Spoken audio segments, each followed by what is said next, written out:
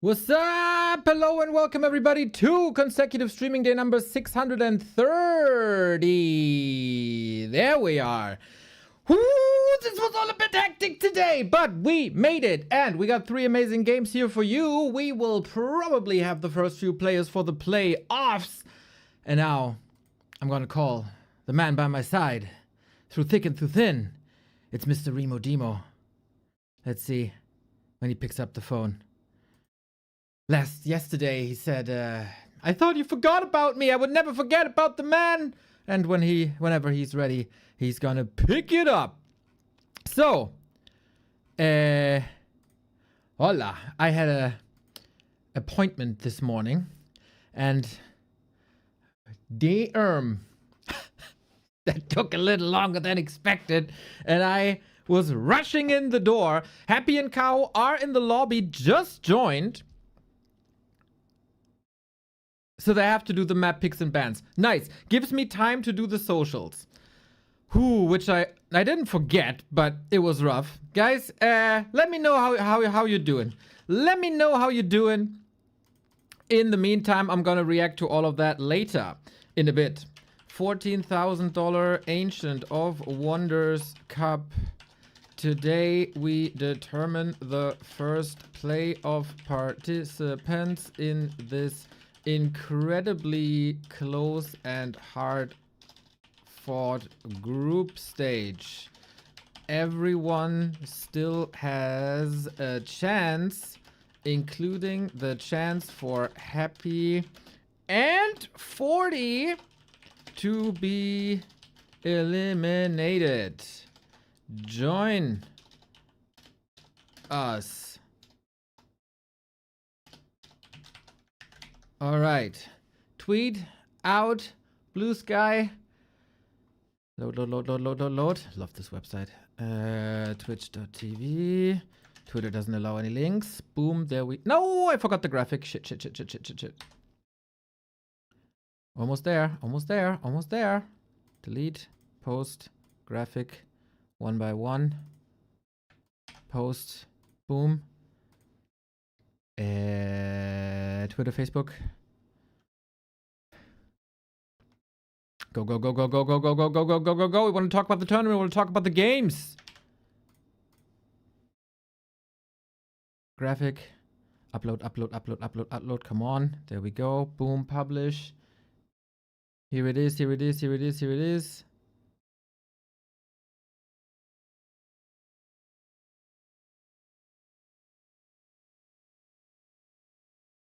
Okay, post out. Just the story. Am I live on YouTube? Yes, nice. Create story. 9 by 16. Go. Okay, we didn't miss anything though.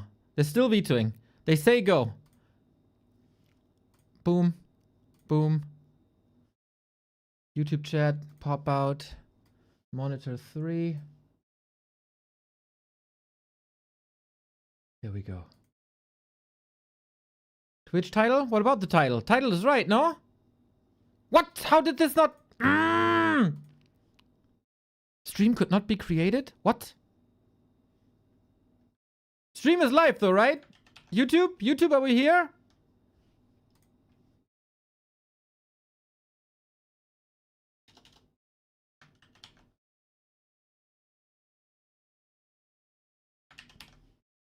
Didn't update the title. I think Remo wanted to go live and then I wanted to go live because Remo thought that I'm not here.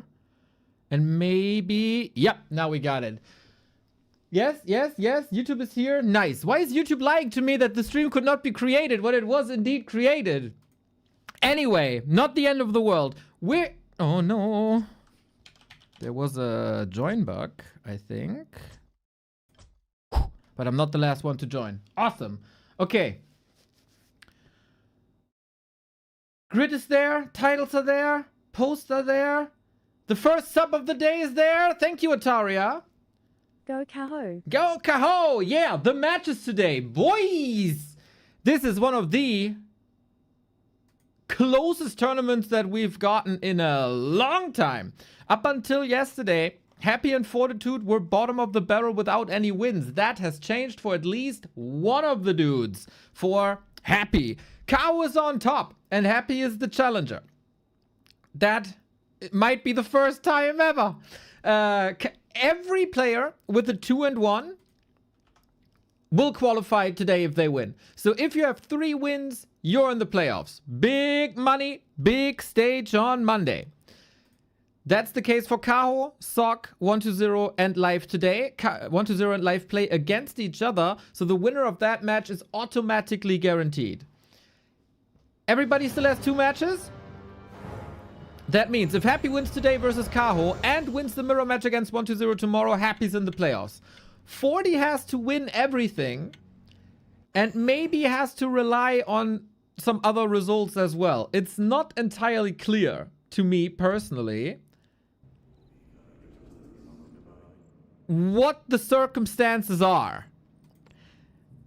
when it comes to map score. But we're in a best of 5, right? So the map score can swing by 6 in a direct encounter. We'll see about that. First and foremost, Happy can tie up his score to 2-2. Kaho can qualify right here, right now. And that's what we're doing.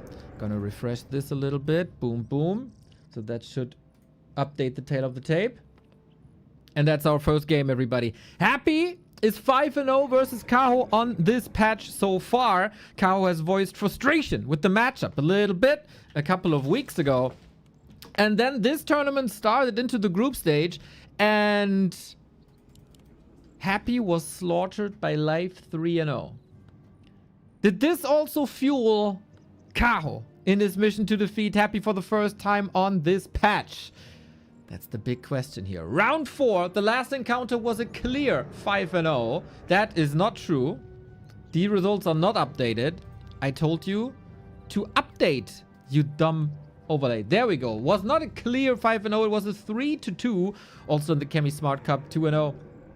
We'll see if the streak continues of Happy and Kaho. Emperor versus Wonderboy is the matchup of the day. Happy on the bottom right-hand side. We got Kaho on the upper left-hand side with the new version of Turtle Rock. Thankfully, we can all creep with an Ancient of War here. I am a little bit to the party, but what do you think, guys? Happy as always, or will Kaho pull a life and take the first victory over Happy on this patch? Do you guys believe? What a rare sight to have Happy fighting for survival in a group stage. It's of course DK and ghouls for him. No biggie. Demon Hunter on the other side. We start with Aura first. Interesting. Acolyte pull here. Demon Hunter will try to burn him away. Kaho has a wonderful start with the ring +3. We don't need Remo on the broadcast when it's about rings of protection. We sing that ring song in unison. So much tankier. So much uptime for the Demon Hunter. And of course it saves you a little bit of moon juice as well. Good start for Kaho so far. Tier 2 on the way. 3 wisps in the middle. Forces are under Huh, ain't that something?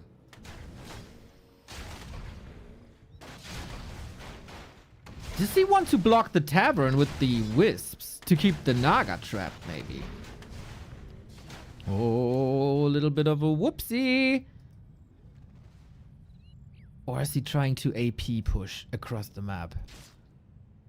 Happy has some scouts out, but I think the Acolyte stopped here, right? So he couldn't see this. Ghouls run across now. But it is not for a push. At least not just yet. Kaho suspiciously close. Happy got it now. Whatever the plan here is. Might be a little bit too late. He's trying to hide. Happy out on the map, but not really aggressive. Kaho buying time for the tech to unfold. Kaho's tech slightly ahead, but just a little bit. And every time the Demon Hunter comes in, that's a couple of seconds.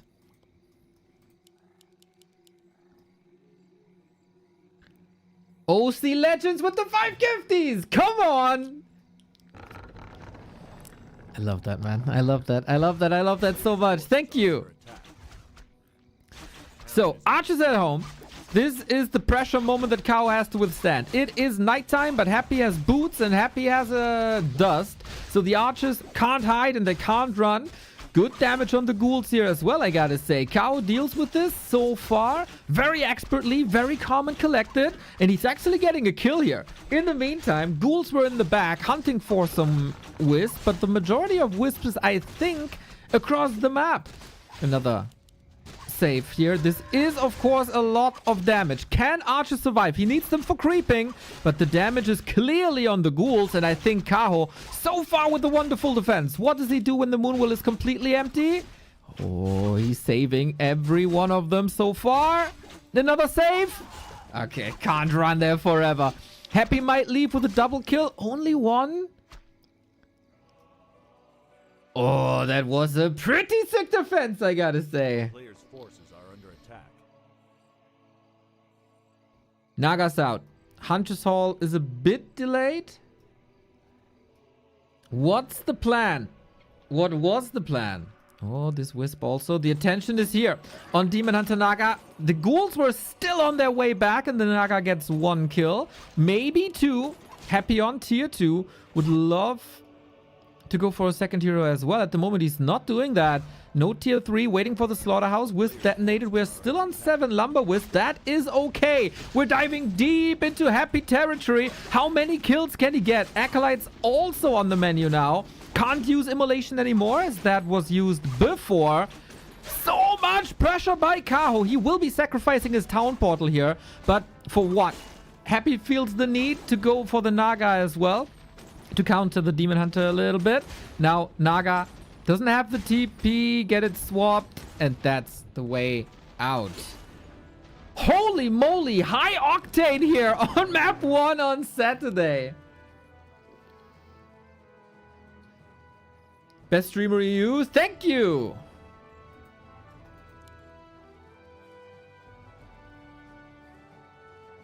God damn. Kaho. That was pretty sick. He has this, not habit, but he had these plays before. No other player really, except maybe Fortitude, dives into his main like this. No Night Elf really does this, but Life did it also. When Kaho defeated Happy the first time on Northern Isles, we all remember, that was the play, and he's going back to his roots. Scout Acolyte done. We don't have a TP anymore. We don't have a staff. That Demon Hunter got that ring, though. Reveal used one more time. DK low, DH low. In the Naga battle, Kaho is clearly ahead. And I like the confidence. I like the patience.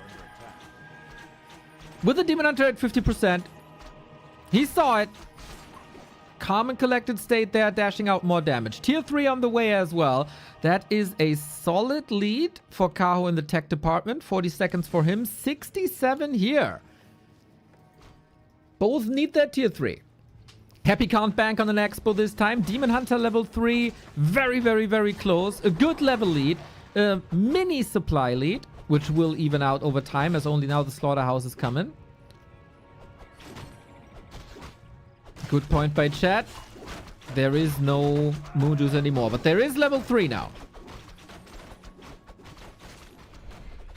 Keep up with the burns. And a second ring. Plus 8 armor. And the Invo Potion as well. This was the objective as they both spawn on the same lane. This is basically the only shop available. Happy grasping at straws at the XP department, but every camp he goes, Kaho's coming.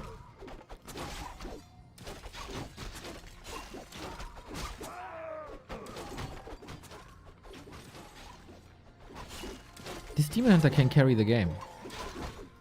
If it survives. At one point, Kaho has to go back for Orb. Or he feels so comfortable that he goes Potom, but I think Potom is usually a hero you play with an Expo. Happy's inventory empty. You know how stacked his liches usually are, right? We got like 4 claws, gloves of haste, orb up. This time he got a circlet and boots, that's nothing. And the Katgas pipe. Oh, baby. I love this. I love everything about this for Kaho at the moment. Doesn't mean it can't change within a second, though. The entire army of Kaho will have mana. The more mana is missing, the more expensive it is to heal it up with Moon Juice. And if you have a Katgas pipe that is passively regenerating mana, obviously that is better.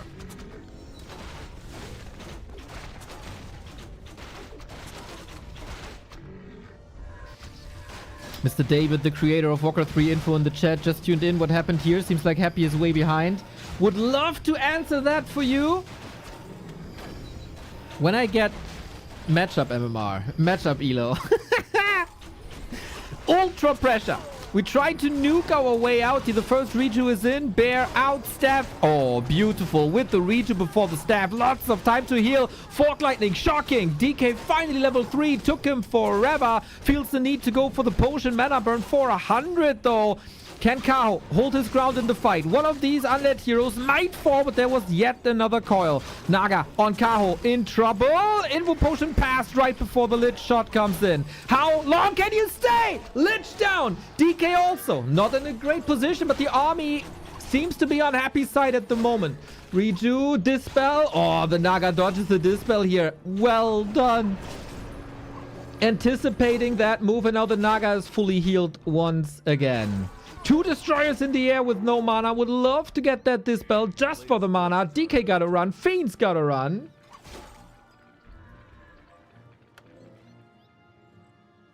Both players bruised though. Both players pretty bruised. Love the Dryad here. Taking care of the bear. Slowing down the Dryads. Slowing down the Dryad. The Dryad is slowing down the Destroyer. This is 11 supply though. Very, very hurt. Needs more Reju. Demon Hunter still tanking though. Close to level 4. Got a staff. Got an orb. And I think the trouble for Happy will continue. This was his scariest timing, more or less.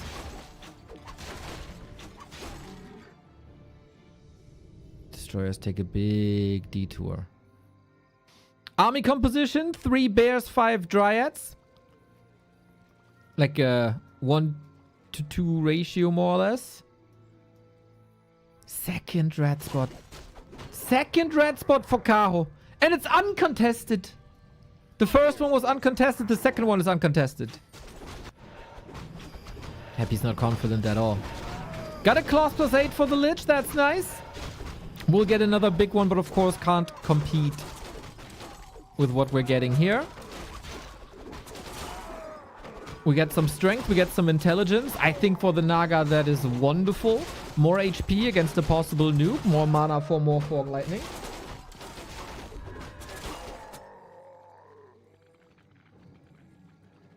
But all it takes for Happy to take over here is one hero count.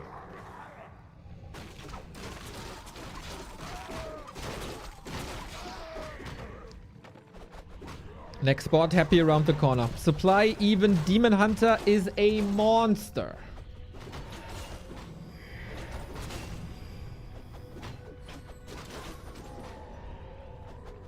So is the Naga, actually. +16. Going for the item. It is the Scourge Bone Chimes that would have been wonderful for the Demon Hunter and the bears alike. But Happy grabbed it. 3.5 only. Demon Hunter close to 5 destroyers.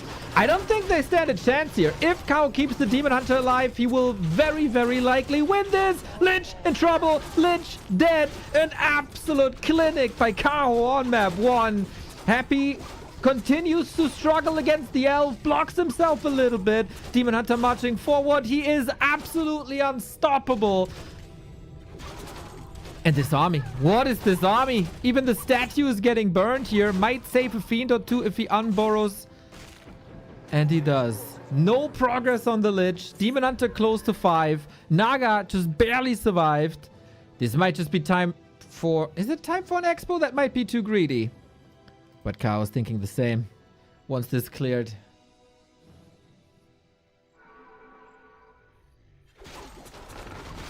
Boom.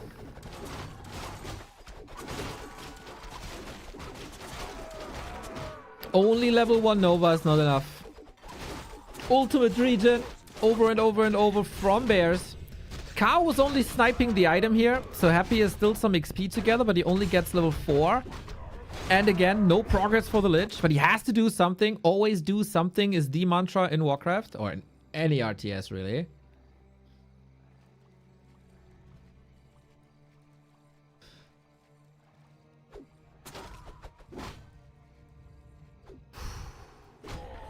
How do you fight your way out? With A-bombs! No Banshees. As when there is 4 bears, Happy usually tried late game solutions with Banshees. Maybe it's a change of mind. Maybe Night Elves start to play better around it.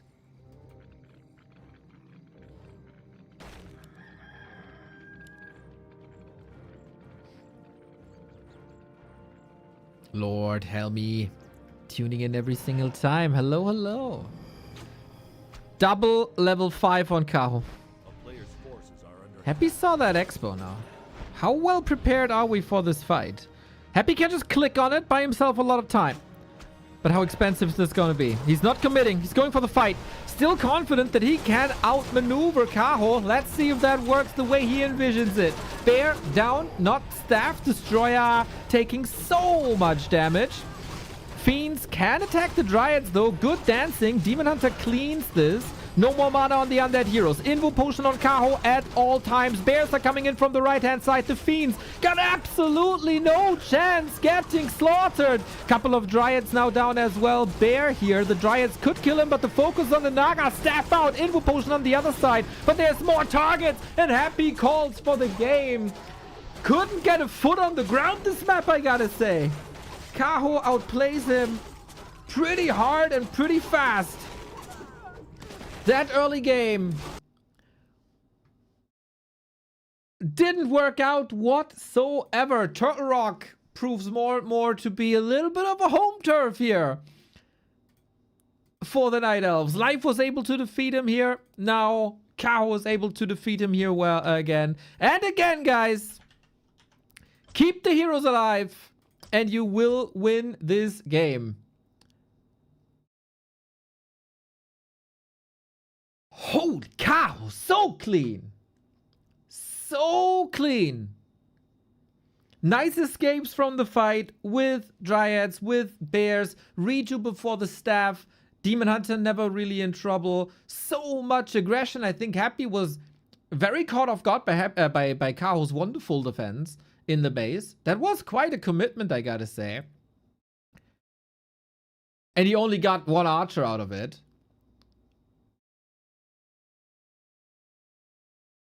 And then Kaho returned with the Naga into Happy's base.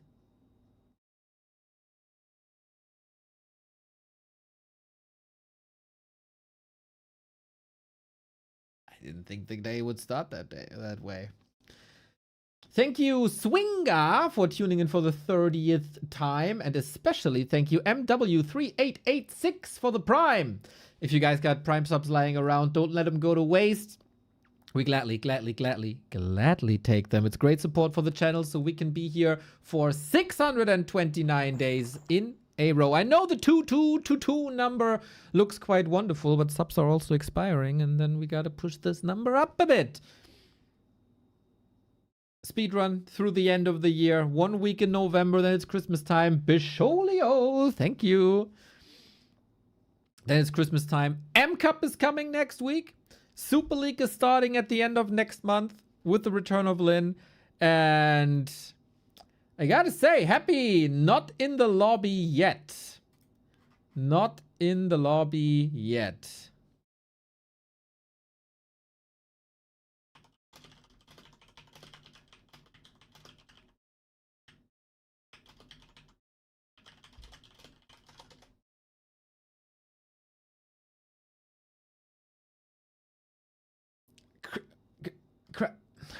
What's that? Crescendo. Crescendo. Thank you. Crescendo. Mota dub. Thank you. Happy's still not in the lobby. That's super unusual. UD Bootcamp. Thank you for the tier 1, Kingstar. Amazing father of the Undead Thanks Discord. for delivering great content. You too, man. You too. And thanks for creating this haven for the Undeads. Happy has arrived.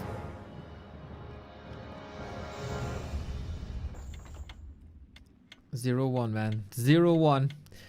Want to remind you, it's still a full fight for survival for Happy and Fortitude. They had a disastrous start. Yesterday, Happy was able to take down 40. Pretty convincingly. And let's all remind ourselves that yesterday's first map against 40 was also dominance by 40. Then Happy turned it around.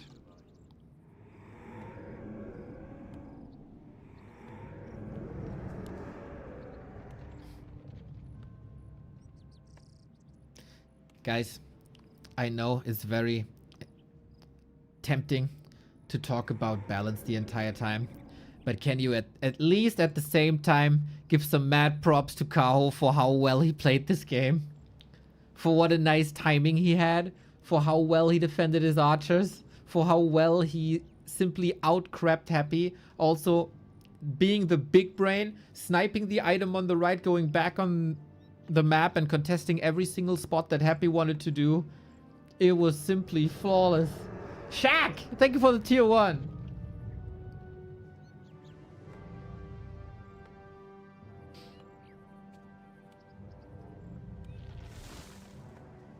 Now, different map choices throughout Warcraft history in the past 6 years. Last Refuge was oftentimes game 5 in best of 5s. Oftentimes when Happy was with his back against the wall, he chose Last Refuge and he started to destroy his opponents. A player's forces are under attack.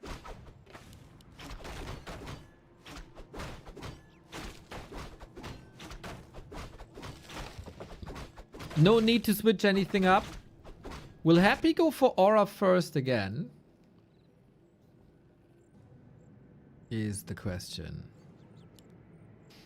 And will he maybe start to expand as well? Happy the only top undead who's not expanding early. Yes!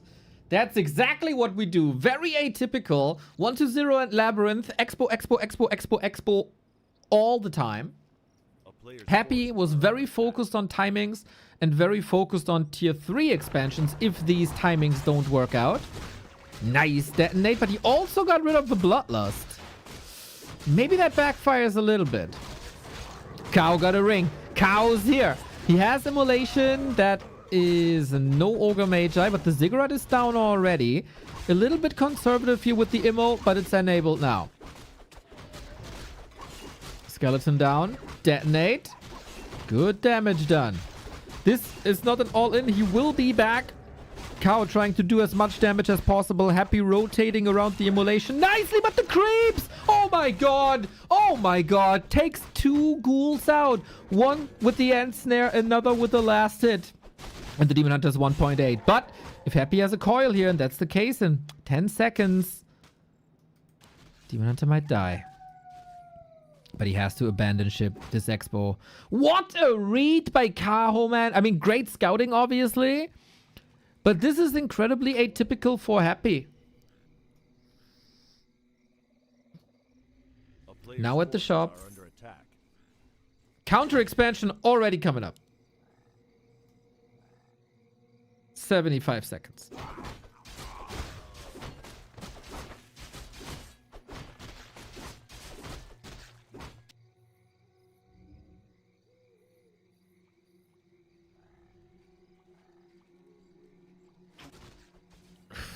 Not an easy start for Happy again. Trying to go for a ghoul run by. Expo still has 50 seconds. DK is in. Demon Hunter holding the door here though. The creeps are ensnaring everything that they can possibly see. Archer dead. And this time it's not going to be that easy to defend. The first strike was surely Kaho's. But the second one and the even harder one might go to Happy. Once again, the question, how expensive can he make it? He has to invest a lot of wisps here. 15 seconds. Damage enough. Ghouls falling. Very, very close affair, but Happy gets the cancel in. Nice calculation. Another kill for the demon, though. Level 2.7.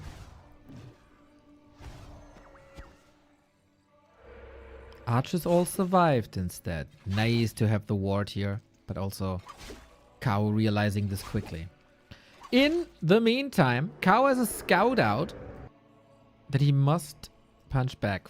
4 ghouls dead.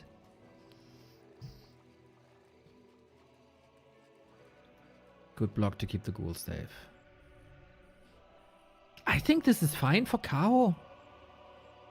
He can creep the camp up top. It's easy. A player's forces are under attack. And then expand on the spot. This time, ghouls in the base are safe. And tech is done for Kaho. He can do this Demon Hunter Naga push again. If he wants to. But okay, change of plans for Kaho. No instant counter expansion. Mercenary camp gonna be opened up. That's level 3. That's the one of the biggest items on the map. And it's a lion horn for more armor on everything. And remind you how Life got the same item, Devotion Aura. It is such a big help for Dryads especially. You save or get 1 armor upgrade extra. I love the Devotion Aura here for Kaho. Happy taking risks. Happy is bleeding HP. But he's up a base. He's very, very, very far down in tech though.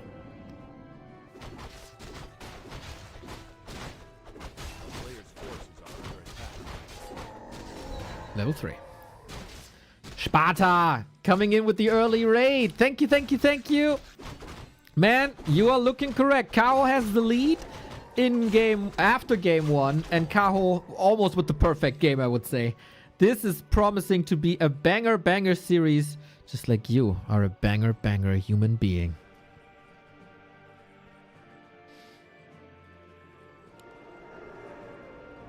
For all the Sparta fans, DACH Inferno Relegation tonight at 7 p.m. It's another cancel though. Happy at the 6th sense for Trees of Life.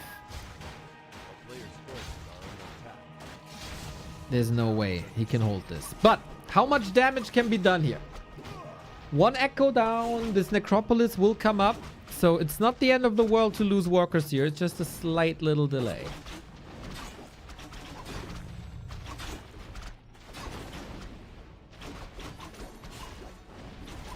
Coming in with Mercs. Rock Golem up as well. Level 4 on the Demon Hunter after 8 minutes. That is just crazy.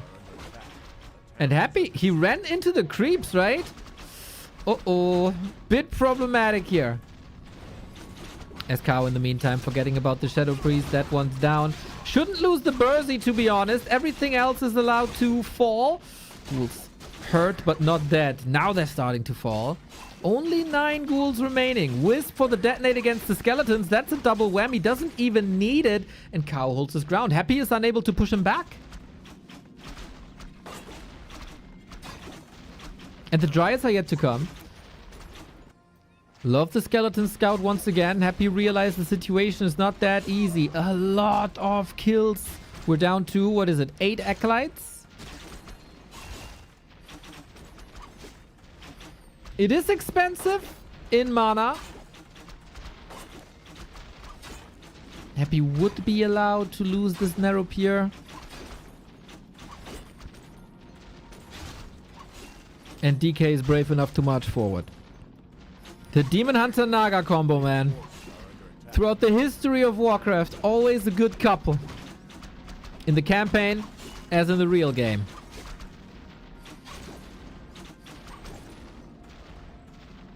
Usually it's always Happy applying pressure. Usually it's always Happy killing wisps.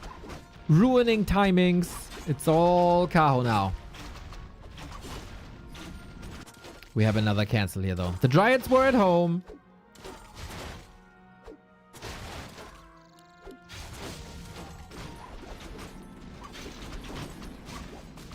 This is one Acolyte after the next. One Acolyte after the next. Rotating out archers is fine.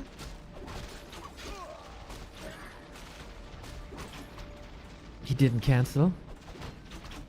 Ooh, is that the one mistake that brings him back? Is that the one mistake that brings him back? Karlnov on the Berserker as well. But Happy holds. Holds. It's only 29 food though. And here come the Dryads for more crowd control. The DK has no mana. Dryad up front. Almost getting the block in. There is another chance though. Poison is slow. And Frost Arrow of course also slow. Invul Potion committed. That was the big one. Quetzla. Thank you. Arbeit. Arbeit. Ja. 3 times the charm. Demon Hunter is looking extraordinary. Was an item on the ground for a second. Mana potion. Okay. Happy is bend, not broken. A player's forces are under And the attack. cancel here up top was huge. Basically 2 bears. Or a late attack. Sparta said if it's something wrong with the audio today, let me know if there's something off with the mic. Happy is still in a position where he can just simply overwhelm, but he's only on tier 2. It will take round about 3 minutes.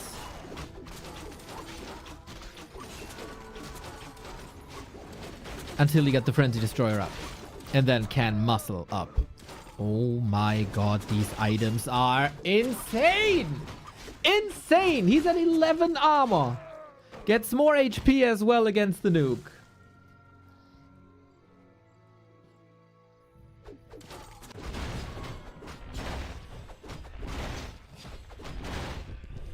Happy catching up though. Level 4 DK, level 2 Lich. Dark Ritual instead of Frost Armor. Dryads are out now, but still, isn't Frost Armor always worth it against a Demon Hunter like this? Expo up. Looks like packet loss. I have 0 drop frames. So that might be on you.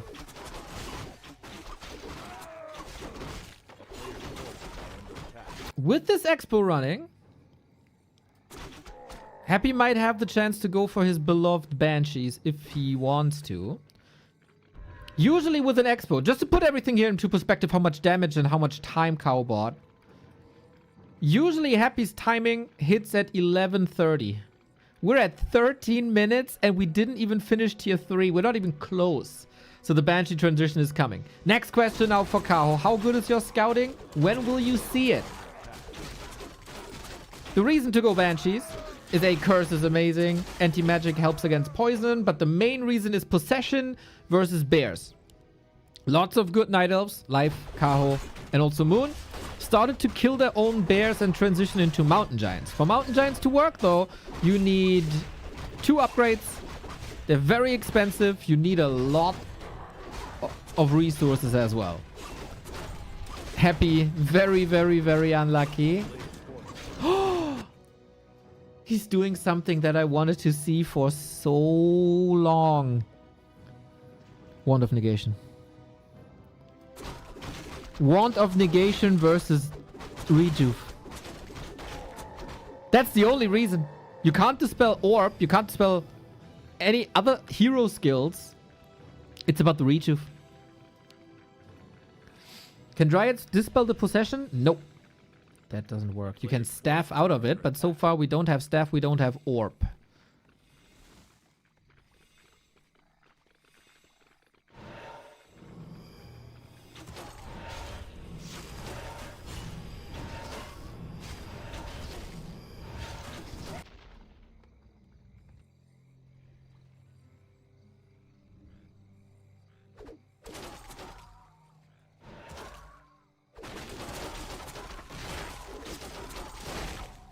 It's a little too loud. That is fixable. A player's forces are under attack. I might lower it a bit. But Spatter's the only one. That's kind of odd. Sounds German, but I don't think it's the mic.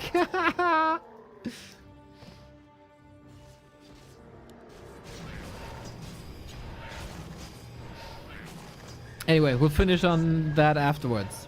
Focus on the game now. Bottom third, love to see it. Gets good vision in.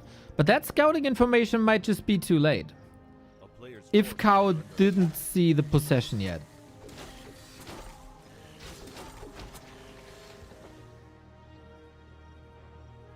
I don't know if he has enough scouting, man. We got an owl now. Okay, he saw. Mountain giants can't be possessed with this upgrade.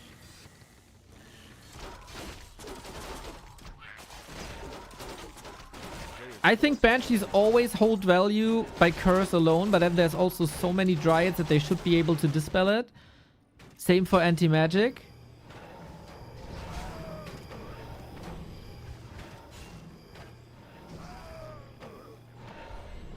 It's not the perfect game for banshees. How many stats? We only have 2 statues as well. Happy is super low lumber. I gotta say, guys, after 16 minutes, this is not a good situation Happy's in. If Kaho gets the mountain giants out. No TP. You might have to fight this. Mana burn on the Banshee.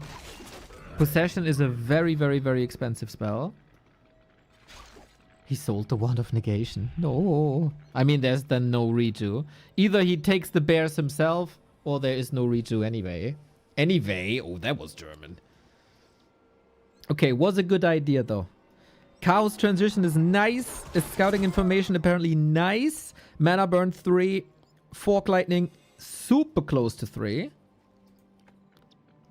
He doubles down on the Banshee after seeing the army.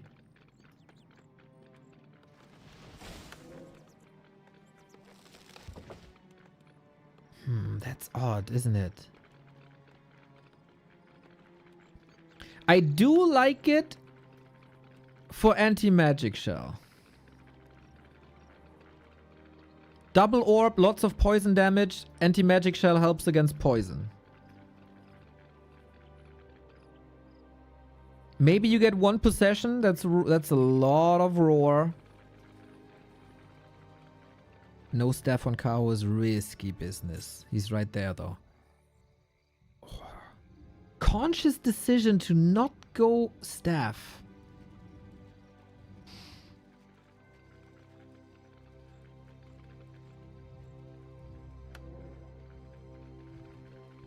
Mountain giants coming. 80 food.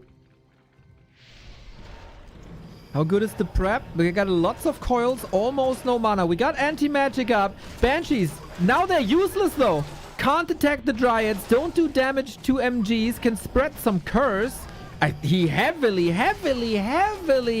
overproduced banshees. Invo potion breaks that curse. Can Kaho break the fiends is the question. With the little damage he got. Needs to keep the production up, and Kaho at the moment is not producing. He needs more units. Miss. Coil on the DK. Is that the winning strategy here with all those banshees? Fork lightning, nice. Make sure that the fiends survive a lot longer, and the fiends are taken over. Anti-magic versus night elf. Taunt again, but Happy's just everywhere. Kaho, spend your gold, buddy. 1,000 gold in the bank. He needs the mountain giants. He needs the dryads first and foremost in these fights. Demon Hunter didn't get a single XP. Deny here on the Fiend as well. Happy is turning it up to 11 as it seems. Now the production is starting again, but it's MGs. And then you can't dispel the curse. Yeah, big misplay by Kaho, I would say. No staff. No production. He crumbles under the pressure. Something Happy rarely does. Still a damage question here, though. Banshee statues do no damage at all. So if Kaho chews through the Fiends and the Demon Hunter is perfectly capable of doing so, he can still win this. The Banshees are useless. Except the Curse. Ooh, and the Demon Hunter. How do you stop that Demon Hunter? Like, legit question. How do you stop the Demon Hunter? It's the same. Remember when Lin lost to Colorful when he was 30 food up? And he had an army of a couple of heroes and mostly Spirit Walkers? That's the equivalent. This is 13 caster units. And 13 caster units don't do damage.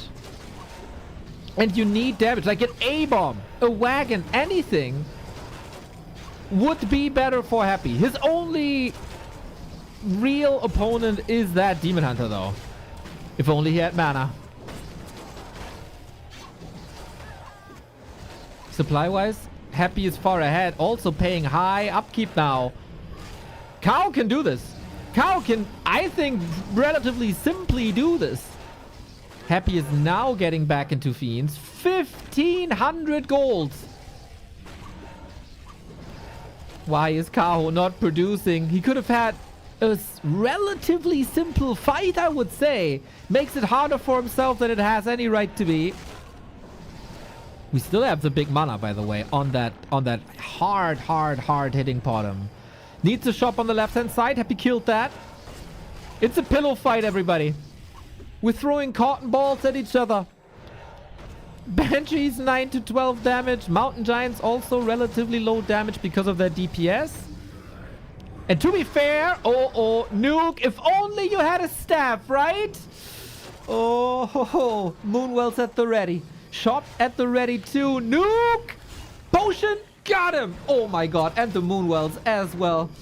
Drops the pendant. That was sweet. Love to see that pendant. It's a very, very, very unique game that we're witnessing here. The DK is about to be forced into a TP here. Little bit of a sandwich. I can safely say I've never seen a fight like this before.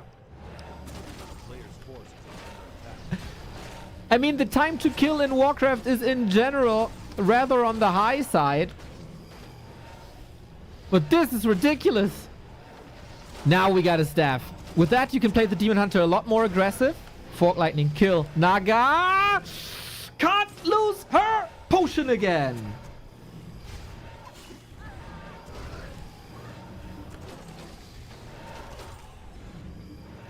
Potion might be out of stock now. Cow's so rich.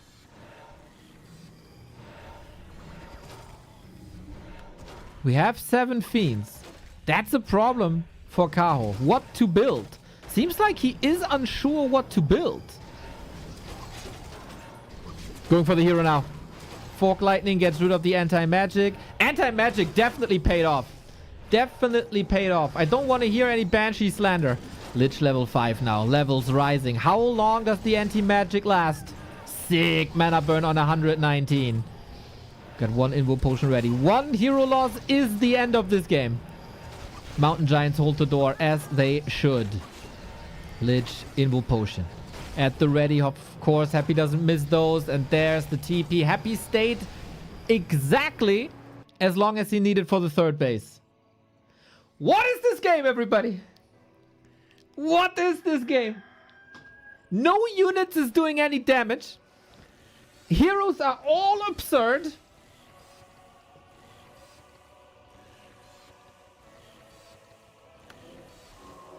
And whoever wins the next fight wins the game. Main base is empty.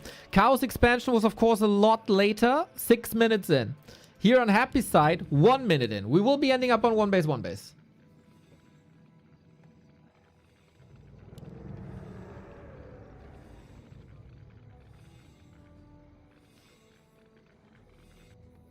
Kaho now has the time. He's going for the super wells, everybody. He's going for the super wells. Rare sight that a pro Night Elf is going for this upgrade, even though it is an extraordinarily great upgrade.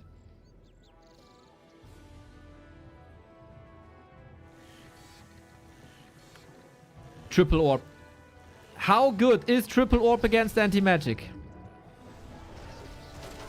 Big nuke. No anti-magic potion on Kaho to dodge the Coil Nova. There's no destroyers here. DK far forward. Usually a 1-0 move. The wisps are coming in. And the Fork Lightning is hitting hard again. Would love to see a second shot by Kaho as well. He needs to survive. The physical damage of Demon Hunter is great, of course. Fiend ready. How do you save this Demon Hunter? Only with the staff. The potion must be on cooldown. Got it now. 80 food versus 60. But how effective is this army? DK close to 5. Fiend shots follow you forever. Lich diving around the tree now. Hitting hard. Staff. Saved. There was a shop on the left-hand side, right? There was. Oh, he doesn't buy a potion here. Problematic. Same as getting rid of Mountain Giants. Kaho is pretty much down to the heroes at this point. Heroes and Mountain Giants. Yeah, Shredder. I would love to see the Shredder in the fight too. I agree, Ted. 4,000 lumber seems to be enough. But the heroes just do it, man. The heroes force Happy into a TP once again. Kaho got an an expo on the left-hand side, so he will get an economy lead. If Happy has no run by.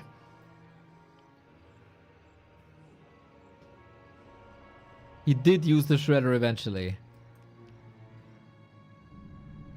Oh my god. Kaho is not paying upkeep.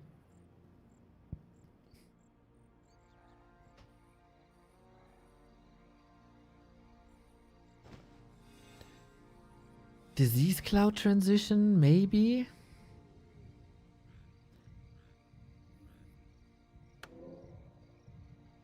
That's one of the weirdest games I've ever seen, says Darkness, and this man has seen a lot of games. But you know what? I'm here for it.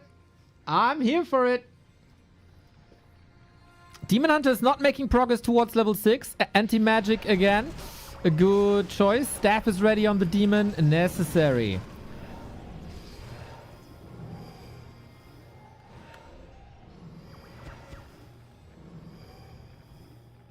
A player's forces are under attack.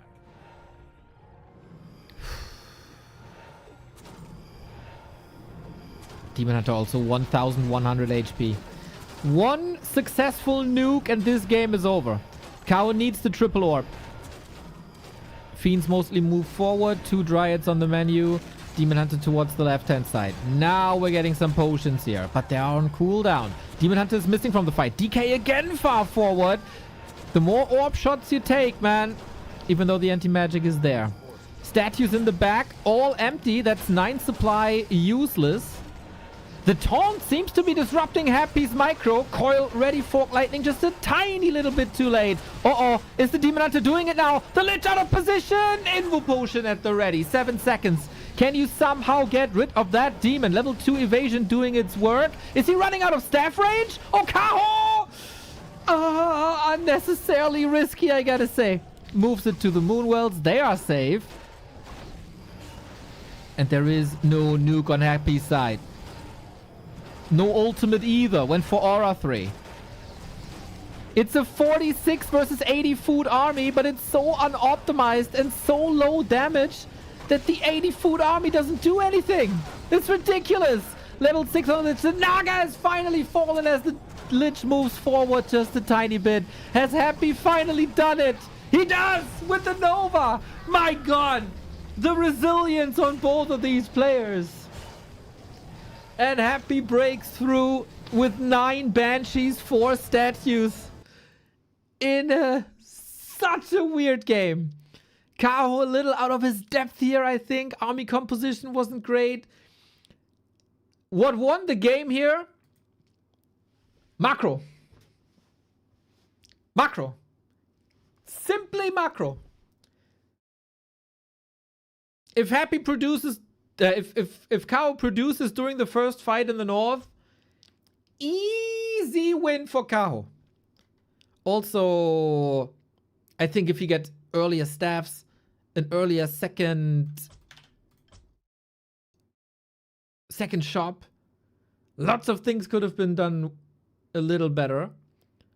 Maybe even fairy dragons, but we'll see about that. Anti-magic potions, mate. Anti-magic potions would have been done. He had so much gold to work with. And he didn't. Lots of potential, really. Happy with a very, very smart and unique approach. Curse, anti-magic. Curse, anti-magic. Curse, anti-magic. Curse, anti-magic. Is, I guess, what you need.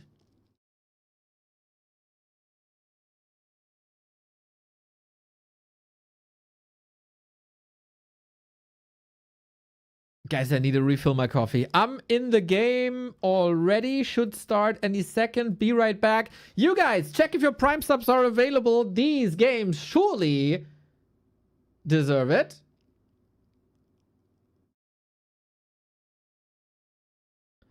Native players for some reason hate anti-magic potions and almost never get them. Destroyer, Devour, one-shots it. Dude, you don't have it for the uptime. You have it to dodge the coil and the Nova. Coffee time, game time. Oh. And then I'm back.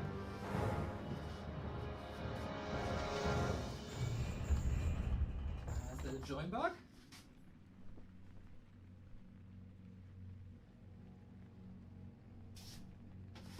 Is that a join bug? It sounds like a join bug.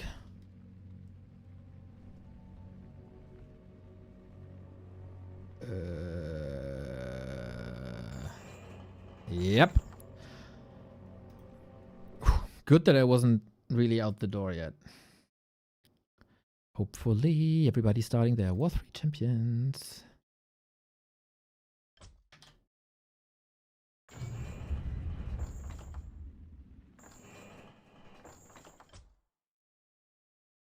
Okay, I'm in.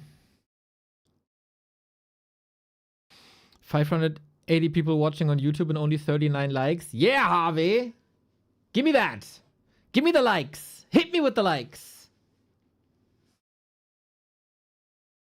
Check your streaming count number. Oh, I didn't update that yet. It's 6:30, I think.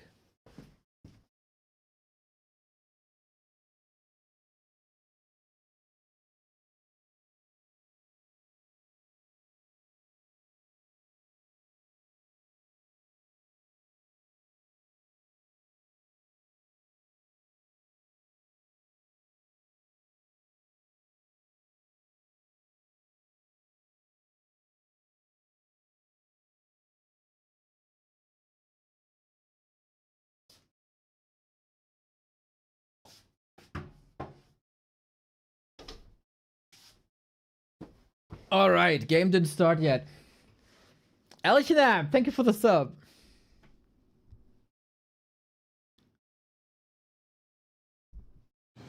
Second try. Ah, timing management, amazing. Days since it is 6:30, and this time the game starts perfectly lining up.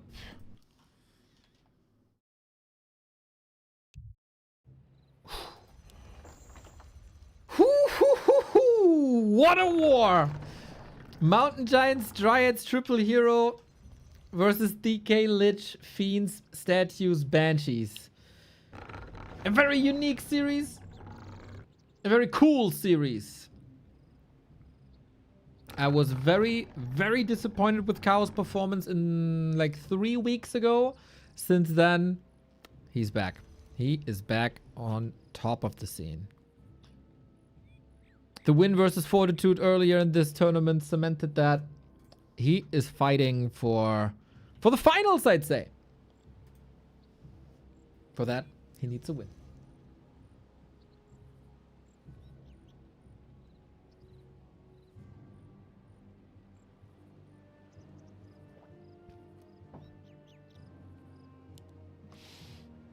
Very, very, very important for Happy to win this last game with like a 30 food lead. But yeah, this strategy by Happy pretty much tailor-made to weaken the Demon Hunter. You can't stop the Demon Hunter. It is by far the best hero in the game. Unstoppable when level 5. Especially with the rings that we found. And then you got Curse on him, despite so many Dryads. But the Fiends stop the Dryads. And then you have a little bit of a war of Curse and Dispel. and you might win that mana war with statues, even if there's a Demon Hunter, because single target mana burn. Kaho could have brought in more wisps. That's the crazy thing. Like, there's so much room for improvement for Kaho in this last game, and it still was so close. A player's forces are under attack. That's ridiculous. It's 3 out of 3 rings. That's what every Demon Hunter player wants. The Ring of Protection early on. And he got it 3 out of 3 times. Echo Owls is our map, everybody. Very expansion heavy for both sides.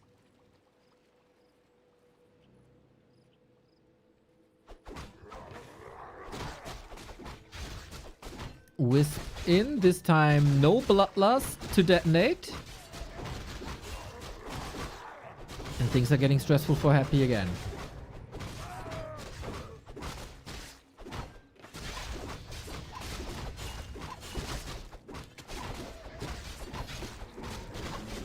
Oh, Wisp intercepted before he can detonate it on skeletons, but also Demon Hunter.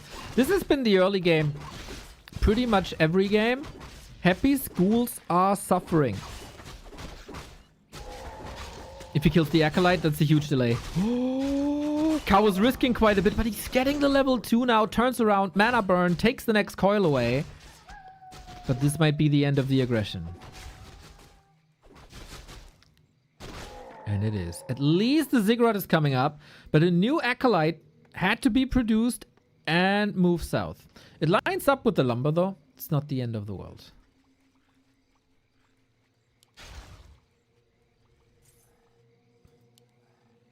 Good to see Kaho in shape again. A player's forces are under attack.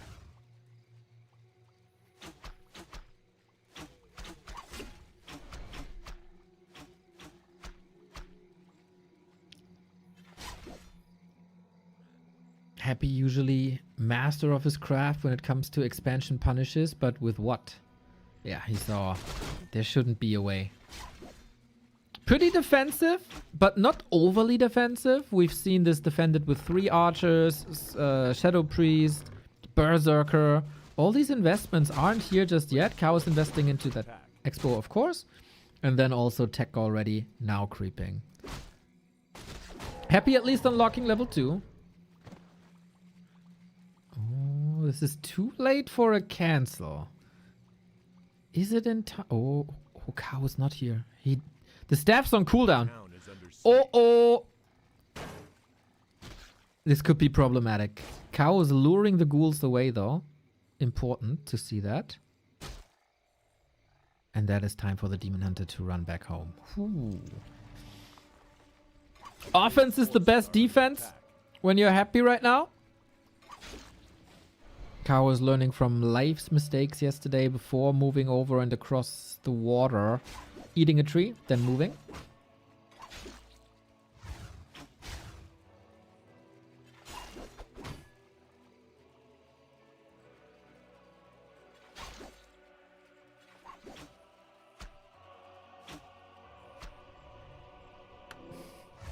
A player's forces are under attack.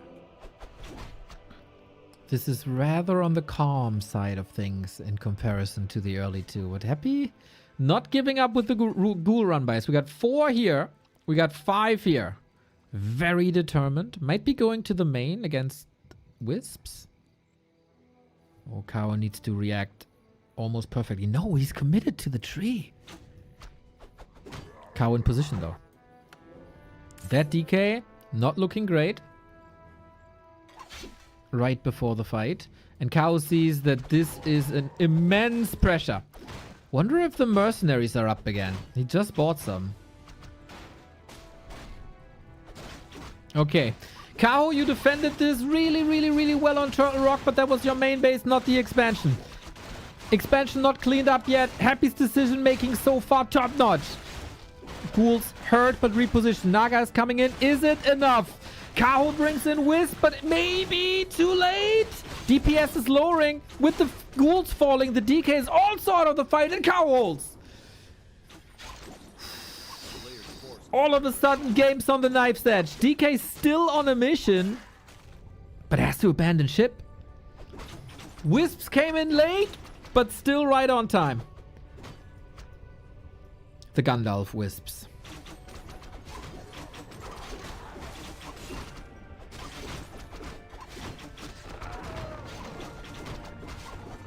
Claws for more damage. And now that Expo is coming up and can be fully repaired.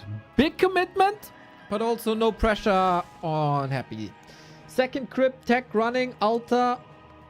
Triple crypt. Triple crypt. It's Garx. It's Garx. Oh, he cancelled. It's not Garx. It's not Garx. He wanted it to. He wanted it for quite some time.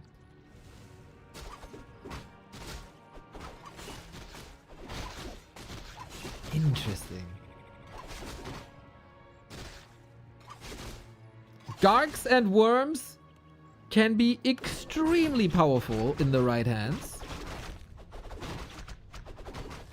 And it is Gargs, but on 2 crypts. It is Gargs!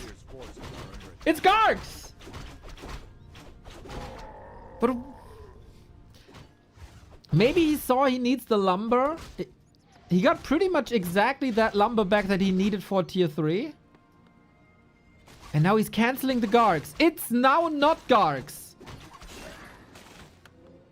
Guys, what's going on? Is he just trolling me right now? Is he tuning into the stream and... It's Gargs again! It is now officially Gargs again. What the hell? Well, safe to say, Happy is a bit indecisive. Now he goes for the 3rd crypt again. I think this was just about optimizing techs. These heroes are pathetic though.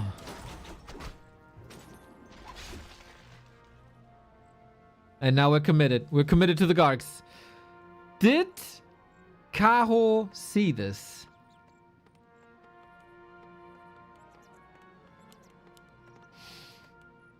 Neo Happy saw Demon Hunter coming and then cancel 3rd crypt. Would have finished. It was here. I don't think the Demon Hunter would cancel this. Maybe he didn't want Kaho to see it though. That is the only reason I can come up with. He didn't want Kaho to see the triple crypt. He didn't want Kaho to see the Gargs coming. He wanted to hide them. Cancelled the building, cancelled the Garg, went for a fast attack instead, and an attack upgrade. And that's it. That's gotta be it. Let's see if Kaho fell for it. I don't think he saw a Garg, did he? I mean, now he did.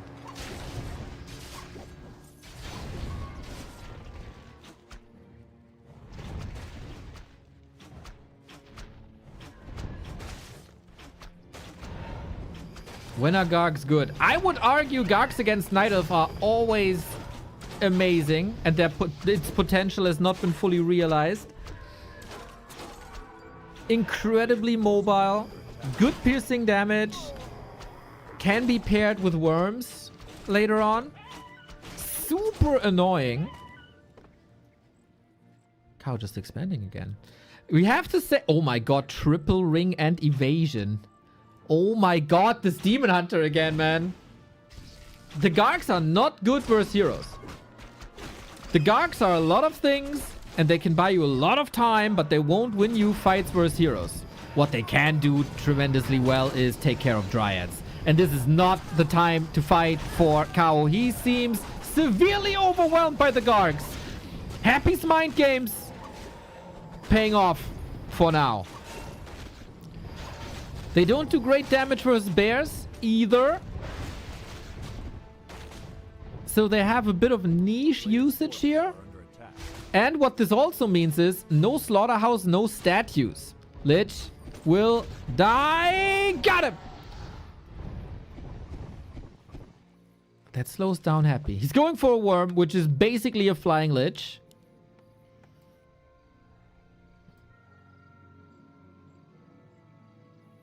Kaho very, very, very rich, though. And Kaho doesn't see this coming. Kaho's scouting. After seeing live for the past 2 weeks, he was constantly scouting and gathering a lot of info. A little subpar. I think Kaho... Oh, he's going Potom? Potom versus Gargs.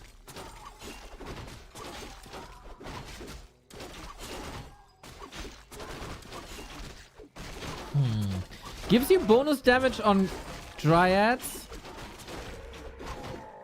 You know what? Bit of hot take. I'd love to see either a Panda, obviously, for Drunken Haze Breath of Fire against Gargs. That's the #1 counter. Forces are under attack. Would almost also like to see a Pit Lord. What you want is to keep the Dryads up and protect them. Like, for example, bought the Devotion Aura and goes heavy, heavy, heavy on defense upgrades so they don't die in one shot. Since there's no destroyers, Howl would be amazing against Gargs. Can't be Coil Novad, can only be Novad. I don't like the Potom, guys. I don't like the Potom. The big damage of Dryads is coming from the poison and not from the right clicks. It's a better orb carry, though. If you think you win with orbs, Potom is your pick.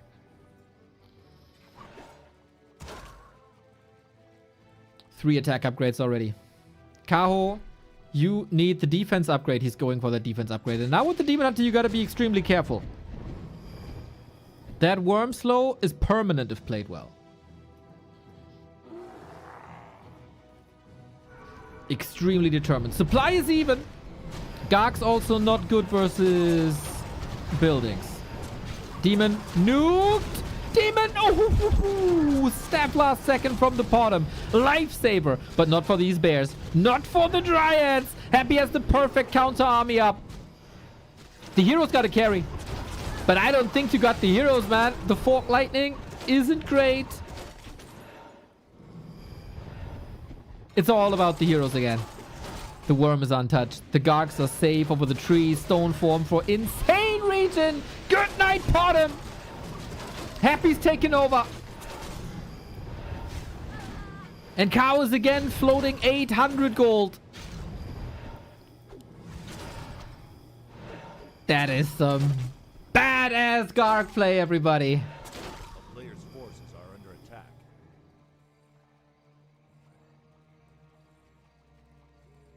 Happy's outperforming Kaho here.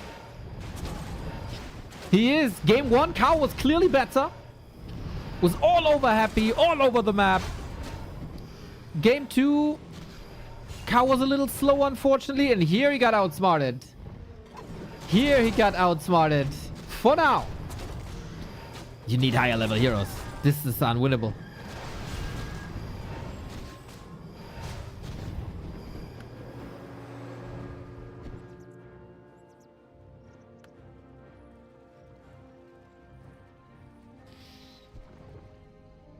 There was an opening to go for spells, as there is very, very little dispel.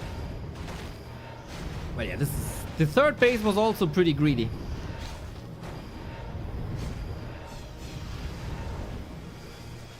And then it's 2 base, 2 base. It's 2 production buildings versus 4.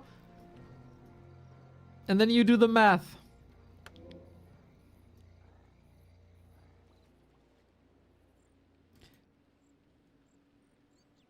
And what it also is an extremely mobile army with a lot of vision. Happy cuts the map in half, gets the shop. I think hero focus is the only way you can win this now if you're Kaho.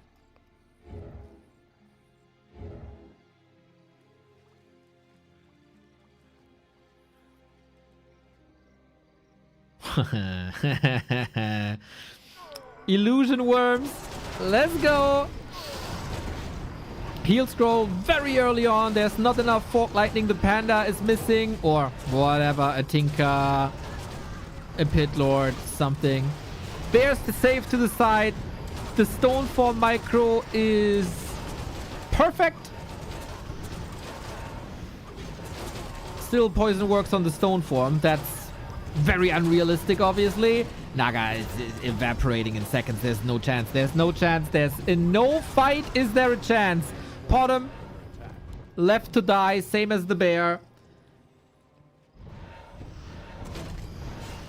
This army is freaking scary. And now you can fall back if you want. Go for the statues or just end it. You can also just end it. Why not just end it? GG. And it was GG. He fooled Kaho. Mind game happy. Very, very much mind games here. In the mid game, Kaho came to his base. He hit the third base. He hit the Gargs multiple times. And then he has to fight. And then he slaughters Dryads if you're not ready for it. I can totally get Naga. With Kaho's playstyle, you want the Naga. You are reliant on the Naga to have that mid-game control.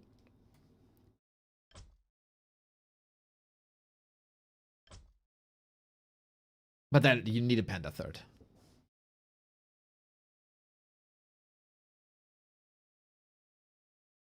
And I also think you need more production buildings than that. Against mass air.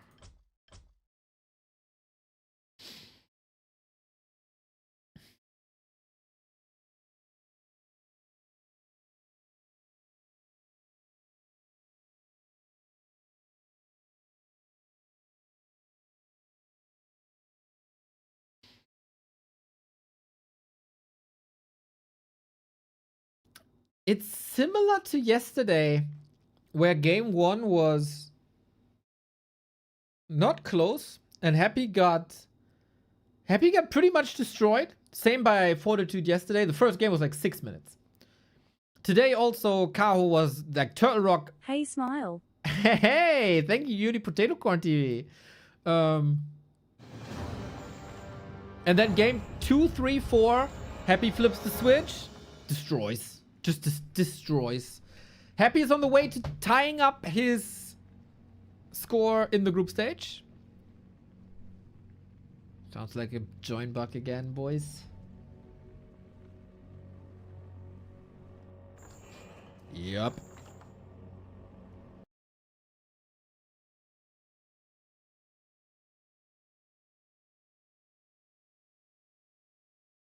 I have to say again, Life is the better... I don't want to say Life is the better anti-Night Elf player.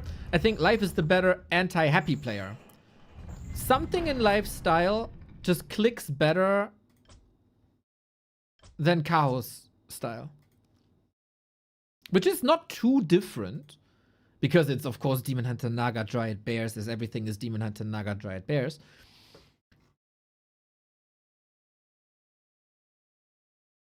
I guess... Life just a bit more mechanical, a bit further ahead in the fights. Goes a long way. Still all the chances in the world. If Kaho, who again was a bit frustrated with the matchup, is falling into a mental hole now, this will be over in a bit. Then Happy's aggression will work. And he's going to destroy him early tier 2. As we've seen so many times. It's another join bug, everybody. Every join bug for you is a moment to hit that like button on YouTube. Whenever you hit it, we get recommended to more people. And that is very, very good for the channel. And it doesn't cost you anything but a click. Works on mobile. Works on PC.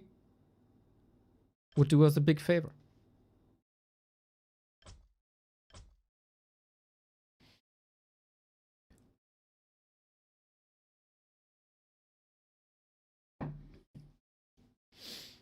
It's very simple. Kaho out strategizes Happy or not, and Life out micros Happy. As a general rule of thumb, yeah, I would sign that.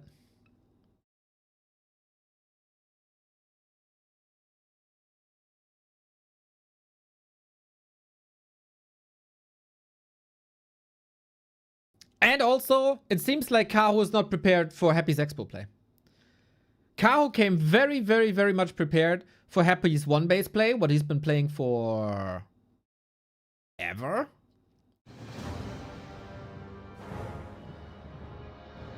But Happy's expanding now.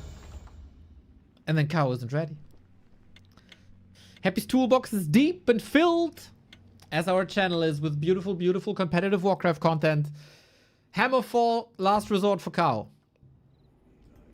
Quite the wild ride for Kaho in this tournament. He started with the win over 40, which broke a streak that had existed for a long time. Kaho couldn't beat 40. And then he lost the mirror match to Life, which never happened before. Not never, but extremely rarely. And then yesterday, Kaho was steaming hot again, 3-0-ing 1-0.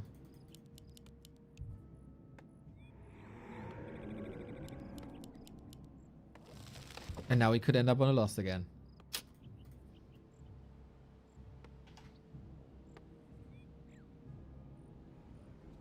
Big points for Happy. He started with 0-2 in this tournament against 40 and against Sock. Then the big win against... No, he lost to Life and... Sorry. He lost to Life and he lost to Sock. Then the big win versus Fortitude yesterday. And now the match points for him. Ulf Zukowski, thank you for the 22.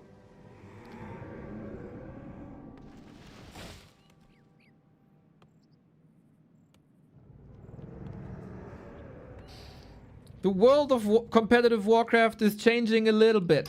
The A-tier players are suddenly way, way, way more competitive. But in the best of 5, it takes a Exclamation lot. mark. Yeah, Calito! Thank you for the 35. A player's forces are under attack.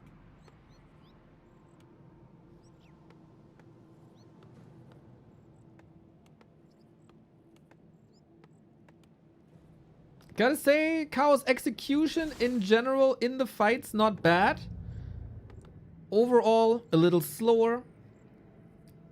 Very, very, very much focused on the fight. He is, for my taste, floating too many resources constantly. A player's forces are under attack. Maybe he has a solution to this expo now. Is there gonna be a more aggressive Demon Hunter? A faster aggressive Demon Hunter?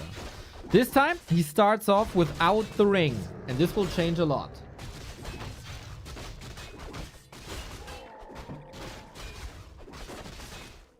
Match points Happy. If he plays as well as he did on the past 2 maps, this will be his. Kaho is the one that's being challenged now. Kaho is the one having to come up with solutions, different timings, different angles. I don't think there's much wiggle room in terms of unit zeros. But he's not doing as much damage as he did before. DK level 2, immolation just for a little bit. Kaho was creeping in the meantime. Mana burn unlocked. That's the last bit. So no coil. Claw this time.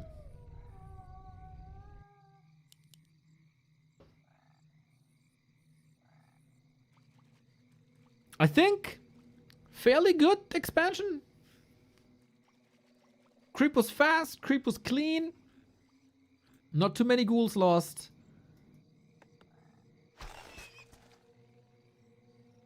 And that expo is a bit in jeopardy.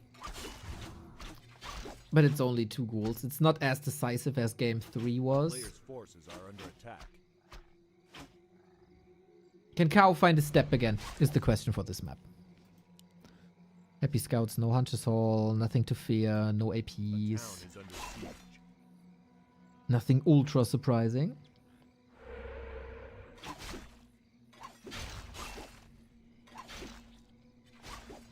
Is there still enough damage?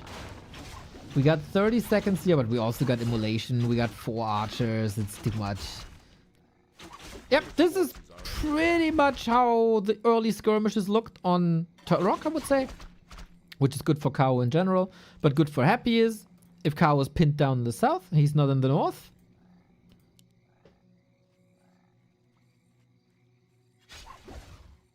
You don't dare to surround, right? Not an Immolation Demon Hunter. No, no, no, no, no. Good save into the Hunter's Hole here.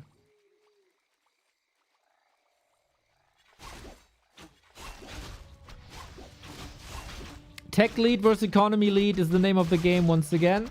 Demon Hunter already close to 2k damage. There we go. Immolation is probably the #1 early game spell, and you have to make use of it if you want to be successful in the mid and late game. A town is under siege. A player's forces are under attack. Oh, good body block. Happy got the wards twice. That helps. So he doesn't need a dust. Archers can't hide.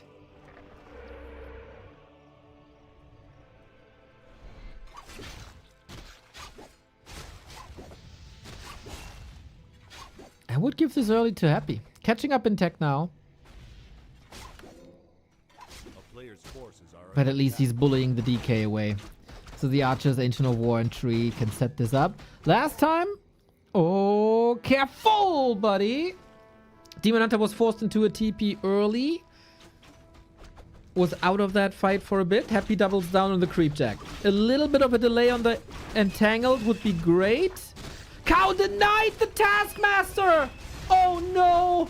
Oh no! The pressure is rising, man. He can't deal. He can't handle the heat. That's a gigantic delay on level 3. He saw Happy coming in. He wanted to squeeze out a little bit of damage with that Ancient of War.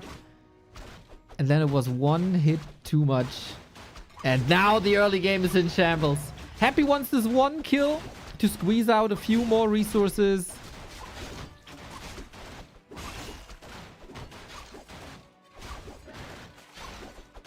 Oh, it's getting from bad to worse. Oh, wait.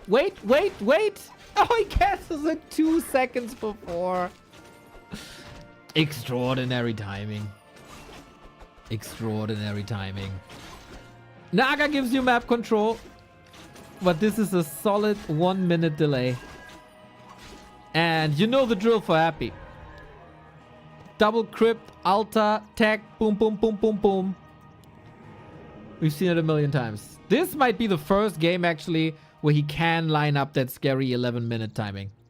And Kaho wasn't even ready at like 13 minutes. So this is a bit of a nightmare so far.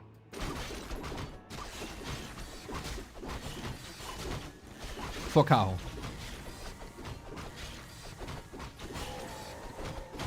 Oh, wow, it's Gargs again. No, he cancels it. You saw the Gargs, right? It wasn't just me. I wasn't hallucinating.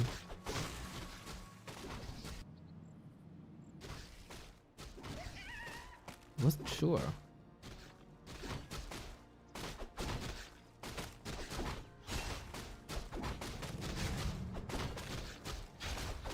There we go. The Gargs are back. Sees the Naga. Goes for Gargs. Oh man. If that's becoming meta, I think good night, Night Elves. Some Night Elves finally found solutions here against Happy. Like Life 3-0ing him was clearly a wake-up call for Happy. In the lower tier Warcraft games, Gargs have been played for a long time already. Very successfully.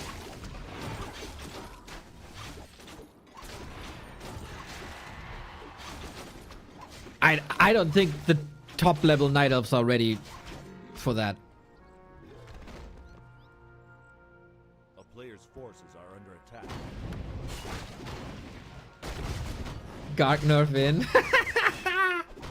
Yep. Tomorrow, Gargoyles -1 damage. -1 damage.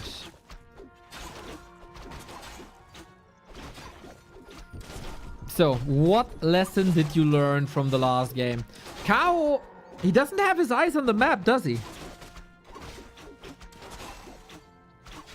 You will probably see it in the live series later when he's up against 1-0. Wisps everywhere all the time. Kaho got a shredder.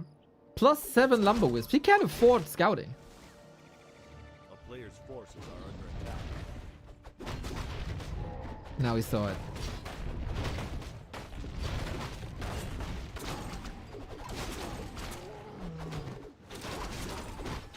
Will we go, Panda?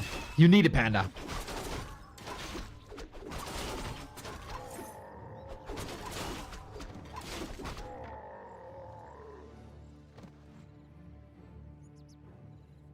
Stop with the bottom nonsense. That didn't work. More and more creeping. Oh, Happy is getting scary. 3rd attack upgrade already. This time, we don't have this one fight that we had on Echo Isles.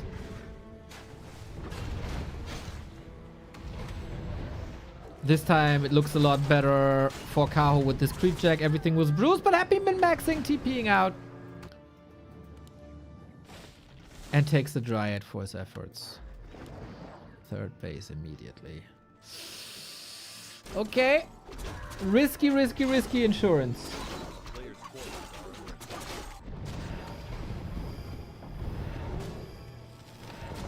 And it's a bottom again.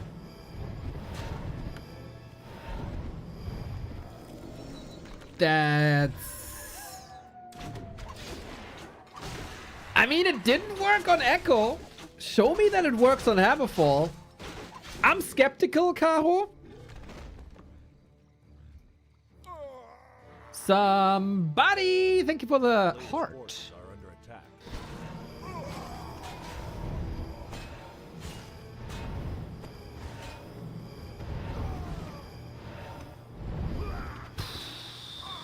Lich, well developed. DK, good level. Demon Hunter level 4 will be a threat. I'd be very, very, very surprised if this expansion on the right comes through.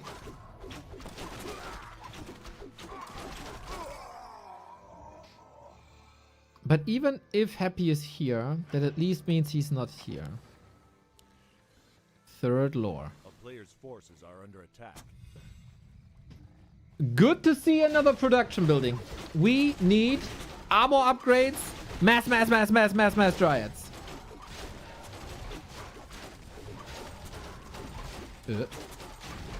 Why is he getting level 1 evasion when he has the talisman? Yeah, that's a huge mistake. No level 2 mana burn for the start of the fight. Cow is fumbling, man. Cow is fumbling big time.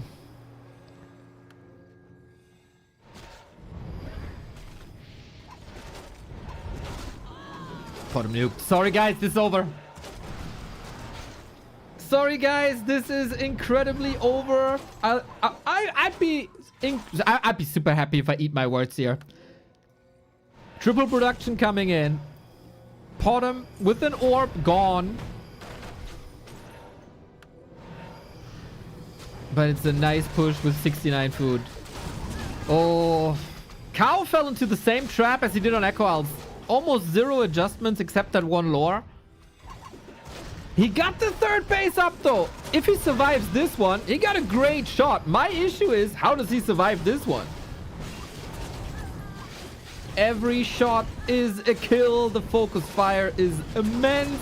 You always find your targets. Nothing can block you. I think Cow a little bit mentally broken when he didn't win Last Refuge. From there on out, there was surely a dip in performance. Yeah. Cow was broken. Cow was broken. Same strat doesn't work twice. Happy with a very, very, very deserved victory. After a strong start for Kaho, Turtle Rock was absolutely his game. Game 2, out macroed. Game 2 and 3, or game 3, outsmarted with the Garg fake. And game 4, Cow was broken. Broken like Mr. Backhead. I hope your bank account is not getting broken from all the gift subs you're giving us. Gift sub number 440. And what a transition that is, as the next game will be 40. The group stage situation is clearing up a little bit. Kaho had the chance to qualify for the playoffs here today. Blew it. And Happy all of a sudden stands with a 2-2 score.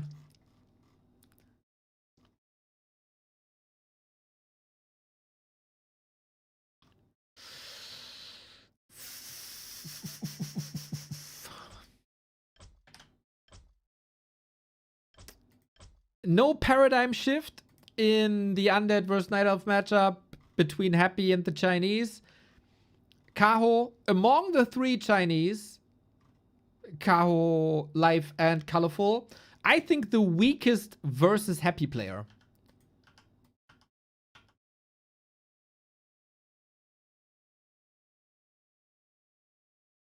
Remains true.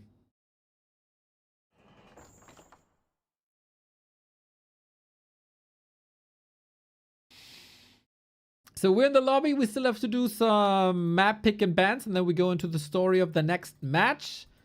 As yeah, the demolition of Kaho became bigger and bigger and bigger the longer the series went.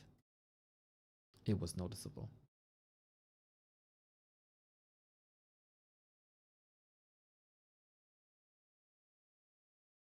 Why are you yelling for a panda? You don't have the time to creep the panda. I don't think you need to creep the panda for the first engagement. I think you need the Drunken Haze. I think you need the mischance. You need to weaken Gargs for that first timing before the third base pays off. And that's where Drunken Haze just shines, man. It's such a good spell for exactly that purpose. Similar to what a Howl of Terror could accomplish. But then there's other downsides later.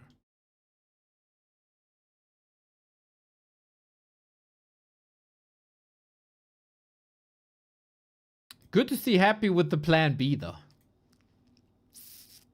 The Gargs, man. All the Night Elves should be hella scared of these Gargs. If they dominate the matchup... I don't know. I don't know how to solve this. I'm trying to update Liquipedia for you guys. Oh! There it is. Here's the new bracket situation, everybody. Sock is the new leader. Kaho was starting the day as the leader with the better map score between all the players on 2-1. He now -2 from the last series. All of a sudden, fighting for survival. Sock's the current leader. If he wins against 40 now, he's qualified. The winner of 1-0 and Life will be qualified. If 40 wins, he keeps his chances alive. Happy did a little bit of a good deed for his map score, which he will need. We have a situation where after play day 1, Kaho and Life were both on top, and Happy and 40 were both at the bottom of the group stage. And on day 5, it could be the other way around. Like, Happy and 40 could still surpass Life and Kaho. And chances for that exist.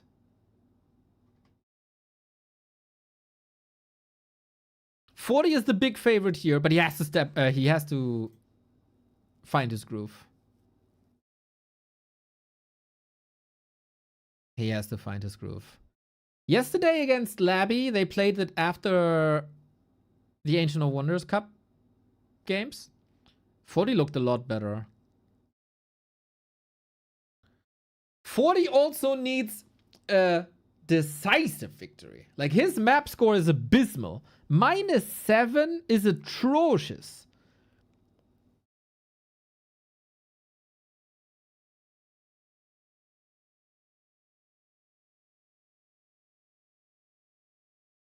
Sock with big points here, but it is rare to see Sock wins versus 40. For Happy, tournament is clear. He needs to win against 1-0. Like, very, very clear. Here, tomorrow. And he did it before, but 1-0, I mean, it's a 50-50. Like, it's a coin flip. It's a coin flip. But yeah, Life could lose today. Kaho already did lose today. 40 can catch up today. He could get a map score of -4 today. And -1 tomorrow. Needs a little bit of help. But everything is possible still. Everyone can qualify, and I think everyone can be eliminated.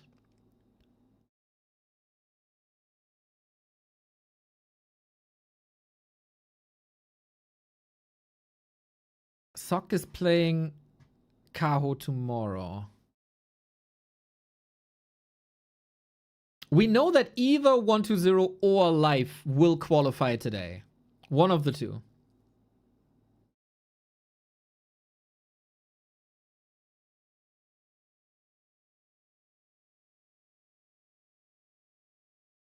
Forty's best map score is -1 already. I think he's out. Nope. He can get, like, if he wins today, like, Sock could theoretically get -3. 120 could get -4. Life could get -5. Everything's still possible. I think everything's still possible.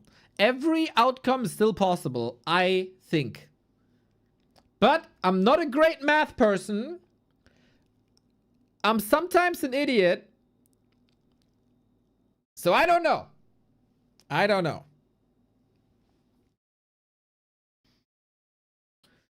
We need more results.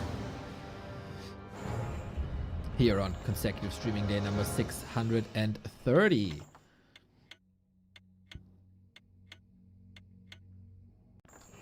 Game up. Human Mirror, everybody, you know what it's about. 40 fighting for survival. One thing is clear. If Sock wins this, he's through. If 40 loses this, which is, you know, the same, 40's out. You cannot advance with 1 and 4. It is impossible.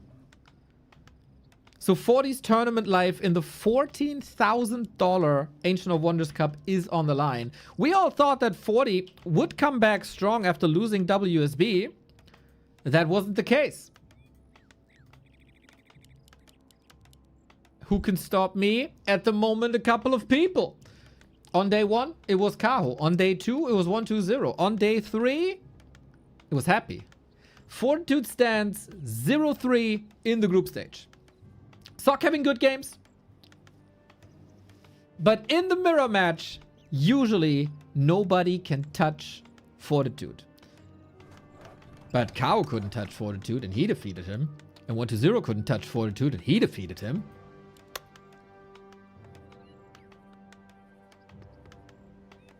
We'll see, man. Sock, can you convert your amazing shape that you have against especially Undead into the human matchup? That's the big question. Well, Infi is a big fan of Dark Ranger in this matchup. These two are not. Archmage, Footy, go, go, go. Any predictions from you guys? Or no prediction, but anyone you particularly cheer for? Do you want to see the rise of 40? Do you want to see Sock riding the momentum wave?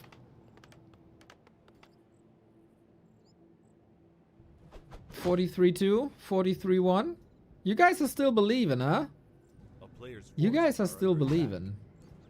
On Saturday, maybe some people are coming in who couldn't watch throughout the week. 40 looked slow.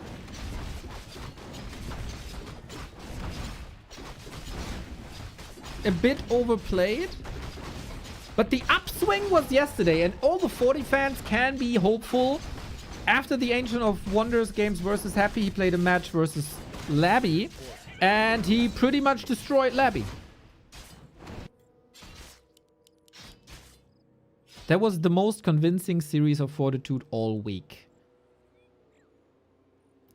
couple of things depends on items here in this matchup, of course, as it is a mirror match, always does. Claws +8 for Sock, nice. Evasion for 40, meh. Very meh.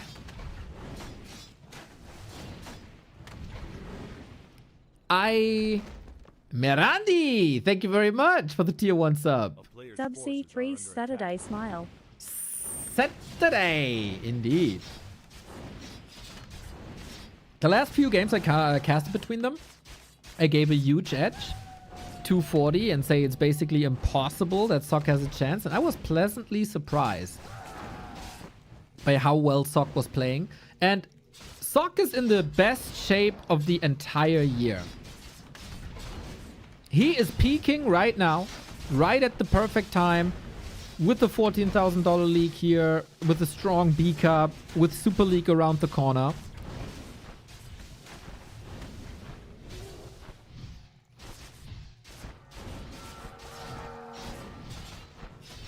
And we call for the militia. This is a very, very, very late tech for 40.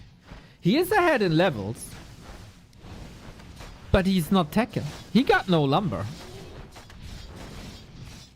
This is the most simple approach that you can have. Go into the enemy base and destroy it. 40 is very, very focused on level 3. And he's a tech behind. I was still explaining the story of this match and it's almost over here.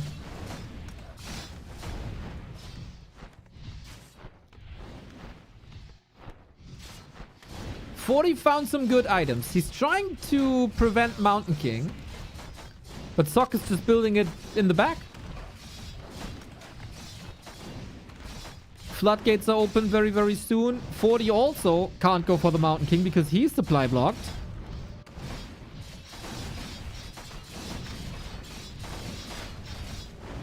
What a weird game. No real interaction between the two armies. Just a 3-minute base race.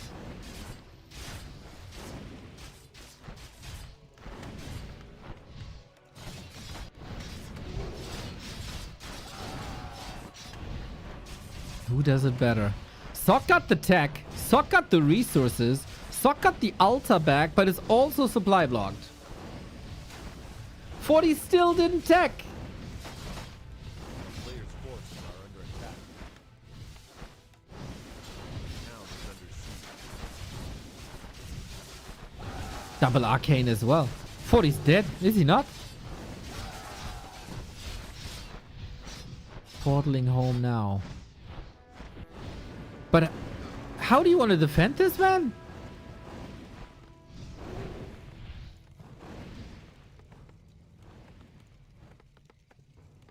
He's a tech behind. A player's forces are under That's attack. ridiculous.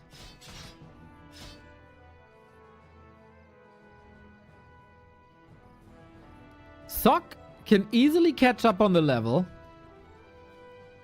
I'm stunned, guys. I'm just stunned, man. Sock can go Sanctums. Sock can go MK.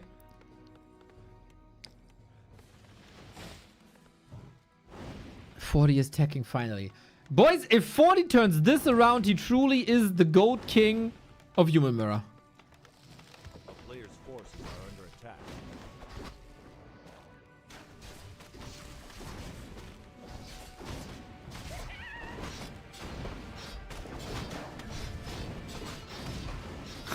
He almost got level 3 from 40's front yard. Oh, got him! At level 3 and the water elemental. Such a nice rhythm by Sock, dude. He is landing one punch after one punch after one punch.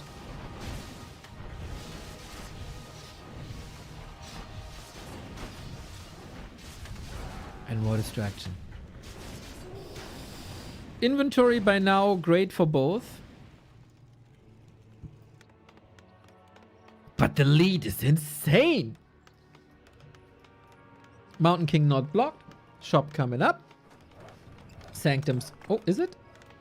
No, it's not coming up. Okay, that would be nice. How, 40? How? He's still got a solid level lead. In the late game stages, it's all about breakers and priests. But it's also about the levels of a Mountain King. And there's no chance for 40 at the moment to go for the Mountain King. Stormbolt. No TP. But yeah, obvious solution to go for the Zeppelin. And Zeppelin might open up some plays, I gotta say.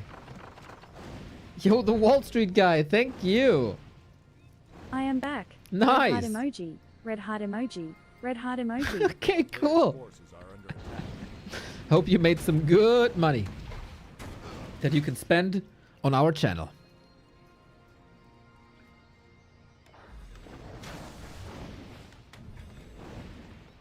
Instead of a region scroll, we let the priests work. And I have to say, 40 is slowly coming back. Sock currently not using his army because he didn't have a shop for the region scroll. Otherwise, he could have been way more active on the map. Still getting stuff done.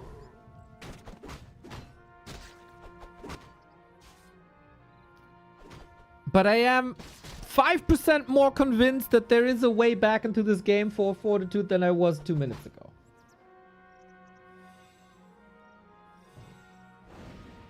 Usually the meta is tier 2 expansion. That's what we're doing now. Don't get me wrong, like, chances for 40 to win are still very limited.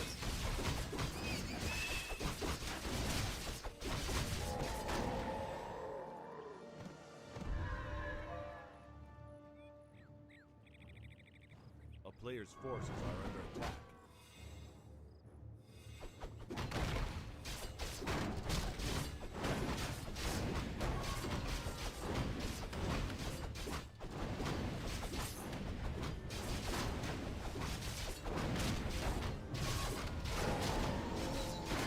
So 40 has to catch up on Mountain King levels. 40 has to catch up in tech and units. And 40 has to somewhat come up with a solution against the expansion. And he had that Zeppelin already. So why not drop into that Expo? Only a little bit of a delay, but it's very annoying. And it might buy some time for the Mountain King. Good realization by 40 what the way back into this game is.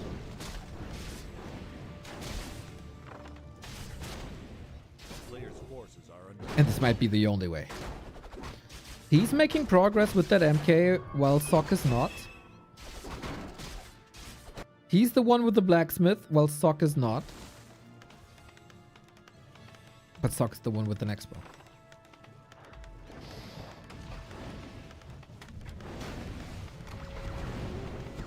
Dispel, dispel, dispel, dispel. Oh, Zeppelin's burning. No vision. And now it's nighttime. It's taken a long time. A player's forces are under attack. Solid scout by Sock. He's on. I still got time. Okay. You're still on your priest stage? Yeah, okay. 7 priests by Sock. Should definitely switch into breakers now. At some point there will be a staff. Mountain King is busy here. Yeah, you might risk this one. A 3 poor boy. Back with the third. Throw for the third time. Stormbolt. Oh, whoa, whoa, whoa, whoa, whoa, whoa, whoa, he's dead low. Yeah, you know, I tried to build the way back into this game with like the far-fetched silver lining. Losing the first hero is a problem. That's a problem. He got caught and he got put in the ground. That was a little bit too greedy, my dude. He made a good effort coming back into the game, as much as he could, I think.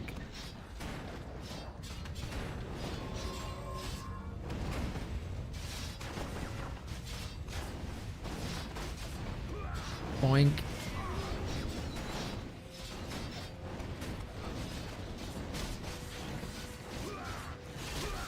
In the fight, we got the Shredder, we got the Breakers, but of course, a huge number lead for Sock. Archmage back.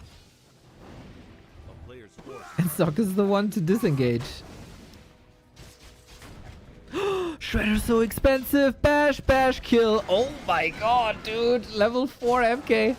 Militia is getting slaughtered here as well. Yeah, I thought it, like if you had any dreams of 40 coming back into this game, I think they just got shattered. Yep, game. Uh-oh. 40 continues to struggle, man. A decisive victory was so important to him because of that map score. If he wants to have a chance of survival here, he needs a win, of course, but he also needs a decisive win. He's -8 map score now. Oh, what a blunder. I think he misjudged the situation big time and went into a base race with a +8 damage Archmage. And then just when you thought there might be a chance, boom, hammer to the head. Rip.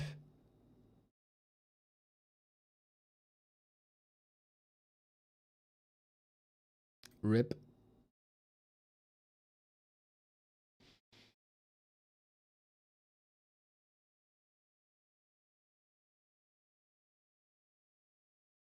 Pooh. 40 needs answers.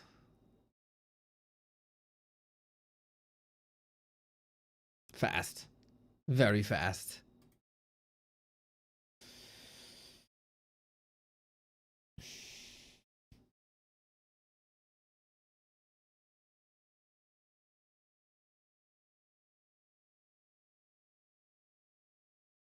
Dude, Sock might cause a big upset here. Sock is 2 maps away from the top 4, which is playoffs. For Monday. Championship Monday.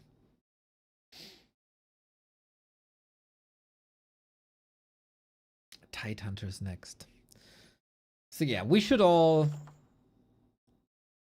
expect a rather one-dimensional series.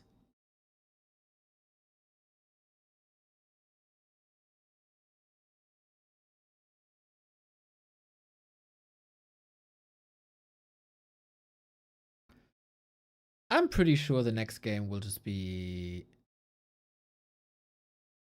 a very different case, though. Without that base race in the beginning, maybe without the clause +8.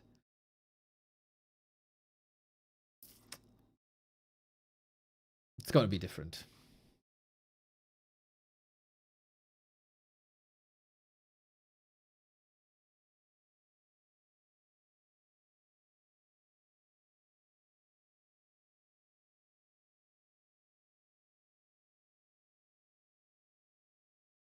Oh, 40 has some connection issues.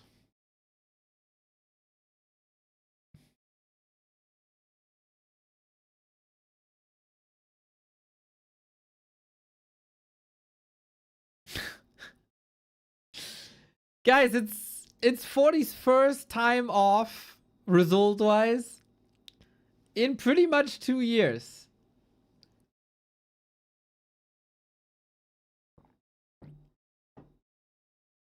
Give him some time, man. He will be back. Maybe even in the next game.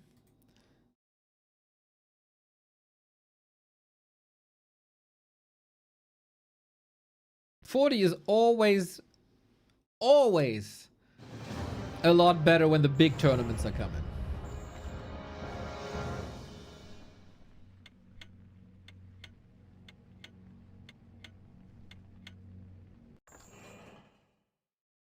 Game up. Sock is riding the wave, though. Man, he is surfing that momentum currently ever since B Cup.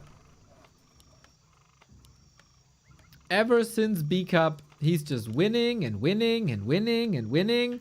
Just 2 more maps and it's top 4.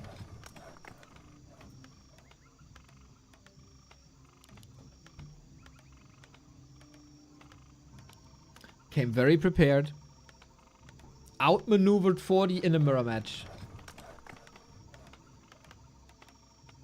That is not easy to accomplish at all.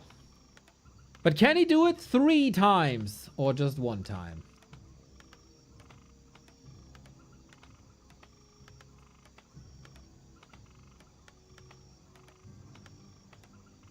For the German-speaking fans, later tonight, DACH Inferno Relegation. Sharky versus Schosch. My personal highlight of the day.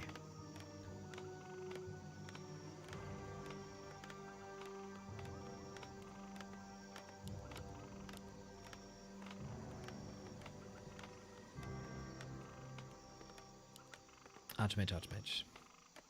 For, I would say, around about 2 decades, the Chinese humans have been better than the Korean humans. Starting with Sky, and since then,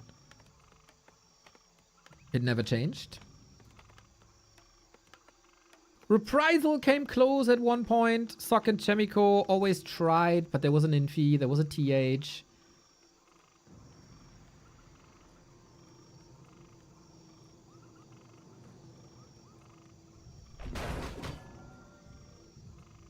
And we start with the labs. Okay, very meta, very standard. We gamble a little bit on one of the most decisive items in the game. On the map.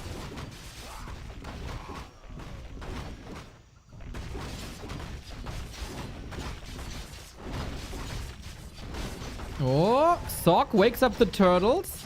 Pulls the creeps together. And 40 is doing the same here. Nice counterplay between the two. We look at the inventory of both players. Belt for 40, not ideal. Zombie mask for Sock. Oh my god. That's so good. That is so good. It's so much mana. 40 loses the gamble.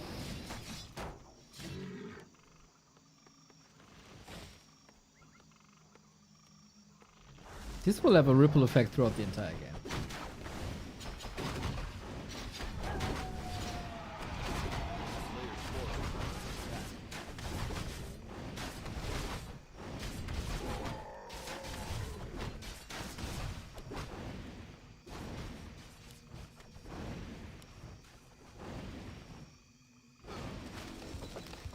First blood for 40 though. How are the techs? Very similar. Little bit of an advantage here for Sokka as well. First blood for 40 though.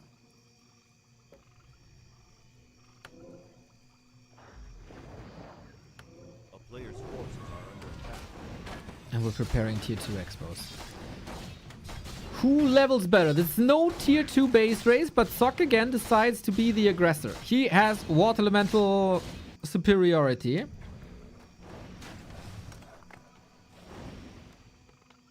And it was the... In game 1, it was a lot about economy, militia kills, and Mountain King delay.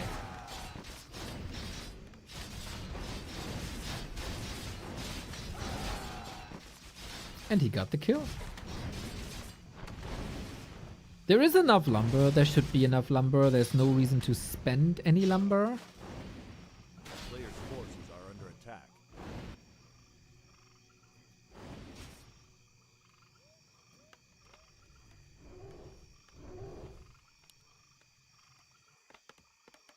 And this time Sock with a way earlier shop. I like this. He wasn't under pressure at all so far. A town is under siege. But Sock also isn't done here. Thanks to some kills, 40 will not be supply blocked. But yeah, he's kind of torn apart, man. Counter aggression doesn't work. Has to stay at home. Shop is up for Sock, but not for 40.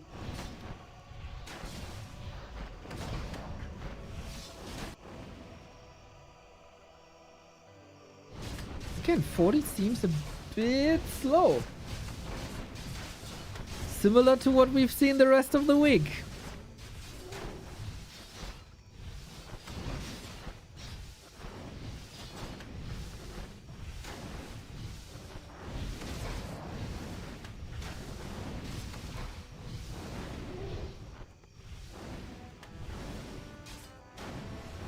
But yeah, the real advantage comes in when we get the big breaker fights.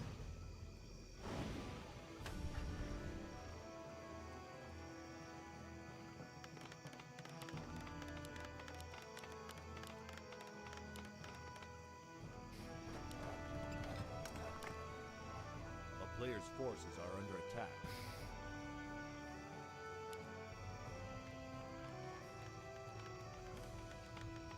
Everything's burning here.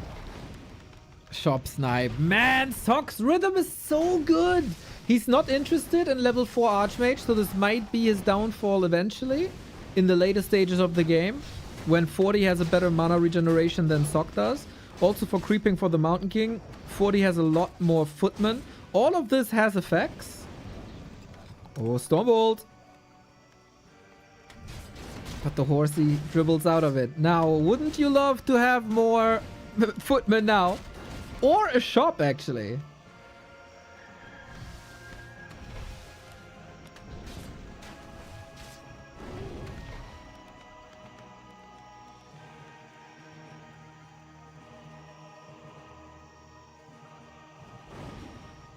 Who's hitting the better Stormbolt? Mountain King around the corner, but... distance kept by 40. So all he can take is a footy, which is still nice. Given that this was an early Subi mask, the early game could have been worse for 40 for sure.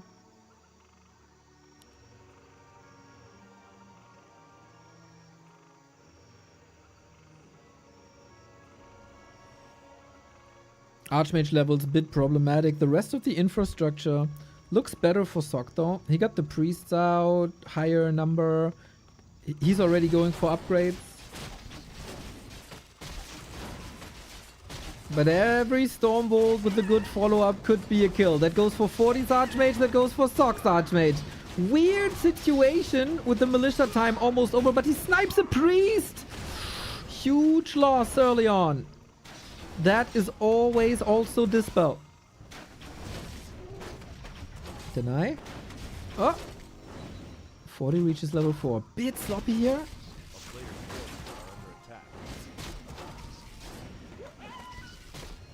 Mountain King very, very tanky.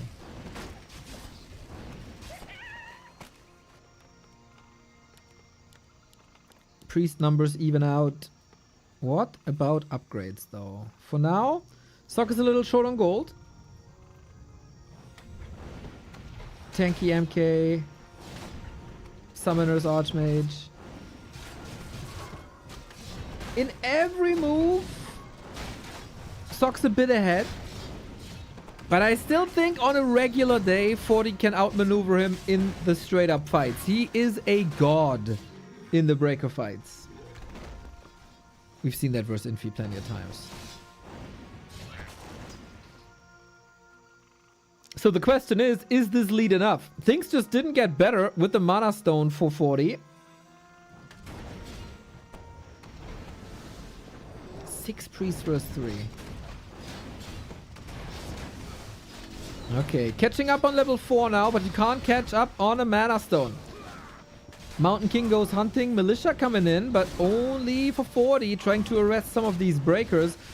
We gotta say though, Sock had the way earlier Blacksmith, but he never started the first upgrade. He's instead expanding on the back of this. Mountain King surrounded, Invo Potion. Do we have another hammer? Subi Mask is still on the Archmage, not on the Dwarf. And mana for 40 is looking alright. Another hammer. Sock doesn't have anything to connect with, so it's alright. But good time for that expo. 2/3 done. Subi Mask and Brilliance Aura stacks? Yes. Light of the World. Thank you for the sub. It's Sub Saturday, everybody. Did you know? You all have to sub on Sub Saturday to not get any ads. To be able to rewind, pause, everything.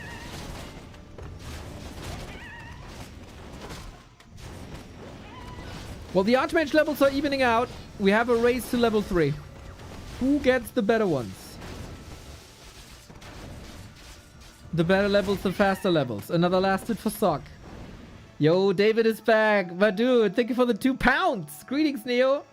Who's streaming the Christmas show? Isn't every day where you can watch Warcraft with us basically like Christmas?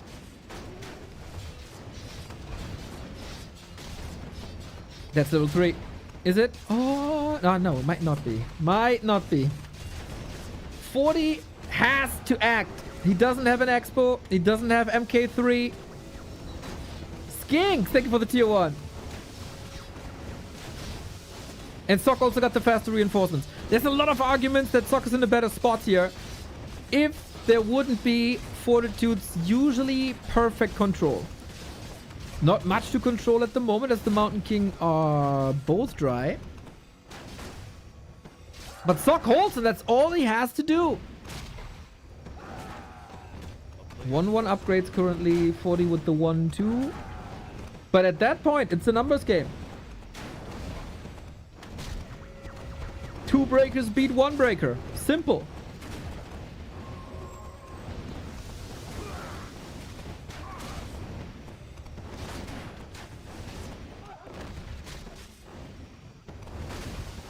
More and more and more water mantles. 40 close to 5. Again, despite the big supply lead, which also has to do with economy,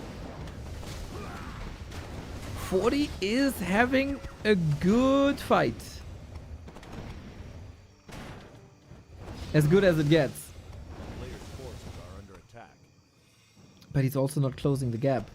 Baloo! Bum, bum, bum, bum, bum, bum, bum, bum, bum, bum, bum, bum, bum, bum. Thank you for the sub. Thank you for the sub. Bum, bum. Much appreciated.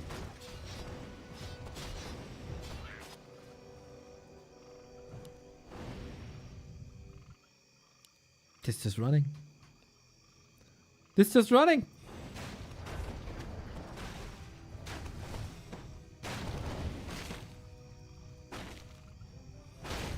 That's the turtle goes around, always a bit ambitious.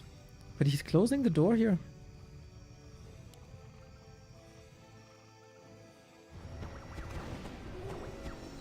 Level 5 Archmage. Is that the turnaround? The Mana Stone is gone.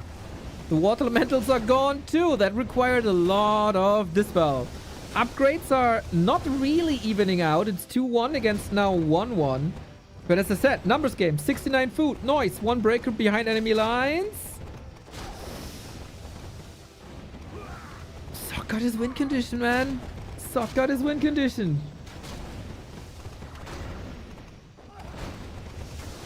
It's not getting any closer, everybody. It's not getting any closer. Sock in the best shape of the year. Town portal swapped. He could have hidden maybe to stay in that fight, but you can't really.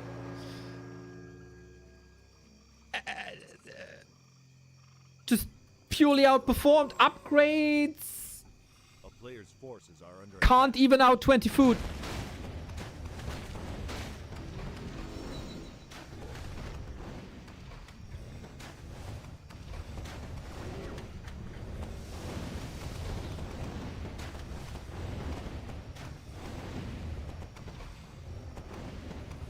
You can't, like, not even 40 in prime shape could win from this position here. With Mountain King level 5, I'd say maybe you're gonna be the one that changed me.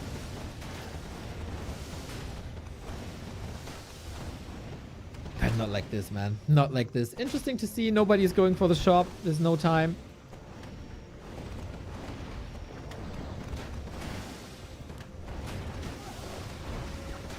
Sock keeping up a good rhythm in the macro.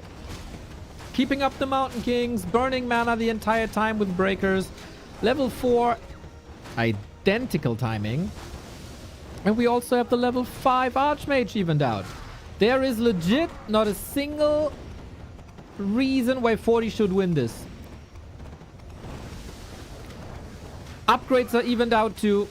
Xorc is taking the lead in upgrades, supply, levels. Just everything, man.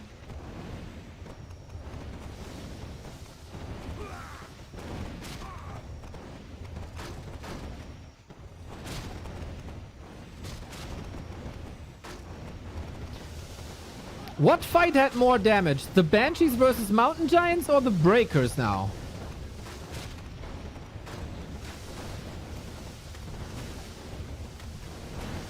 The only one who doesn't see that this game is over is Fortitude.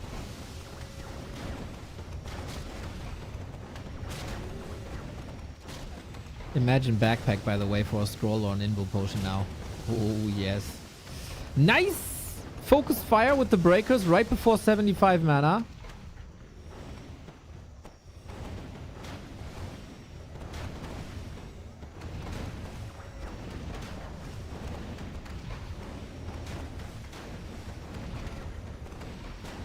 It's not getting any closer, everybody. 8 a.m. watching Breaker Mirror. Yeah, you don't need a coffee after this one, huh? Exhilarating gameplay.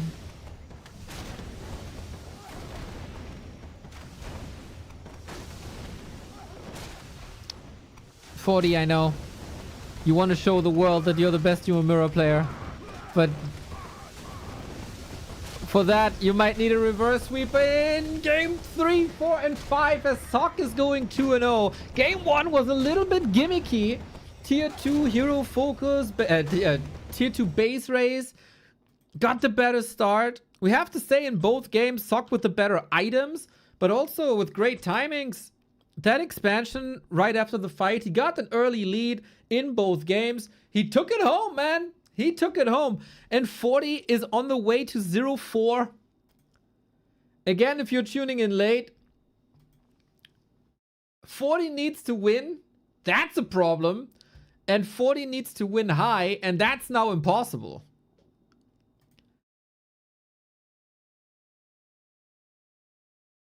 Because he has that atrocious map score of -7 going into today. I'm not a mathematician. Other people can tell me. But with this result, it might be the case that 40 can't get a high enough map score to advance. Even if he wins from here on out. But that's for the other people to determine. That's why I usually don't do round robin group stages, because no.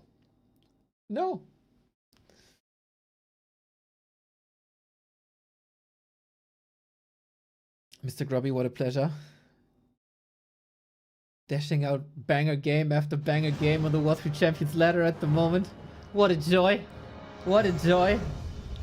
So cool that you invited Nick Oldhead, by the way, for your tournament. I think his Warcraft III Champion's name is Dorazian or something.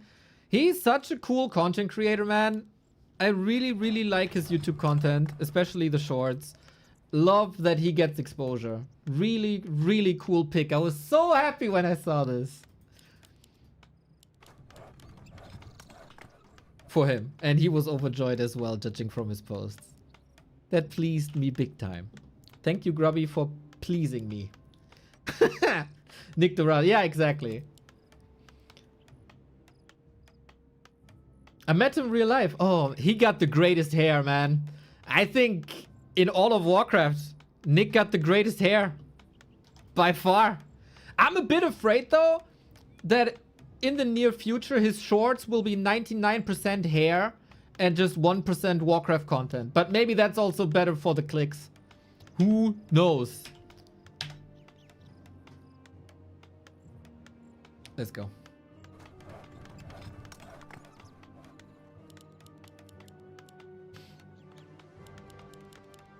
Xorc 2, Fortitude 0. How many times in this tournament did we look at the result and they're like, please, buddy, pinch me? This is unreal. Having a big mop of hair on a guy is important for me to like them. Is my beard enough, or do I have to keep growing? He's a... but he could look like Tingle Tangle Bob. It's not Tingle Tangle Bob in English. It's Sideshow Bob. He's kind of close to Sideshow Bob. Very, very, very jealous.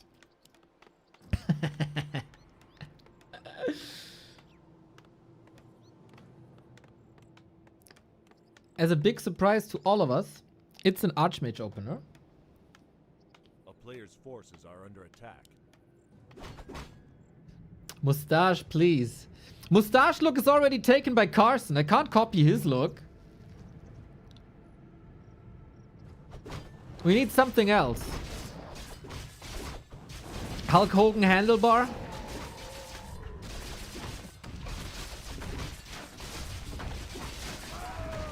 Maybe. Player's forces are under attack.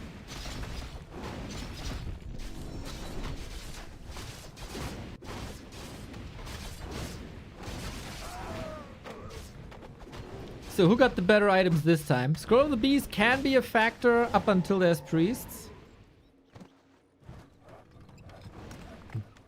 Don't ruin that sweet, sweet beard. Not everybody can grow one as nice as yours. That's the great thing about hair, Mr. Backhat. Most of the time it comes back.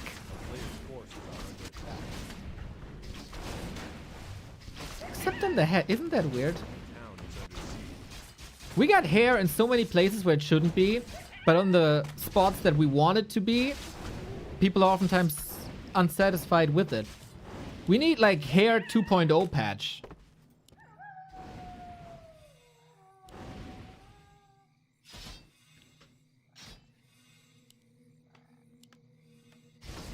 Player's forces are under attack.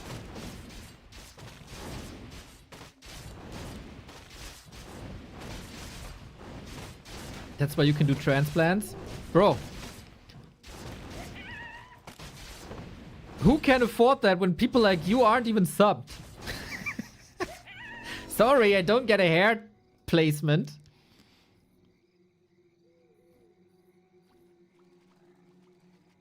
That is a thing, by the way. I don't know if you know, but maybe it's a German thing. But a lot of German influencers did placements for hair transplants. Still waiting for my offer. Soon. Anyway, we are on Twisted and we got mercs and 40 is sniping that one merc. Gives him quite an advantage now.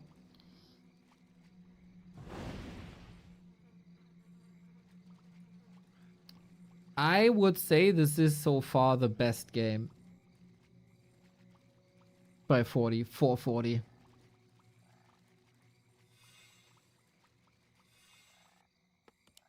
A player's forces But are under attack. then I look at the tech and I'm like, what the hell?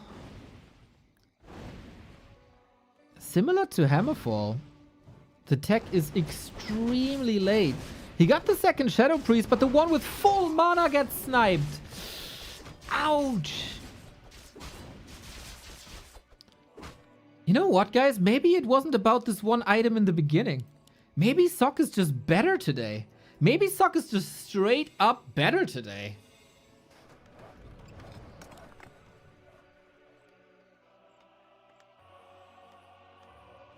The town is under siege.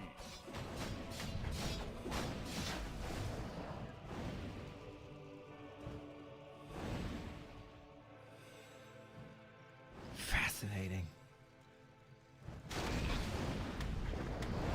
Neo, what always is a good day, is a Neo day. It's a back to Warcraft day. It's today. I'm happy. What a lovely sub message, my dude. Light of the Faith, thank you very much. Makes my day better than it already was.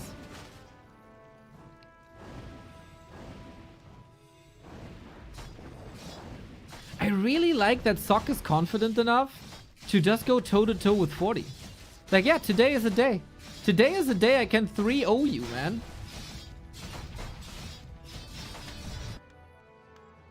Keeps the pressure up. Archmage constantly losing HP. Priest never allowed to stand still.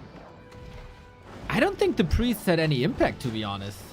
He's just bullying this poor old man.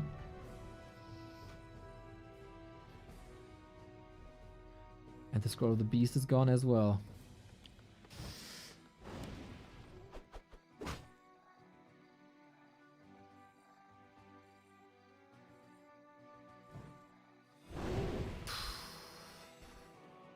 $40 with 1,000 gold, no Sanctum. And supply blocked, no MK. A player's forces are under attack. This is, straight up bad now.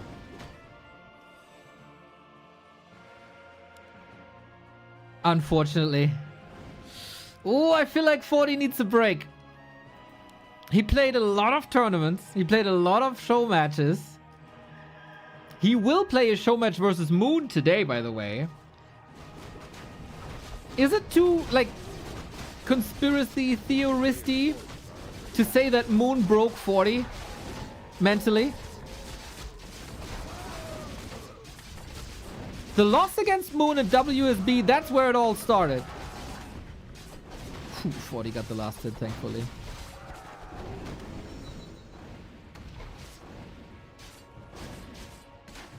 With this result, 40 is out. If he loses this map, he's out. A top 4 in a tournament without Fortitude. I can't remember. Players' forces are under attack.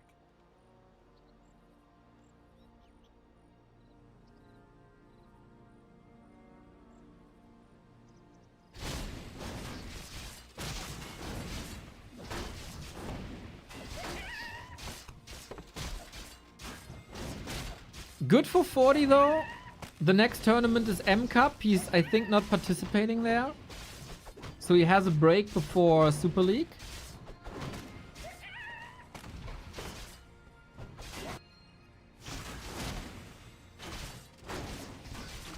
But this almost looks like a foregone conclusion. I think with an Expo now, things are slowly getting better. But look at the Mountain King. Like the state of the game. Compare the Mountain Kings.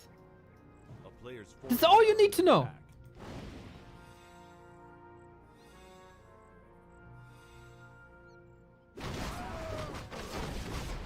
Stormbolt 2 versus Stormbolt 1. How are you supposed to win a fight? I don't think you can win a fight.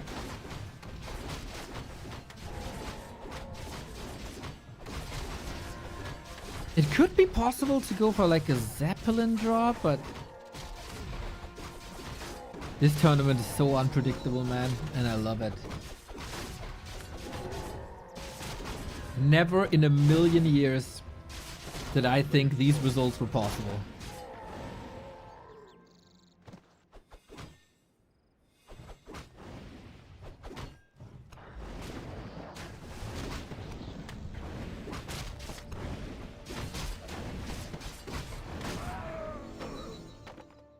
Flute for 40. At least this time it's 2 base, 2 base.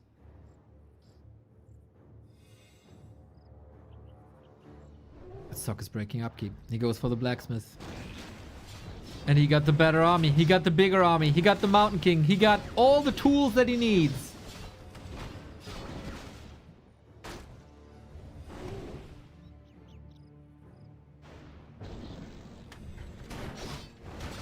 Can he knock him out now? Dispel, dispel, dispel, dispel, dispel. We got a heal scroll on Sock. We got a level leader on Sock. We got a Mountain King way behind enemy lines. Oh.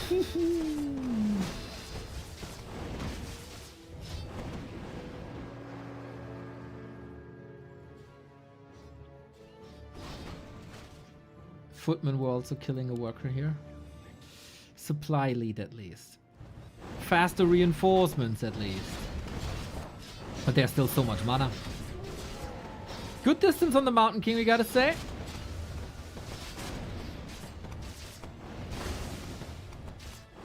$40, we need your peak breaker micro.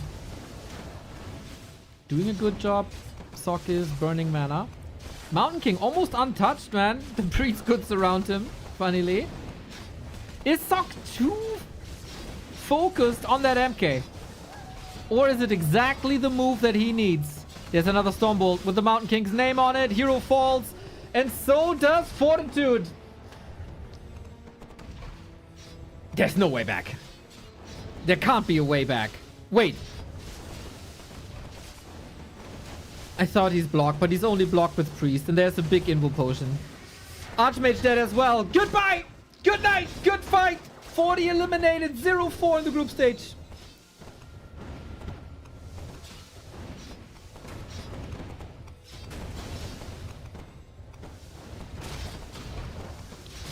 Riding into the sunset. The most disastrous tournament performance by Fortitude since Dubai early 2024. Where his rise began and where he knocked out Happy for the first time.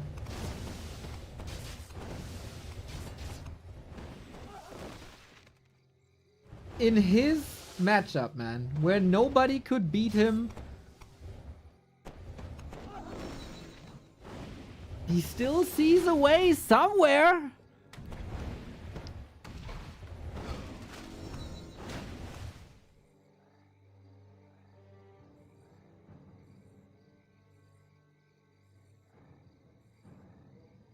Sock with a super clean performance also, by the way.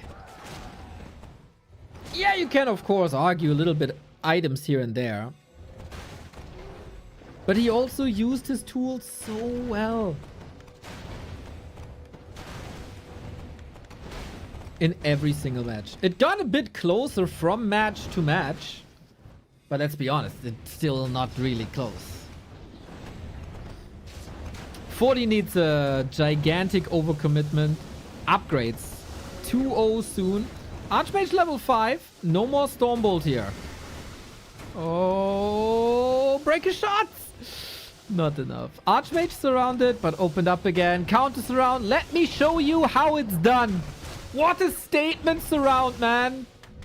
He's killing the Archmage again. He's just dangling the carrot in front of the horse's face here as well. Don't stop moving.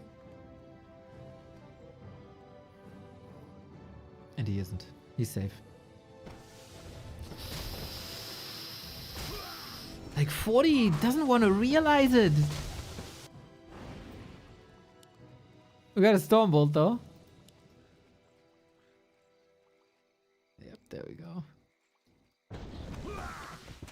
Look at the supply. Look at the resources.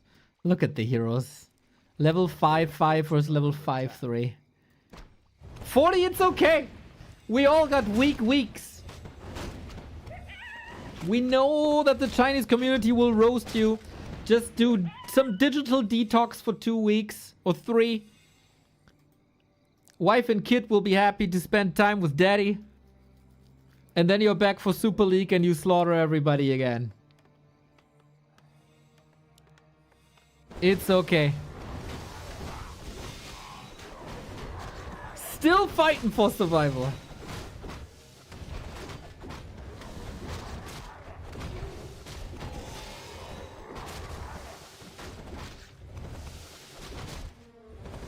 Step of silence. Okay. Bro, if he comes back from this.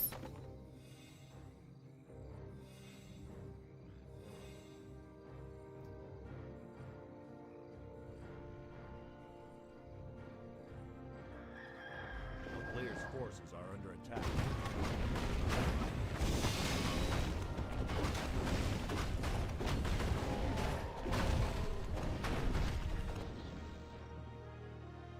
And so can enjoy this.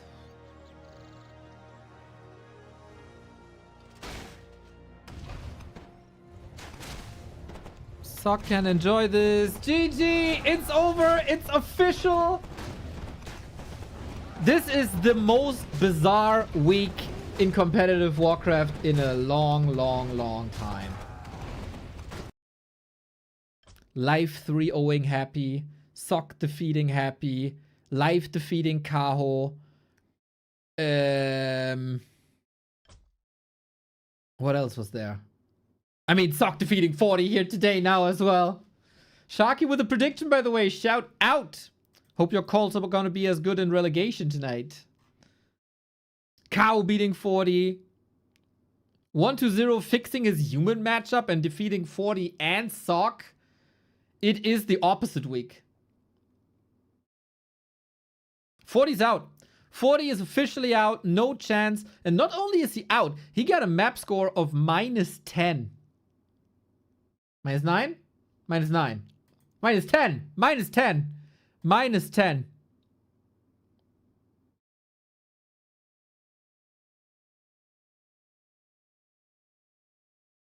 Bro. That's crazy. That's just crazy. Completely outperformed him every map. Every map.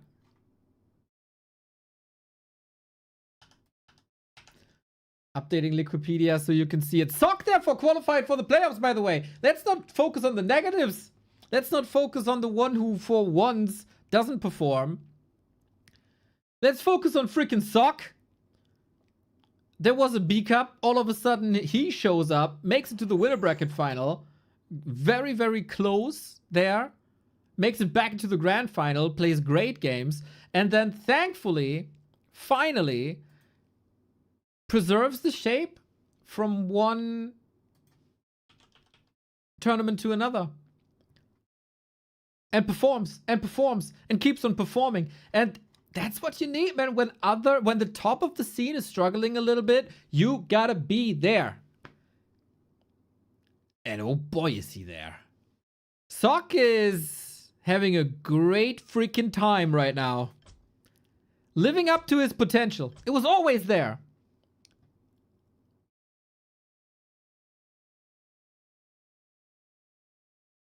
A tournament win might be possible. So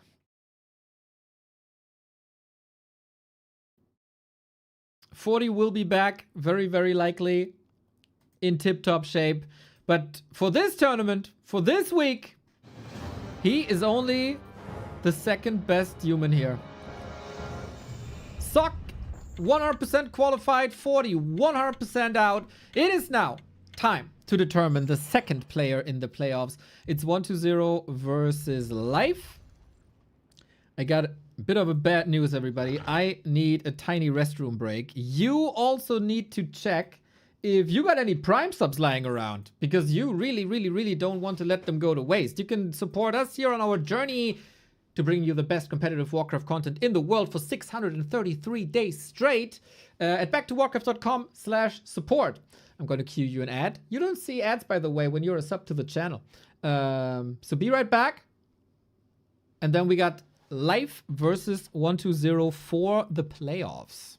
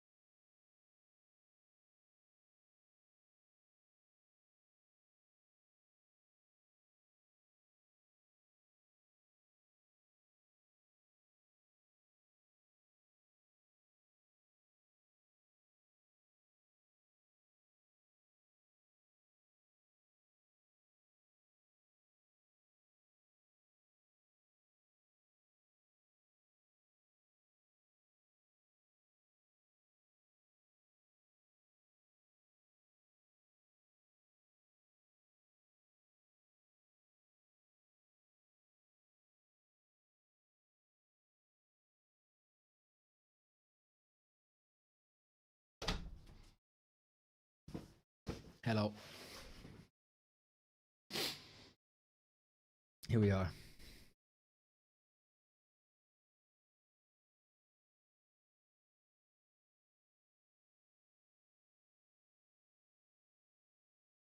Chat is unhinged today. Chat is unhinged today. Let's see if Life is unhinged here as well. We've seen one Night Elf versus Undead already. That was on one map, extremely successful for the Night Elf, for Kaho. And then he got a little bit destroyed. But Life is different from Kaho. And 1-0 is very different from Happy. So we might see a very different matchup here. A player's forces are under attack.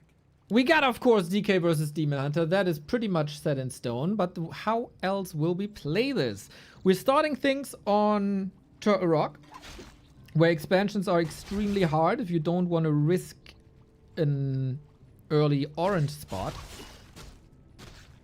And so we then play at 1 base, and that is 1-0 out of his comfort zone, more or less. He's an expansion player, always has been in the past couple of months. Life has to deal with this. I want to remind everybody that Life owned Happy 3-0. Nice little last hit, stealing that level 2 away. Got the claws, got the burn. The early game Demon Hunter, terrorizing undeads.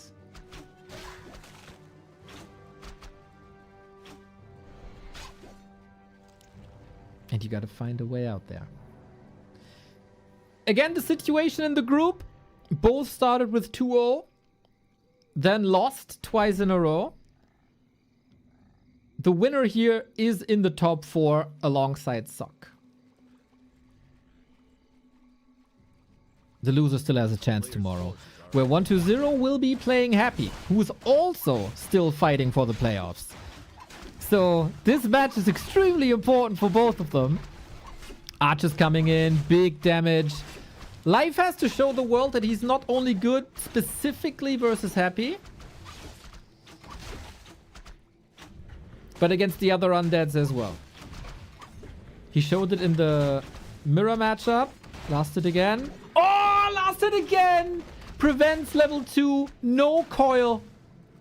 A brilliant opener for Life. Player's forces are under attack.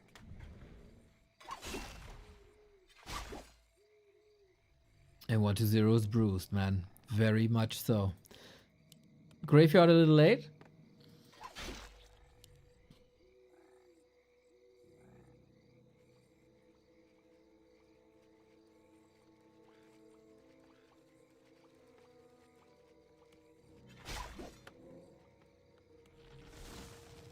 And of course, classic glitch opener for Life. We should always expect a Naga, and it is less aggressive than Kaho was. Very, very different mid-game plan.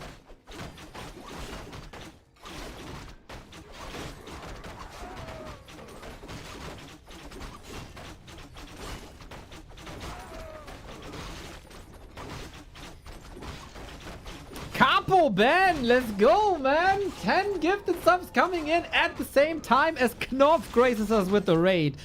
You wonderful, wonderful soul. Hope you had a great morning stream and entertained the people as you usually do.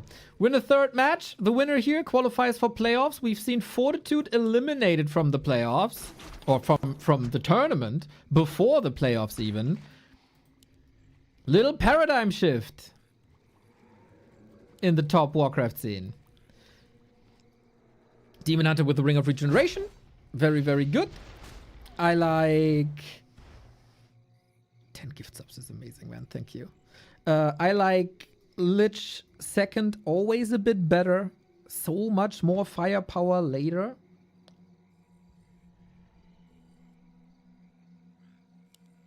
And we queue straight up to the tier 3.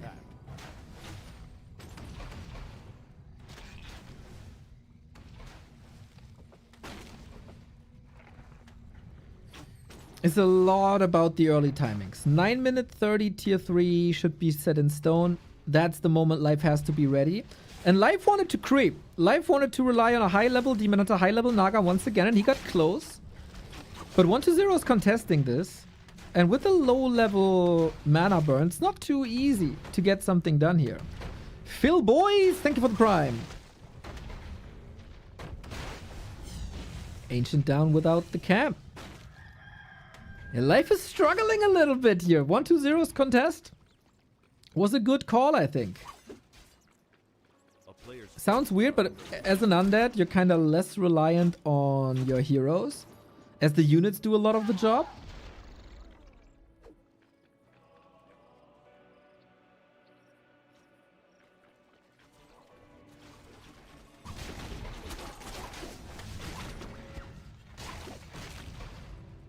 For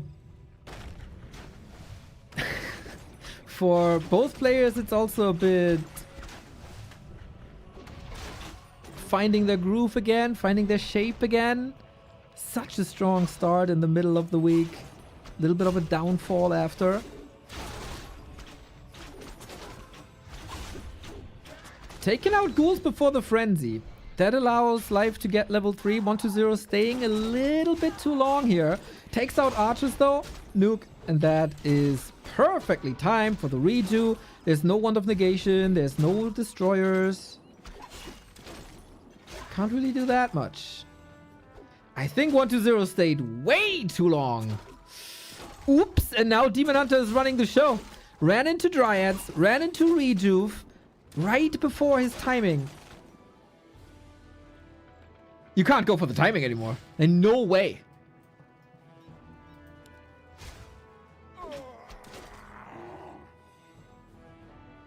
Big win for life.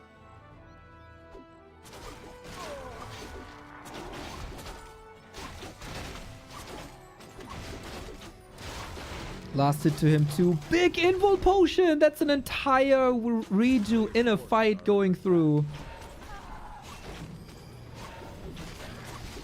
I get trying to snipe archers. He's still going for the timing. With Naga. Okay. Naga on the menu here. No invul potion on her. RIP. This bear just a little bit too late.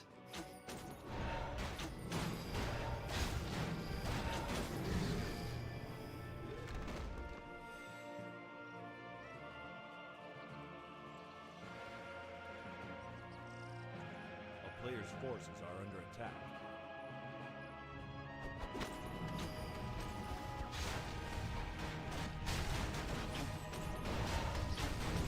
And how does he pivot now? 1-0 is a huge fan of Disease Cloud A-bombs oftentimes. So way less reliant on destroyers than a Happy is. Can you afford that though? Life is now playing rather similar to a Kaho, instantly going for the red spots. There is not too much on that side of the map.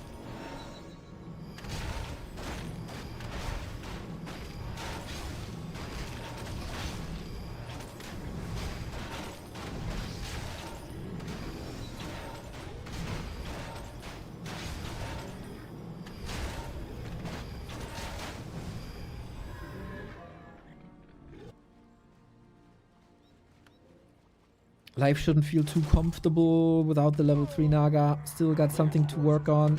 1-0 is accelerating a little bit. It's not spamming too much. Coil Nova could surely accelerate this creeping even more if he wants to.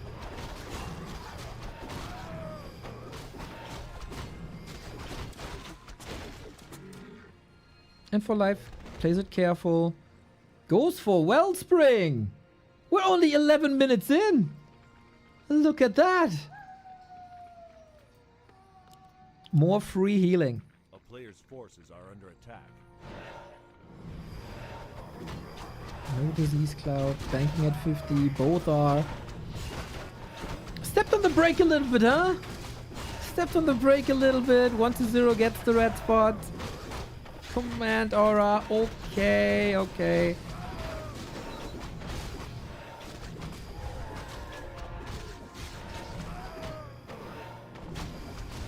But Expo. Cheeky 1-0. Wisp moving out, man. Great scout. Sees. Well, there's no production. You want to stay at 50? Well, something's brewing here.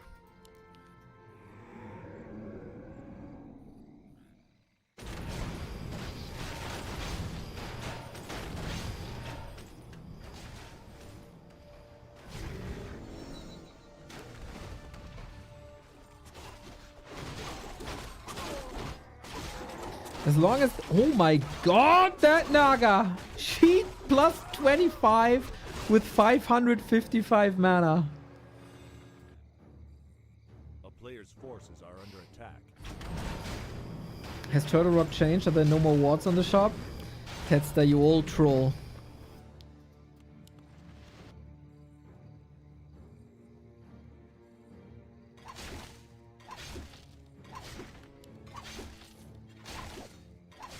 Or that was legit and then it's mind-blowing.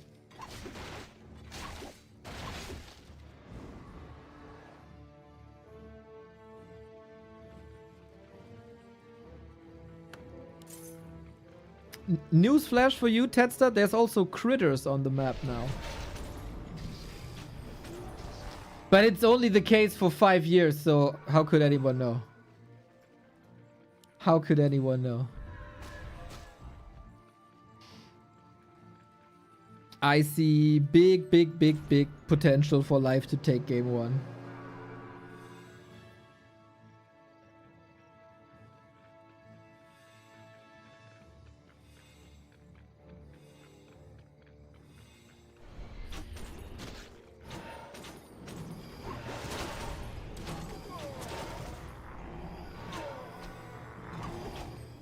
Huge lead for life.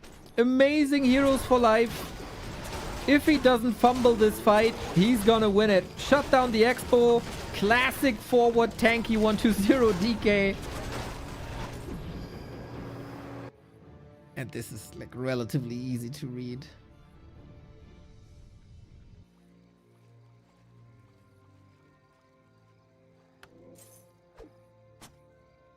I would say this is also by far the... not by far. But it's a really bad map for 1-2-0 style. I'm actually surprised he lets it go through.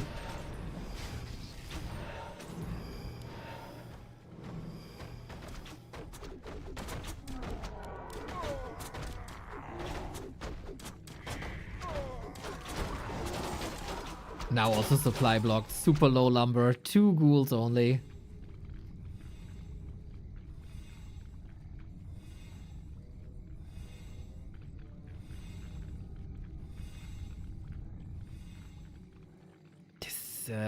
Very much seems like a foregone conclusion. I would be very surprised. I mean, a haunted gold mine is up.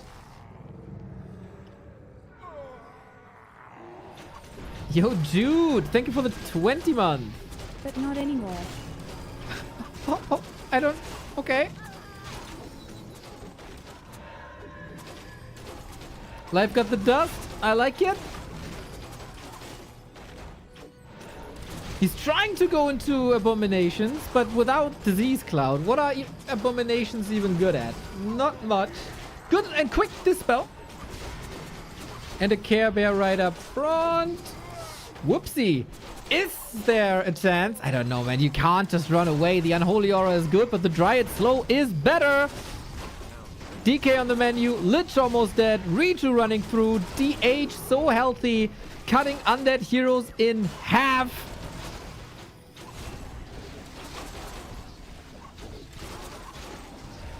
And the Demon Hunter's running the show. No solution against these Dryads, man. You got 2 Fiends. Yep. Nope. That's not enough, man. That is not enough.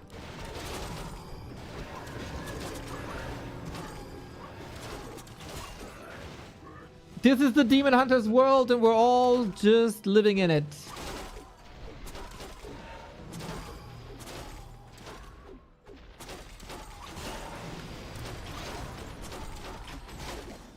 Is the death sentence. 1-0 hanging on by a threat in the undead base. Miracles do happen. A player's forces are under attack. But it's very unrealistic. Bears took out the Expo again. Counter Expo at the same time. Desperate times. 1-0 has always been a little bit like a moody player. When 1-0 is good, he's freaking great. But when something's off, there's surely a chance for the others to beat him. Also decisively.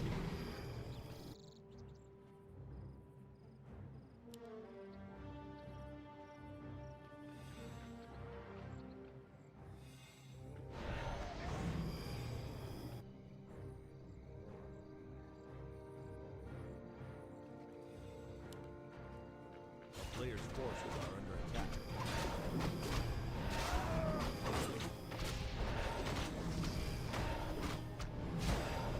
It seems quite noticeable that people who focused a lot onto fixing one matchup struggle in another.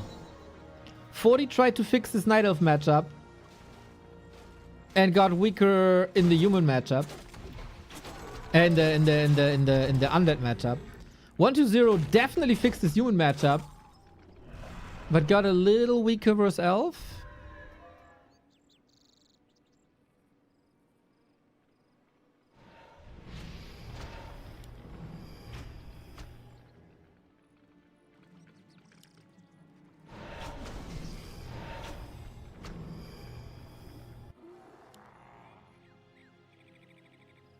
A player's forces are under attack.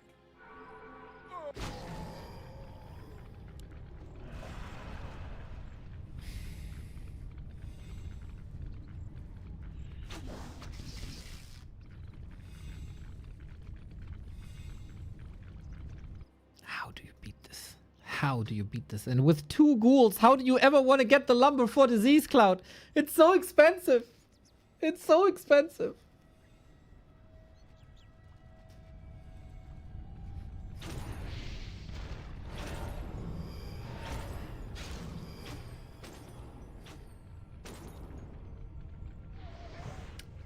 .120 needs to smash that fight unlike any fight he has smashed before.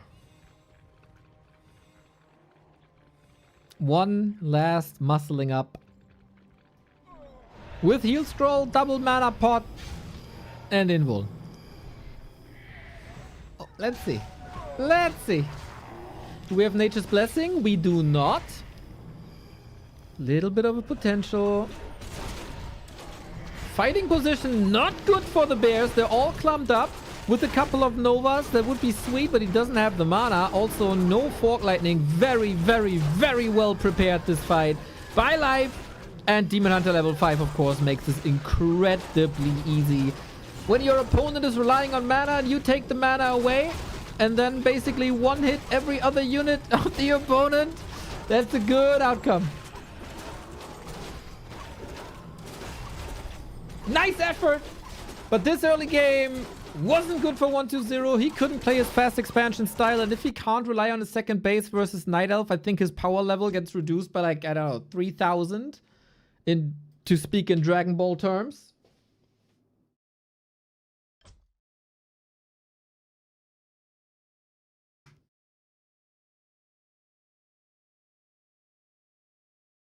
And life plays the way he plays against the undead. And that is terrifying. Rock solid, no mistakes, no donated Demon Hunter anywhere. Always well equipped, always keeping the reju on spam.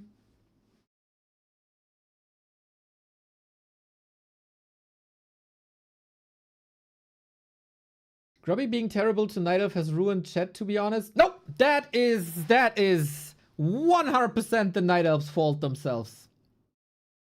100%.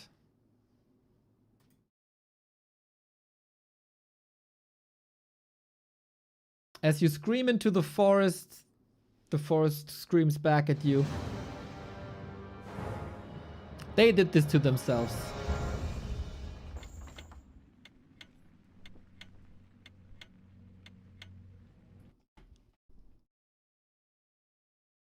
We got Hammerfall. As I said, this was a very unique map. It is easier to expand on Turtle Rock compared to the old days. But it's very hard.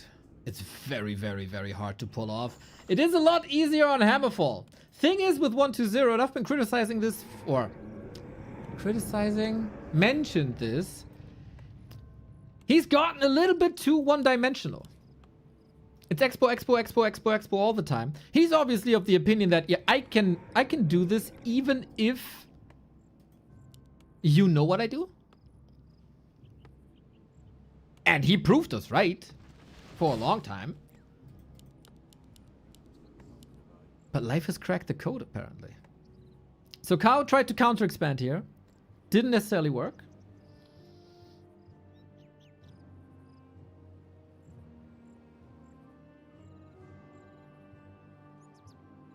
Fastest resub in the West. Thank you, Kov. The fastest resub in the West.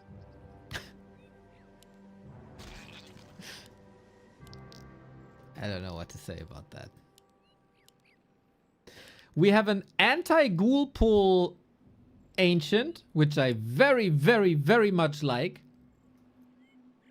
120 has been a little trickster, sending the ghouls over. Ghoul pulls come and go in waves. Like, there are times when they work all the time.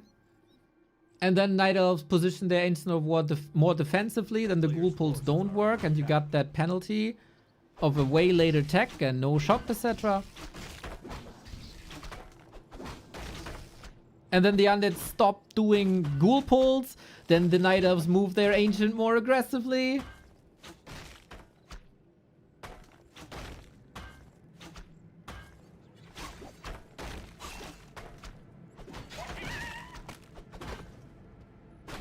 I like that. I like that by life. And if you were tuning into these casts the last week, life scouting, life's with positioning. He's always roaming on the map. He always knows what's going on.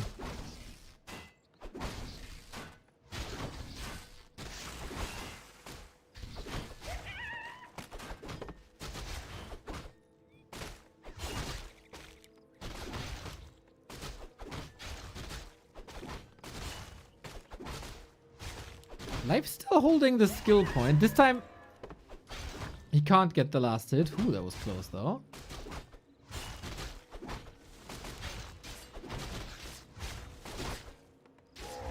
And 120 is Tekken.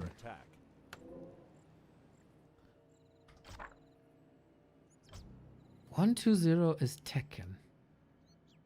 Ooh, that's not his comfort zone. No, no, no, no, no, no, no.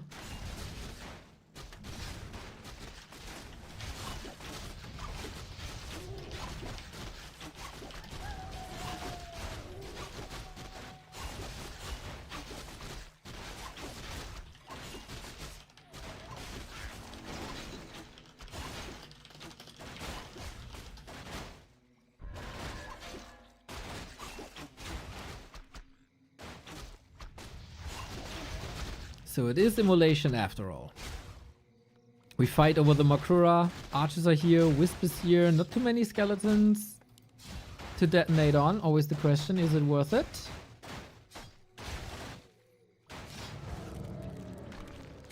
So far, pretty damn good start for 120.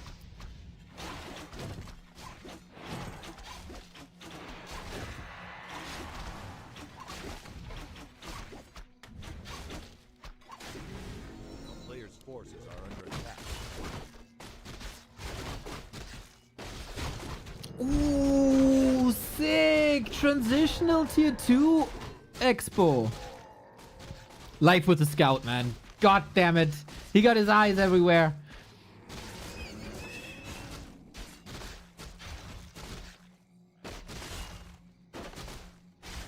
This is not very common to do. It's either tier 1 expo or tier 3 expo. 120 has always been known as someone who switches existing strategies around and be more flexible than others. This is a good example of that. Question is, can you go with the Naga push and ruin this? He's expanding straight into a Naga. But maybe he just keeps them busy during that time. That seems to be the game plan, right? Here's the Naga though. Couldn't prevent that. Counter Naga eventually? A player's forces are under attack. Yep. Ooh. Frost arrow not enabled. There we go. Surround. Oh, second try. Here we go. But immolation and frost arrow and all that archer damage. I'm not too sure, buddy, that this is the way. He really, really, really wants to get the Demon Hunter out of his space and buy time for the expo. There is a TP double ring, by the way. Ouch. But with that fight and with that contest, expo up. Expo up. A player's forces are under attack. And that's rough for life. Kinda has to choose now, right? Should he go to tier 3 immediately and try to push it or counter expand. And 120 reads the game like a book. A picture book. Good amount of pressure here. DK Skeleton able to kill it. Very nicely reacted. What an answer by 120. He got enough damage on the Naga to kill her with the skeleton. Gets the DK up front as well. Brilliant Warcraft 120. Life dominates game 1. 120 so far. Yep. Holy, that game plan worked so perfectly. Every single step of the way was just working. Amazing counter in a kind of new way. It's not that we've never seen a tier 2 expansion before, of course. Everything in Warcraft has been done at one point or the other. But this is something Life didn't expect. Life wasn't prepared for. 120 was 110% ready for this. Take the pace away from Naga. Don't give the Demon Hunter the very early second base to attack. Just well done. Well crafted, well executed. That's how you win a game.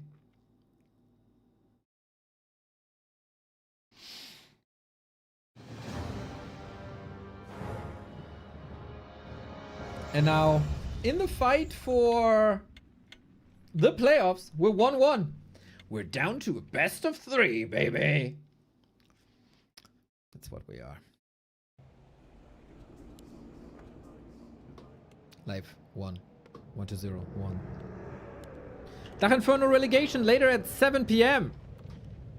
We got our 16-year-old German talent Sharky fighting for relegation. Leon needs opponents.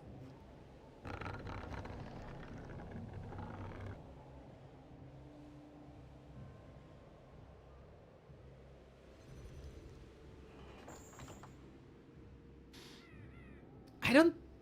Like, unit-wise, it will be the same. We're on springtime now for game 3.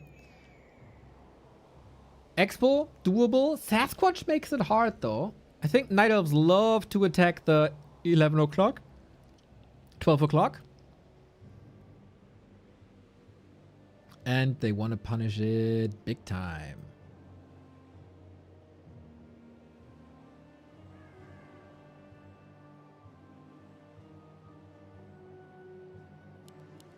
Demon Hunter, I guess, from like we've seen a... Oh my! It's a lich! Look at that. Oh, I didn't switch the scene. Lol, lol, lol, lol, lol, lol, lol. It's a lich!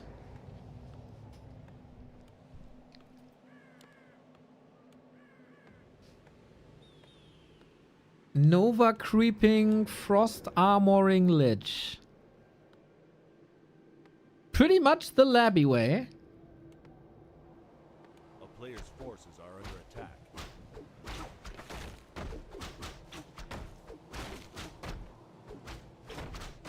Oh, I wonder how Life plays against it.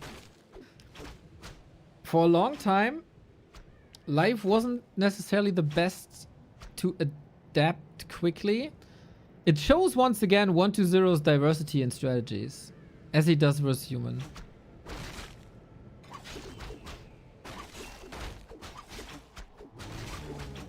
Always something new. There's some players who are a bit robotic. Life was known to be extremely robotic, but that has tempered down a little bit. But 120 keeps everybody on its toes. And it is the Edo Expo in the middle of the map. We've seen that a couple of times. Life should expect this now. On this map, you can expand immediately because no creeps are guarding that expand that gold mine. A player's forces are under attack. It is no levels, though. 2 ways to deal with this. 3 ways to deal with this, actually. Pressure. Demon Hunter, by the way, evasion first. Oh, that's annoying. No mana burn. You can hardcore push immediately with Hunt's APs.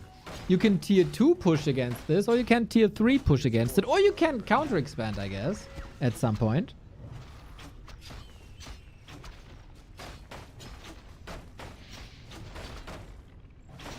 Evasion first, solid against ghouls and lich chip damage, but not having mana burn here. Ancient is also falling.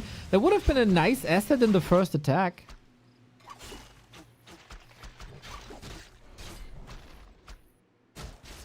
Lich is kind of begging for frost armor. Now the mana is gone. And good inventory on the Demon Hunter. So things at the moment look a little scary for life, but he's been playing against this multiple times.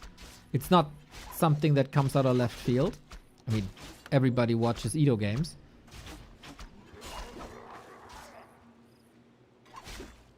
A town is under siege. I feel life is a bit too focused on the Lich, but he sees an opportunity here. There is no TP, but there's also the Narrow Tower. Slowing down the demon. Chip damage. 1-0. Some people say he's very addicted to Dota. Are under attack. So a Lich should suit him.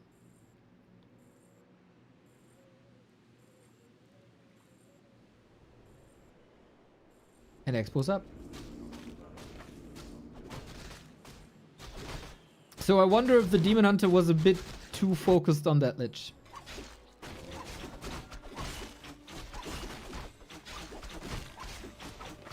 Without that Ancient of War, it's not super easy to out-creep your opponent, especially when you got the tower creep opportunity.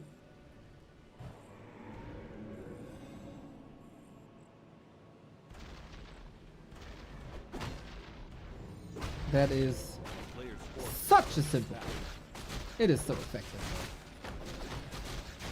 On this map, I'm very thankful for the loot indicator that we got on the Furberg. I never know what Furberg it is, guys. I'm sorry, I'm old. Demon Naga coming in. They got pretty much the perfect timing. Lich moving forward, punished immediately. Sasquatch still there. All life. What a sick counter. What a nice timing. And he gets the boots of Kelta last. You're hacking and slaying we are. Oh, 1-0. That didn't go the way you wanted it to, did it? The creeps are helping a little bit here with Fairy Fire. Makes the demon less tanky. Player's forces are under attack. But he survives. Lich is nowhere near tier 2. He can't go for potions.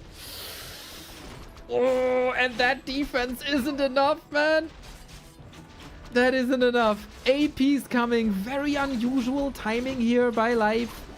Most people go for a tier 3 bust with bears. As Reju is so good. Full check mode on the Lich. He's just begging for potions. GG. This, like, we don't really have build order wins in Warcraft. But this series is so far very close to it. Very nice answer by Life. And now Life is one map away from the playoffs. That hit hard. Okay, I thought maybe Creeping Demon Hunter is better, but that's only when you go for the tier 3 push. And he had the perfect creep check lined up. What a timing, Life. He's been against that before. He's been playing against that before.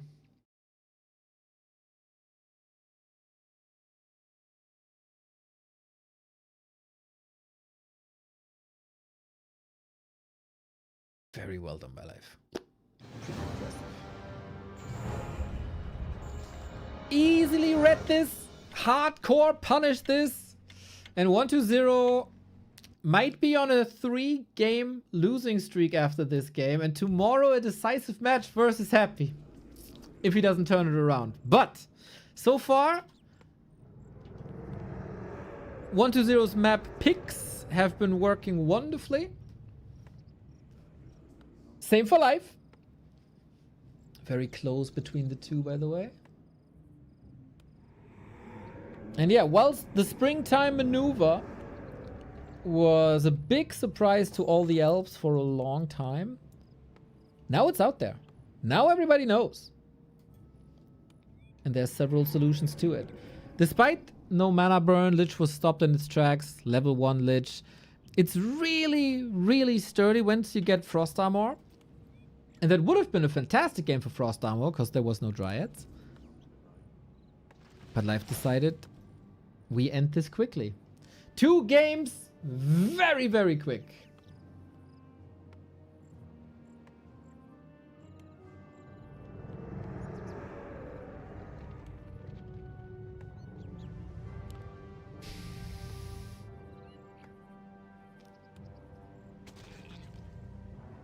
DK.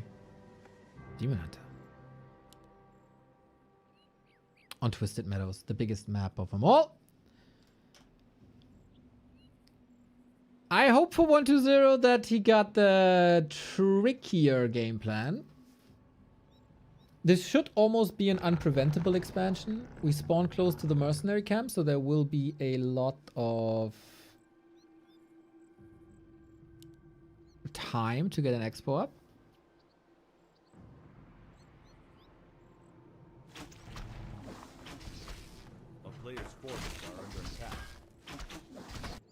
And life, unlike a Kaho, no warden.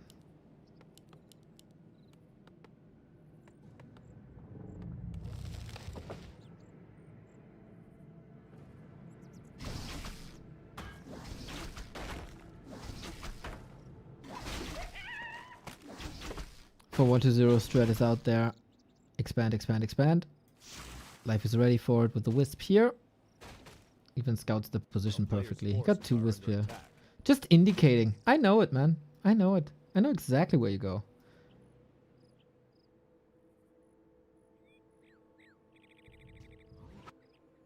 And wisps here. And shadow priests here.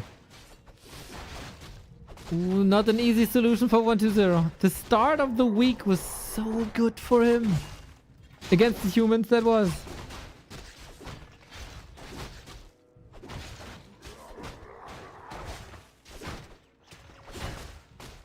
And it all could turn around now. DK already very hurt. Very hurt. Interesting to see no immolation. Mana burn it is early. The 3rd different opening build for the Demon Hunter. Every spell amazing. Yo, Knalli, thank you for the 43. B2W best. That's right. Life killed the... Oh my god, Life killed the Magi. He's level 2. He's running him down. This expansion was too obvious. Happy found a solution after the 1 game. Players' forces are under attack. With Gargs.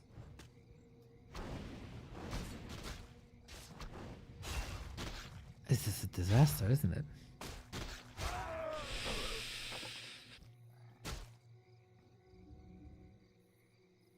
I don't want to say tournament life on the line, but the deciding match tomorrow versus Happy? Really? 120's best chance for the playoffs were today.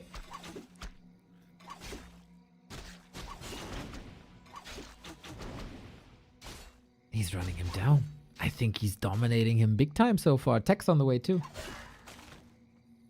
This hurt DK, no aura. Because of the deny, there's no level 2. Life is insane versus Undead. Perfect read, perfect punish. What can you say, man? Perfect read, perfect punish. It's another ghoul. There's no chance in hell for an expo. I wouldn't be too surprised if 120 taps out in a bit.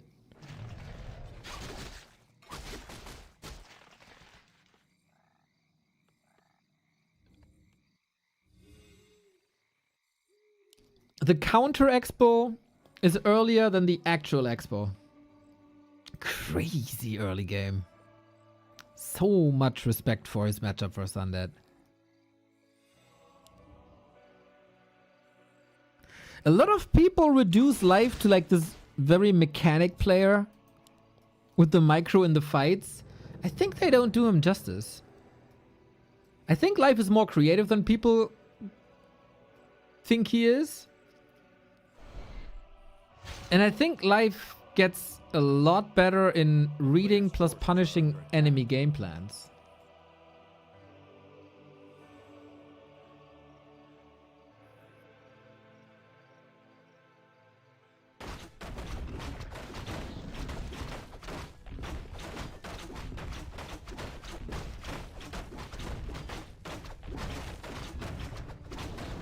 It's just a very, very swift rhythm at the moment.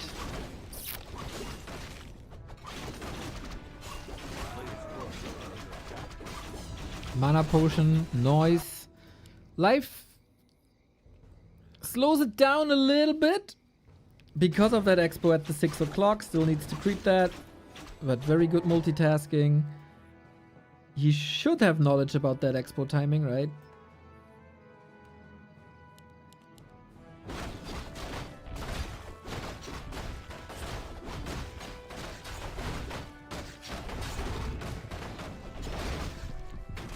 Okay, for 1-0 we need a power creep. Players' forces are under attack.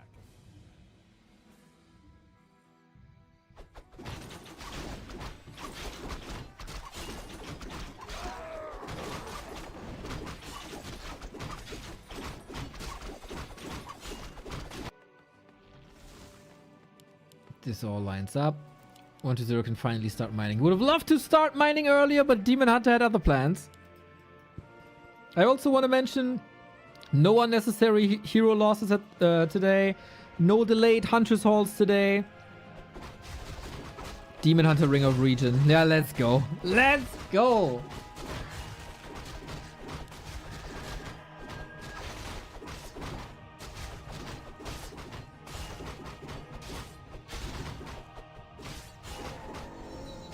Warcraft is oftentimes a game where one crucial mistake can decide the game, no matter how much minimally better you were the 10 minutes prior.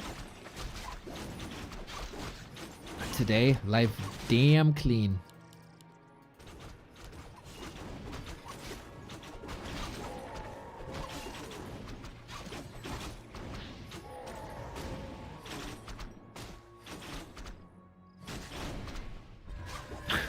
It's almost sad to see 1-0 trying to do something here, but no.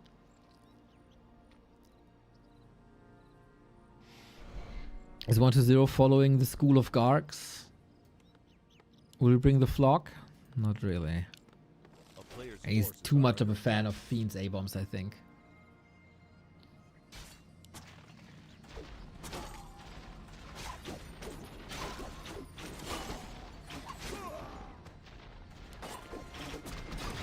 It's only the DK! What the?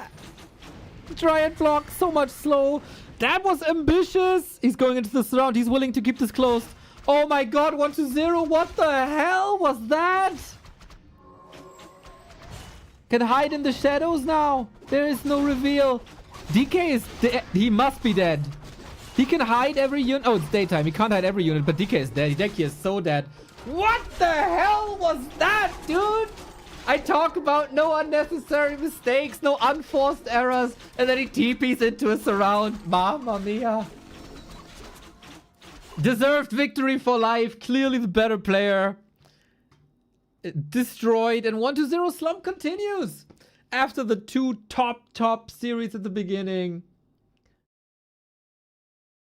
He couldn't hold a candle to life today. And Life and Sock are the first two players to advance here today in the Ancient of Wonders Cup. Well done, Life. Good that he finds his groove again, man. Yesterday I was a little bit worried. The series yesterday versus Sock was really underwhelming. Maybe it was just Sock being super good, but I expected more of Life, to be fair. But today, man, boy, is he back with vengeance.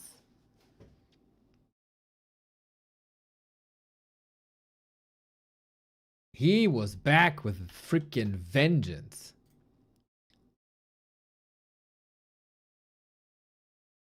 And previously on this patch, it was very, very close between them. Just the last results. Last series was a win for 1-0. Then Don't Force Me was live again. B Cup with 3-1, 4-1-0, kicking out live of the lower bracket. Then a live win again. Then a 5-5 draw and another 1-0 win. So usually very close between them. Today, not 1-0 shape. Not the 1-0 we needed to see. Not at all.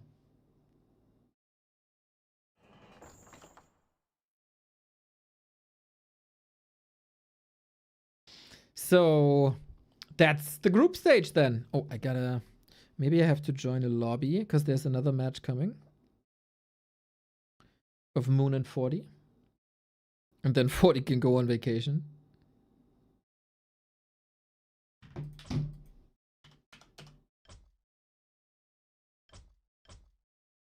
There we go. In the lobby we are. But of course, we have to show you the group stage. Remarkable group stage. One of the most exciting group stages in a while. Because everything seemed possible at any time. And it was a lot of shape of the day and who comes better prepared. And who's also able to bring his A game.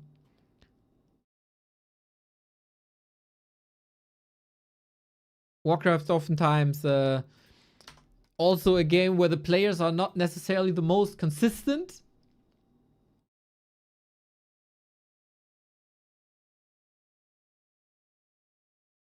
Life is not guaranteed in the player. Must be. Yeah, life is guaranteed in the playoffs. Because Happy and 1-0 play each other. There's no way both can surpass him. That is the bracket, everybody. Sock guaranteed through, Life guaranteed through, Kaho 1-0, Happy, all with chances. And with that,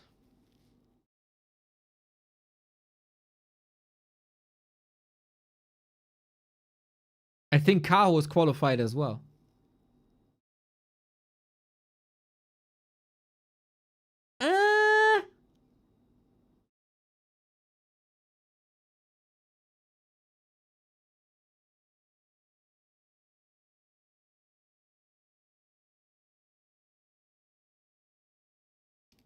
If Kaho has the better comparison against 1-0, but the worst comparison against Happy.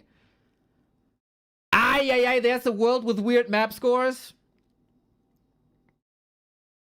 So Kaho is not 100% through. I think if Kaho gets one map, he is. Tomorrow versus Sock.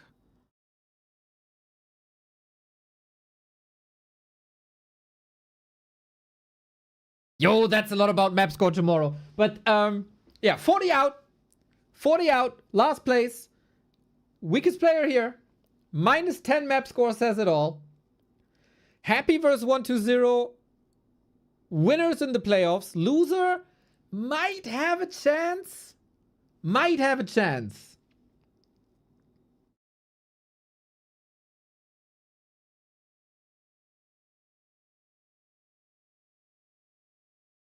But I'm not 100% sure.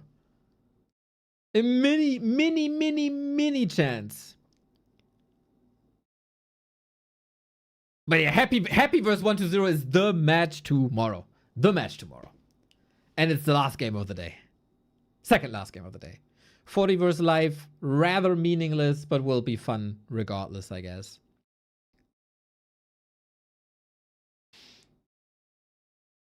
People in the chat on YouTube, get ready for Heator mentioning 32 times per hour that 40 versus Life is meaningless. And it doesn't matter.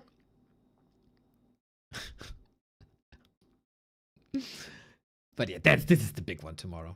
Very strong Sock. Very strong Life. Good to see new people on top of the round robin group stage. And Happy under pressure. Happy under pressure. 1-0 under pressure. The momentum is clearly with Happy. Happy started 0-2. Then tied it up with the 2-2. For 1-0 the other way around. He started with a 2-0 and then loss.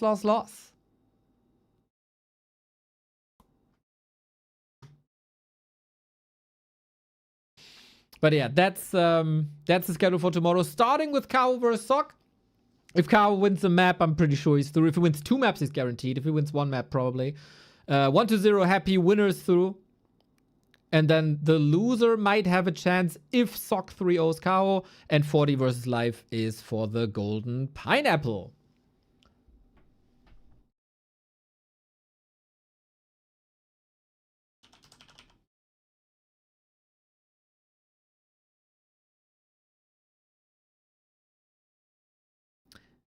We have one more match today before I take a little break, and then we'll be back with the DACH Inferno later. It is Moon vs 40. It's been a very exciting back and forth. Well, not really a back and forth. It was a return by Moon.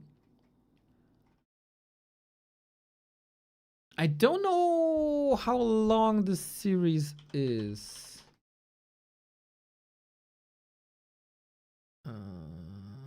Oh, is that a secret show match that's not even on Liquip? Oh no, it's Yutiao Cup 2. Of course it's on Liquipedia. Best of 7. Winner, $560. Loser, $200.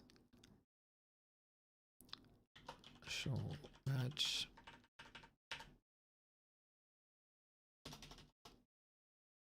Yes, sir. The German stream at 7 p.m.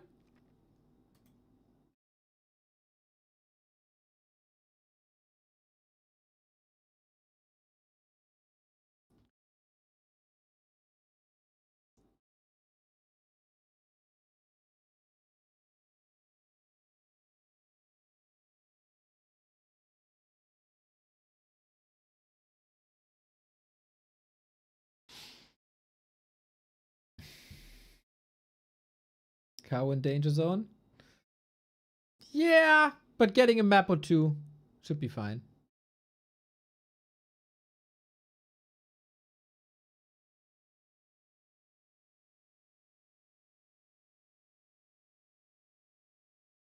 Usually I cheer for Human, but this time it's Moon. It's the cow version.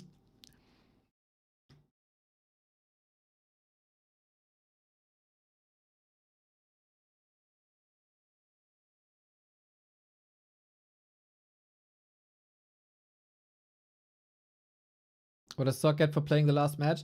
Yeah, if Sock goes 4-1, he gets top seed. And then it's 1 versus 4, 2 versus 3.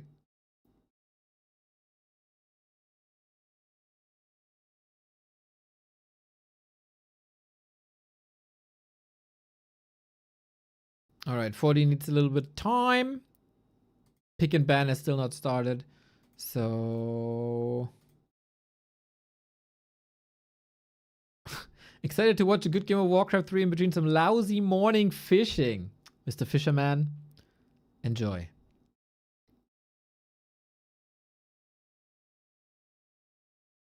Enjoy. Okay, I'm gonna grab a nectarine and some water, and then hopefully we got this match coming up. Do you see? Yes, you do. Okay, be right back.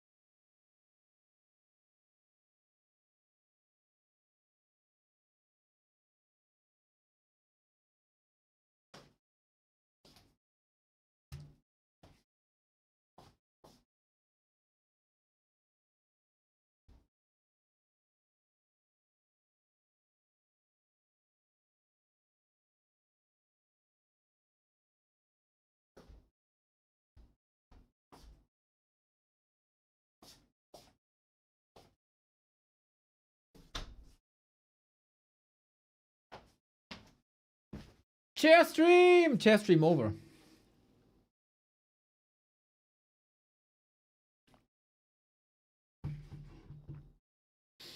Nectarine sehr gut, ja, ja. I like him, man.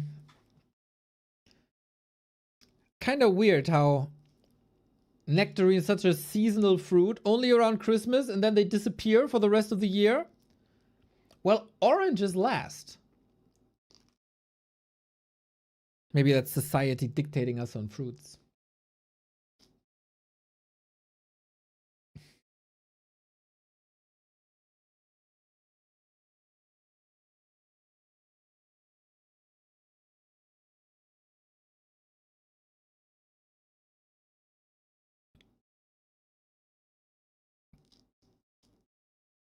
So they said pick ban in 2 minutes. That's been 7 minutes.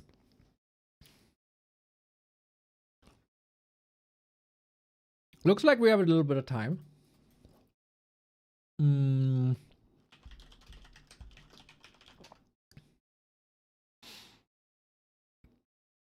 We could vote for the Game Awards in the meantime. If the site is loading. Die da oben! Ja genau, Merkel!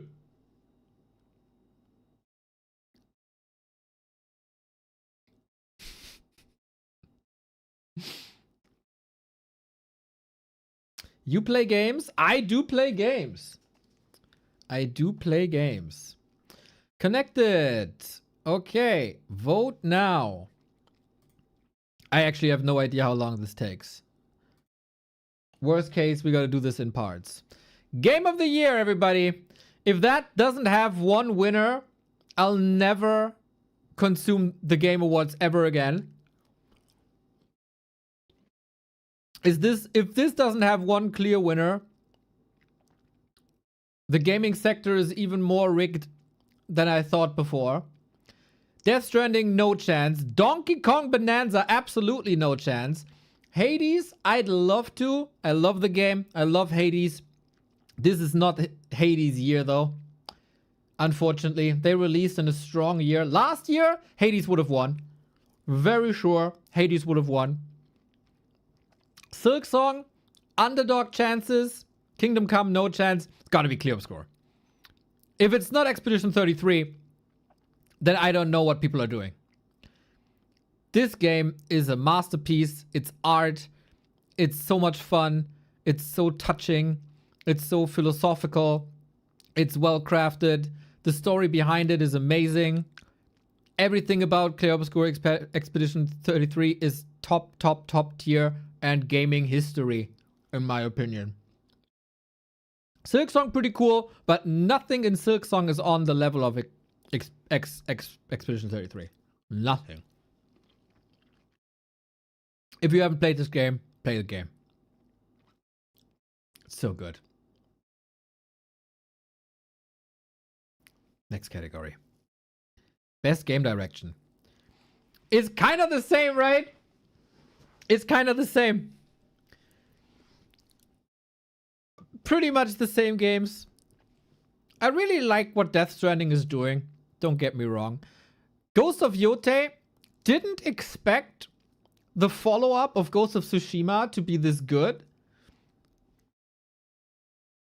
So mad respect to Ghost of Yotei for being an amazing game. Same for Hades too. Like, it's really good to see that unlike in most movies, the sequels to games are nowadays oftentimes good. Split Fiction, can't say too much about it. Best game direction is Clear Obscure.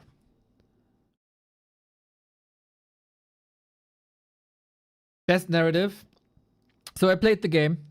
I finished the game. I've played many video games in my life. And I was surprised and touched by lots of video games. Final Fantasy back then. Even Portal to a degree, right? Clear Obscure, if that's not a movie or a series or anything, I don't know what they're doing. It's so well layered. It is. Like, you see the twists coming a little bit, but it comes out of nowhere, man. It comes out of nowhere. And it's not only creating one story, it creates an entire universe. Like, this is the perfect foundation for an entire universe.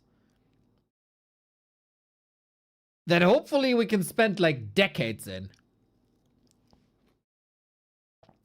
I haven't played Kingdom Come and I haven't played Silent Hill, so I don't know much about it. But best narrative is obviously Clear Obscur. The way the music tells the story, and it finds a narrative between humor and emotions and keeps the story forward. Everything is a masterpiece. These tiny little snippets that you find on the way from previous expeditions, well done. Best art direction. What can I say, guys? What can I say? It's a bit of a boring voting. I was reminded a little bit of the one RTS game we played here, Immortal Gates of Pyre, in that way, just a little more French. It is indeed obscure, a little bit of French in, surreal. Clap score. Best score in music. How is Clay Obscure not nominated here?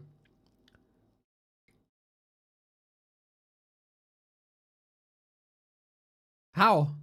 How can they not be oh, wait, here. There it is. Okay, Clay Obscure.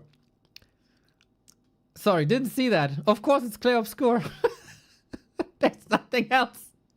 There's nothing else. Dude, from like SoundCloud to this thing, it's kind of my favorite content right now, seeing content creators react to when the first boss theme drops. It's so versatile. It's not just one style. It's different genres. They do tell a story with the music as well. And that one rock song is just an 11-minute banger. Banger. Yeah, Clear Obscure. Best audio design. I told you everything. Clear Obscure. Oh, we got a game. I don't know if you noticed, but I really, really, really like Clear Obscure. Generational game.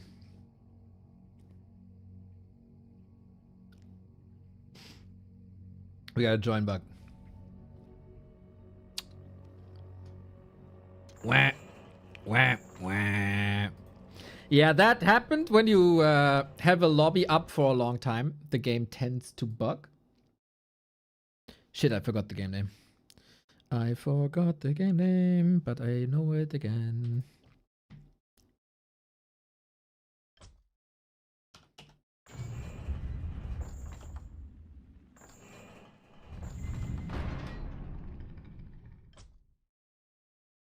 Okay, we restarted. Here we go. Yeah, lobby was up for a while. That can lead to some join bugs, as Warcraft 3 is rather unstable.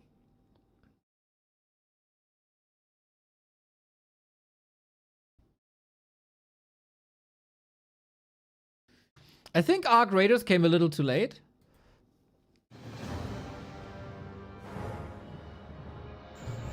For it to be nominated? Not sure. Not sure.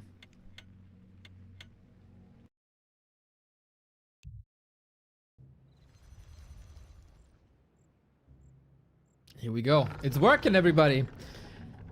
This series has been quite phenomenal in the past couple of weeks. Starting at WSB, Moon defeated 40, ended 40 streak in WSB. Since then, we've seen quite a few matches between them, and Moon, it wasn't just a one-off. It wasn't just a fluke. Oh, it is nominated for multiplayer. Yeah. It wasn't just a fluke. Moon kept on winning in extraordinary fashion. That's been some of the best Night Elf versus Human that I've seen all year.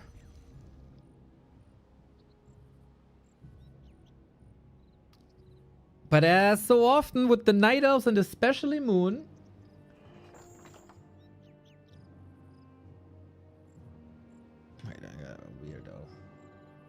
YouTube chat.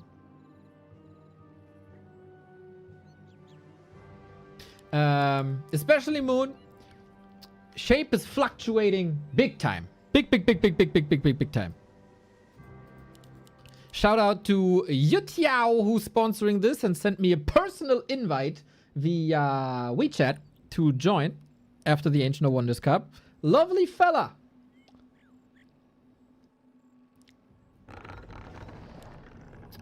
No fan of the Dark Ranger in case you wanted to get your hopes up. It's Mountain King or Archmage.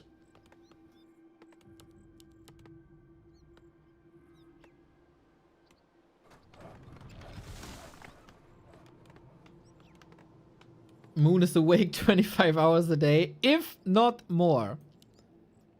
If not more. We start on Last Refuge. That's been more and more rotated back.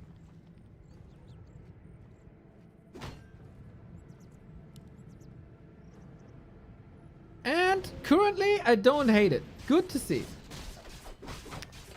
So 40 yesterday in the show match. Played the best series of the day in that show match. After looking a bit deflated versus happy previously. Wonder if it's gonna be the same here. Earlier today, 40 lost 0-3 in the strongest matchup Human Mirror versus Sock. No disrespect to Sock, but 40 wasn't on top level. Lot of speculation. Is he overplayed? Does he need a break? Maybe a little bit of redemption at the end of the day here.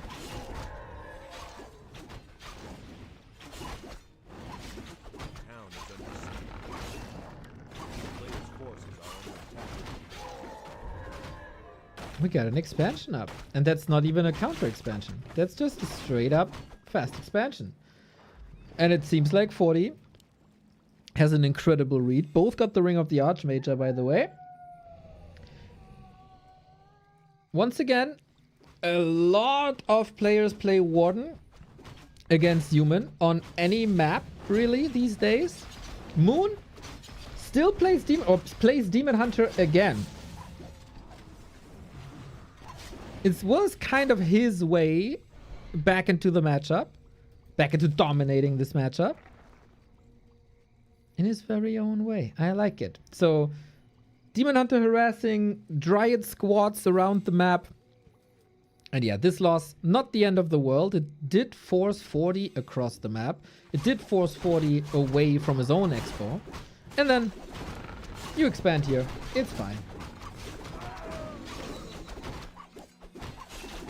Items are insane for me. It is, as a Warcraft fan, one of the best feelings in the world to have Moon back in shape. If it's just for a week or two, we should still celebrate it. That must have been some hard work. Just something clicked, man. The genius of the 2000 was back. The control of the 2000s was back. Let's see if that's still the case today. Haven't seen him in a couple of days as he failed to qualify, unfortunately, for the top 6 stage of Ancient of Wonders Cup.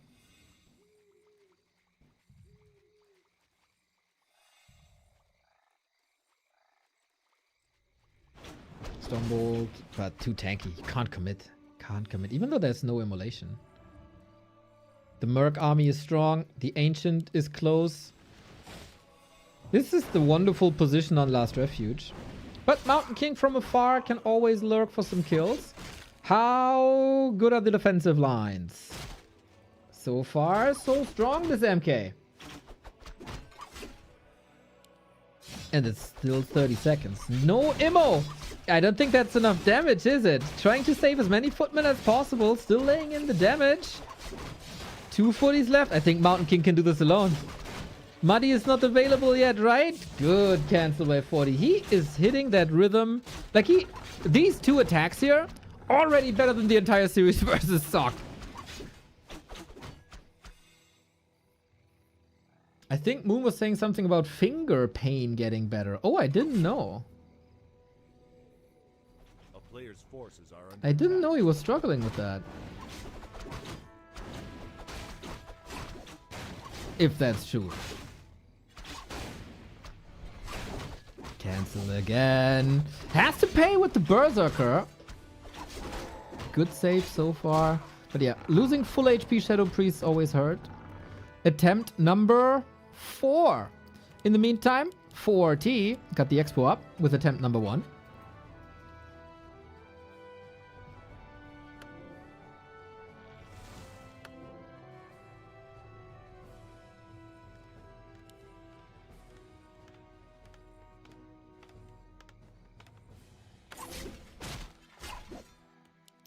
All these footies in the back. That looks like Prime 40.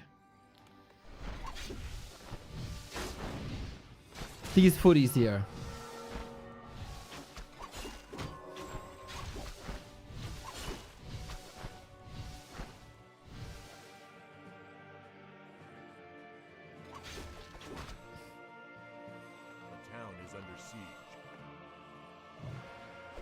Bursy again, the fight for the mercs. Nobody's satisfied with his own units. We got a staff in by 40, trying to snipe the Hammerman once again. The Hammerman, the Berserker, Muddy, rip, and that Berserker will also fall. Ay, ay, ay. Oh, not even getting the Shadow Priest. Come on with the bash. Very, very, very good game by 40. I can't believe, similar to yesterday, I can't believe it's the same person that played Ancient of Wonders Cup.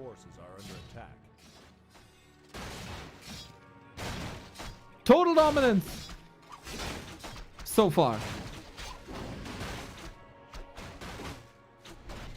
He's not even that far behind in tech, and he gets the cancel again. These are these razor sharp attacks, the footman saves, the efficiency.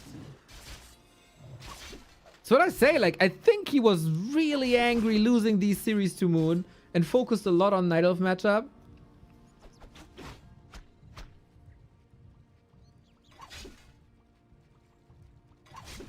And maybe he got that fixed. Shadow Priest signaling. I know. I know what you're doing. I see everything.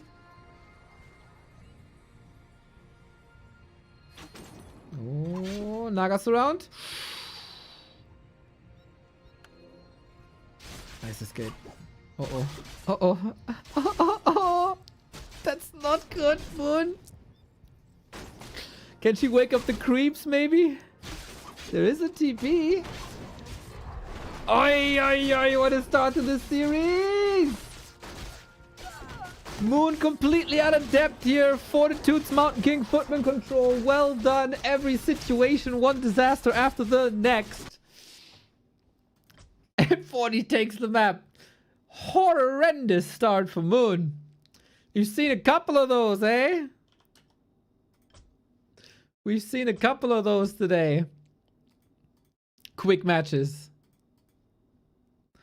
Last Refuge spiraling completely out of control. I like that, man. Just, you know, quit, go next. This didn't work. This didn't work.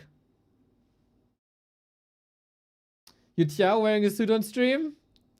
He is a handsome, handsome man. Let's check. Stufka number 1. Oh, wait, before we check.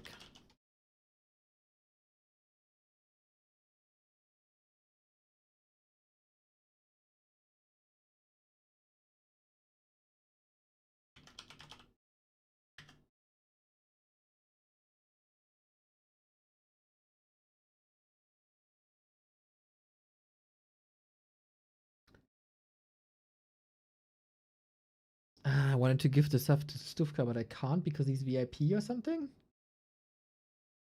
I can't do that. Odd. Anyway, Yu Tiao, where you are. There we are. Look at this, man. The tie could be optimized, I gotta say.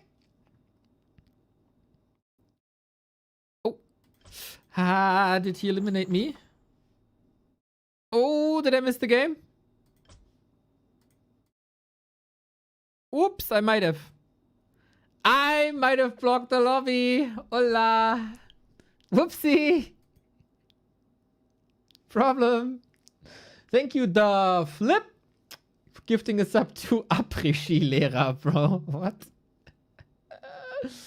Thank you, Disengage, for bringing light into my life with these wonderful emotes that I adore. Yeah, I might have chosen the wrong slot.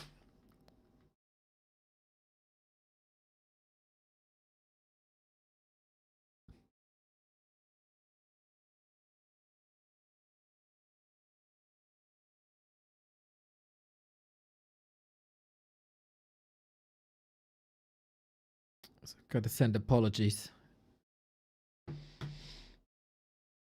Twisted! Twisted is next.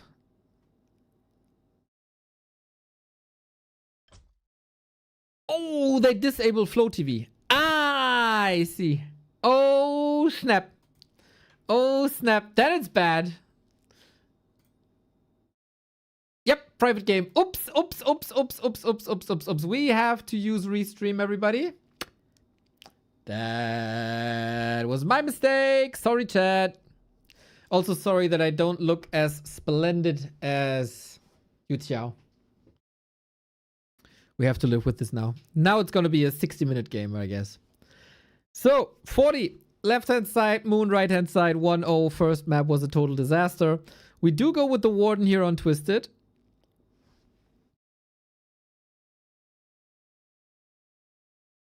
All because we had to check out Yu Xiao. We should give Neo God mode so he can ops any game even with private. That would be the best for all of us. Especially for me.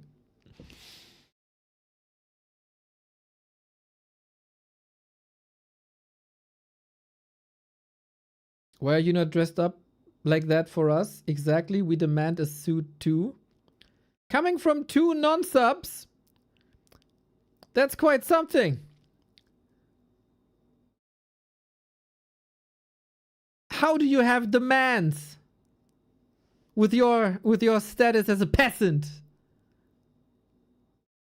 Ha! Oh, I was worried for the deny. Oh, I was very worried. Ah, guys, glad to have you here.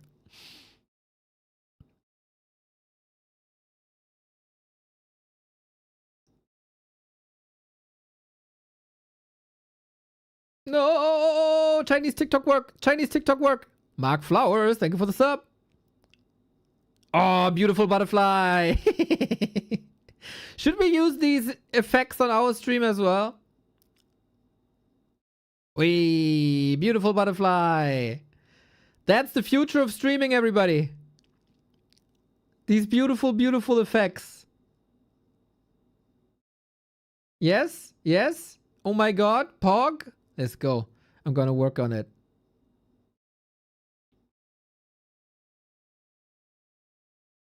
R is the hotkey for refresh on Chinese TikTok. Of course, you know that.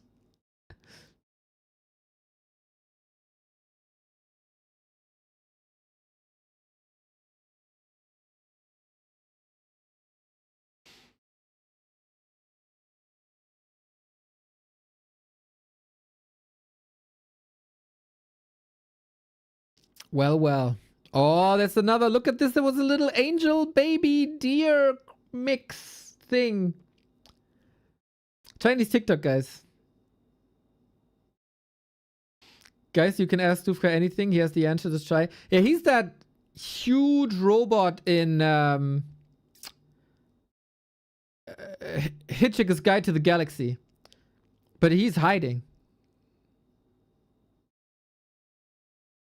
He's hiding that fact from us. Mountain King, big mana, noise. I like that. Thank you. Shout out. Oh, is that? He's advertising ramen, I guess. Nice.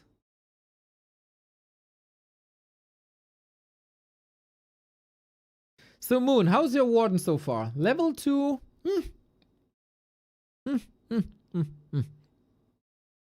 I think this game is looking solid for 40 again, huh? Mountain King looking strong.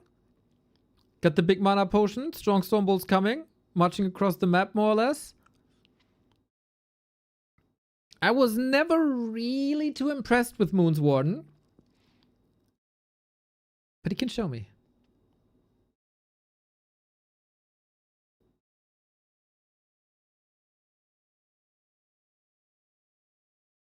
Deny. We demand suit.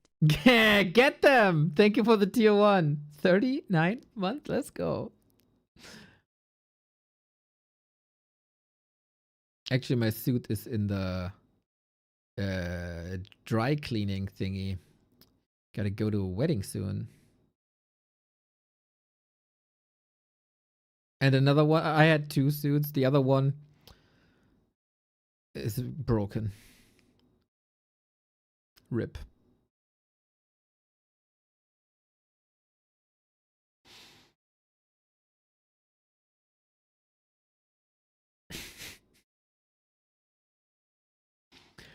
I am not impressed with that one so far. 2 suits. Look at Mr. Fancy over there. Yeah, they came with my 2 boxer shorts I own.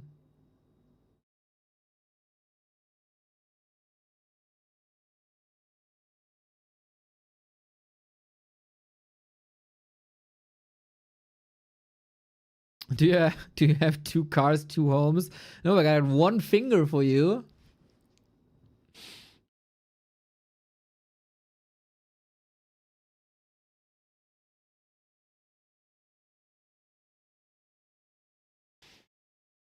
I have seen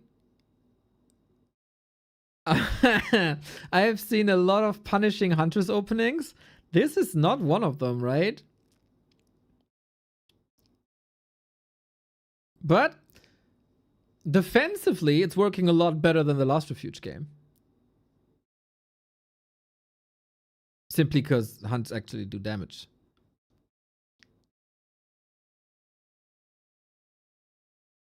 This really making me want some pistachios. Bro, pistachios are like 15 euros for 100 gram or something these days. I used to love pistachios. Nobody can afford pistachios anymore. You know why? Because of that fucking Dubai chocolate. That, it's kind of hype, or was kind of hype. Stupid chocolate ruining my nuts.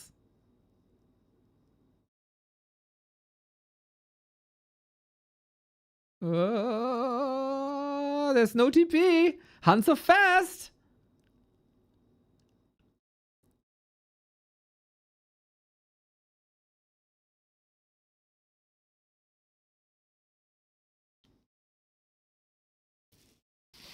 Nice escape though with Muddy.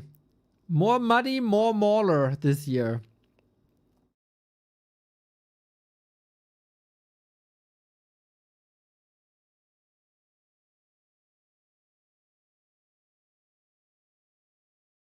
What's Dubai chocolate? It's chocolate with pistachio stuff in it.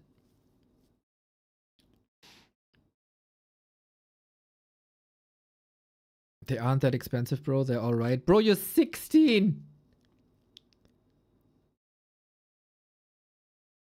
You shouldn't have money for anything.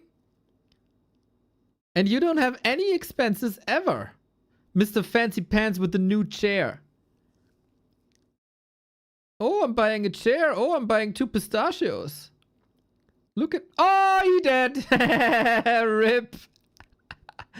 He could have bought a potion, no? He had all the gold. He had the inventory space. He just kind of forgot that there was tick damage. Lol. Oh, now that's bad.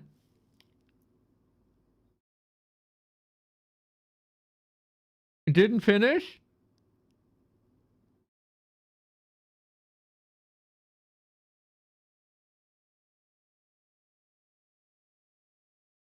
What the hell is going on? What the hell is going on? Yo, all of a sudden, Moon is looking hella good here, isn't he? 2 Mountain King death. Dude, they always display like kills here, right? I don't think I've ever seen a 2 next to a hero icon. What a dieback, dude. Oh my god.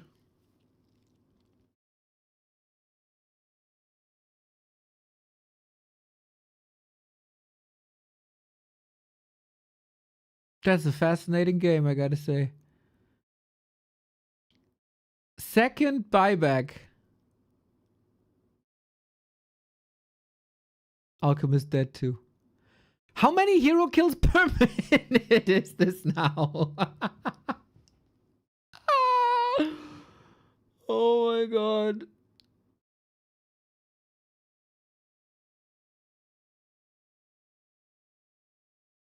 What's going on?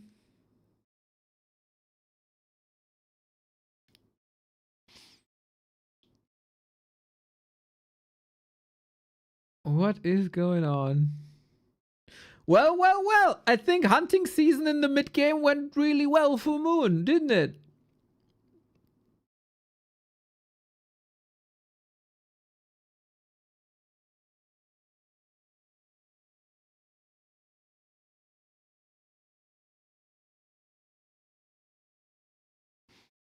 Phew.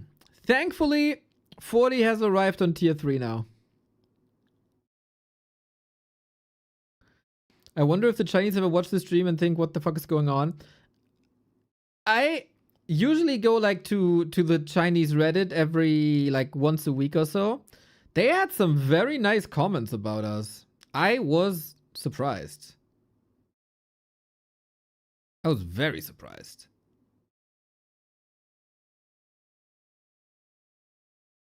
Pleasantly, of course.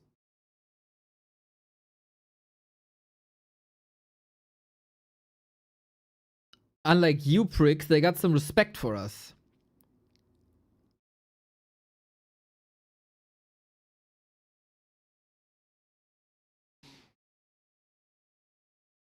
Chinese Reddit, Baidu or Siu ne Tieba is the only one I know.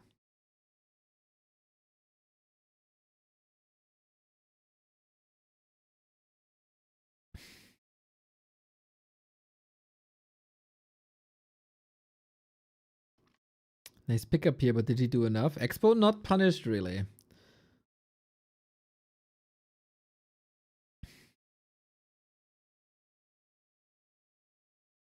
Dude, I can't stop staring at the pistachios. It's been a long, long time since I had pistachios.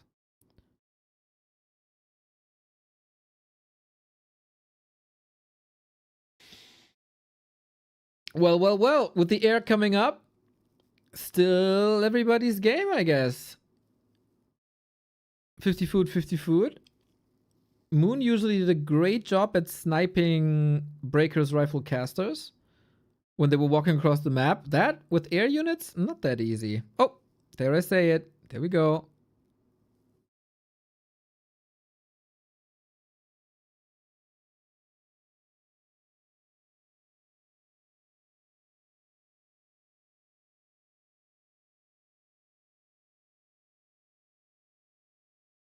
The thing about pistachios, A, they're very expensive, and then you also have to work to crack them open. Like, they could either be expensive or peeled, or cheap and come with the skin thingy.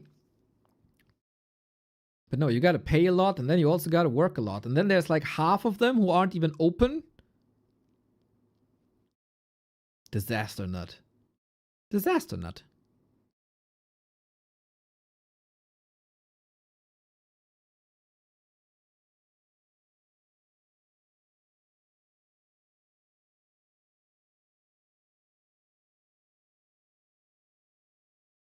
This was a very early Naga, so kinda low level Warden here. The level 5 Fan of Knives harass hasn't begun. He didn't even skill to Fan of Knives. And let me tell you something, this will be news to many of you guys. A Naga is no panda.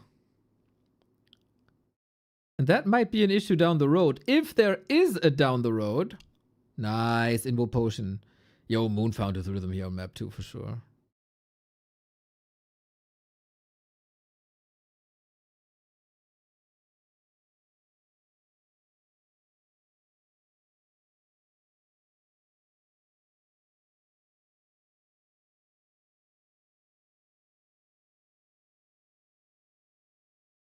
Is this Fortitude? Yep.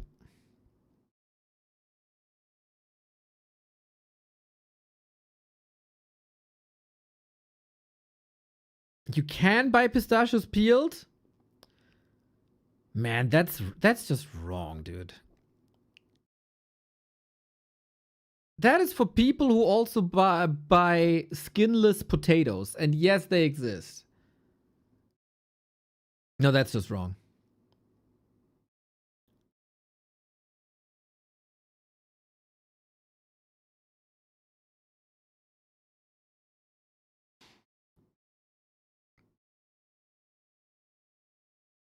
Panda second would have been a better choice. You never know, man. If he picks the Panda second, we wouldn't be in this game state. That's a lot of Dragonhawks, by the way. Oof. Does Fan of Knives hit air? Yes. Okay then, show me how much damage you can do with 2 heroes and a handful of dryads. That's actually big hands. And you know what they say about people with big hands. Blood Mage, noise. Only 4 of the dryads here. Damage only on the Warden. Feels like a bit of a missed opportunity.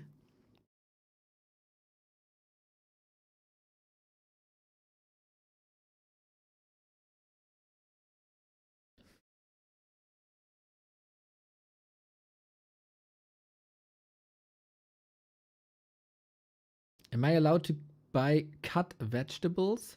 Is that a thing, dude? No way.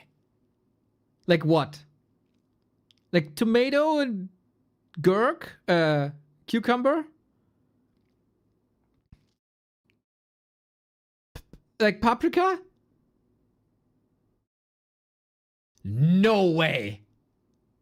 Dude, I tell you, Wall-E is a documentary from the future. That's crazy.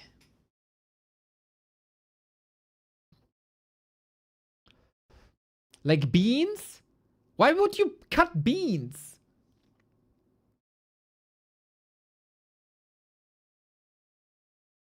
They're small already.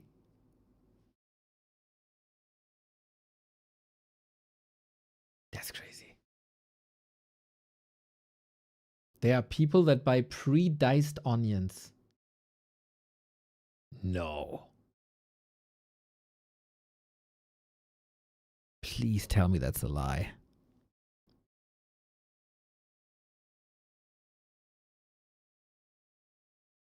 That's crazy.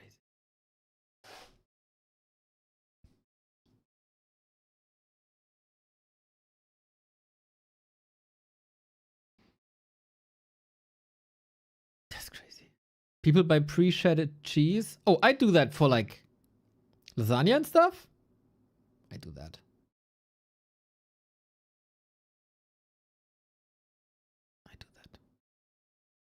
Sometimes.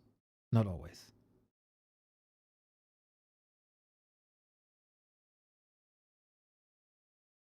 You make lasagna? Disengage. My cooking is not top notch, okay? I surely can improve, but I do a badass lasagna and I do a badass orange chicken. That's 2 recipes I'm really proud of that I could do, that I can do. And then it kind of stops.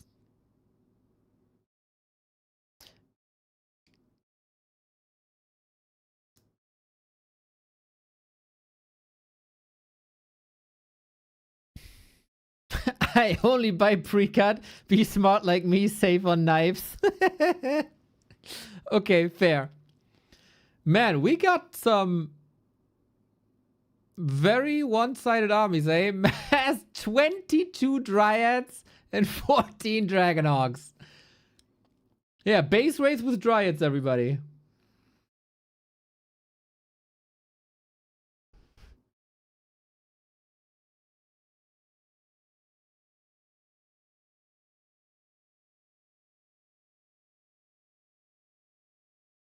Wow, Blood Mage. Banish almost backfired with that fork lightning. Blood Mage still dead though. Dude, we just occupy 40 base. There is a chance for a third base upper left-hand side, but it still has to pay off.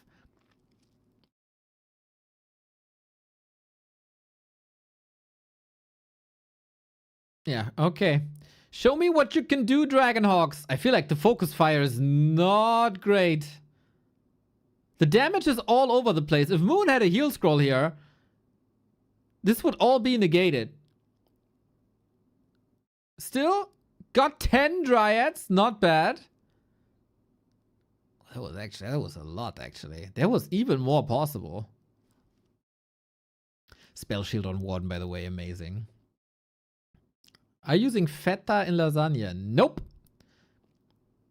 My lasagna is very simplistic and basic. No carrots either.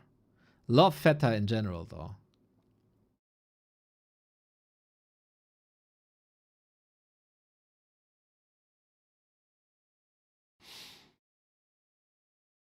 Moon also 3 bases without the little holiday on the island.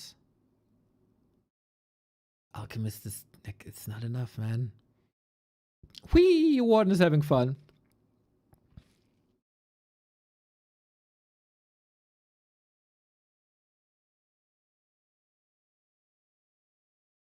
Plot twist! Neo buys frozen lasagna, just adds shredded cheese.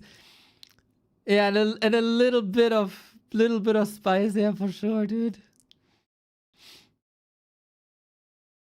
Oh no, Blood Mage, you just made it back, brother. That's just Arbeitsverweigerung at this point.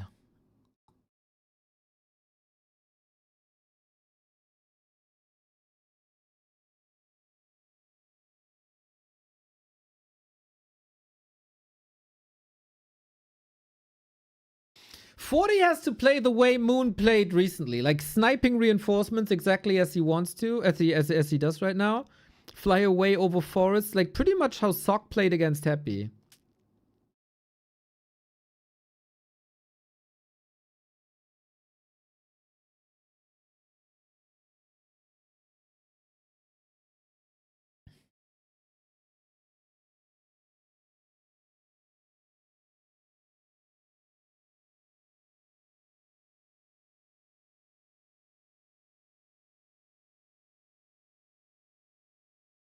How to make the Italians and Greeks hate you at the same time at Feta Lasagna. Fusion Kitchen is a thing. Otherwise, how would we have come up with hot dog pizza? If not for experiments like this.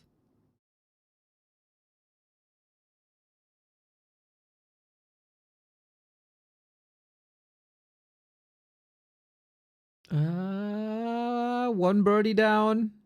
The other saved. Okay. How did the Naga outlevel the Warden?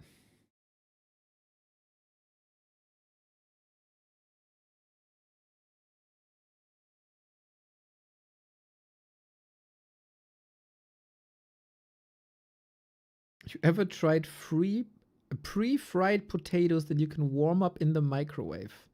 No. No. Why? There's people who buy kebab and fries for the microwave. You can just give it up at that point. You can just like... Just stop. Just stop eating. Here's to the next 5 years. Yo, Pewee! Thank you!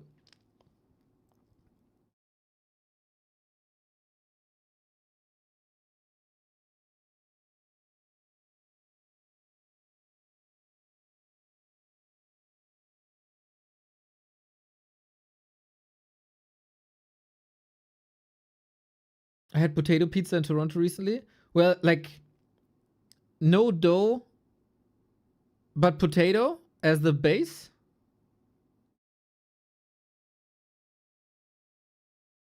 That's pretty good.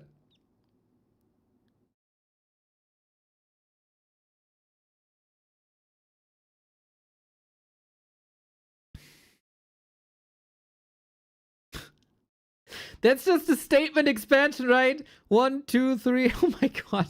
6 bases soon, man. Moon is outplaying him so hard. I'm gonna start playing him so hard. Potato as a topping.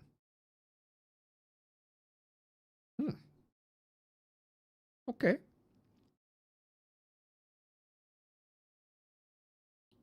Did you feel German for a second, or? Anyway. Next fight! How many dryads that is? 16 only, I think. It's very hard to read because we got basically 5 pixels here. Don't lose the one. Don't lose the one. Don't. No. Okay, survived. All good. Man, a Rita would be good, eh? Sweet little hero focus.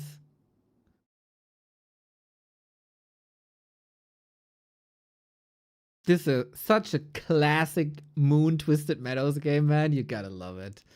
You gotta love it.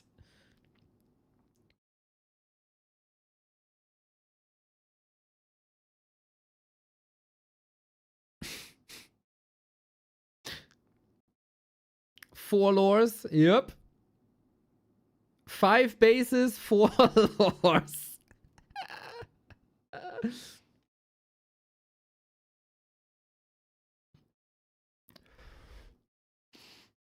We all know 40 is quite a macro monster. But Moon's just ready, man. Moon's just ready.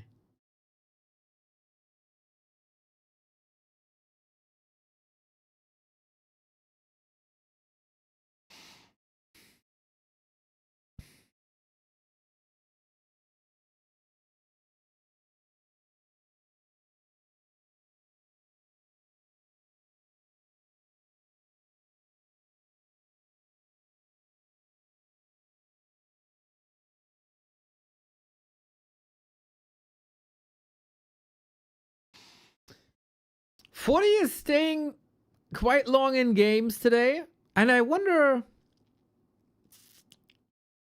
what he sees as his win condition. Maybe he's just not aware of all these bases. Maybe that's what it is.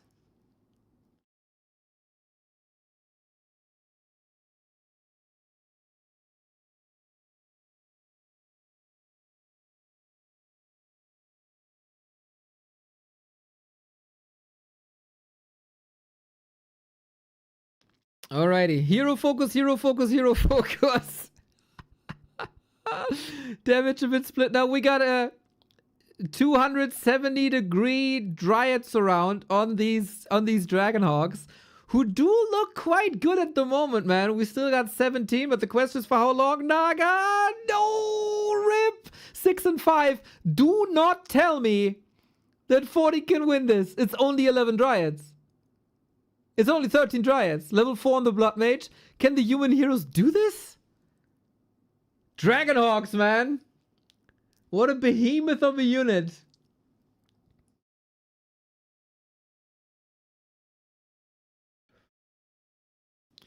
Oh my god, 40 wins the fight. Moon has 2,200 gold. Do you think he can still win the game when he's only on 4 bases? Like, is there still a chance?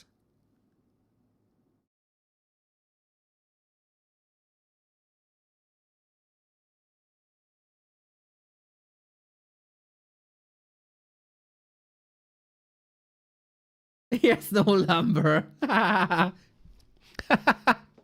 He got all the wisps and gold. He doesn't have lumber. He didn't buy a shredder.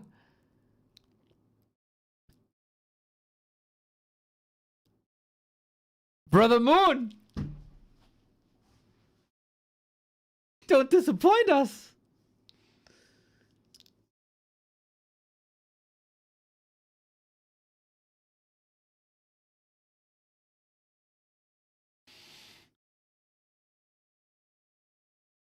Oh, Mamma Mia. Is this army ready? We do have Avatar at least, so that's good.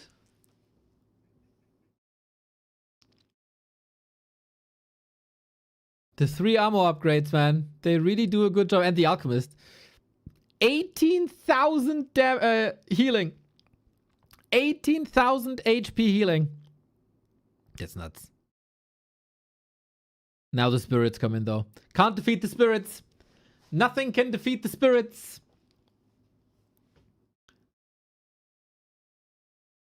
It's a ridiculous game. I love it. Alki 6? Not impossible anymore.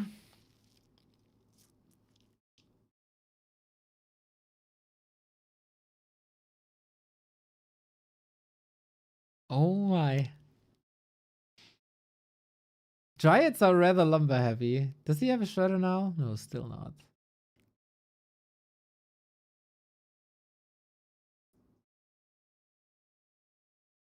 Moon has 3,300 gold.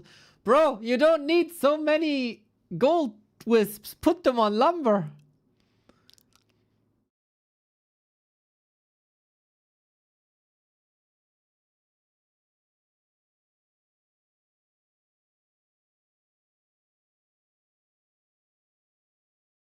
I think 40 wins. Moon only on 3 bases.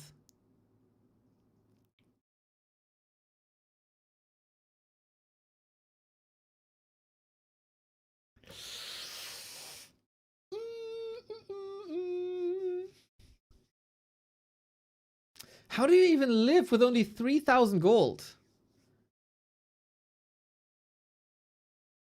Ugh.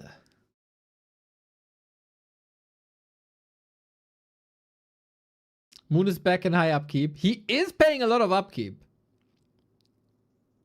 He is paying a lot of upkeep. Town portal in? Okay, okay, okay. Doesn't want to risk it. That's a lot of units. The Stormbolt Life Drain combo is really good. Can he fight his way to level 6? I don't know, man. I don't know. We got some bears in as well for Raw Reju. That's sweet. 5.8. Dryads are not that expensive, but bears. Bears would give him good money. Anti-magic only on the head. Gotta protect the snakes, boys. Just a few more. Level 6. Here we go. We got Transmute. Oh my god. Moon might actually use this game. A lot of Dragonhawks are falling, but it's also level 5. Acid Bomb, right click, rip! Oh my god. No, no, no, no, no, no, no, no, no, no, no.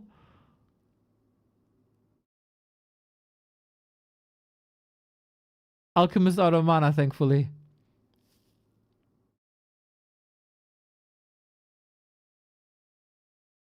Oh my god, 2 bears. Oh my god, he's throwing this. He's throwing this. Supply is even.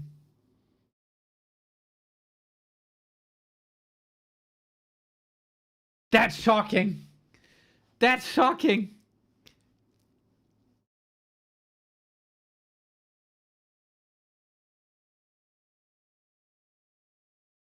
We still got some spirits here, man. If they take out some Dragonhawks, that'd be nice, but I think Alchemist just has heal spray again.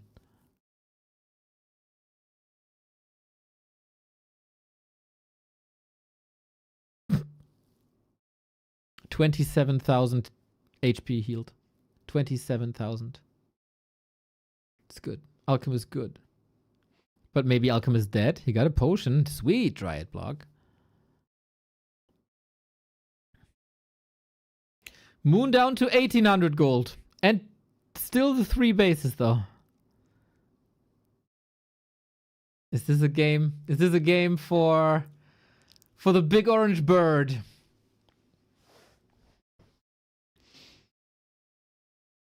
Why only 1 staff? Probably not enough gold. Holy hell. Okay, he held this. Extremely important. At this point, you gotta raise the question, how long is 40 mining in the north?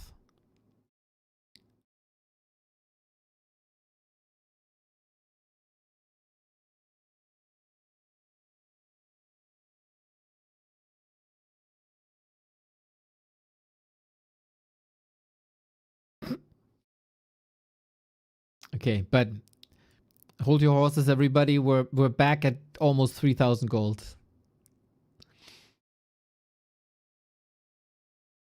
But I mean, there's an alchemist. You never know with an alchemist.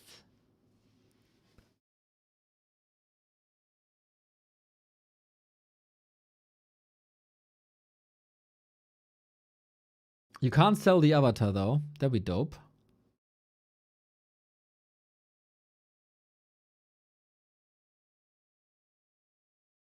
Four dryads. Every time. The amount of XP is crazy. 765. Well, well, well. We're trying this again. This time with double heal scroll. Does he have the timing down? Focus fire seems a bit better. It feels like we're very, very late for these heal scrolls. Still didn't use one. Still didn't use... Okay, there's one. Man, imagine this game with the panda. Just panda third for mischance. Drunken Haze. Please, would be so good. But okay, we got that 270-degree surround again. Boink. We have a TP. We have a TP. So scary for Moon. I have no clue how this is 87 food, but hey, I take it.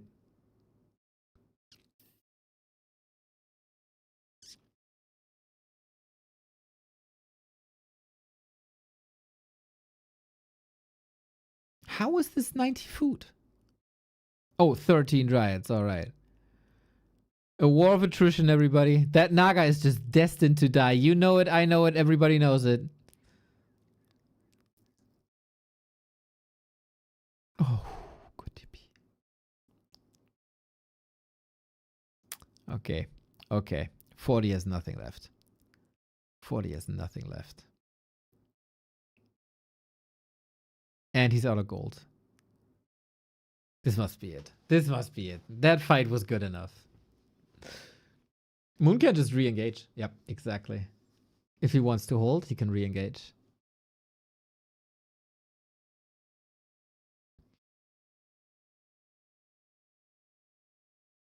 Moon is down to 2 bases, though. Out of 6. I thought he expanded again on the upper right, but maybe he didn't root?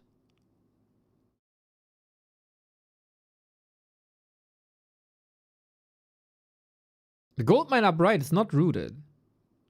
Faked it with the staff. 40 fell for it. Alrighty, can we close it out? I miss like seeing clearly in HD. Okay, Alchemist. We haven't seen the impact of Transmute that much. Just the 36,000 healing he has done.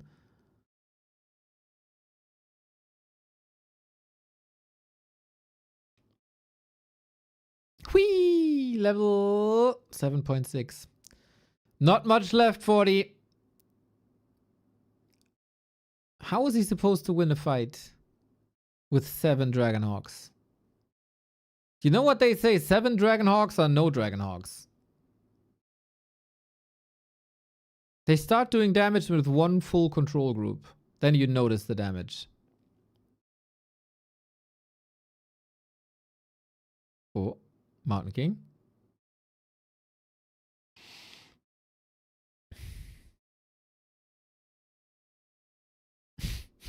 Forty kind of baits him into this secret, safe position, right?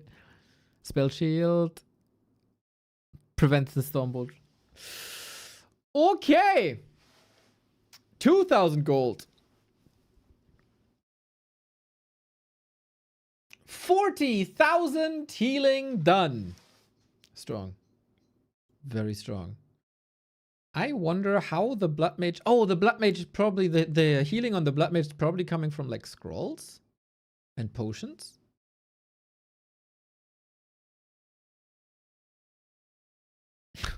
How relentless.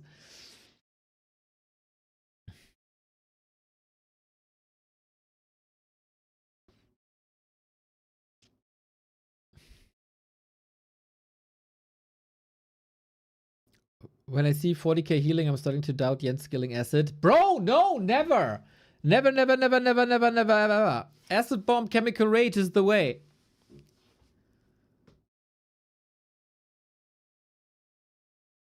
And now trying to... You need to go over the pond, over the pond, over the pond, or the trees. 40 is slowly but steady bleeding dry.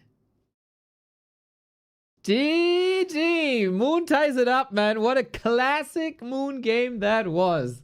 6 bases, Twisted Meadows, 100 supply, 3,000 gold. Forget about... forget about...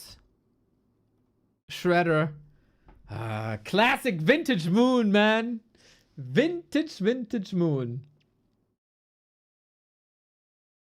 Good to see. It's still working after all these years.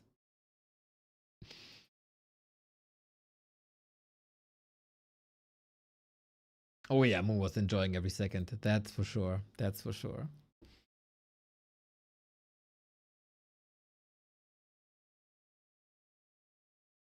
All right, Turtle Rock next. That might be a little bit of a different affair.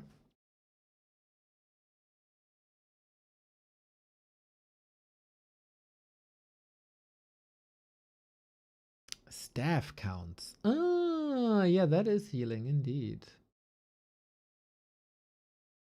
Overlay shows everything that's going to find it. That's correct.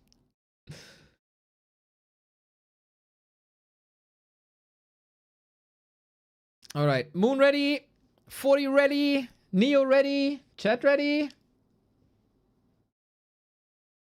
We got our overlay back, everybody. We got full HD back. You know what I think about Warden, Neo? I Dragonhawk Tua on her. Classic. Absolute class act. Oh my god, this is my community. Thank you for the €3. I like a little bit of degen every now and then. Okay, cross map.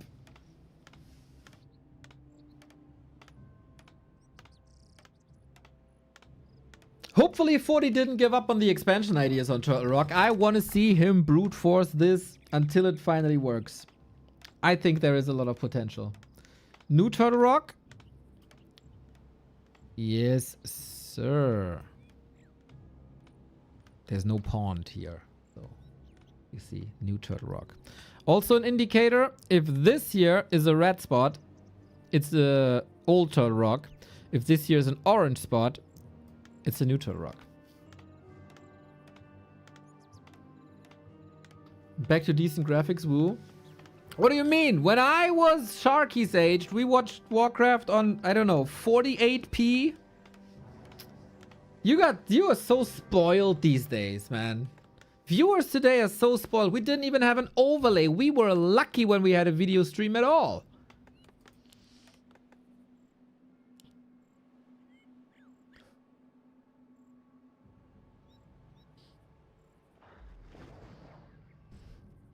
$48p. Sharky, you have no idea how horrible streams were back then. You got no clue. A player's forces are under attack.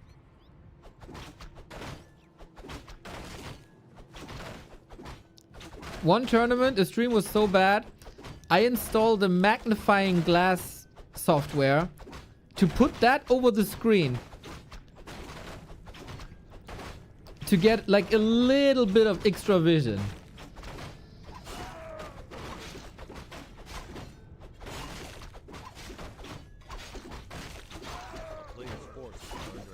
Back in my day, we had to walk 20 kilometers to play for 15 minutes in the snow. Yeah, it was all Northern Isles. All Northern Isles, and the distance was like Melting Valley.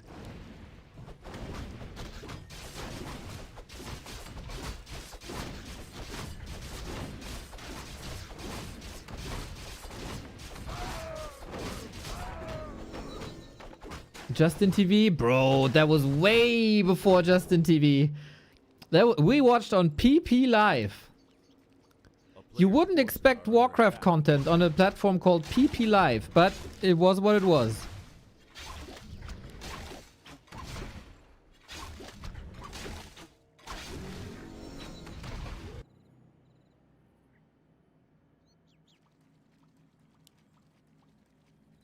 And we played on maps like Maelstrom.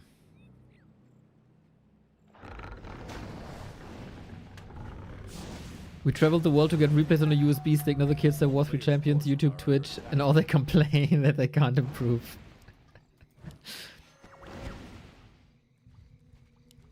A town is under siege. It was rough. It was rough times. But we made it, and it was glorious.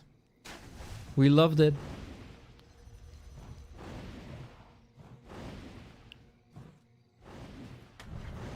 Yeah, that's a lot of wisps falling. Oops. 40, very much sacrificing level 3. A player's forces are under attack. Hitting a bit harder than Moon expected, I guess. A little bit.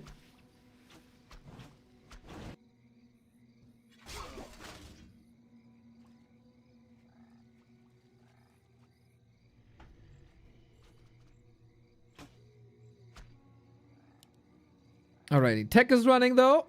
Hunter's Hall coming. Interesting position. Yo, Nico, thank you. Forces are under attack. Hi Neo, hope you're having a wonderful weekend. Thanks for all the content that the B2W team keeps bringing to us. Best gym companion ever. B2W heart, B2W boat. Yeah, I'll that's my contribution to gym culture. I'll never set a foot in one myself, but I'm somewhere there, somehow, somewhere. Thank you. A town is under Archmage with Blood Mage to counter the Demon Hunter, hopefully with Banish. So far, Moon is under a lot of trouble, and it's a bit of a situation that this Hunter's Hall got scouted. This could be torn apart player's forces are under with a attack. couple of foot, maybe?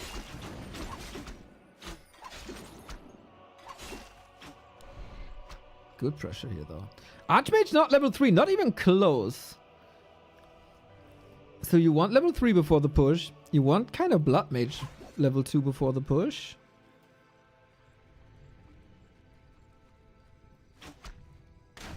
Moon still has all the chances to recover here. Early game wasn't superb. But it's also not level 3. Good bullying. Good. I'm usually anti-bullying. But damn, there was some nice bullying.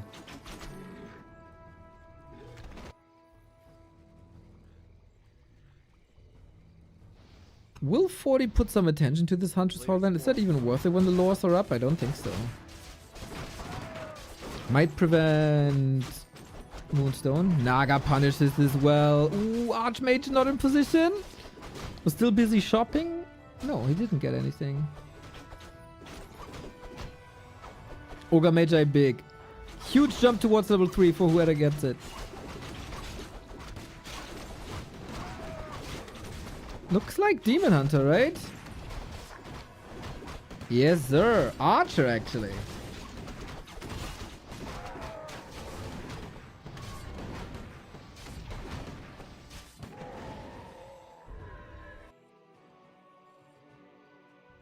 Critters on TR.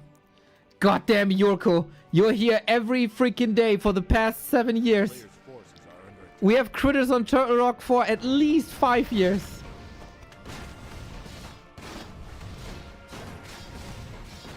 Are you on like audio only?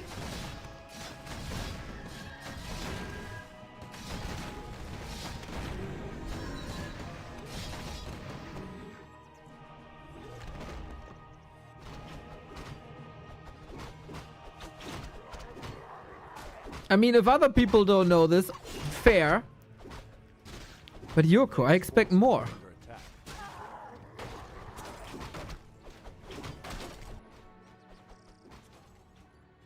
I got a feeling that this rifle push is already delayed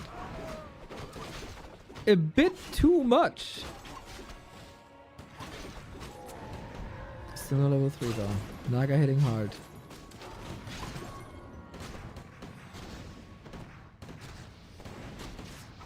Good inventory though. Big mana, sweet. Heal scroll, sweet. Another claw, sweet. That's how you get some punch. And he did delay the Demon Hunter as well. Is Moon on tier 2? Kevin! You're here for the past 17 years. There's a tech indicator right there. Kevin, it's totally fine if other people don't see everything on the overlay. Kevin. A player's forces are under attack. But yeah, he is only tier 2.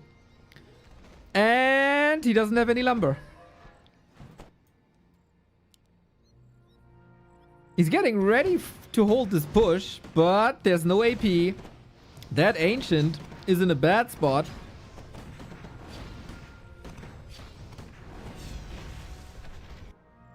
And the Sharking doesn't work.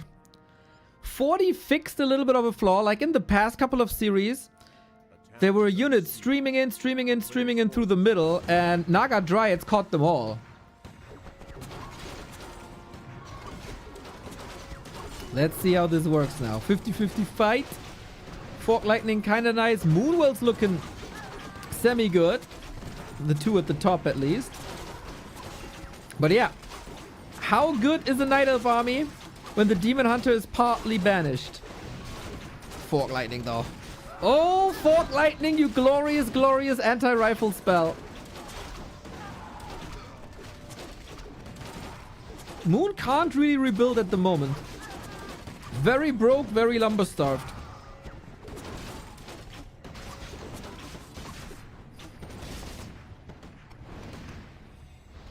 Naga can still heal up.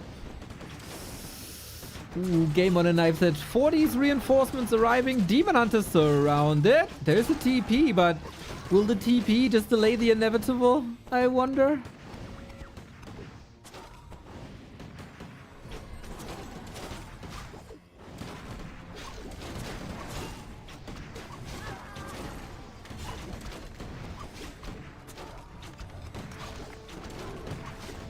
Looks like 40 is closing this out here. Love the rhythm. He's at 51 though, but still. That was a bit too much. Nice delay on the push by Moon, but eventually, if you want to hold this, I think you either need an AP or even better, tier 3.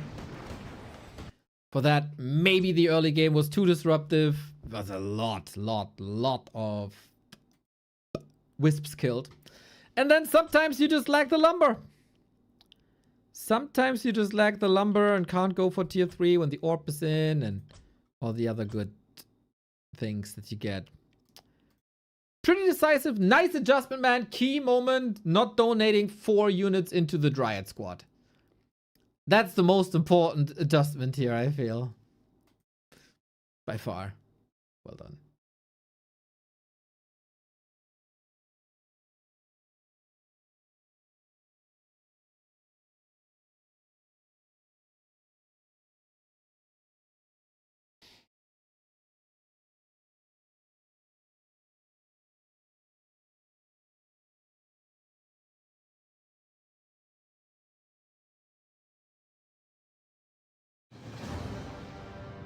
Next game.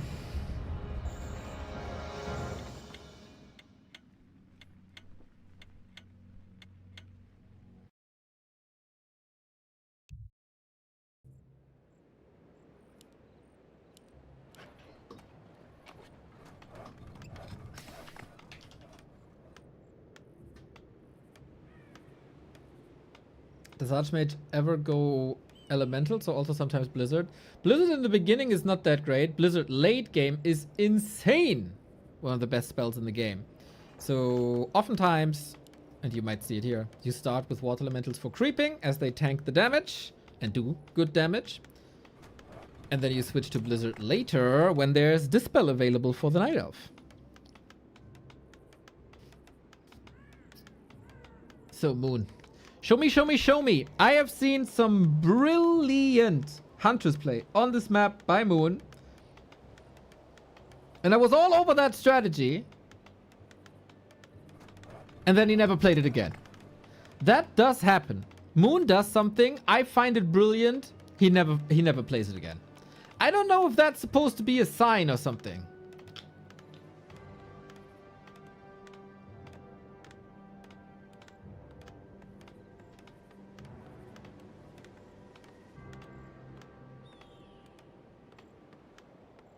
Similar to his wonderful keeper play versus Orc.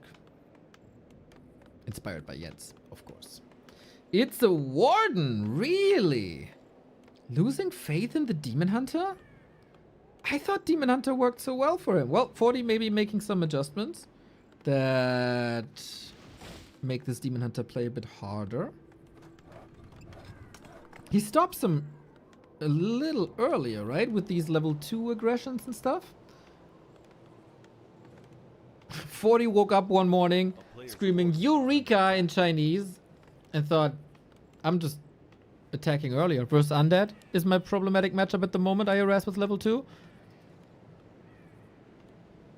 And then he has a good call going Mountain King here if it's Warden.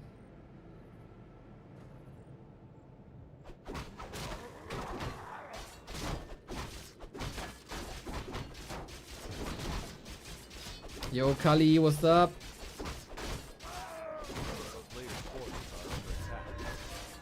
Oh, does Archmage ever go Elementals and Blizzard without Aura? No. Aura way too good. Aura MVP. A town is under siege. What the?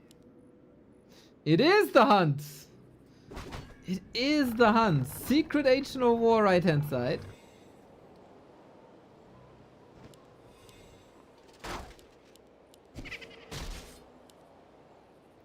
But with the Mountain King in the base, he sees that already. Again, early harass. But this game is less about the Warden. A town is under siege.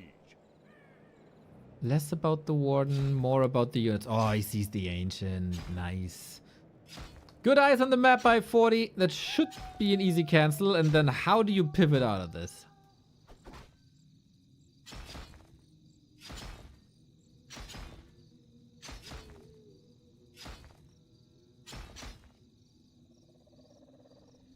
What was your meal today? 2 slices of bread so far.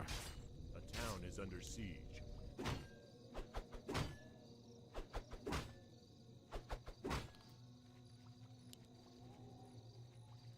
I had a very packed morning.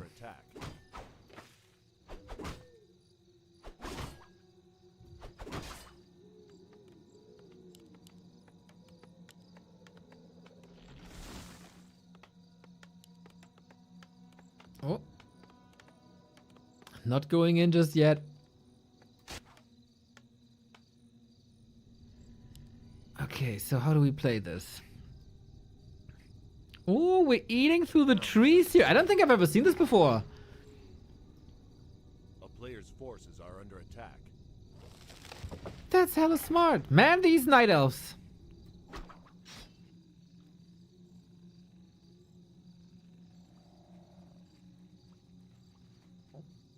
Making 2 Nagrata soon. Nice. With tomato sauce.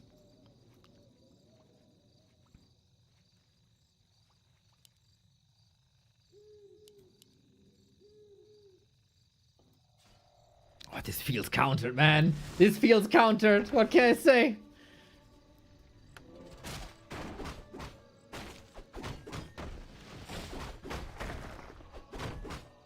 At least you can counter expand. So that's nice.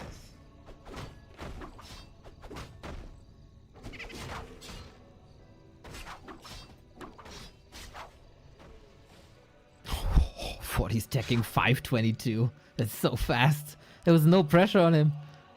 He didn't even have to buy too many footmen because they will all die to hunts. A town is under siege. With the creeps, man. Unfair. A player's forces are under attack.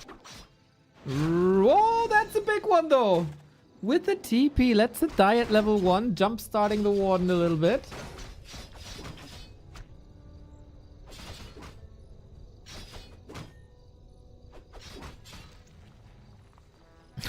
Golly, that's sweet.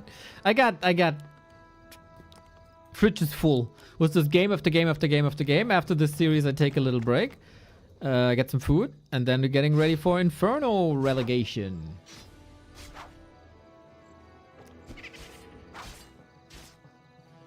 This is one of the coolest animations, by the way, that Blizzard ever did. Oh, now he ruined it. Nice. So simple, yet so pretty. Yeah, all of a sudden we got a solid level lead.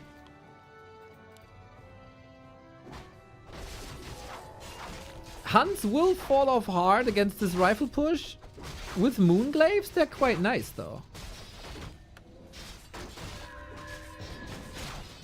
If they survive. They do feed some good XP here as well.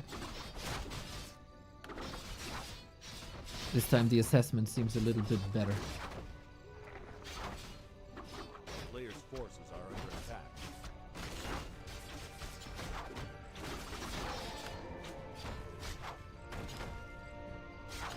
Goddamn Sasquatch, man, just refuses to die. 40! Voila.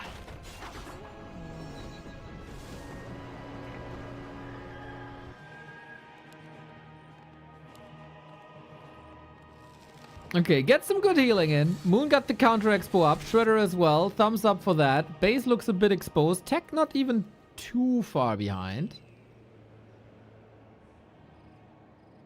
The players' forces are under attack.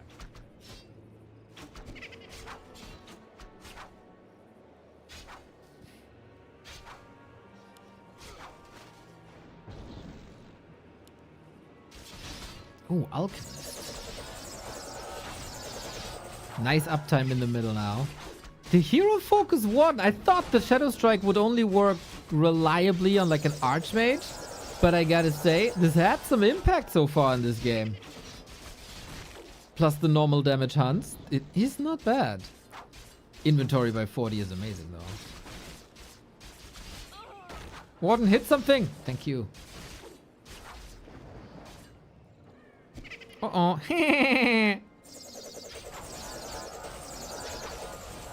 Nah, can you outmaneuver him? Needs to be smart now. It's so dumb. You go left, I go right. You go right, I go left. Oh damn, 40 is having a good time. Smart, smart, smart, smart, smart.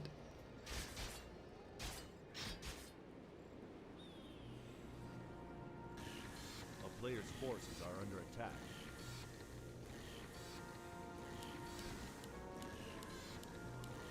What? What is that? Triple Ancient of Winds?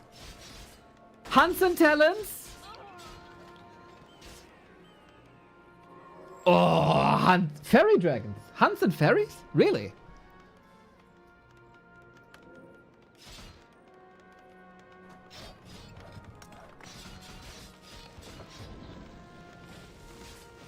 Why talents?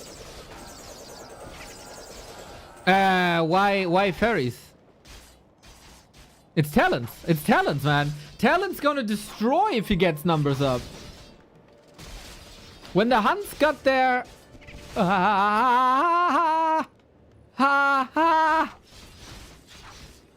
heal scroll, mamma mia. When the patch came in with the Moonglaive upgrade, I said Hunt's talents gonna destroy everything. Well, they didn't. But maybe it's starting now. I have to say though, these Stormbolt surrounds are not in favor of Moon right now.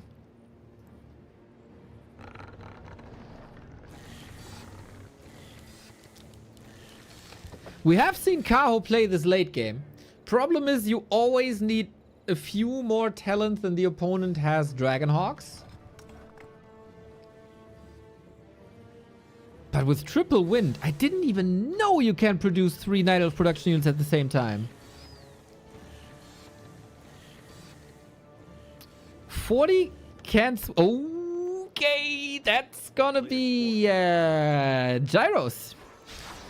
Yep. Gyros against Warden. Oh, that's not gonna be easy for Moon. Moon needs a panda ASAP. Oh, and a Sanctum as well. Oh, that's not good.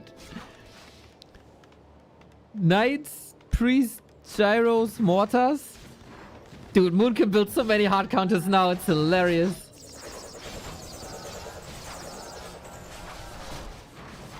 First pro save. Love to see it. Never underestimate talents, man. When they're there in masses, they can deliver. Boom, workshop's cancelled. Like 40 is down to 2 units. This mass talent push is kind of hilarious.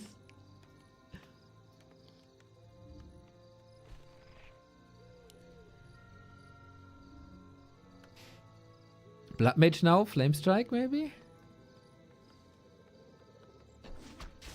Mass talents versus human, dude.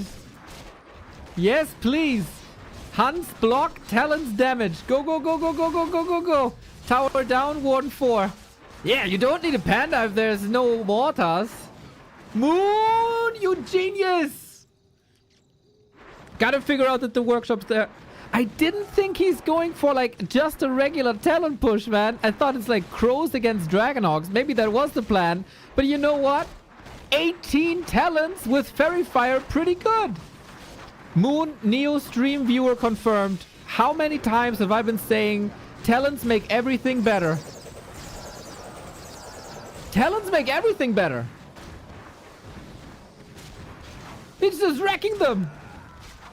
Go, go, go, go, go, go, go. Hit him, hit him, hit him, hit him. Oh, he's stepping in. We're stepping in here as well. TP to the save. Oh my god, 40, that was hella smart. There obviously was no staff in. He's still struggling so bad, dude. Fairy Fire, right clicks, everybody. He's just wrecking him. The healing lock stays after the... Yeah. The buff stays. The buff stays. Rip Blood Mage as well. Moon defeats 40 with mass talents. And now he switches into triple lore. He got 7 production buildings.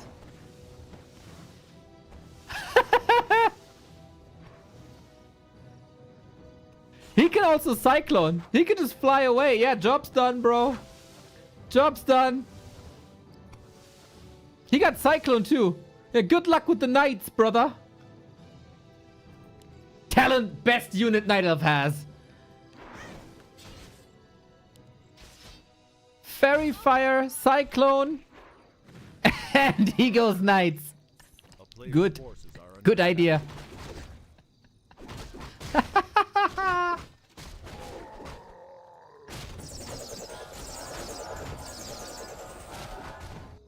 Oh, we're having fun. We're having fun. Have you ever seen this many Night Elf production buildings? I can't remember. Moon is a freaking show match, man. The dude's getting invited to a show match and he's bringing the show.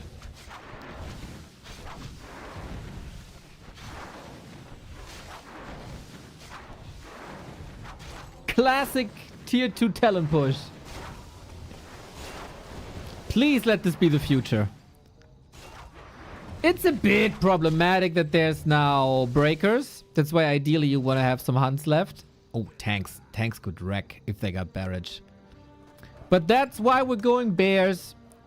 And we fly into the base. And we wreck the tower again. This freaking genius, man.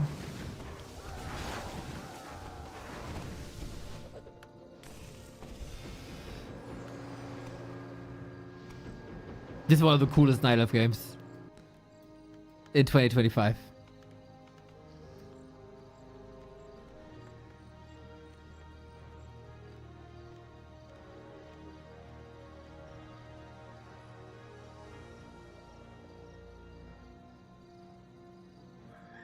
A player's forces are under attack. Okay, there's vision now thanks to the thrown back Fairy Fire. Should probably disable autocast. It is 8 production buildings now. And Warren is back, level 6.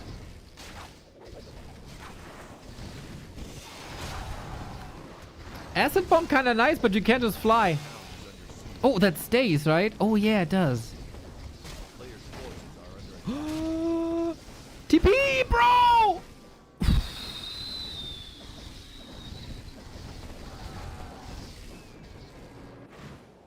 So Moon, if you now find a way to pair this gorgeous talent strat with an alchemist, I'm your greatest fan forever. It's game! Fast talents! New meta! Go, go, go, go, go, go, go! Every night elf should play this. Brilliant, entertaining, highly outclassed. Freaking Moon, man. Always finds a way to innovate. 24 years in.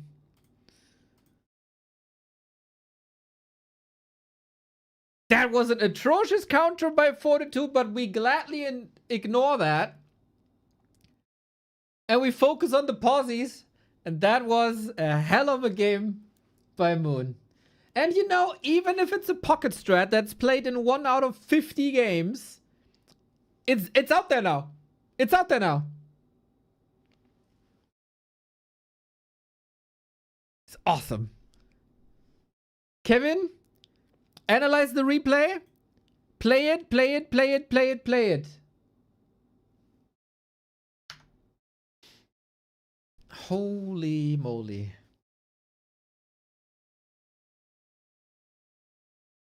We haven't seen a single air unit, right? What a week, everybody. What a week. We see Talons versus Griffins. We see... Nah, not Talons. We see Cripple versus Griffins. We see Talons versus Human. I've seen an Alchemist with 40,000 damage thanks to Chemical Rage. What a week. What a week. What a week. What a week. What a week. What a week. Anyone who whines about balance after that game just needs to stop playing or watch Warcraft. Well, if everybody who whines about Warcraft would stop playing Warcraft, then Night of Discord would be a desert in 2 days. Yeah, I felt really dirty for praising Night Elves too much. I had to throw shades. 2-2.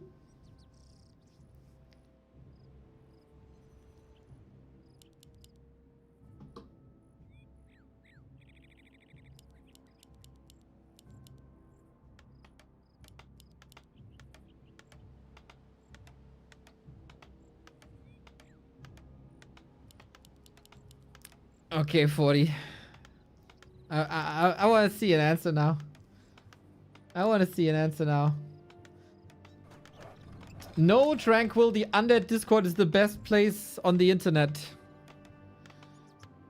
Of course. Nowhere else can you find such reasonable people, friendly people, funny people. All on the Undead Discord.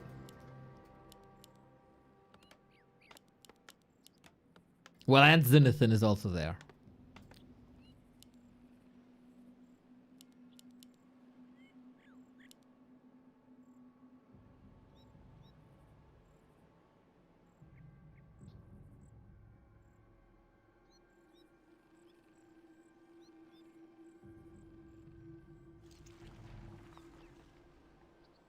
I get a warden again. Moon abandons the demon. I mean, it also worked really, really well what he played thus far.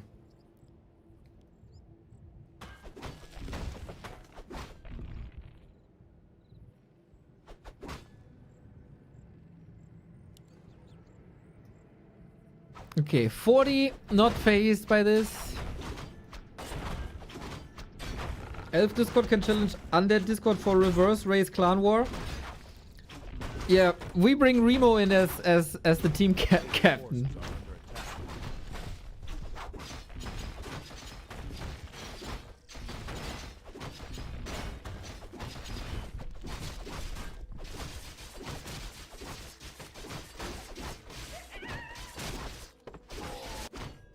We go Warden Hunts again.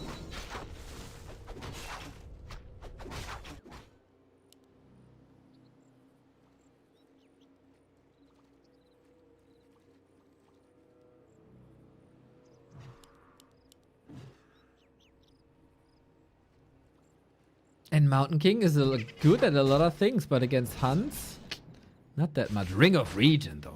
Amazing. A player's forces are under attack.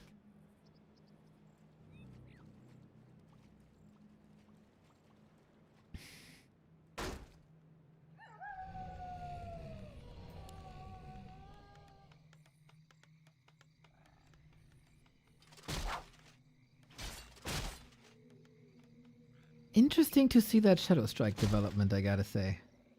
Haven't seen that a lot. I've seen in the past 2 weeks many, many, many Wardens with Fan of Knives. Many Blink Wardens as well. But Moon coming in with a Shadow Strike. Monitor. That's also a reason not to go Altar, but rush Expo. Isn't Tower Rush always the answer? Night Elves are extremely good holding pushes, but this is surely doable. This map is also very big though, from one base to the other.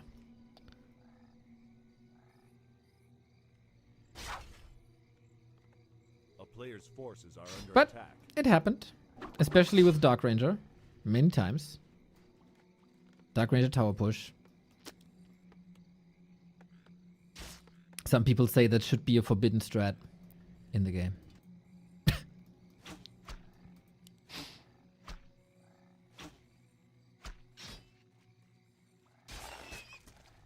Oh, we got bacon tonight.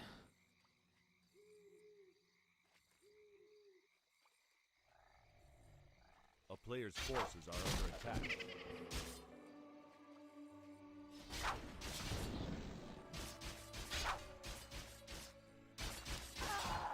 Wanted to go for deny. Okay, Expo then. If he's gonna playing if he's playing talents again, be the happiest man. The Stormbolt surrounds work well. Can't he open it up? No, he's blocked. Sometimes, man, Warcraft Collision is so odd.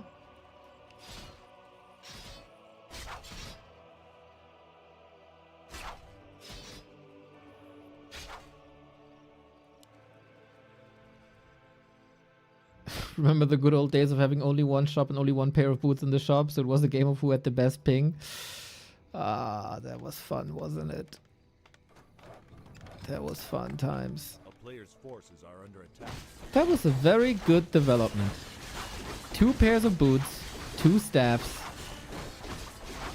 Beautiful. Ah! Ah! Okay. Not that I would think that a Night Elf could lose a Shredder to the creeps, but I have seen Night Elf lose Shredders to the creeps.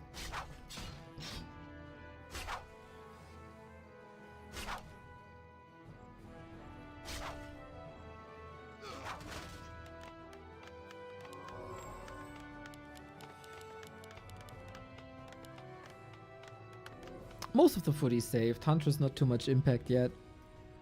Tech around the corner. And we do have a Hunter's Hall. So maybe no talents.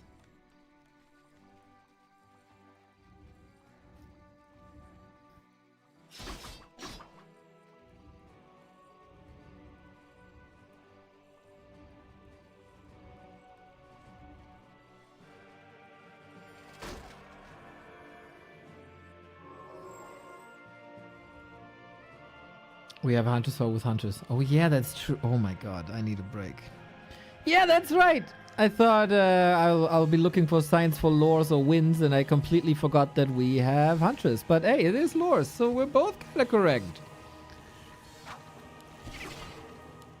You know, sometimes you look at a Huntress and it's kind of easy to forget that they need a Hunter's Hall. Town is under siege. No! A player's He's trying to surround so hard. Aww. There's a sick timing by 40. There was a sick timing by 40. We do have lots of resources though, so it could be fine. Warden not level 3 is a problem. The Ring of Regen is a problem.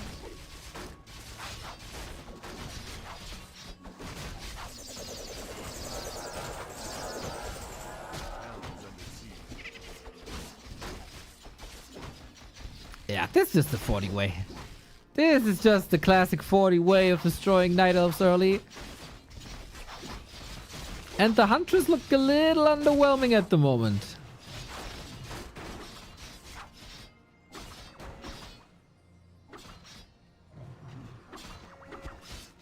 Professional caster for more than 20 years, by the way. First of all, 5 years. Second of all, I'm streaming for 5.5 hours. And that was the first sentence. Well, it wasn't even a wrong sentence. I just said that there's a Huntress, which they're obviously worse. So I don't even know what you're talking about.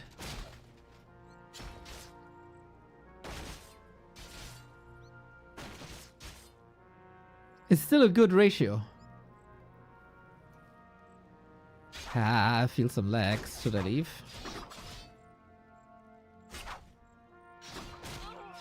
Sweet Mountain King.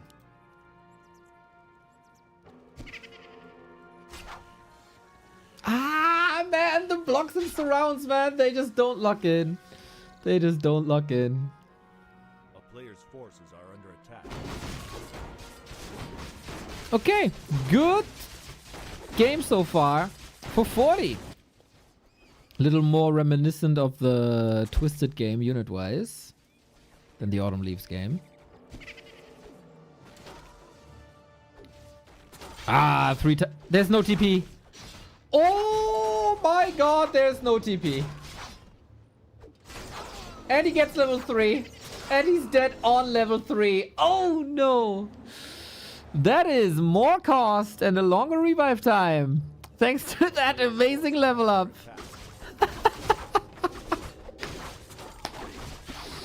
Oh. Panda's second triple lore. Is that the revolution? Are Night Elves finally figuring out after 22 years that with an expansion and a shredder you can build more than 2 production buildings? That would be fantastic.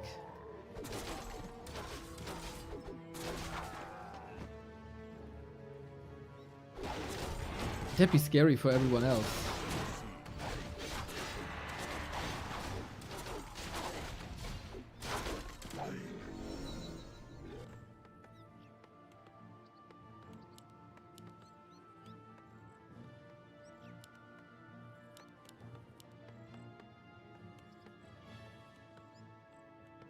A player's forces are under attack.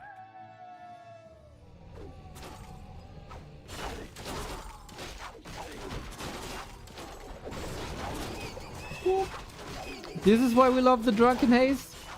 Had this discussion earlier when it was Kaho versus Happy. Happy played Gargs and people said you can't level the Panda that way, but Drunken Haze, man. Drunken Haze mischance goaded.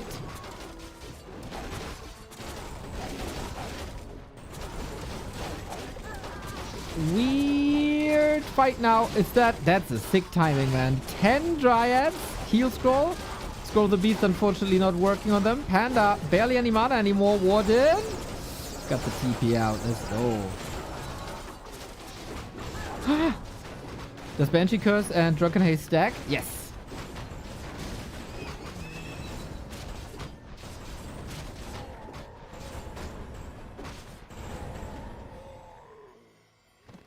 I think debuffs always stack.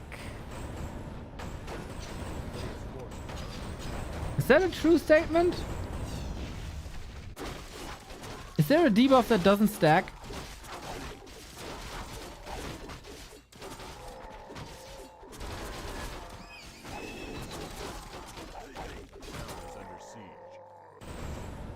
I can't think of one.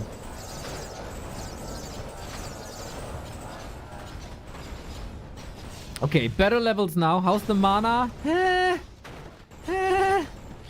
That AP was a nice idea, but no chance.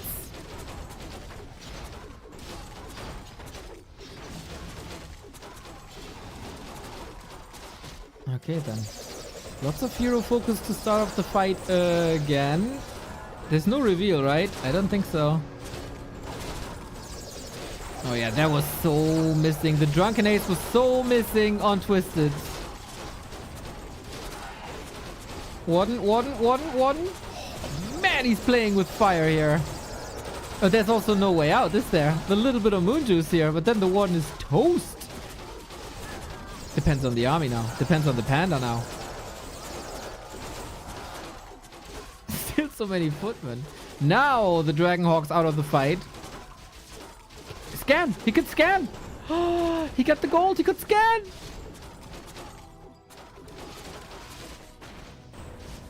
Doesn't want the hero kill.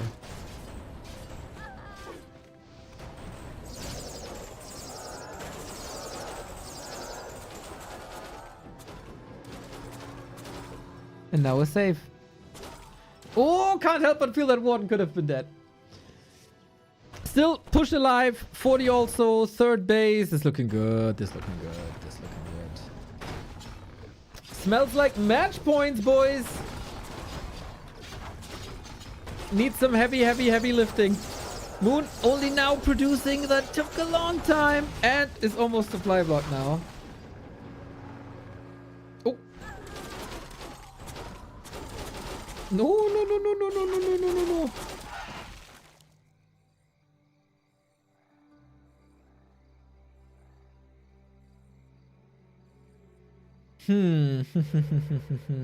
Moon got the panda. Oh no! Moon got the panda early, so Warden is still a bit further away from 5. But yeah, that third base. That third base should be it. 2 upgrades already.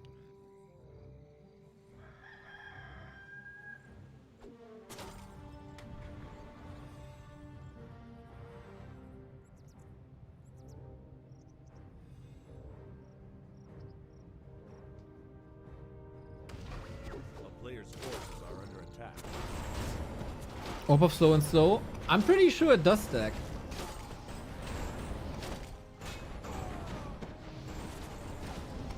It's a different slow, I think.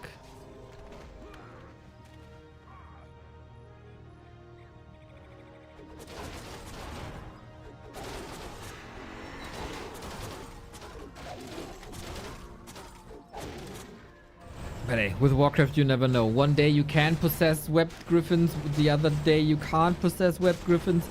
What's real?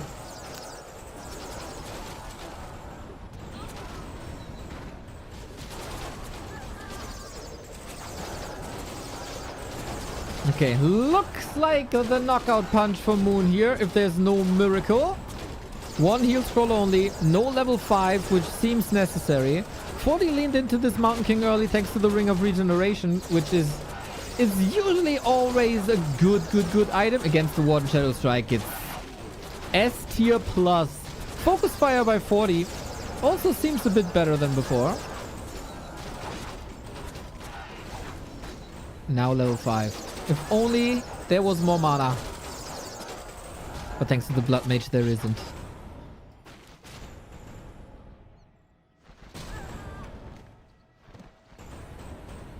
Mountain King, Alchemist, Blood Mage, Dragonhawks.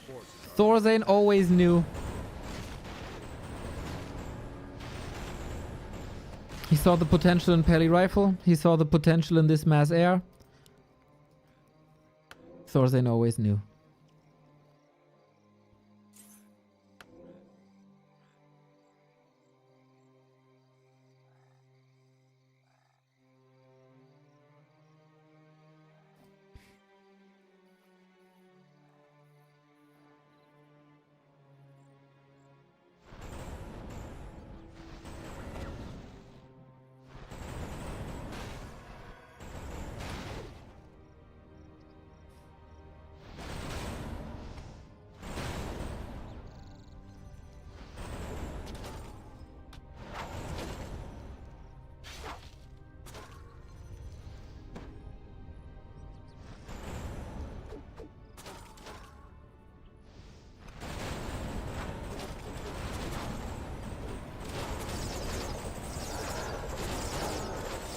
And good to see 40 leaning more into the sock mass air style. Of flying and laming and flying and laming.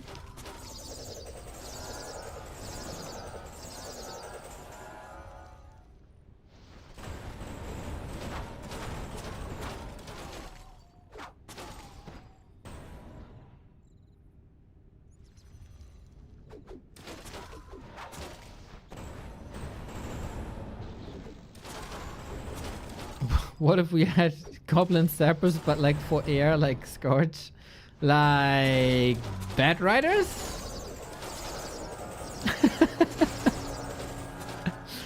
They exist. It is a slow and painful death for Moon on map 5. No third base.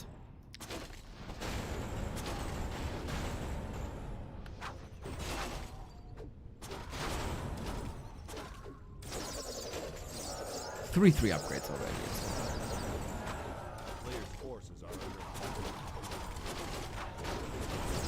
So what we learned from this game, the Talon build defeats the Griffin Aviary build.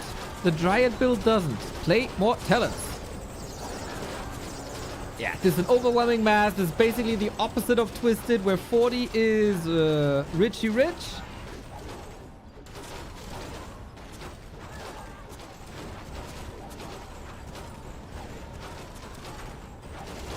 And the Warden staffed out last second.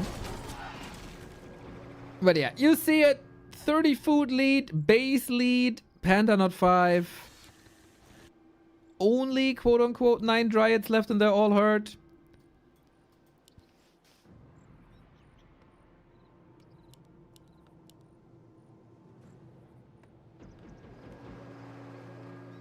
A player's forces are under attack. This is not looking pretty.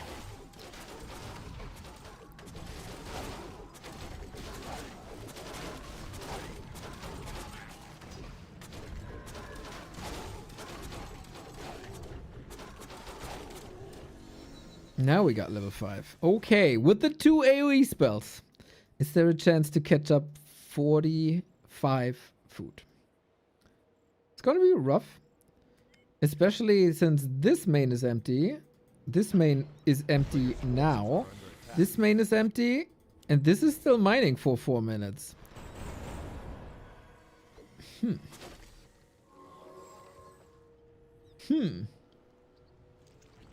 There is a world in which Moon holds, expands again, and wins. Are we living in this world?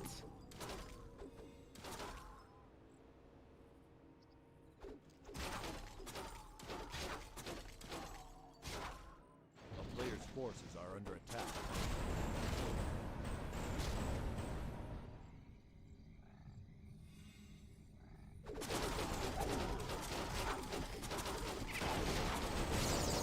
It just has to have 40 pulled the town portal. There we go. Pretty much perfect. That widens the gap though. It's close to twice the food.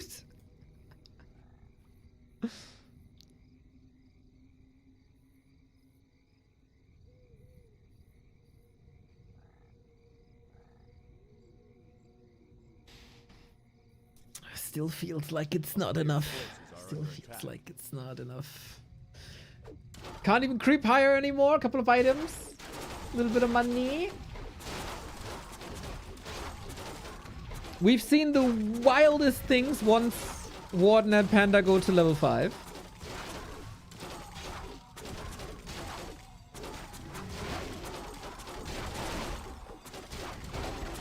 D-Coolants! Thank you for the prime. Is that a family name? Hello, we are D-Coolants. We're cool.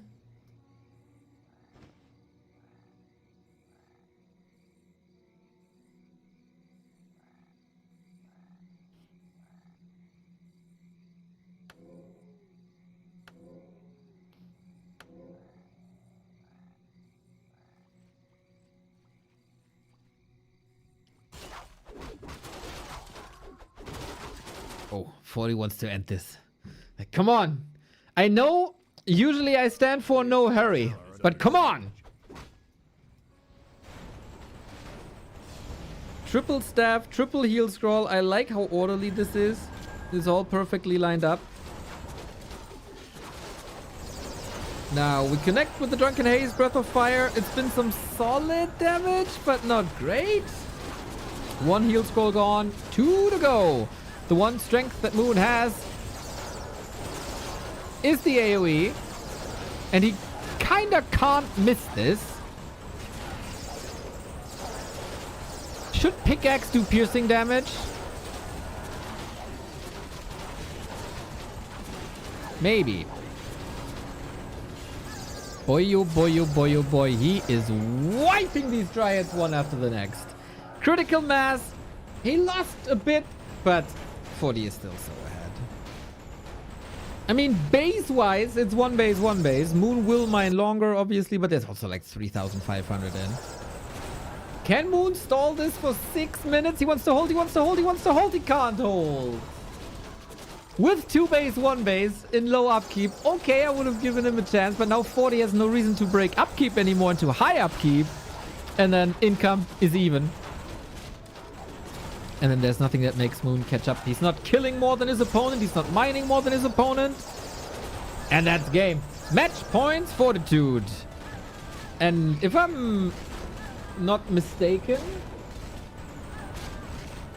that would be the first time in weeks that he defeats the Moon.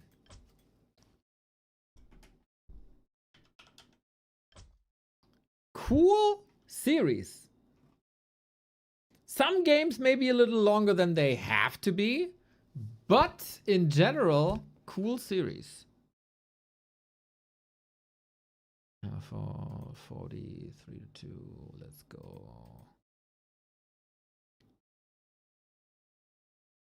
When's the DACH Inferno relegation? In 1.5 hours. 40 beat Moon and Young Marshall. Oh, really? Oh, yes. My memory, guys. My memory. That was the 2-1. Correct. That broke the streak. After 4 series in a row. Yeah, I kind of forgot about that Young Marshall thing. I only remember the grand final, to be fair. And the Infi vs. Happy series. My god, that was sick. True. True. Next map, Springtime.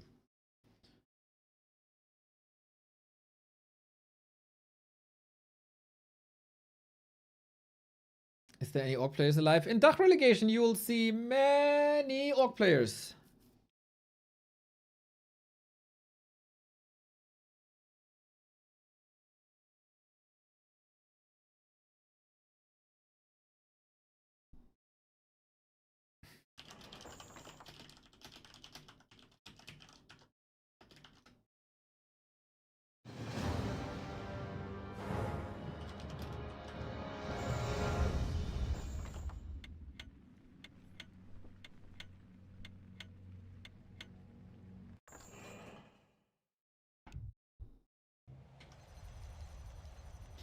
DACH Inferno cast, by the way, with Fishy and Flutschi. A recipe for disaster.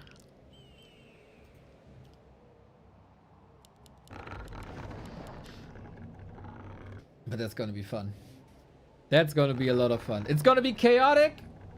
It's gonna be very unprofessional, but it's gonna be fun.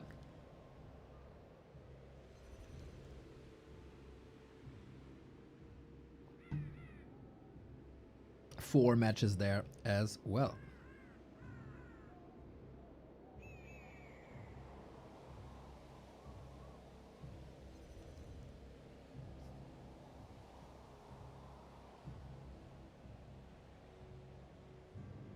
Okay, Moon. Can you bring this back, or is this the last map of this show match? That's the question. Surely has the potential. Interesting that this is Moon's pick. Warden again. Are we Huntress all-inning?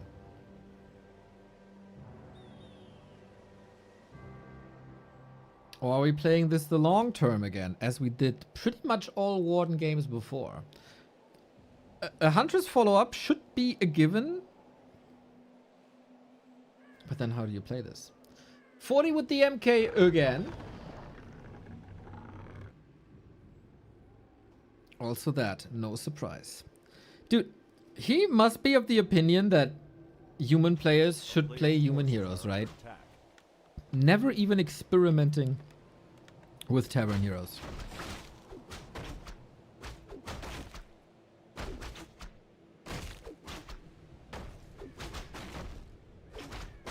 I want to see 2 AOW mass hunt push.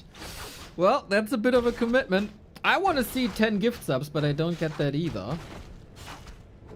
So we can't have it all, guys. Can't have it all. Players' forces are under attack. It is the one Ancient of Wonders. I think that's also more flexible. I think Human with Militia are too strong at the moment to defend this.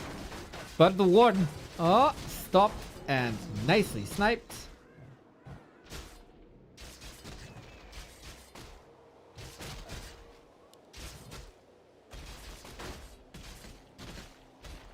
Oh, lol, you get your wish. You get your wish. It is mass hunts. It is mass hunts. Tranquil, it's your day today. You're the winner. Okay, all in. All in. A player's forces are under attack.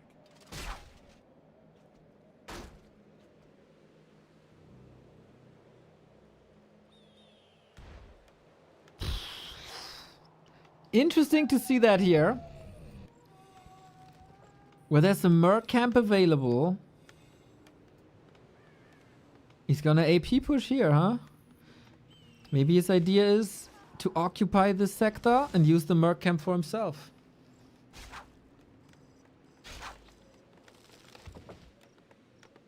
And what we can say is there doesn't seem to be any ambition to go for an expansion.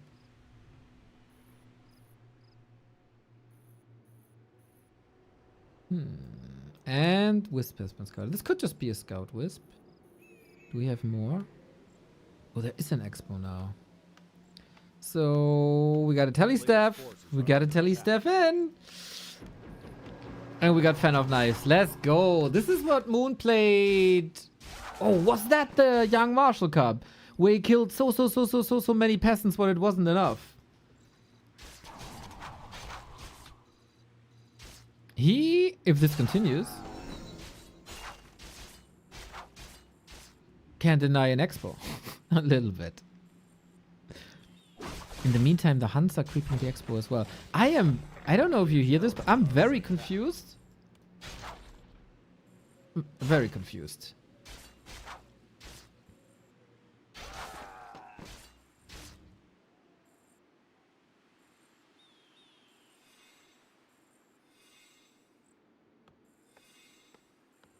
He's teching. 4 hunts into tech on 2 Ancients of War. Oh, does he want to push with upgraded Huntress? Players' forces are under attack. Or is that a I don't know, dude. Nowadays, you can't comprehend what's going on in Moon's base.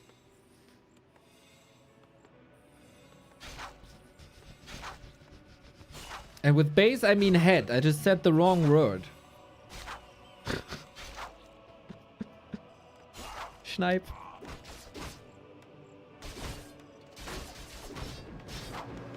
Nice to save the Hunts here right before the Stormbolt. Could have backfired, to be fair.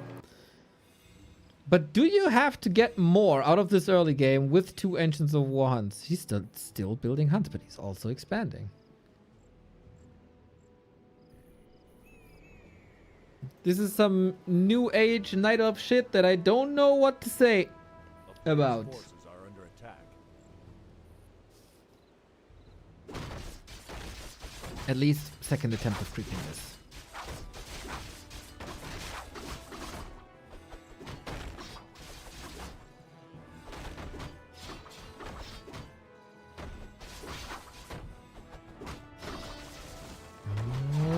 Snipe is level 3. Well done. Item stolen 2. Item stolen 2. Players' forces are under attack.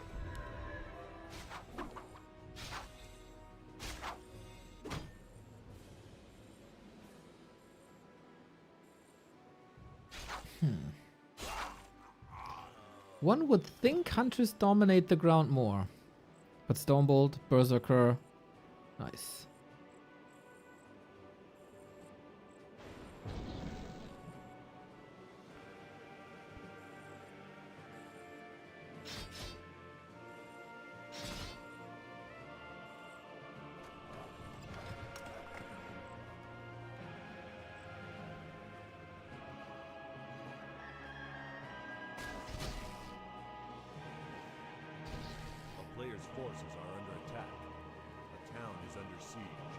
Despite the 2 Ancients of War, Warden's not taken off.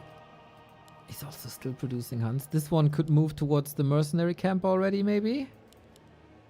But not bad having that in case of emergency.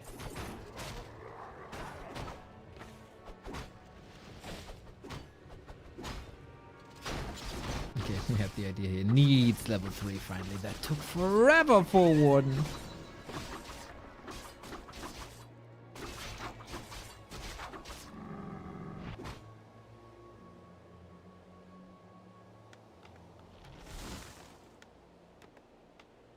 Player's forces are under attack.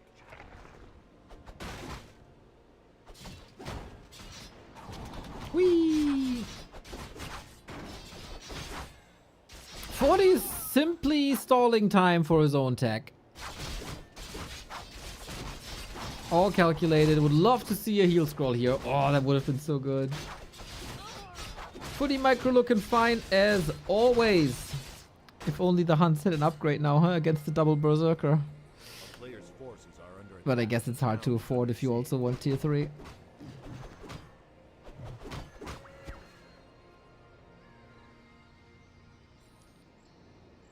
Couldn't 40 go for a shop, go for a heal scroll, continue pushing? Went to the Christmas markets and back and the series is still going. Yeah, man, we had like a 35-minute game on Twisted. It was not every game, almost every game, rather on the long side here this series. Zeppelin drop for a little bit of kill.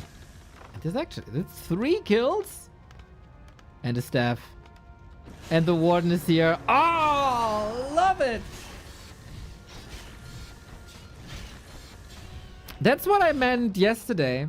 I think we watched, what did we watch? Sock versus Life? Yeah, Sock versus Life, right? And there I said, like, a lot of Night Elves are playing with a lot of finesse and a lot of trickery. That's exactly what I mean.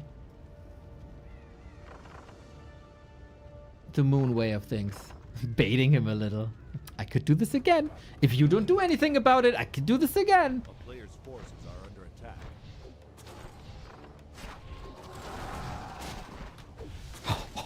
Got a lovely, lovely quad kill. Greedy Warden, close to level 4. Amazing.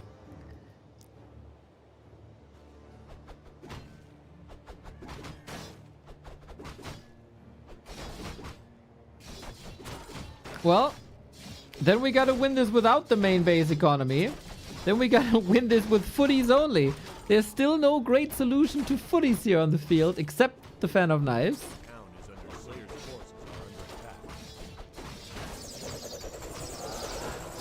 That'd actually be hilarious if the footmen just own this now.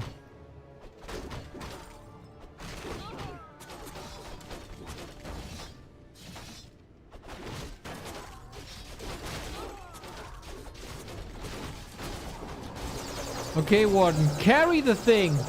Carry the fight. Be gone with the foot people. Sweet little retreats here if he sends them to the base as well. Push is still up though. Push is still up.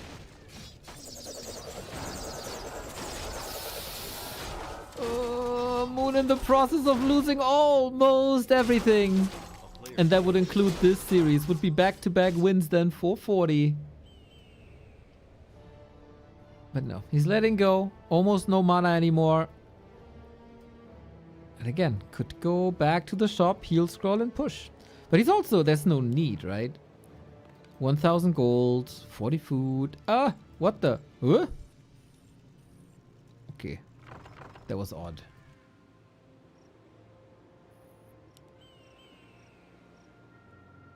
player's forces are under attack.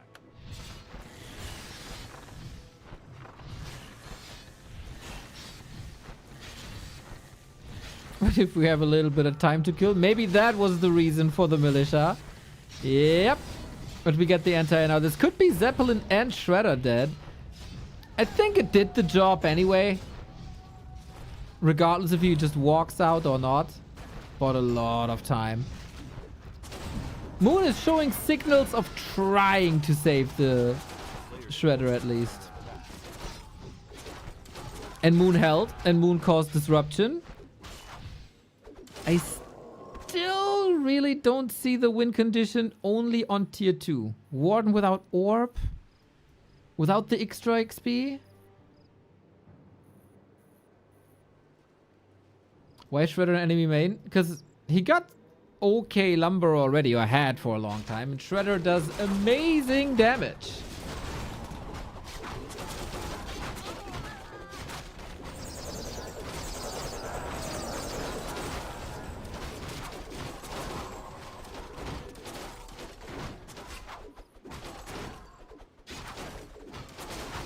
Dwarf. Saved.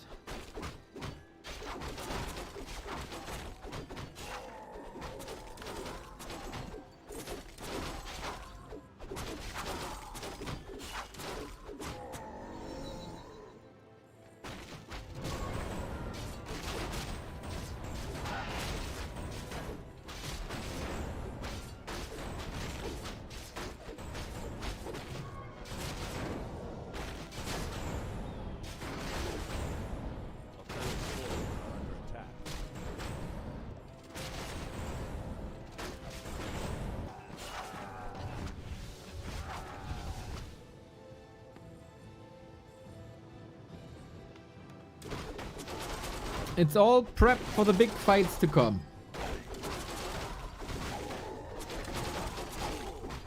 Warden got the way better level. Panda joins the fray later. But can easily solo creep now.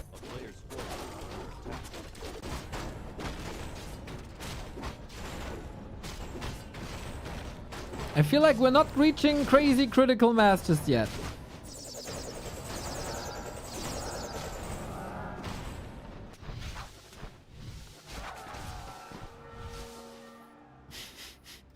How much gold difference is this? 5,800?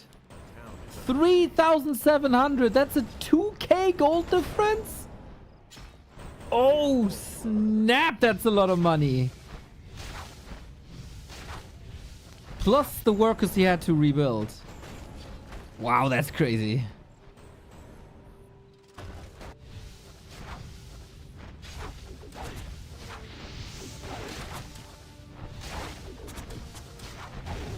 I don't think this army is scary at all.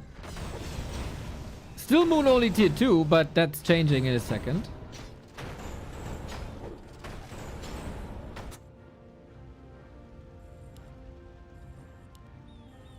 Human is also tier 3 though. Player's forces are under siege.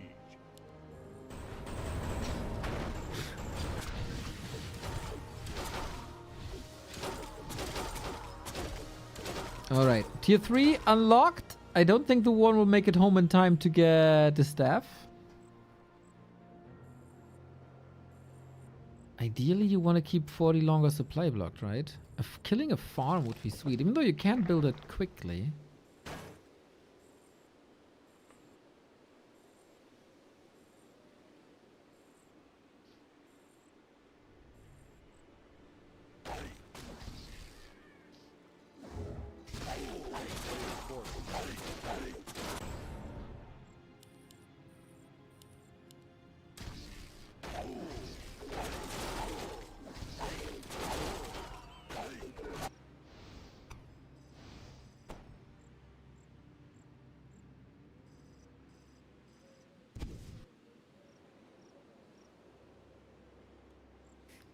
Haven't seen a bigger direct confrontation in quite a while.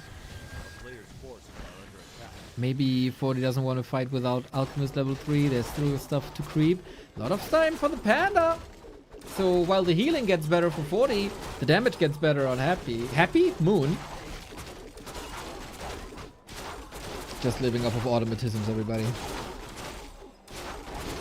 Bigger push, but it's still, it's okay. 10 Dragonhawks now. 5 and 3. Big AoE damage. Moon stemming against the defeater. It's looking solid. It's looking real solid.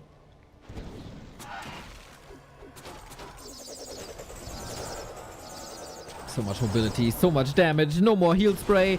Gotta get out. Can you reach for some last hits maybe? Unfortunately not.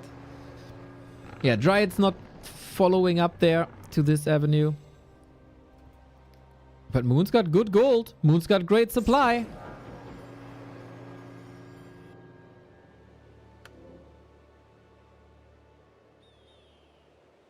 Verbrecher in chat before the fight said it's over, human wins. Great timing, brother. Great timing.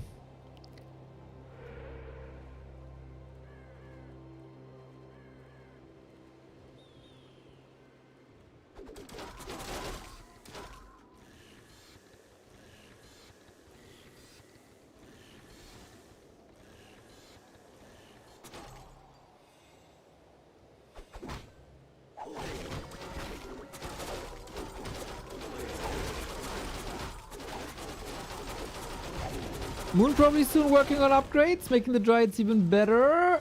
Third aviary only now.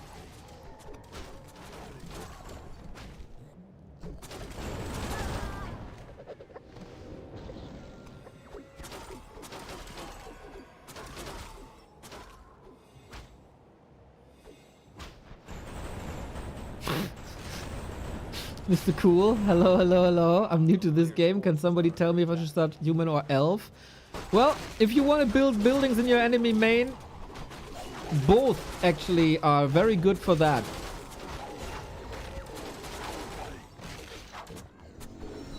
So how about you flip a coin?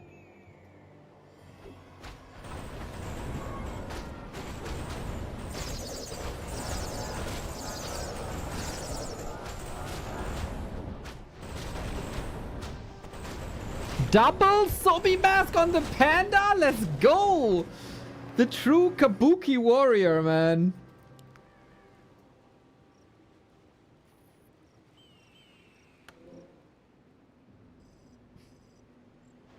A player's forces are under attack.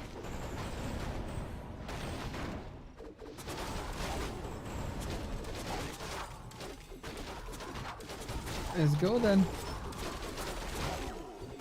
Second red spot for Moon. I got a feeling game 7 is pretty much in front of us.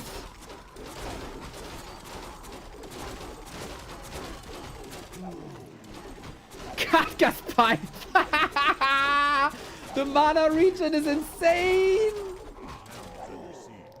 Bro, it can't even display every single step. Look at him go. Is that 4 mana per second or something? Roundabout? 3.5?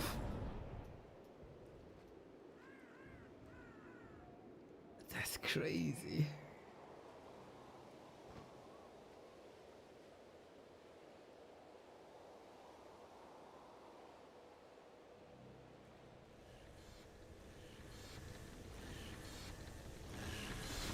Expo gone. Players' forces are under attack. Human, of course, make Expo and spam Footman equals win. I don't see him winning, man. I don't see him winning. Ah, you mean ich bin cool. Yeah, of course. Yeah. I didn't say anything. True.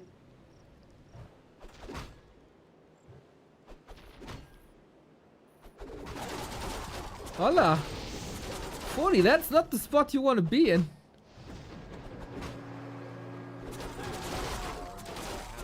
Did someone count how many town portals we had this game? This game is going on forever, it feels like.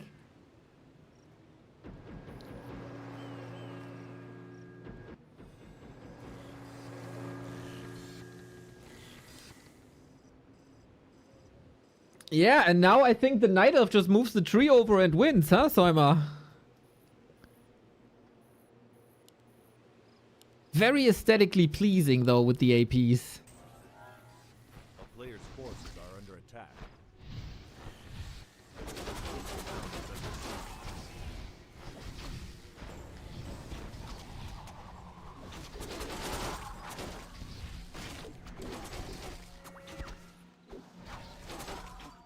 40 had quite a few exposed Dragonhawks here. Not saying that it's gonna lose or win him the game. That's definitely the 666 Shredder harass that we've seen.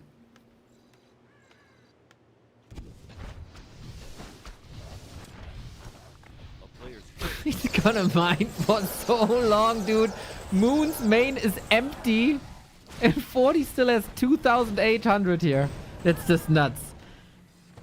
That's one of the craziest harasses I've seen in a long time. It's 5 minutes delay. Look, this empty. It's gone. It's empty.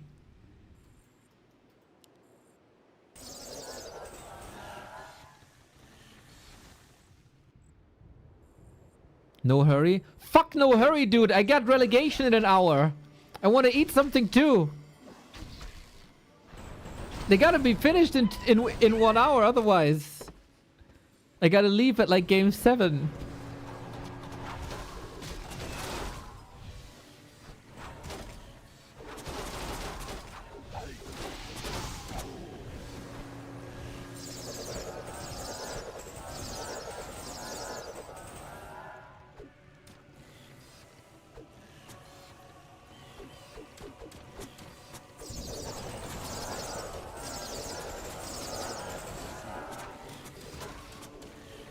Like this style, with Mass Dryads versus Dragonhawks, like there's something happening, but it's also not much happening. You get, like, you know what I'm saying? Like, we see some spells, and we throw some projectiles and stuff, but I can't really say that anything changes in the past 10 minutes.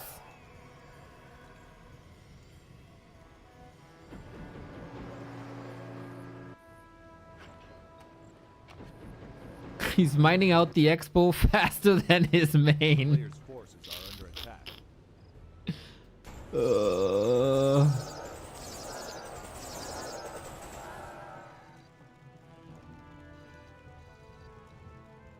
91 food. Is Moon missing the mark here? He needs army, man. Doesn't he? Or can the panda carry this by himself? Well then. Drunken Haze Breath of Fire. Pretty sick. Pretty good. Oh my god. Oh my god, she's dead. With the heal scroll! Oh no! Well, solo XP for the panda. You know what? Maybe there is a chance for 40 to just own now. No hurry indeed. Okay, he maybe heard my complaint that I got relegation in an hour. And this is bad news for Moon.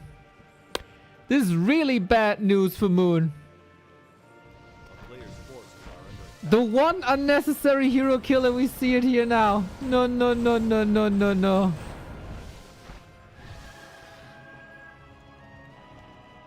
And we're still mining for 2 minutes. 40 has to kill expansions, though.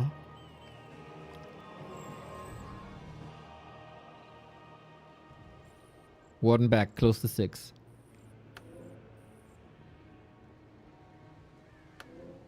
Moon's broke, so broke.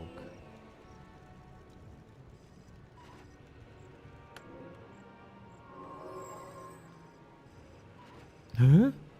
If I right click in observer mode, it says must... Ah, because I have the entangled gold mine. Okay. It says must target a wisp.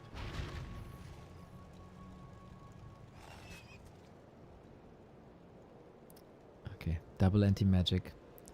Double Sobi Brilliance Aura is still crazy.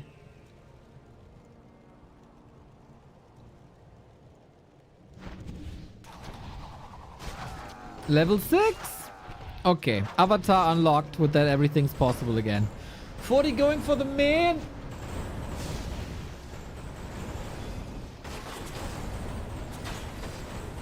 Oh, Cloud is coming in as well to help against the towers. 40 got so many resources now. Yeah, that was one fight, man. The one fight everything was leading into. If 40, of course, commits to a fight and misplaces his cloud drastically, there might be a chance. Never underestimate a panda with 2 Subi Max and Brilliance Aura.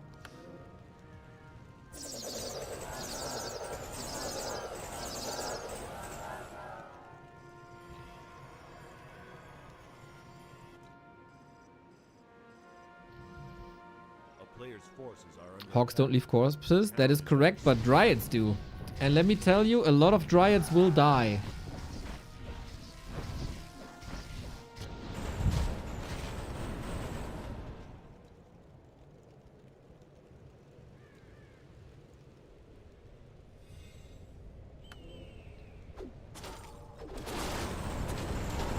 Okay, last stat maybe. At home.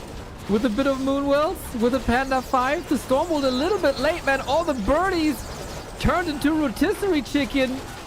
Oh no. Oh, 40, that's not the fight, brother. Not just yet. The Panda, that was a little misplaced. Still a couple of them burning.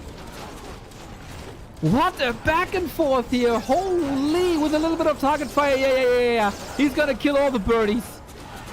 Oh my god, what a botched fight by Fortitude. Jesus.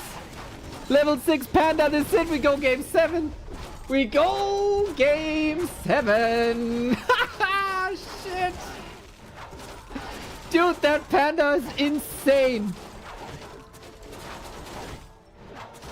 He didn't do that much damage across the entire game. But we did some damage, boys. We got some breath of fires when we needed some breath of fires. God damn it. Freaking Moon.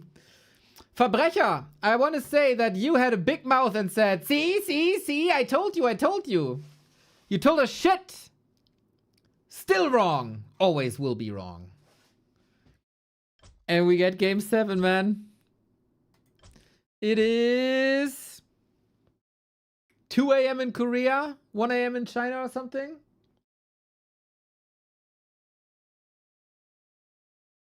And Tide Hunters will decide this. Okay, we bring it back to game 7. I was talking about the... I see the next map. Okay. I see.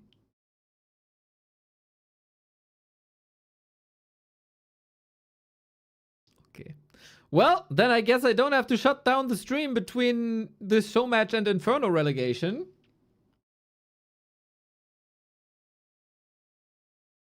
$12:04 in Vietnam. Mr. Russell, what are you doing in Nam?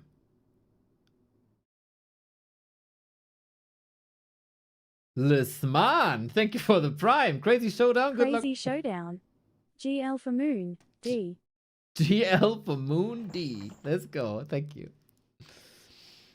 If you want to be as cool as Le Sman, check if you have a Prime sub available. Nobody wants to go there. For their Prime subs to go to waste, give it to us. Here we go. Deciding match. 2 Titans fighting for one last time. Moon 3, 43.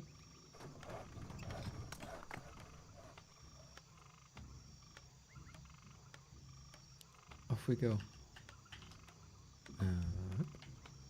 Shout out once again to Yutiao, who organized this and invited us. Banger match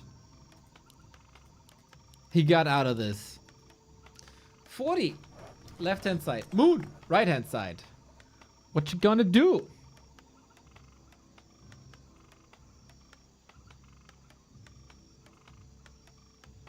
Somehow missed the second Inferno qualifier. Was it streamed? Yes, of course. Of course.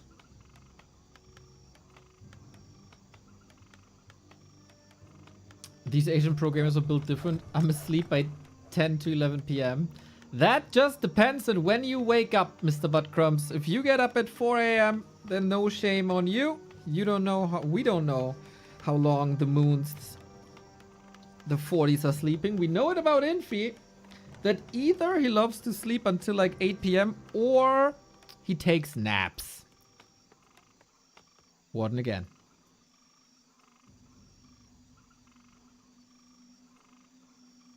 And Archmage.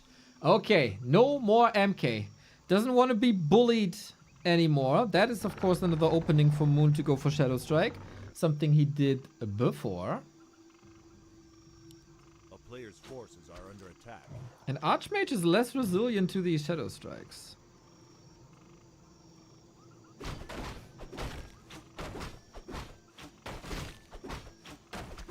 Can Moon get revenge for the Young Marshall Cup, or will the win streak of 40 expand to 2? Be like Moon. We're on his mystery 25 hour of the day. We should all be like Hulk Hogan, who claimed that he traveled so much and went back in time zones that his year had 378 days or something. Freaking rotten piece of shit.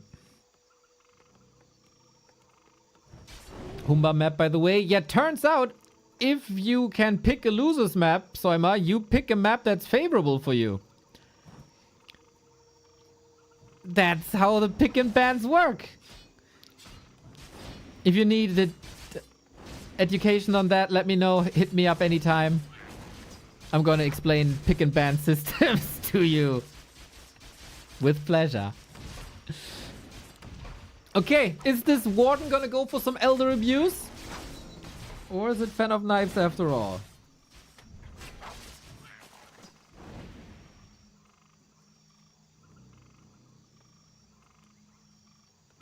Big back and forth. The neutral map was won by 40 in like 6 minutes or so. And nobody could conquer the other player's losers map. Why not talents again? We're gonna ask ourselves that for many weeks to come.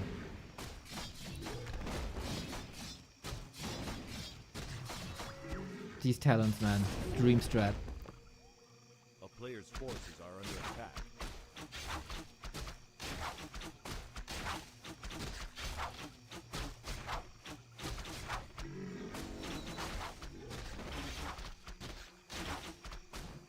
It is one base. Talent versus human. Moon did that. Moon played the classic 16 talent tier 3 push and owned with it today. A player's forces. Warden.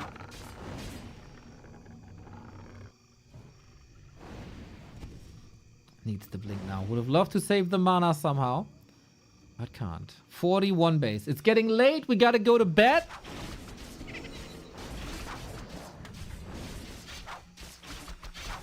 Let's see if we can finish this with the tier 2 push. A town is under siege.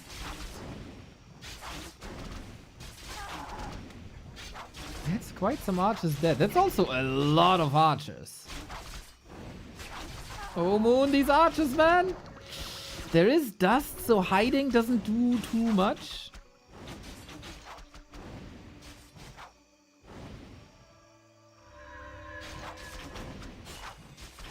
Sorry for my question, but why is the water elemental preferred over blizzard? Never excuse yourself for a question.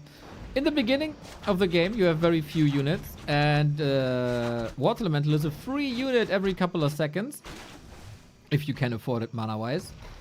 It does a lot of damage. It can tank during creeping, can give you information while scouting, and it's just an extra unit that makes it way superior in the early game. Later, when there's way more units and more dispel, which is not available that early usually, then you can switch to blizzard for damage.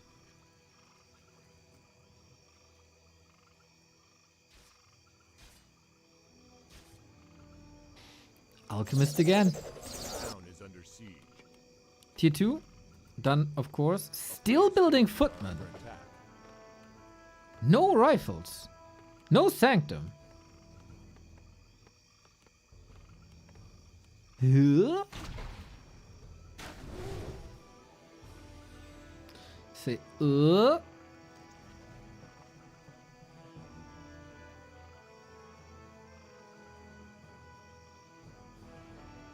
Now.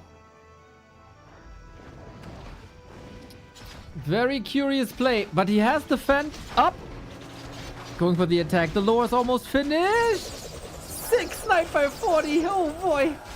Oh boy. I don't see these mass archers do much, man. No fan of knives against the footies. The ancient might help. So many archers were fallen. Very oppressive Archmage footman play by 40. That's what he just simply is the best at. A player's forces are under attack. Footy plays.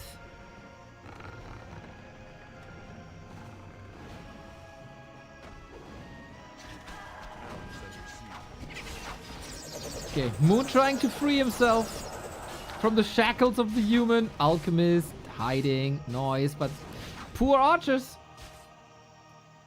Can't hide during daytime. Not a single lore intact. Alchemist dead now, can be revived relatively easy with mana, with full HP in no time. And he wants to go for this rifle push anyway. Moon bought time for tier 3 at least. But he couldn't start Dispel. He couldn't start Redo. Can't start anything.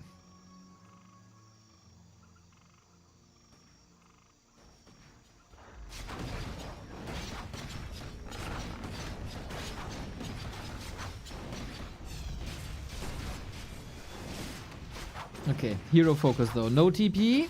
Is that enough slow without dryads? I don't think so.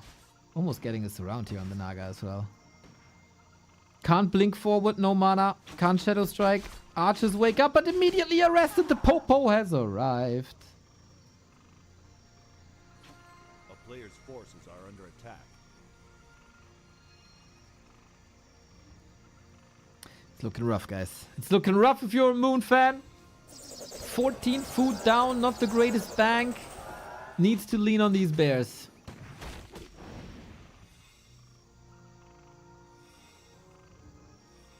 It's one of the more one-sided games, unfortunately.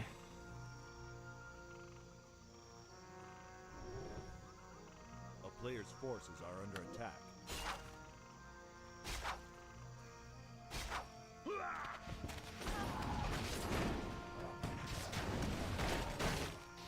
Okay.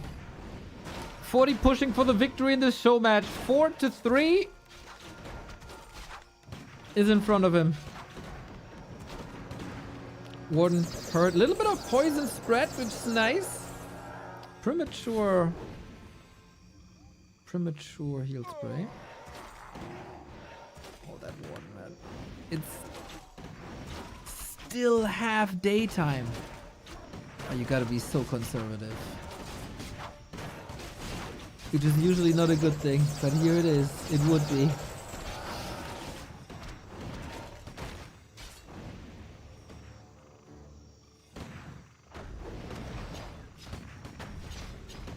How do you stop this? How do you break this?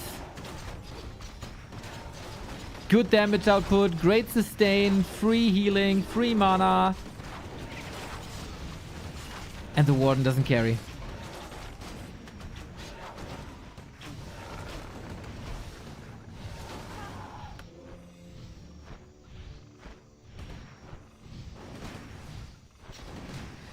Being able to establish a 23 food lead in 10 minutes is quite remarkable. We have Master Bears, but we have half dead heroes, half dead bears. Moon is supply block too. They're 40 just putting on a clinic when it counts most. We called him the big bout machine.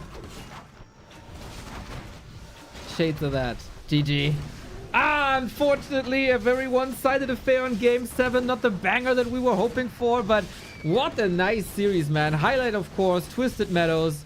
The super macro game with like 6 gold mines. and the Autumn Leaves Talon game, man. Talons are the future. Let me hear ya. Good to see 40 gets a little bit of revenge. 2-game win streak now. And maybe healing some wounds that he has received in the Ancient of Wonders Cup where he was eliminated. So, we are back in 45 minutes with the German DACH Inferno. I'm just going to leave the stream on. Who cares? Farming some ads. Who cares? And get some food. And for the English viewers, we're back tomorrow with the last day of the group stage in Ancient of Wonders Cup. Will determine 2 more players for the playoffs. Qualified at the moment, Sock and Life. Kaho 1-0, Happy fighting for the spot, and Happy versus 1-0 in a direct encounter. Kaho needs like a map or 2. And 40 and Life is for the marbles. DACH Inferno now, everybody. See you guys in 43 minutes.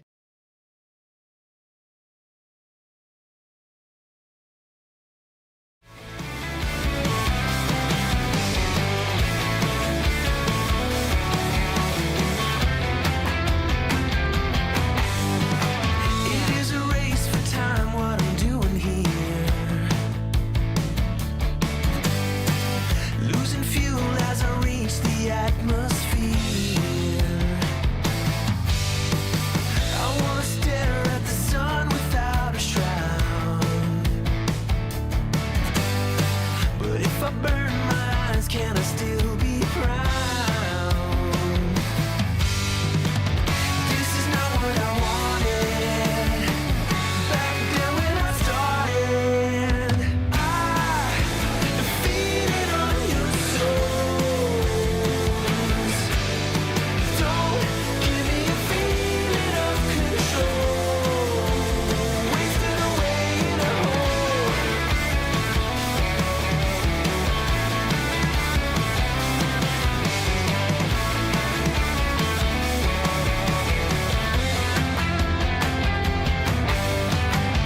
Growing up, I would rarely go out and play. I'd spend my time in my room where I dream away, building up an illusion of inner doubt. Not entirely sure what it's all about. Never able to gather why it really should matter. I defeated on your souls. Don't give me a feeling of control. Wasted away in a hole.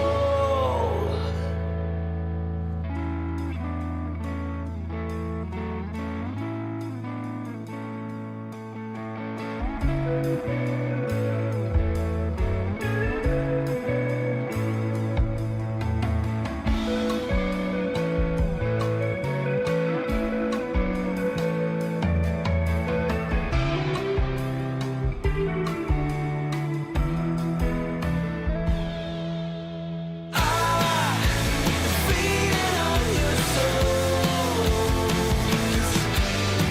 Don't give me a feeling of control.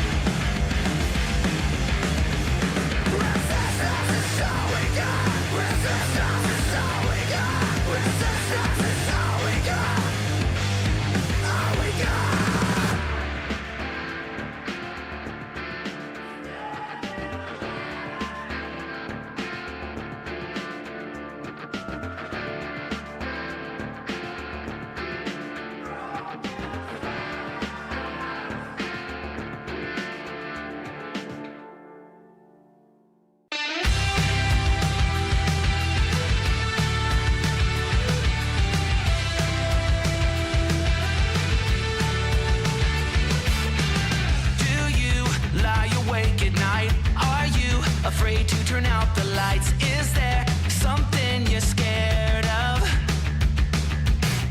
What's there out in the dark? Make sure to keep all your windows locked. Do you surrender? You try to stay awake. These walls you can't escape. Here's one for the lonely hearts, for the ones that fear the dark. You better run out of here. Bet you can't look the other way. Here's one for the broken road.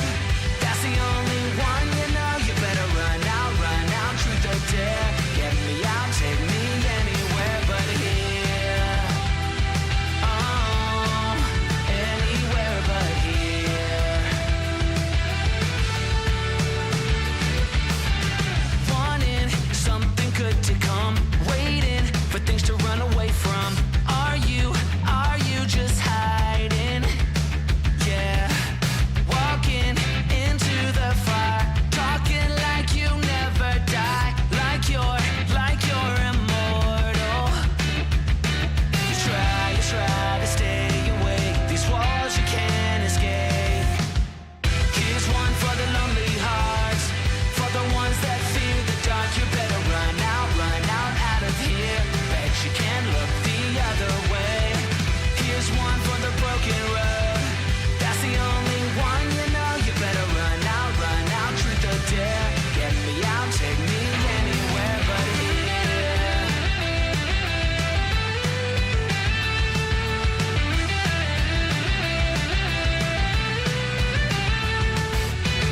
Here's one for the lonely hearts, for the ones that fear the dark. You better run out of here. Bet you can't look the other way. Here's one for the broken road. That's the only one you know. You better run out, truth or dare. Get me out, take me anywhere but here. Oh, anywhere but here. Oh, anywhere but here. Oh, anywhere but here. Anywhere but here.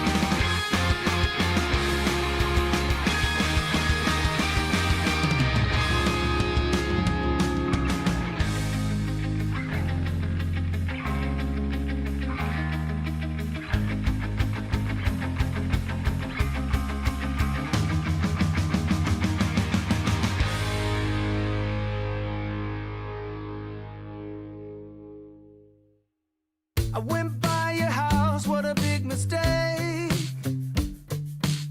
But for a while I thought that I wouldn't break.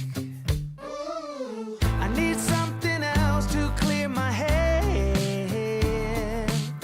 Someone to tell me how to live instead.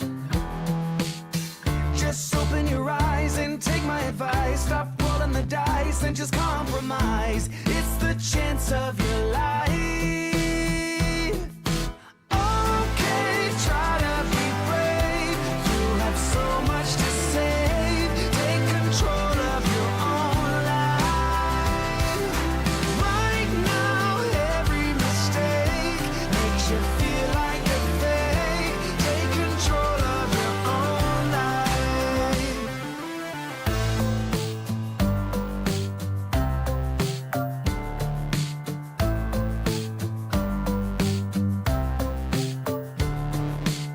Without any thought, I keep moving on. I don't even care if my soul is gone. So many words that I should have said. Not concerned about how to live instead. Just open your eyes and take my advice. Stop rolling the dice and just compromise. It's the chance of your life. Okay, try to be brave. You have so much to save. Take control of your own life. Right now, every mistake makes you feel like a fake. Take control of your own life. Nothing in life is good. Tired and misunderstood.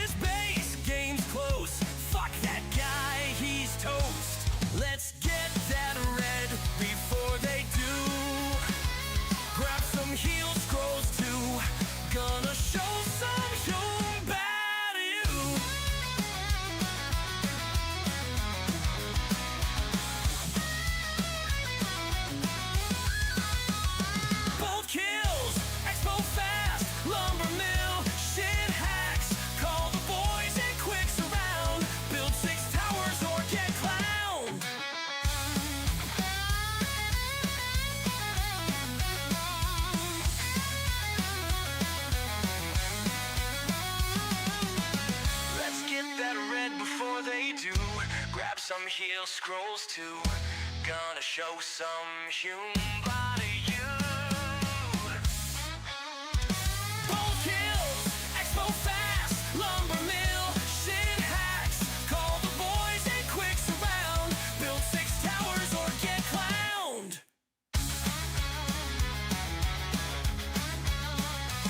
Where I out micro and outplay my opponent and still lose anyway.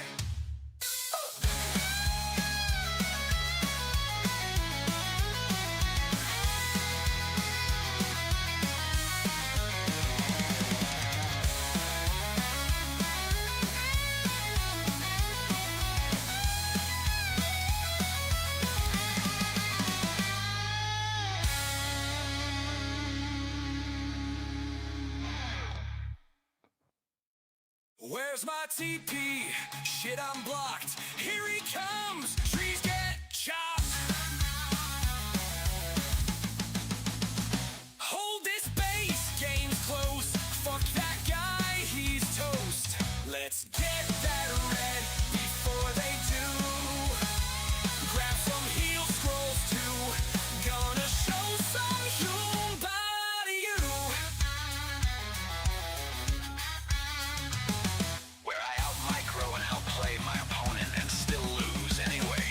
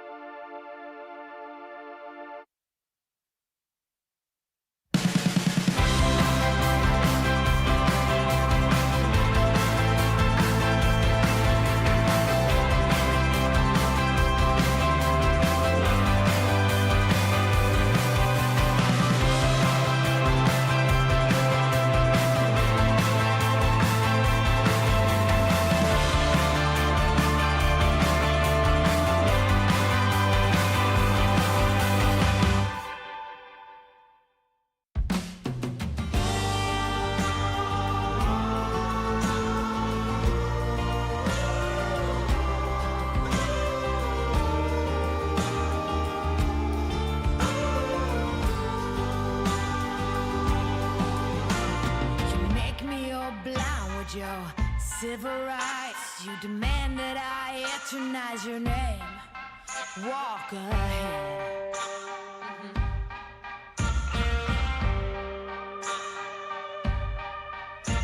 You cover us in shame and I take the blame. Living by the rules to which high school blues. Walk ahead.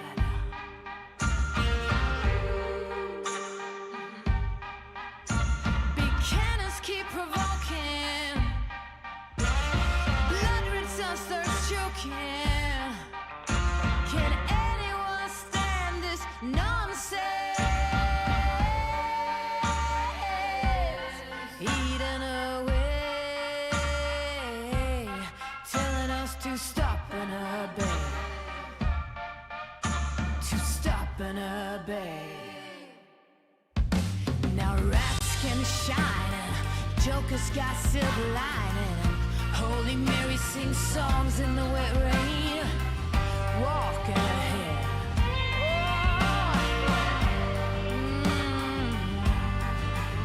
Now every new day's a new firearm to my teeth. Call me a liar. Building as you rip. Someone show me someone living a desire.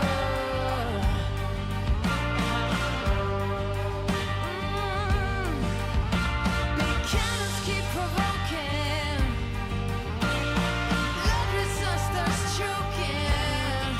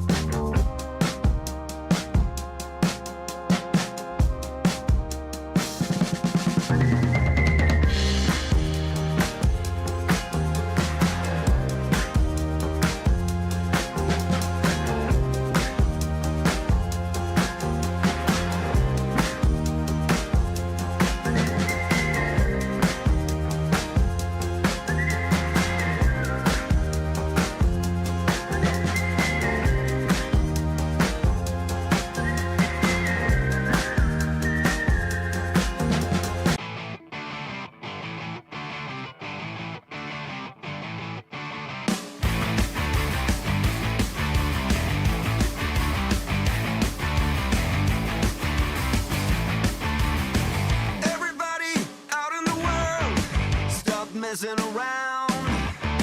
Calling all you freaks and nerds. You're just missing what you want. My brother's going down the drain. My sister's living the dream. But everybody's singing along. It's okay, we'll all soon be gone.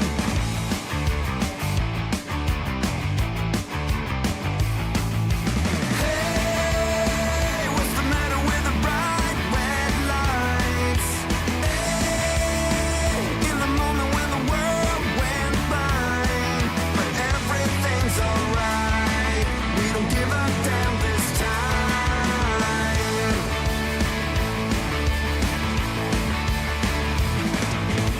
My daddy was a gambling man with no strategy.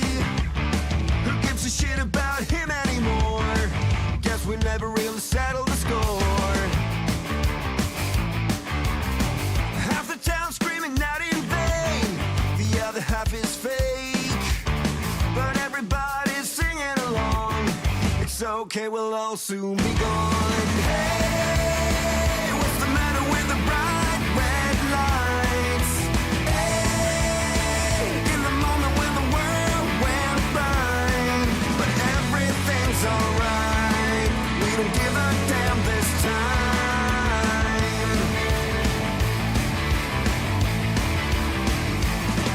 Yeah!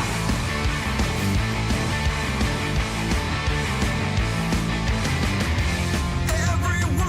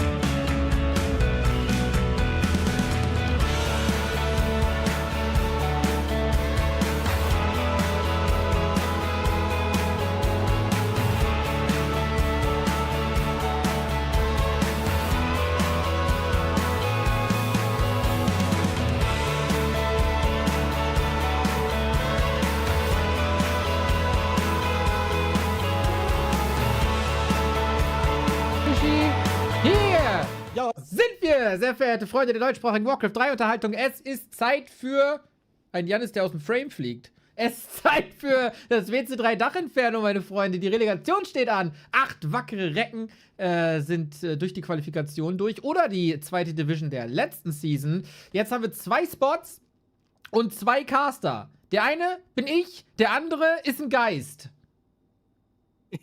Ja, es sieht momentan schwer danach aus, ne? Ist das so ein bisschen? Ich kann mir keine körperliche Form für einen Co-Caster mehr leisten. Das ist jetzt der Stuhl.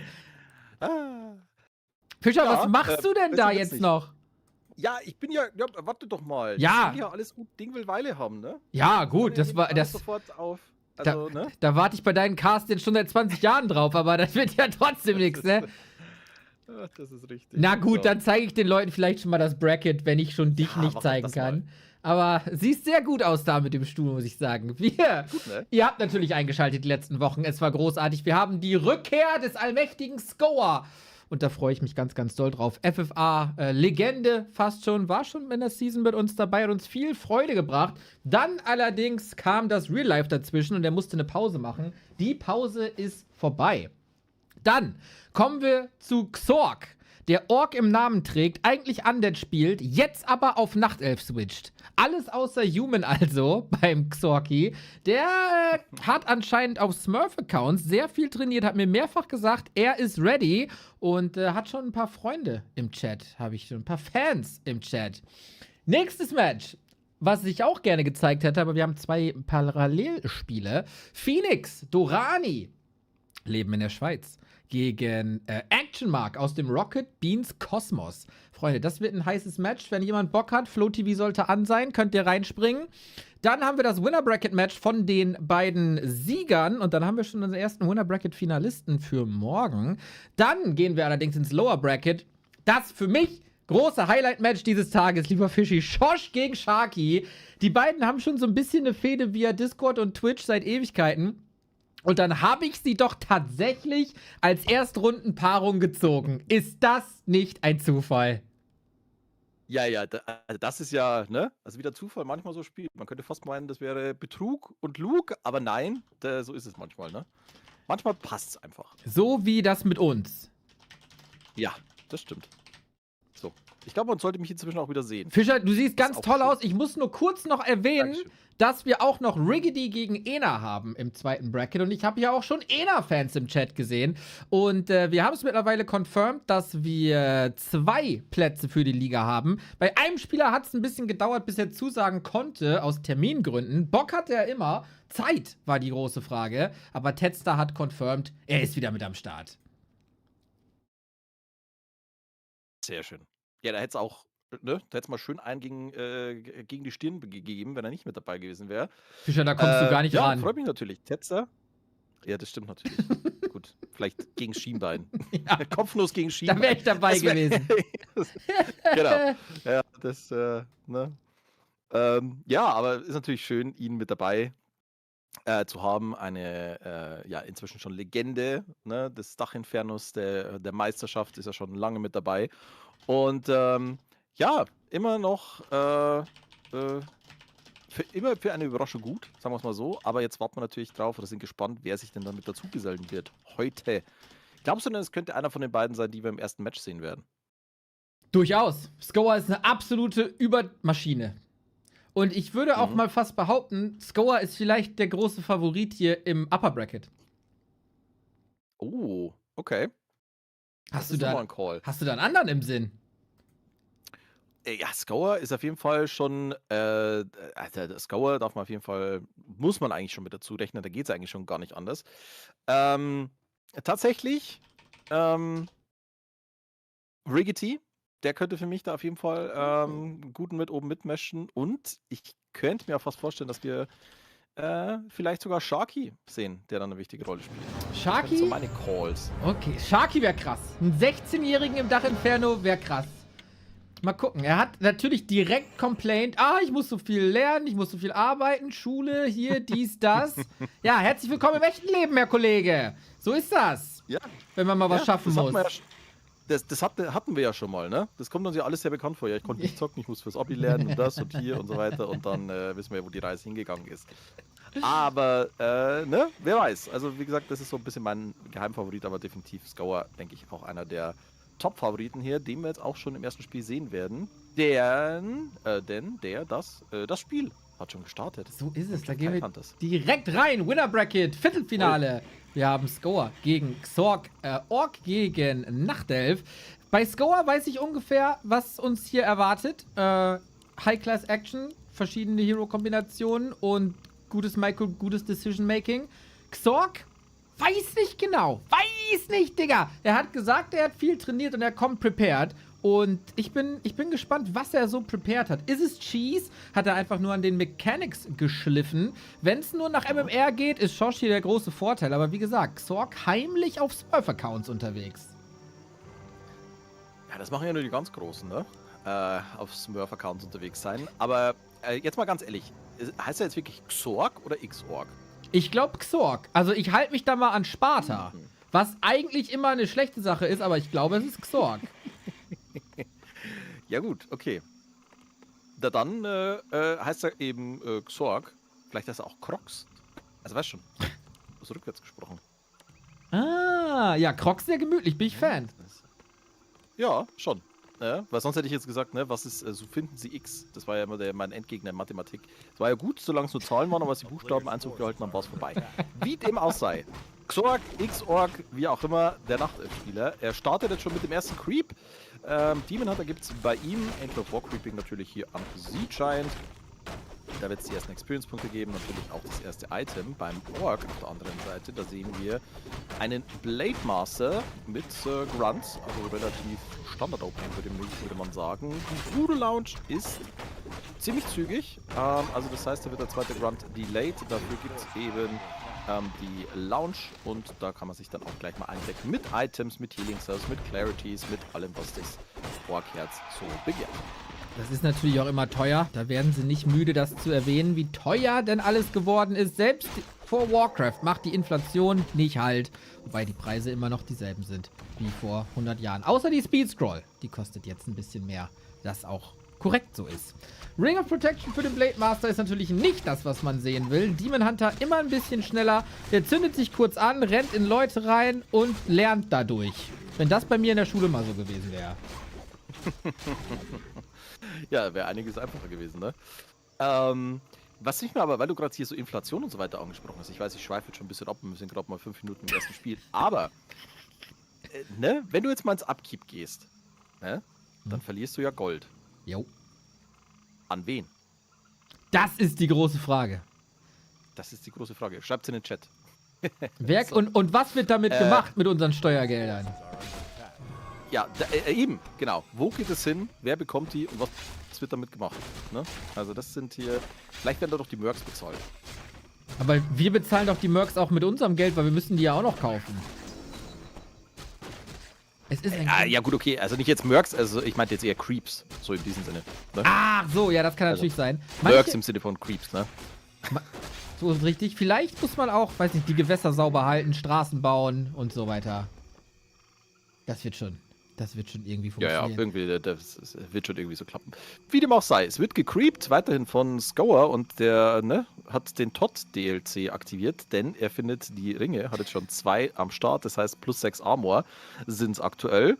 Und wo treibt sich denn der Demon Hunter rum? Der spielt ebenfalls Herr der Ringe. Guck, hier auch 2 Ringe. The Ring of Superiority für ihn. Ja, das ist auch der am meisten misleadingste Name in All of Warcraft. So superior ist der gar nicht. Die würden, glaube ich, gerne tauschen. Der Blade Master braucht mehr Damage, der Demon Hunter braucht mehr Rüstung. Scower mit einem guten Read hat die Creep-Route hier 1A gelesen und zack, ist der Murloc weg.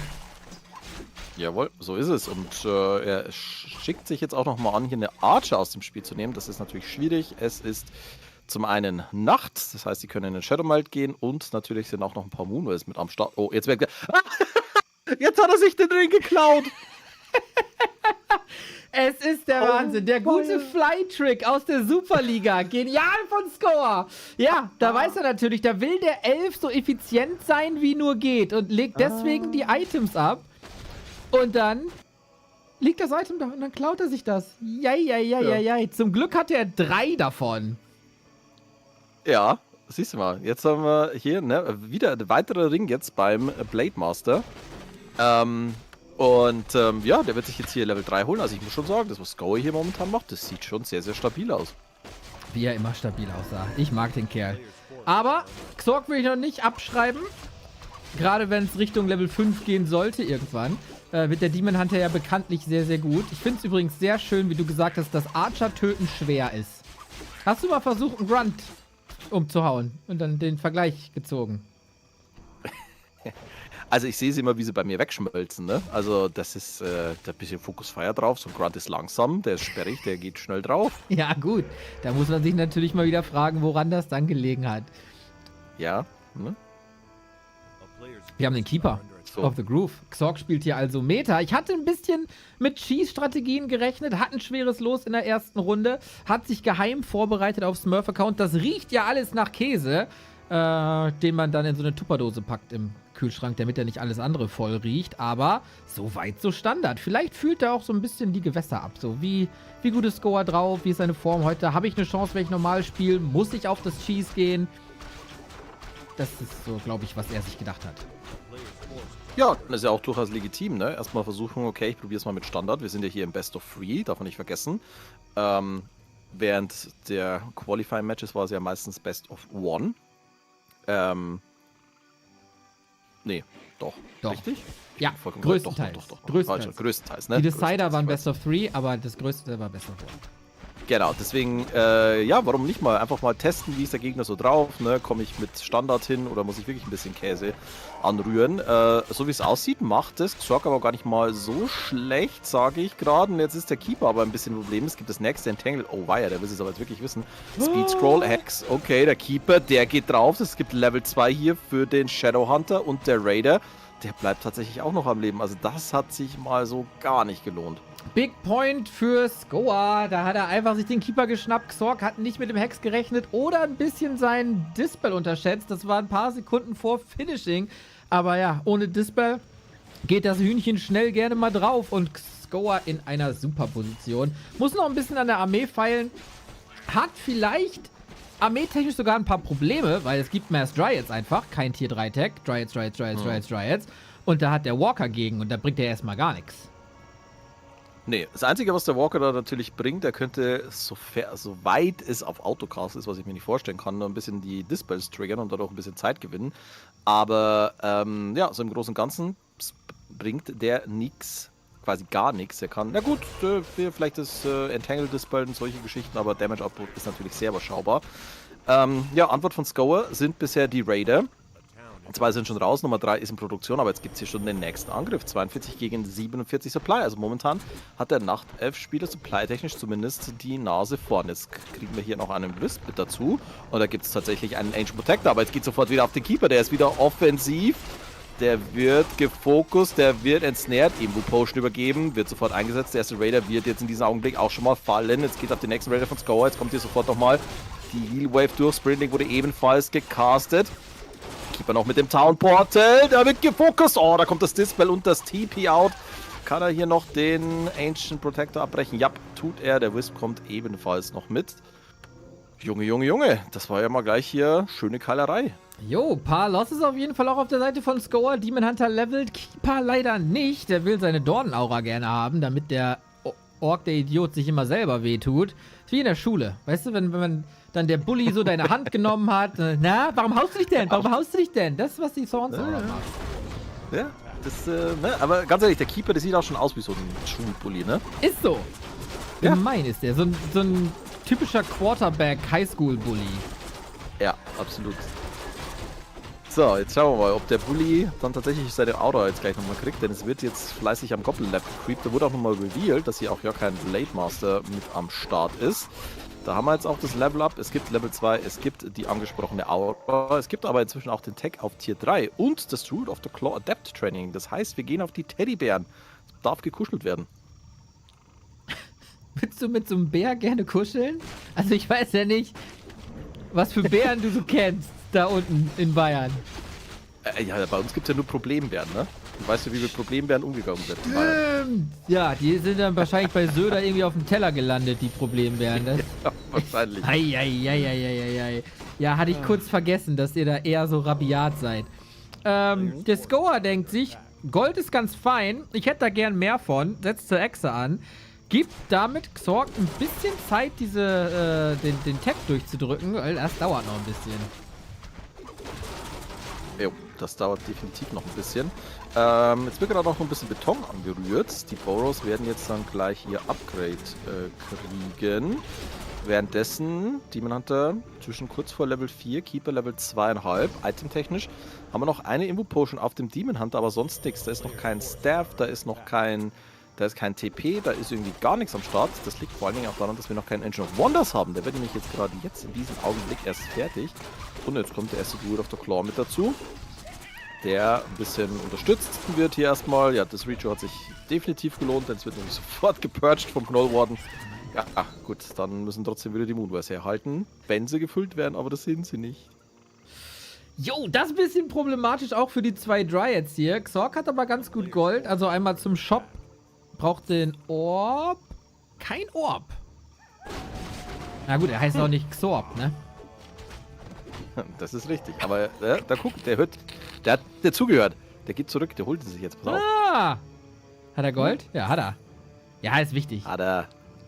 Ja, total, ne? Also Orb of Venom muss definitiv mit am Start sein. Jetzt hatten wir auch wieder ein bisschen Mana für Rejuvenation. Jetzt könnte es zum nächsten Aufeinandertreffen kommen. Kommen die Raider hier vielleicht dran für den Snare? Blade Master. Der könnte sich hier 2 Dryaden raussnacken. Nummer 1 und Nummer 2. Schön gemacht von Scower. Und er holt sich auch nochmal die 3. Dryade. Leider keine Snare mehr für den Druid of the Claw. Den könnte er natürlich auch easy killen, denn da habe ich kein Master-Upgrade noch. Jetzt ist es ein Snare mit am Start und der wird ebenfalls aus dem Spiel genommen. Ja, Crit schauen jetzt auch schon relativ ordentlich aus und sofort geht Scower hier ins Upkeep. Geht gleich mal hoch auf 57 Supply. Und es war hier ein Top-Fight. Schön gemacht von Scower. Fight, ob man das jetzt so Fight nennen kann. Also der eine hat gefightet, der andere eher nicht so. Das war brutal. Muss ein bisschen auf Hero-Fokus gehen, aber der Shadowhunter ist am Start. Immolation macht immer Damage. Entangle sieht auch ganz gut aus. Große Heal-Potion allerdings bei Scower. Das rettet ganz gut. Und Xorc ist in Shop-Nähe. Die Potion ist auf Cooldown. Nein, 1 Sekunde. Oh, hat die Zeit noch. Aber reicht's. Hex. Schon wieder. Genau wie vorher im Norden mit dem Keeper. Jetzt im Süden gegen den Demon Hunter. Alles leidet hier auf der Nachtelf-Seite. Xorc hat einen schweren Stand hier. GG. Jo. GG, well played. Und ja, well played trifft's da auf jeden Fall. Sehr stark gemacht von Scower. Ne? Also hat da keine Wünsche offen gelassen. Hat gleich mal gezeigt, wo hier der Hammer hängt. Und ja, jetzt natürlich die Frage. Du hast es ja vorhin schon angesprochen, ob es hier vielleicht ein bisschen Käse geben wird. Vielleicht sehen wir das jetzt auf Map Nummer 2. Ich kenne jemanden, der uns jetzt auf jeden Fall joint, der immer sehr viel Käse redet. Flutschfinger, 3. Mann im Bunde. Was geht? Jetzt muss er sich noch entmuten. Ob die alten Finger den Button finden, ist die Frage. Der Name ist Programm, du musst erst versuch mal mit Flutschfinger eine Taste zu drücken. Ja, gut, das kann jetzt nicht so schwer sein. Ich meine, hat er einen Finger. So, Fischi ist am Start. Ich sag mal hier. Sauber. Gerne GN. Ach, 1. Moment, doch. Das. Dann gibt's hier Northern Isles. Zack. Na? Hä? Warum zeigt er mir? Jetzt. So. Kommt der Flutschi noch dazu oder ist er woanders? Ist die große... Nee. Ich musste hier nur gerade... Sorry. Ich musste hier gerade zwischen Stream aus, der da noch Verzögerung hat. Und ich wusste nicht, dass ihr jetzt schon euch das antun wollt. Deswegen, hi. Antun. Es ist eine große Ehre, einer der größten deutschsprachigen Caster der Weltgeschichte hier auf dem Stream zu haben. Flutschi, wie schön. Oh, wie schön. Fast 2 Meter groß. Fast 2 Meter groß, minus knapp X, um bei den variablen Spielen von vorn zu bleiben. Ich lasse mich ja von Fischi immer so richtig schön einlullen beim Cast, ist mein Problem. Ich fahre da immer so schön runter. Das heißt, jetzt nochmal hochzufahren wird natürlich schwierig, aber ich finde es immer richtig angenehm, ihm zuzuhören. Ja, das ist richtig schön. Ja. Das freut mich. Wild. Ich habe gerade nochmal nachgeguckt, Leute. Ich war mir nicht mehr ganz sicher, aber ich habe gegen Xorc einige Runden gespielt, so von einem halben, dreiviertel Jahr noch, und die waren immer knapp und auf einmal landete ich hier Primetime bei der DACH Inferno-Liga. Hey, was ist denn da passiert? Ja, der ist krass unterwegs. Kannst du ins Game joinen? Dann erzähle ich dir, was der gemacht hat, nämlich. Game Name? Yo. Game Name schickst du mir kurz? Hab ich schon, die hab ich Übersicht schon. gerade nicht. Ah ja, Hab ich danke, schon? danke, Ja. danke. Ich starte. Ist wie das, was auf dem Haus ist, komm ich mit einer ran. Nummer. Ah, Schornstein 17. Gucken wir mal. Ich sehe gar nicht. Ich hab's mit Nummern diese Woche, aber da kommen wir vielleicht später nochmal dazu. Ja, ich bin sehr gespannt, was du so getrieben Ich hab's hast. in letzter geschafft. Ich Zeit. hab's geschafft, mich an der Hochschule Landshut in 1 von 400 Schließfächern meine Sachen einzusperren und dann sowohl das Fach wie auch mein PIN zu vergessen. was sehr cool war. So. Das auch noch Ja. in Landshut. Oh, weia. Aber schön, Ja, dass du ich wär fast das in jetzt ja. Ja, ne? Also sind wir ja quasi fast Nachbarn. Das ist doch schön. Yo. Ich Wollt- dachte mir auch, du bist ja nicht so weit weg von da, ne? Wollt Nee, ihr das beiden stimmt. Nachbarn, ihr Süddeutschen, hier den Cast schmeißen für die nächste Map? Oh, wow. Ja, komm. Ja, dann darfst du mal das kriegen Pause wir auch machen. hin. Kriegen wir hin, oder? Ich lehne mich zurück Kriegen und wir lass Fischi einfach machen. Genau. Und werfe immer wieder unqualifizierte Kommentare dazwischen. Oh, Wir haben einen cancelled. Oh. Bei dir auch? Wir haben einen Join-Bug. Yo, Ja. zum Glück. Eieieiei. Ich sag's euch, wie es ist. Meine Angst ist immer, dass nur ich das bin. Will ich jetzt nicht ausschließen. Ja, das ist das Problem. Kommst rein, weißt, fuckst eh schon die Hälfte ab hier vom Chat und dann bist du noch der Trottel, der den Join-Bug verursacht. So. Dafür hast du ja Fachwissen und Humor und den Look. Ah, so viel Diss auf einmal, alles klar. Ja. Okay. Aber da habe ich ja. Ich hätte beinahe mal ein Offline-Event gesprengt durch mein Lagging. Ist auch schön, wenn du auf einer LAN mal laggst. Oh ja. Das ist ja Oh voll ja, das ist unangenehm. Ja. Da hasst mich. So, ich oh hab Gott, mal- wer war denn das? Fury war das damals, wer sich noch an den erinnert. Der hasst mich, glaube ich, heute noch dafür. Ich glaube, der ist ganz entspannt. Aber- Ja, wir sehen, wer in der Community überlebt hat, oder? So Ja, nämlich. absolut. Warum spielt. Also bei mir heißt der übrigens Xorc. Der hat doch Oh. extra einen Night Elf-Account gemacht. Der hieß doch X11 mal. Er heißt doch, glaube ich, im Discord X11. Ach, Discord war das. Jo, Ja, stimmt. ja. Der hat wahrscheinlich. Ah, ja. Er ist natürlich schändlich von ihm, dass er sich da keinen W3C-Account gemacht hat. Kann sich nicht jeder Aber 100 wir probieren's mal. WC3-Keys leisten. Jetzt, wo man die Ja, alten das stimmt. Reign of Das Chaos ist der kleine Keys Luxus hier. nicht mehr. Wie geht das nicht mehr? Jetzt haben wir hier schon wieder. Also, Flutschi, seitdem du hier gejoint bist, Ich war vorhin in einem Kreisliga FFA. Vielleicht Ja, hat das alles zerstört. Das Da kann geht's natürlich doch schon sein. los. lass mal alle den Vielleicht war Client das- neu starten hier. Ja, habe ich eigentlich gerade auch schon gemacht. Das ist ja unangenehm, ey. Das ist ja unangenehm. Flutschi macht alles kaputt. So. Ich bin ja gern euer Scapegoat. Das muss ich ja schon ehrlich dazu sagen. Das ist meine Wohlfühlzone. Jetzt habe ich mich auch mal auf. Scheiße. So, neu Ja, gestartet. so wie der Fisch sich gerade anhört, bin ich das vielleicht gar nicht. Nee, ich bin einfach nur gerade dumm, weil ich bin auf Ausloggen gegangen statt Restart. Oh, das sind die Das schnellen ist jetzt Klickfinger. natürlich wieder. Ach ja. Aber weil wir hier gerade bei Keys sind, ich habe ja hinter mir mein Ja. schönes Regal stehen, das man ja vielleicht sogar sieht im Bild. Ich weiß nicht, vorhin hat man es mal gesehen. Nee. Da stehen ja einige Warcraft 3. Schätzt mal, wie viele Warcraft 3 Versionen haben sich über die Jahre bei mir angesammelt? Boah, wirklich hart Case, also wirklich mit Case und allem drum und dran. Ja. 5. Fast. Janis? Oh. Ich würde sagen 20. Okay, es Was? sind 5 Stück. 5 was? Ja. Wow. Hast du die bei eBay einfach immer rangezwiebelt oder wie bist du dazu gekommen? Tatsache, ist es vielleicht auch durchaus mal vorgekommen, dass ich einige verloren habe und dann mal wiedergefunden habe. Und das Ganze ist dann über eBay, Flohmärkte und keine Ahnung was zustande gekommen. Ach, geil. Ja, Das ja. ist ja Hammer. Aber das heißt, ich muss jetzt immer Reforged kaufen und alles Alte ist quasi tot. Das ist schon frech. Aber Ja, was ist mit den Accounts, die über, also ich frage nur für einen Freund, Ja, die man über Raid of Chaos aktiviert hatte ohne Reforged, die gehen aber noch. die gehen noch, korrekt. Die gehen. Die bleiben. Es gibt nur keine ist ja neuen wieder mehr Money Grab. jetzt. Fischer, du bist Okay. nicht zum Flo-Netzwerk Das ist richtig. Ha! Wir haben connected. Ah, Einmal mit Profis hier. Flutschi, Ah, was ist da eigentlich? Das sieht bei dir so anders aus. Es sieht hübsch aus, ne? Ich bin nicht zu Hause. Ich habe extra nur für die Kreisliga, ich bin Haus- und Katzensitten, weil Freunde für ein paar Wochen weg sind. Und ich habe extra meinen Computer und meine Sachen mitgenommen, damit ich Kreisliga streamen kann. Und ja, deswegen bin ich jetzt hier. und habe alles umgezogen. Es ist aufgeräumt, es ist schön, es ist ein Arbeitszimmer, das nicht nur aus Billigregalen und Büchern besteht, die man nicht mehr liest. Es ist eingerichtet, nennt man das, glaube ich. Ich habe mir schon gedacht, dass das nicht dein Werk ist.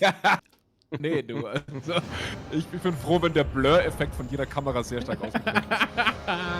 Okay, ich höre das schönste Geräusch der Welt. Ein startendes Warcraft-Spiel, liebe Freunde. Es steht 1:0 für Scower. Wer das vergessen hat, seitdem wir jetzt 3-mal neu gestartet haben, danke Flutschfinger. Scower mit Matchpoints. Ja, klar. Danke. Okay. 1:0 für Scower. Matchpoints. Xorc muss abliefern. So, damit geht der Jannis einen trinken. Jetzt mal ganz ehrlich, Fischi, Jawohl. ne? Also bei 200 mmR Unterschied, da musst du ja eigentlich jetzt ein bisschen off-Meta spielen, oder? Weil mit Meta zweimal Ja. hintereinander das zu versuchen, das wird nicht hinhauen. Nee, glaube ich auch. Also zum einen, ich glaube, wir können es jetzt mal etablieren im Game. Wir sagen jetzt Xorc, ne? Ja, ich auch. Wir brechen jetzt mal- 100%. genau. Also alle anderen gehören in den Knast, muss man ganz Richtig. ehrlich sagen. Gut, also schön, dass wir uns schon da mal drauf geeinigt haben. Also, Ja. absolut. Also ich finde, wir haben ja im ersten Game schon ein bisschen drüber gesprochen, Janis und ich. Vielleicht war es auch so ein bisschen abtasten, mal so gucken, wie läuft es denn mit Meta, vielleicht habe ich da eine Chance. Ne? Ich ist immer Night Elf gegen Orc, wir wissen ja, wie dieses Matchup häufig Das ausgeht. stimmt. Ja. Dementsprechend kein schlechter Versuch. Vielleicht sehen wir jetzt wirklich ein bisschen Lamerei. Aber bisher, muss man sagen, sieht das eigentlich mit dem Ancient of War hier, neben dem Creep Camp, mit dem Demon Hunters First Hero und Moonwell natürlich doch relativ Standard aus. Jo, relativ harmlos auf jeden Fall. Ich meine, gut auf Northern Ice wirst du jetzt auch nicht die Riesenexperimente wagen, wenn du theoretisch ein gutes Level 2 gleich hinbekommst. Aber, also jetzt mal so, ich bin jetzt schon seit längerem nicht mehr wirklich im Spiel, Meta-Verfolgung und Co. gewesen, aber so Kleinigkeiten, die einem schon gleich auffallen, ist zum Beispiel, dass hier kein defensives Burrow mehr gesetzt wird. Also, nur mal so theoretisch so ein Keeper mit ein paar Treants wäre jetzt ja hier an der Stelle für den, also gegen den Orc auch gar nicht so unhässlich. Aber ja, vielleicht ist es auch so, dass wenn du halt auf dem Level mal eine Strat geübt hast und eingespielt hast, dass du das auch erstmal versuchst, stabil beizubehalten, ne? Ja. Ja, definitiv. Also kann auf jeden Fall. Ist natürlich auch immer die Frage, ne? Wenn du ab einem gewissen MMR-Level bist, dann bist du natürlich auch auf viele Dinge einfach vorbereitet und kannst auch einfach mal aus einem ganz anderen Repertoire deine Strats rausziehen. Ne? Also wenn man das beste Beispiel ist, da wahrscheinlich ein Grubby, ne? Den kannst du irgendwie hinsetzen auf jeden und Fall. dem fällt da immer eine Lösung ein für alles. Ja. Ja, bei Xorc sehen wir bisher alles Business as usual. Mit der Scroll of the Beast jetzt hier als erstem Item. Hat jetzt hier, was hat er denn gerade für ein Gebäude abgebrochen? Das ist ja interessant. Oh, ich war gerade unten beim Orc. Ja, aber- der hat jetzt hier irgendwas gecancelt. Ich habe es aber auch nicht genau gesehen. Ja, wir sind beim Orc, der hat auch schon das erste Item. Jo, so sieht's aus. Der hat sich hier, macht hier natürlich die erstmal klassischere Route, ist mit einem Peon gestartet, hat den Job gezogen, sieht also alles nicht danach aus, als würde er jetzt irgendwas Unnatürliches spielen von Northern Isles. Normalerweise erstmal die einfachen Creeps mitgenommen. Jetzt geht's um den Shop, um die Circlets und das erste wurde hier direkt von Xorc mit rausgenommen. Aber der Archer, ne? Die 2 HP-Units gegen so einen Blader. Nicht mal noch in den Shadow Meld gekommen, dadurch, dass jetzt gerade noch ein bisschen früh ist für diese Art von Movement. Das tut weh. Was wollte er denn da? Das ist eine sehr gute Frage. Er will auf jeden Fall nochmal in die Base des Orc-Spielers. Da kann er aber tatsächlich jetzt nicht so sonderlich viel anstellen. Gut, ich meine, er hat Emulation, er hat es vorhin ja schon mal probiert, ein bisschen die Peons zu schnetzeln. Auch das probiert er jetzt hier wieder. Die Lumber Economy wird natürlich ein bisschen beeinträchtigt, aber so sonderlich viel kann er da nichts machen. Oh, wäre jetzt beinahe eingesperrt gewesen auch noch. Ja. Gut, so ein Peon hält natürlich auch nichts aus unterm Strich, aber ja, fühlt sich ein bisschen nach Off-Timing an für ihn. Er hat jetzt den AOW schon wieder defensiv hingezogen. Base-Layout sieht da eigentlich so ganz gut aus gegen den Blader. T2 ist bei noch einer Minute. Bisschen langsamer als der Orc. Oh ja, und der Orc sagt erstmal, okay. Erstmal Level 2 creepen, entspannen und der Demon Hunter ist eigentlich in der Hand. Er hat wenig Mana, er hat wenig Leben. So gefährlich kann der eigentlich gar nicht werden. Nee, absolut nicht. Scower, der sieht natürlich aber, dass der Demon Hunter hier mit am Start ist. Noch ein zweiter Grunt von Scower. Dementsprechend nimmt er jetzt hier einen ganz, ganz weiten Weg und wird tatsächlich wahrscheinlich neben der Nachtelf-Basis ein bisschen creepen. um sich sein Level 2 zu holen. So sieht es auch aus. Er geht jetzt auf diesen Murloc Flash Eater Spot, währenddessen Xorc auf der anderen Seite sich ebenfalls diesen Murloc Spot holt. Butcher Speed wurden sich gekauft, ebenso wie ein Dust of Appearance. Also ja, sichert sich hier nochmal ab, dass nichts geklaut wird, dass kein Damage kommt und dementsprechend Level, ja, 2, ein Viertel würde ich jetzt einfach mal sagen, hier beim Ja, kann man mal schätzen. Ja, ne, kommt ungefähr hin. Also Und, Wards der gefallen Ork mir ist sehr dahinter. gut. Ja, Wards gefallen mir sehr gut. Auf dem Ork hilft natürlich auf der einen Seite theoretisch mit den Shadowmeld Archers, aber allein schon diese Dauer-Scout-Verfügbarkeit in diesem Matchup ist ein Segen für jeden. Und ja, Bestiary Taurentotem, so far so good, haben wir letztes Spiel auch gesehen, wenn ich es richtig im Kopf habe. Also beide überraschend Standard erstmal für das, was sie aus der ersten Map schon gemacht haben. Ja. Ja, absolut. Wir sehen jetzt hier bei Xorc die Huntress Hall und gleich den Tag auf Tier 3. Also ja, man sieht man auch häufig bei Nachtelfen, dass sie sich erst die Lores holen und dann ein paar Dryaden adden und dann tacken. Dem ist hier nicht so. Also es geht sofort auf Tier 3 und wird dann wahrscheinlich auch gleich mal ja, auf die Bärchen gehen. Vielleicht wird noch der ein oder andere, die eine oder andere Dryade geaddet, weil Dispel zu haben ist ja immer ganz schick, vor allem gegen einen Shadowhunter, den es hier als Second Hero gibt. Da kommt der Hex ja auch oft mal in die Quere und da hilft es definitiv ein bisschen Dispel mit am Start zu haben. Währenddessen Xorc kurz vor Level 3 finisht hier seine Natural und es gibt das Second Hero natürlich mal wieder den Keeper.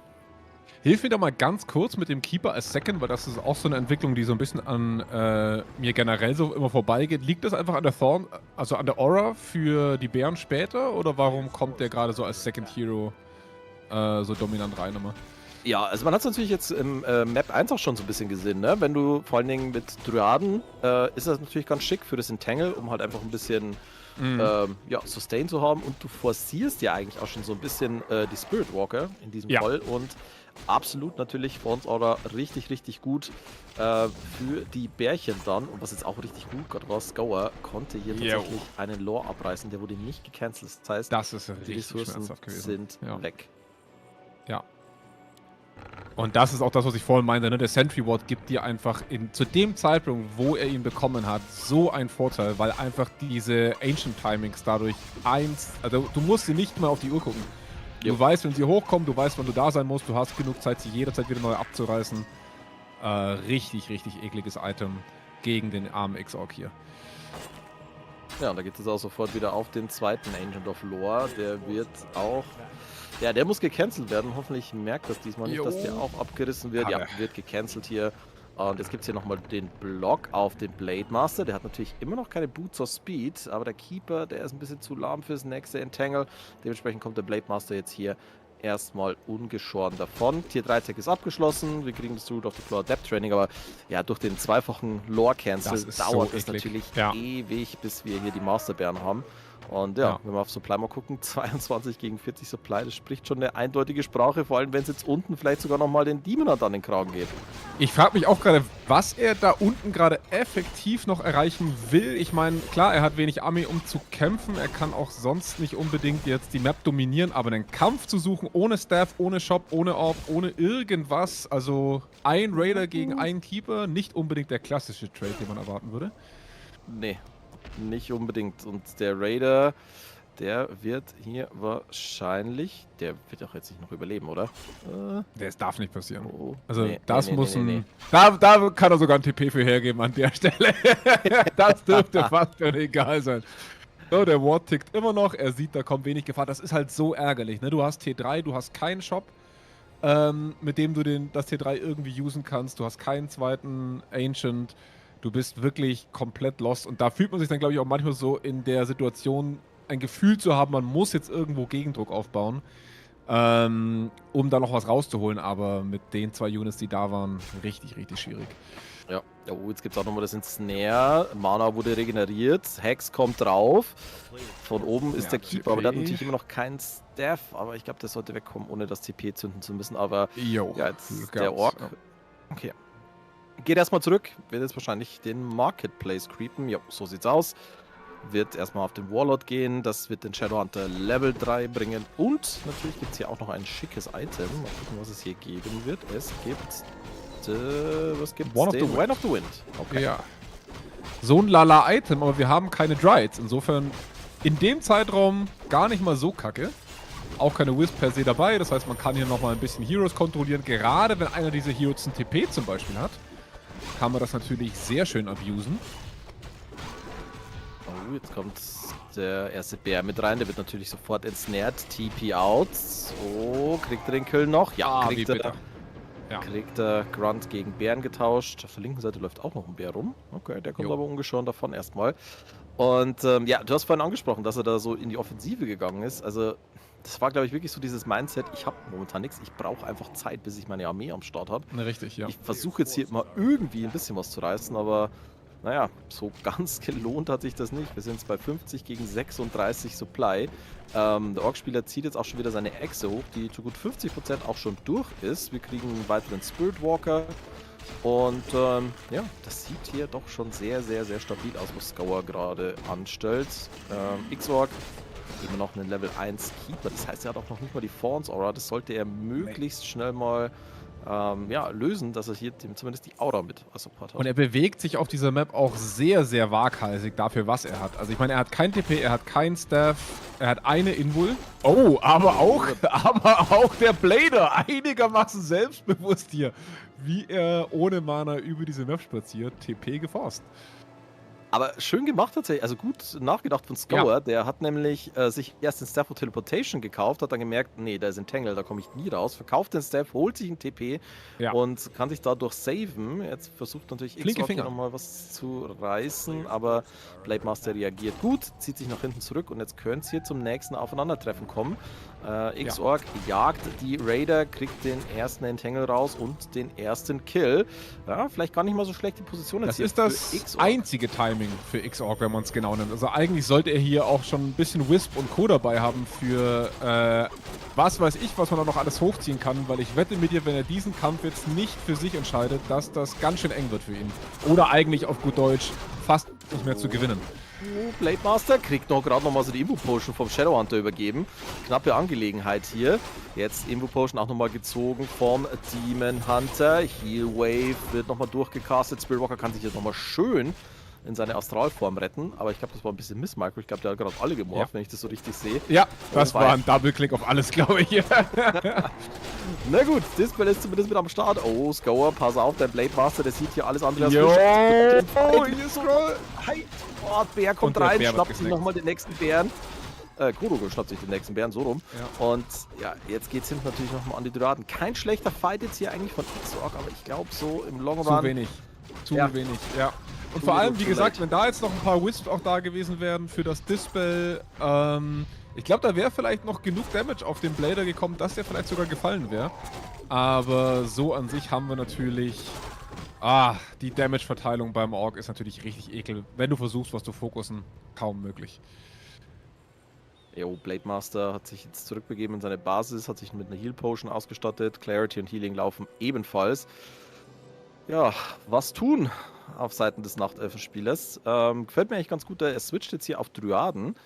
Denn da sind schon sehr, sehr, sehr viele Spirit Walker mit am Start. Das heißt, der Damage Output ist dadurch deutlich reduziert. Die Kodo-Beasts mit ihrem Piercing Damage machen natürlich schon ordentlich was her. Aber ansonsten ist der Damage Output auf die Dryaden tatsächlich erstmal überschaubar. 48, aber gegen 60 Supply schon. Die Orc-Echse läuft wie ein Schweizer Uhrwerk. Und ja, jetzt kommen auch noch die Headhunter. Ja, und das ist natürlich jetzt das Problem bei Warcraft, ne? Wie powerful die Expo einfach ist und desto länger sie läuft, desto schlimmer wird es. Dazu läuft Xorc jetzt auch gegen die Wand, die er sich selber aufgebaut hat durch diesen Kampf, den er nicht ganz für sich entscheiden konnte. Das heißt, die Chancen jetzt sind schlechter, als er sie eigentlich gerade eben vor sich hatte. Er hat keine Bären dabei, er hat einen Wisp für Dispel dabei, aber das dürfte nicht ganz reichen, denn da ist auf diesem Spirit Walker mehr als genug Mana, um unendlich oft zu respawnen, zu recasten. Und yo, dieser Demon Hunter mit einem Staff im Gepäck, aber das dürfte nicht reichen. Nee, keinen Fall. Er probiert hier diese eine Kodo nochmal zu killen, die eben den Bären im Magen hatte. Das klappt nicht und jetzt ist natürlich der Keeper auf sich allein gestellt, wird hier schön aus dem Spiel geschnitten mit den Crits. GG, well played. Xorc verlässt das Spiel und damit ist Scower in der nächsten Runde und einen Schritt näher am DACH Inferno. Sehr solide Sehr schade. Jo, sehr, sehr schade für unseren X11. Aber gut, am Ende ist das auch ein Uphill-Battle, ne? Gegen 200 MMR mehr auf dem Level, das sind Welten. Anders als Sag auf das den mal Icy. unterschiedlichen. Ja, gut. Also ich weiß nicht, was bei Icy konkret falsch läuft, aber ich würde mal sagen, es ist einiges. Kann mich da Seit wann gibt's hier Icy Slender? immer. Eigentlich ja, stimmt, Immer. seit Season 1, ja, das ist richtig. Ja, das Ich stimmt. wollte gerade sagen, wann waren wir jemals pro Icy? Aber man muss Icy Ich mag lassen. Icy. Er schafft's immer irgendwie auf dem Broadcast, auch wenn er nicht mal ansatzweise hier in Runde 2 gekommen ist. Aber Das stimmt. der Scower, Alter. Sackstark. Sehr schönes Blade Master-Duell. Wir haben ja leider keinen Francis mehr in der Liga. Da brauchen wir auf jeden Fall einen Ork, der sehr schön Hero-fokussen kann. Scower auf jeden Fall guter Nachfolger da, theoretisch. Das war ungefähr genau das, was ich mir vorgestellt habe. Xorc kann ganz gut mithalten für ein paar Minuten, aber wenn es dann in die entscheidenden Momente geht, dann ist Scower einfach da, ist erfahrener, ist wahrscheinlich besser. Xorc hat noch eine Chance im Lower Bracket. Da müssen wir mal gucken, wen er da überhaupt antrifft. Wir hatten ja ein Parallelspiel. Das wäre jetzt eh mal sehr spannend. Erklär doch mal, was ist denn jetzt der Weg eines Spielers wie Xorc, der jetzt hier verloren hat? Was kann der jetzt noch alles reißen? Was muss alles für den richtig laufen, damit das läuft? Es ist noch alles drin. Es ist noch alles drin. Jeder hat 2 Leben. Das erste Leben ist weg. Das zweite Leben kommt dann jetzt gleich gegen Action Mark, der für die Rocket Beans angetreten ist. Leider sich nicht gegen Dorani aka Phoenix durchsetzen konnte. Es gab auch wohl ein Rehost, aber ansonsten solides 2-0. Phoenix aka Dorani ordentlich reingehauen, aber so ist das Bracket dann. Jetzt muss der Xorc gegen Action Mark und Scower spielt gegen Phoenix und wir gehen natürlich mit dem Winner Bracket mit.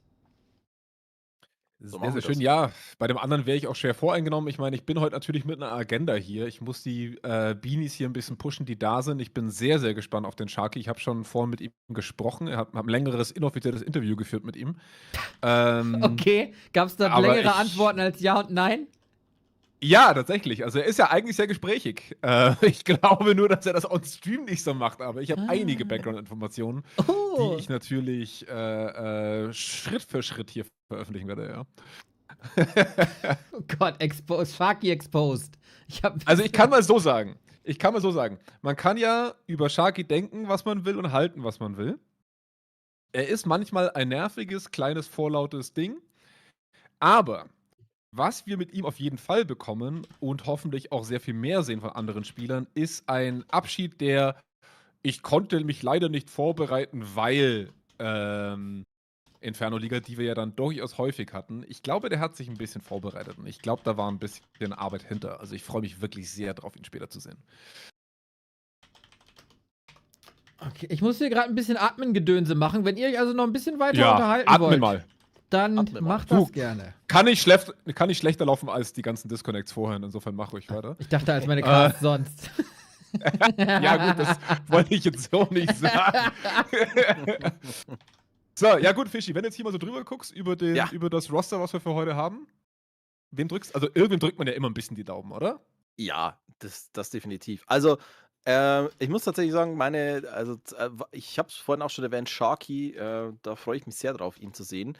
Den beiden Spielern, die ich hier, denke ich, so ein bisschen die Daumen drücke, ist zum einen Riggity und natürlich auch Ena, weil ich Ena allein schon wegen seiner Statements gerne im DACH Inferno sehen wollen würde. Das wäre, glaube ich, eine Bereicherung für jeden Broadcast. Und auch von den Strategien her, die er immer so auspackt, wäre das natürlich sehr, sehr unterhaltsam. Und bin sehr gespannt auch auf Phoenix, was der uns hier so zeigen wird. Und Scower, der hat halt schon echt gezeigt, was er so auf dem Kasten hat. Also da können wir, denke ich, auch noch einiges erwarten. Was denkst du denn, außer deinen Rocket Beans? Ja, also ich denke bei Scower war das, was mich gerade überrascht hat, dass der das soll jetzt nicht negativ klingen, aber der hat fast schon so eine bürokratische Ruhe, solche Spiele runterzuarbeiten. Ne? Also gerade wenn man vorne liegt oder wenn man MMR-technisch höher ist, gibt es ja normalerweise so 2 Arten von Spielern. Der eine wird nervös, weil er nicht verlieren darf. Das bin ich dann zum Beispiel. Also weil man so viel höher ist, dass man sich keinen Fehler leisten kann. Und dann gibt es diese Leute, anders als er vielleicht, die dann komplett weirden Shit mal ausprobieren, weil es ja eh so ein bisschen egal ist, aber der war komplett stoisch, bürokratisch, ganz clean, ohne viel Hackmack. Also das ist schon beeindruckend gewesen. Den hatte ich vorher nicht auf dem Schirm, wenn ich ganz ehrlich bin. Bei Ena, also ich drücke ihm als Mensch den Daumen, aber wenn ich mir so vorstelle, dass wir ein Ena gegen Sharky-Match regelmäßiger in der Inferno-Liga haben, mit den Statements vorher wie nachher, ich weiß ja nicht, ob ihr das wirklich ausstrahlen könnt oder wollt. Also ich Das habe ist ein Problem, schon. mit dem darf sich dann Jannis beschäftigen. Ich wollte gerade sagen, wenn du jetzt in meine YouTube-Historie guckst, dann siehst du so Sachen wie Tutorial, Zensur, Ja, Schnittprogramm, so solche Sachen. Also da brauche ich einige schwarze Balken, ein bisschen muss geblurrt werden. Das, also ich habe selten so viele im General-Chat Bilder von einer Person bekommen, wie die Selfies von Ena. Insofern bin ich sehr gespannt, was er da im Videoformat alles produzieren kann. Das so ist habe auf ich jeden Ena Fall wild. kennengelernt. Damals waren wir 2013, 2014, als wir damals noch auf W3 Arena gespielt haben. Da hatten wir unser erfolgreichstes Social Medium damals, war unsere Facebook-Seite. Das ist ja auch eine ganze Weile her. Gibt's die noch? Ja, klar gibt's die noch. Natürlich gibt's die noch. Nice. Und da hat der Ena mehr oder weniger regelmäßig alle 2 oder 3 Tage schon ein sehr unbekleidetes Bild aus seinem Badezimmer geschickt. So habe ich den Ena kennengelernt. Das passt so sehr. Ich habe einfach. Ena Das ist kennengelernt so cool. ohne Klamotten. Quasi. Ja, sagen wir es mal so, bei Ena wäre es auch weird. Also ich glaube, es ist die Chance, ihn mit Klamotten anzutreffen, ist geringer, als ihn ohne Klamotten anzutreffen.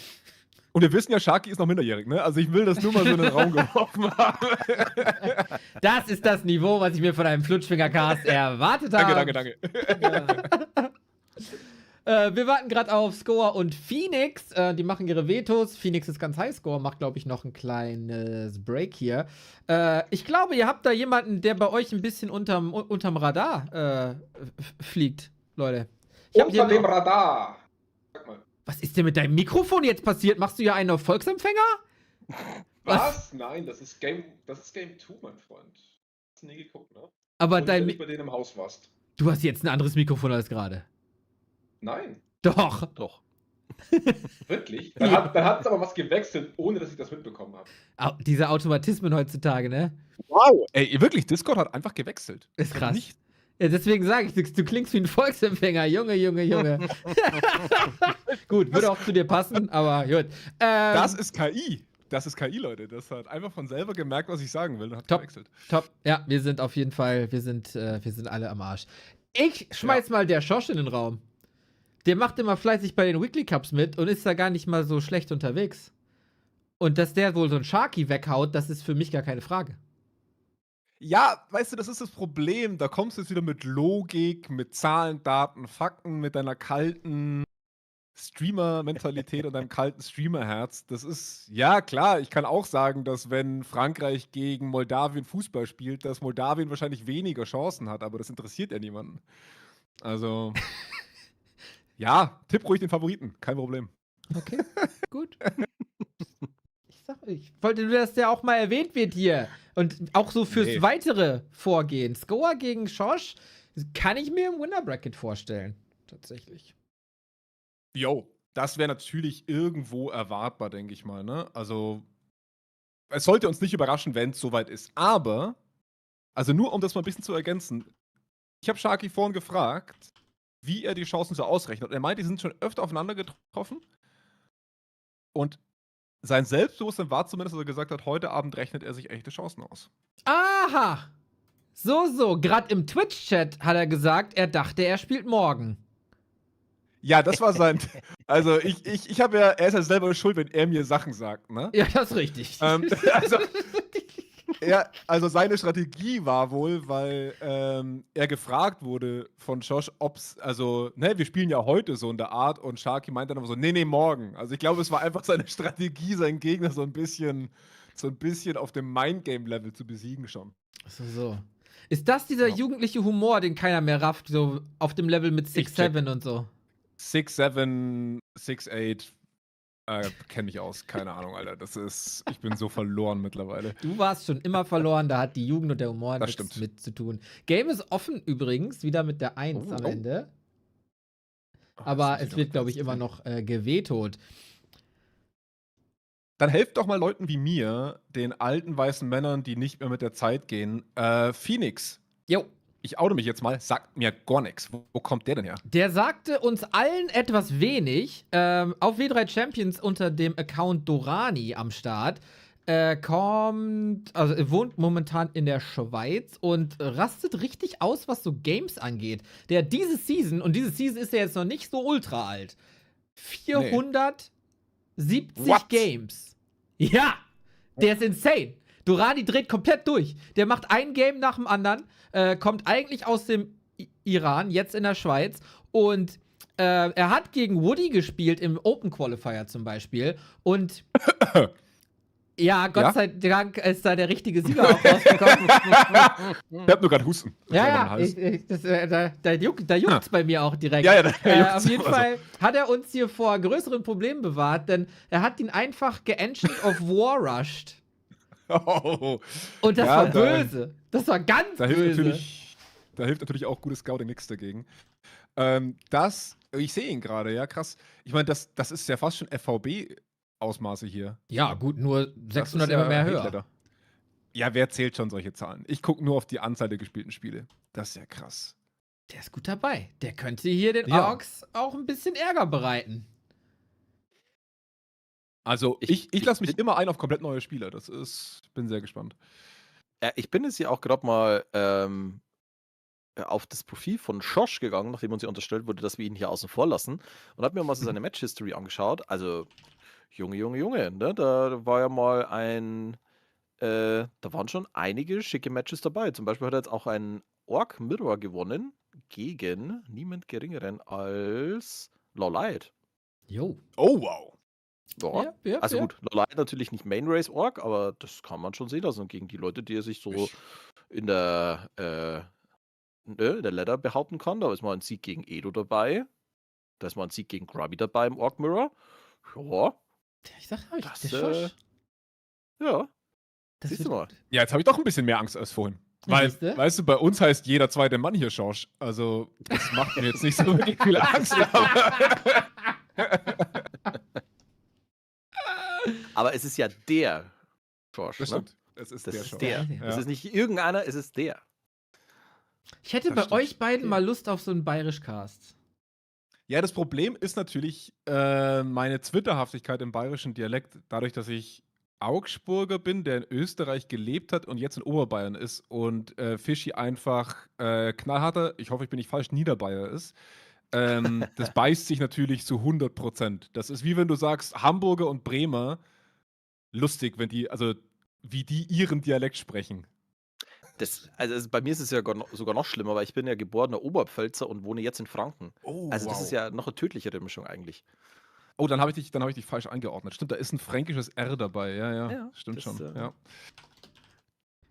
Ja, ich meine, Lukas sagt natürlich im Chat, ich verstehe eh nur Weißwurst, also insofern ganz wurscht unterm Strich.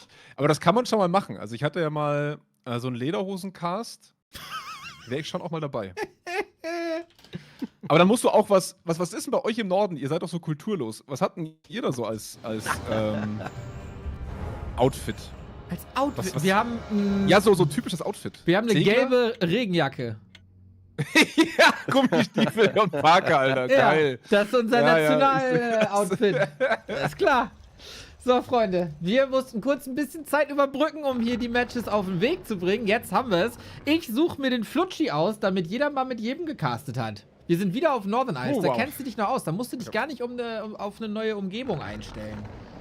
Nee, das stimmt natürlich. Jetzt haben wir natürlich weißt du, ohne Fischi kann ich immer Leute keine fachlichen Fragen stellen, wenn ich dich dabei habe. Jetzt haben wir natürlich 2 so Dösbattler am Start, aber Bitte? nehmen wir, oder? Bitte? Was? Du folgst dir den Verschwörungstheorien von einem Tedster. Willst du das? Endlich sag's mal ich sag, ich bin eigentlich nur da, weil ich Tedster vorhin im Chat gesehen habe und ich weiß, wie sehr er sich freut, wenn ich da bin. Ja, zu Recht. Und dann, jetzt hat er auch noch für die Season zugesagt. Sagst du uns dann auch für die Season zu? Selbstverständlich, wenn ich kann, bin ich da. Ah, geilo. Apropos, wir haben gerade noch einen Subs reinbekommen. Danke, Käfer Lukas für den Gift-Sub. Zeus Kledde, Sir Samstag, Knuffi, Spaßbremse und Flutschi, dir auch noch danke für den Raid. Jetzt habe ich aber eine Nachricht bekommen von einem gewissen Herrn Materazzi. Der sagt, auf eine geile Season. hyperaktiv. Grüße an euch, Boys, und einen schönen Abend. Scheiß Ligaleitung. Und jetzt ist die große Frage. Ja, ich wollte gerade fragen, wo es bleibt. An wen das gerichtet ist. Keine Ahnung. Weiß ich auch nicht. Also, wir sind jetzt hier in der DACH-Inferno-Liga. Mhm. Bist du richtig, oder? Und ich würde sagen, du bist ja Teil der Ligaleitung. Ja. Der Inferno-Liga. Insofern, die Schuhe ziehe ich mir jetzt heute Abend nicht mehr an. Nee, Sage ich mal ganz, ganz klar. Auf dem Samstagabend sollte auch kein Mensch Schuhe anhaben. Das sag ich Nein. dir. Außer vielleicht ein Blade Master und ein Demon Hunter. Den Demon Hunter, den man aber gar nicht sehen wird. Keeper of the Grove. Ich wollte gerade sagen, das ist so ein bisschen das, was ich vorhin eigentlich erwartet hätte, dass wir vielleicht von Xorc nochmal sehen. Mal so ein bisschen eine andere Strat, mal den Held ein bisschen zu variieren. Aber nein, so sieht es nicht aus. Es sieht auch nicht so aus, als würde Scower hier irgendwas verändern von seinem Opening. Wir haben den Grunt, den Creepshop, alles vom Timing her so, sich das erste Item schon mal mitzunehmen und dementsprechend bereit zu sein, ob man dann beim Gegner Level 2 creept oder den ersten Harass schon mal mitnimmt. Jo, und das sieht alles nach einer Expansion aus. Das könnte der alte 2020-Style sein. Mit Keeper und Archer und Expansion. Ich kann dir gar nicht genau so sagen, was so jetzt der Stil von Phoenix ist. Dafür habe ich zu wenig Games gesehen. Aber gerade auf so ein bisschen niedrigerem Level als das Ultra-Top-Level ist Keeper, glaube ich, gerade ein bisschen Hype. Ich sehe viel Keeper, gerade auch durch Leute wie Jens. Und ich sehe viel erfolgreichen Keeper. Und das halte ich für vielversprechend. Ja, ich glaube, man hat natürlich auch mittlerweile, also wenn ich jetzt mit den Patches so halbwegs auf dem Schirm bin, mehr Variation durch den Keeper auch mitbekommen, dadurch, dass man jetzt eben nicht nur 2 seiner Abilities effektiv spielen kann, sondern auch ein bisschen eine Varianz fürs Late-Game noch mit reinbekommt. Sollte man dann in einen Melee-War mit dem Orc reinkommen, das ist doch schon mal schön. Wir sehen auf jeden Fall, dass ja, der Scout von Scower noch mit reinkommt, ob da die Expo läuft und er sieht es läuft. Und das war auch vorhin an seinem Movement, finde ich, sehr, sehr stark gegen Xorc, weil er hat sich dann entschieden, relativ schnell Level 2 zu creepen beim Night Elf, war aber jederzeit in der Nähe, hätte es doch eben ein Keeper und eine Expo werden können. Oh, hast du mal auf den Blade Master geguckt, Kollege? Der rastet richtig aus. Was ist denn hier los? 3 Klauen? Wie geht das denn? Ja, Marketplace, oder? Muss Wo ja. hat er die denn noch reingeholt? Jo, der hat richtig investiert, Alter. Der hat eine Klaus ja plus Wahnsinn. 8 gekauft auch. Also er hat gecreept oben den grünen. Dann ist er zum Marketplace. Da hat er sich eine Klaue plus 4 gekauft. Und dann hat er das, was der Phoenix Drop auch noch am Marketplace. Ja. Der ist brutal. Santa Claus, ne? So. Kommt bald. Schwierig, ich weiß. Also, Gibt's wieder Expo, Kohlen für dich, ne? Ja. Bei uns kommt der Krampus. Der was? Insofern, der steckt dich in... Warte mal, du weißt nicht, was der Krampus ist? Es tut mir leid. Der Krampus ist hier im Norden nicht unterwegs. Okay. Also, du wirst innerhalb der nächsten Jahre am 5.12. von mir nach Berchtesgaden eingeladen. Zum Krampuslauf. Am 5.12. Okay. Und ich werde dir wenig vorher berichten, was das ist, aber du wirst in erster Reihe stehen und Spaß haben. Okay, da werde ich auch nicht googeln. Also blind folge ich dir. Gut. Das ist super. Also für alle anderen im Chat, ihr könnt das gerne mal googeln und ignoriert all die Sachen wegen körperlicher Züchtigung und Körperverletzung. Oh, das ist alles reiner Humbug. So, Körperverletzung, auch auf Seiten des Blade Masters. Der ist natürlich sehr selbstbewusst mit einem plus 20 auf seinem Base Damage. Trotz Level 1 schnetzelt der weg, als wäre Level 3. Und T2 ist angekommen. Held läuft. Weißt du, Flutschi, das mag ich so an dir. Wir sind 5 Minuten im Cast und ich bin schon verstört. Ja, hast du doch gegoogelt? Nein, hast du nicht. Nee, einfach, weißt du, Körperverletzung, Züchtigung. Bei Züchtigung dachte ich so, bei Körperverletzung dachte ich so, aber gut, wir schauen. Ja, wir schauen. also ich werde dir vielleicht nachher mal ein bisschen mehr Anreiz geben, warum das so toll ist. Oh, wir freuen So, uns drauf. also langsam aber sicher muss ich... Oh, der Deny. Das ist ein ganz schön geiles Match bisher. Der Blade Master versucht hier alles, hat sich auch nochmal einen Circuit gekauft, also noch mehr Damage. Heilt sich ganz gut. Die Grunts müssen natürlich ein bisschen aufpassen, aber dadurch, dass er so viele Entangles schon rausgeschossen hat, sind die eigentlich relativ safe. Aber Expo kommt.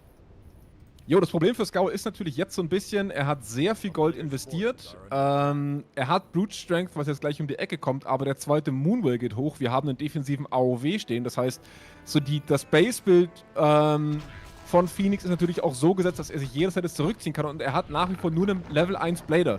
Das ist die Zeit läuft so ein bisschen gegen ihn an dieser Stelle. Jo, so ein Crit wäre ganz schön, ne? Wie sollen wir den Blade Master denn bewerten ohne die großen roten Zahlen? Das ist für uns alte Leute nicht ganz so einfach. Archer, sehr fragil. Fischi hat gesagt, sind schwer zu töten. Da musste ich ja kurz lachen. Für den Blade Master Kinderspiel. Ja.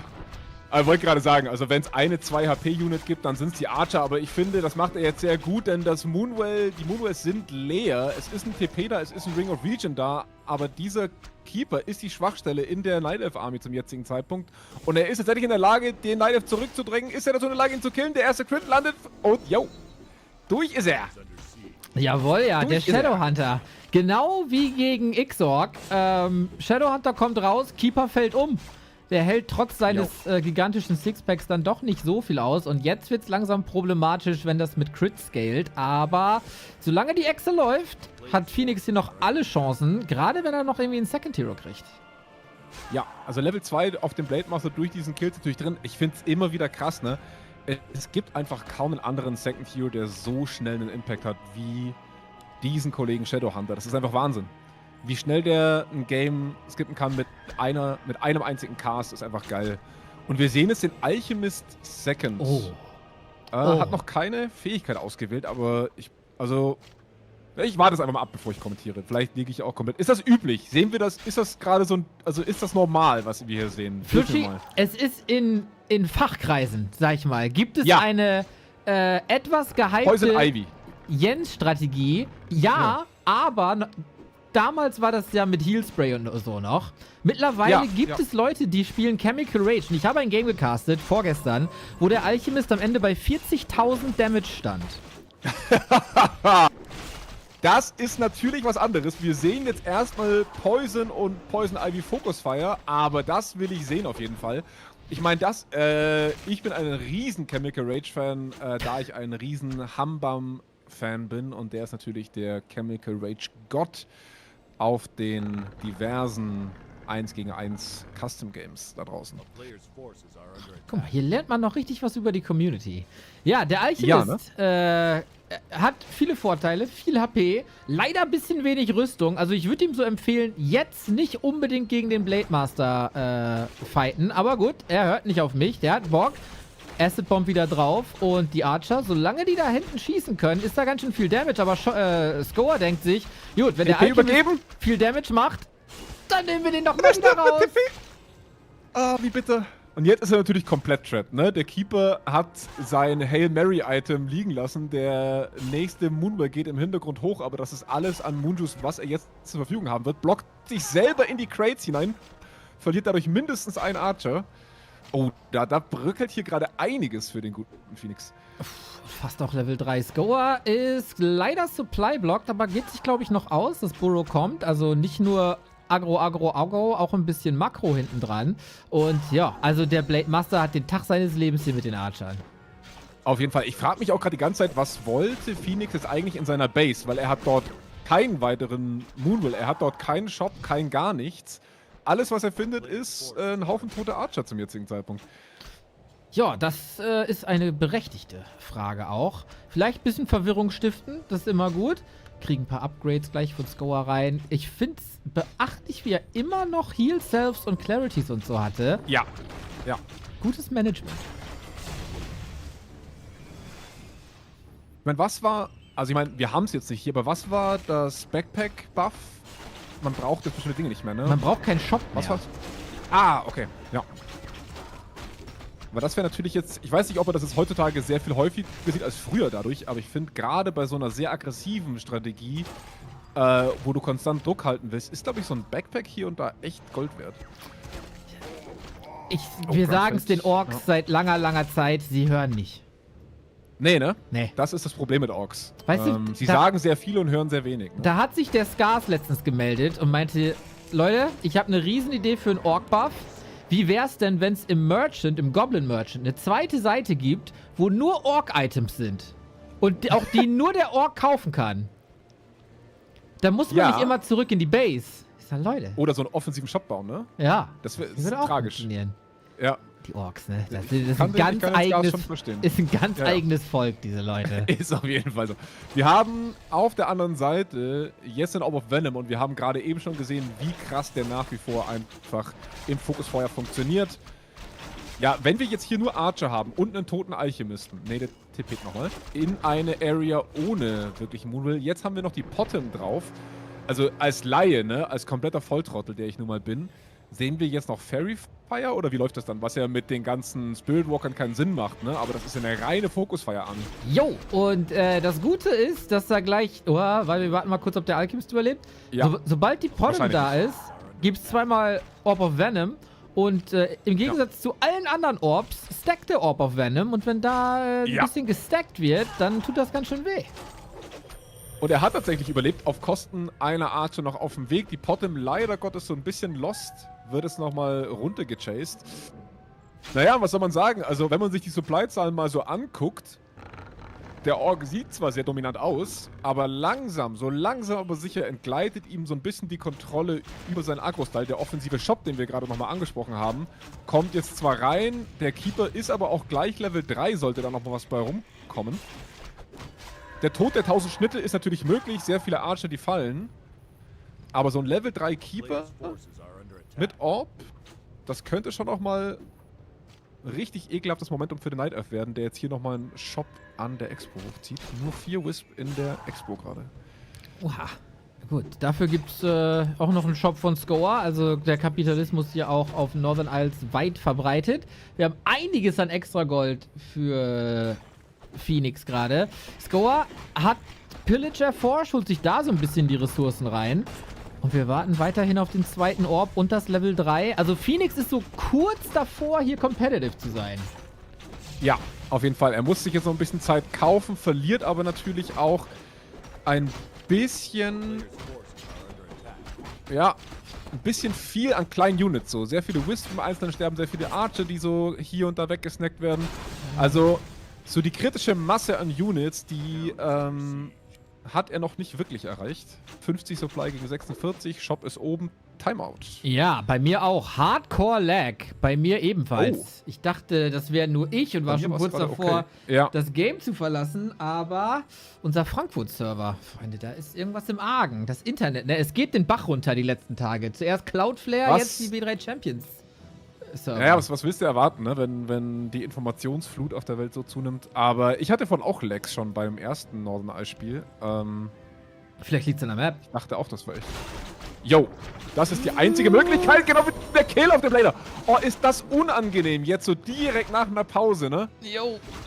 Das ist Worst Case. Level 3 für den Keeper. Oh, das ist unangenehm. Oh, da kann man auch mal tilten. Oh, weia. Der Kill auf den nächsten Helden. Oh, ist das gemein. Und jetzt sind die Lags Aber er vorbei. hat Go gemacht. Ne? Also, Ja, sie haben Go gemacht Oh. und nicht direkt danach pausiert. Das liegt dann irgendwie in der Selbstverantwortung der Spieler. Das ist ja mal Hardcore. Double Kill, Double Tavern Revive.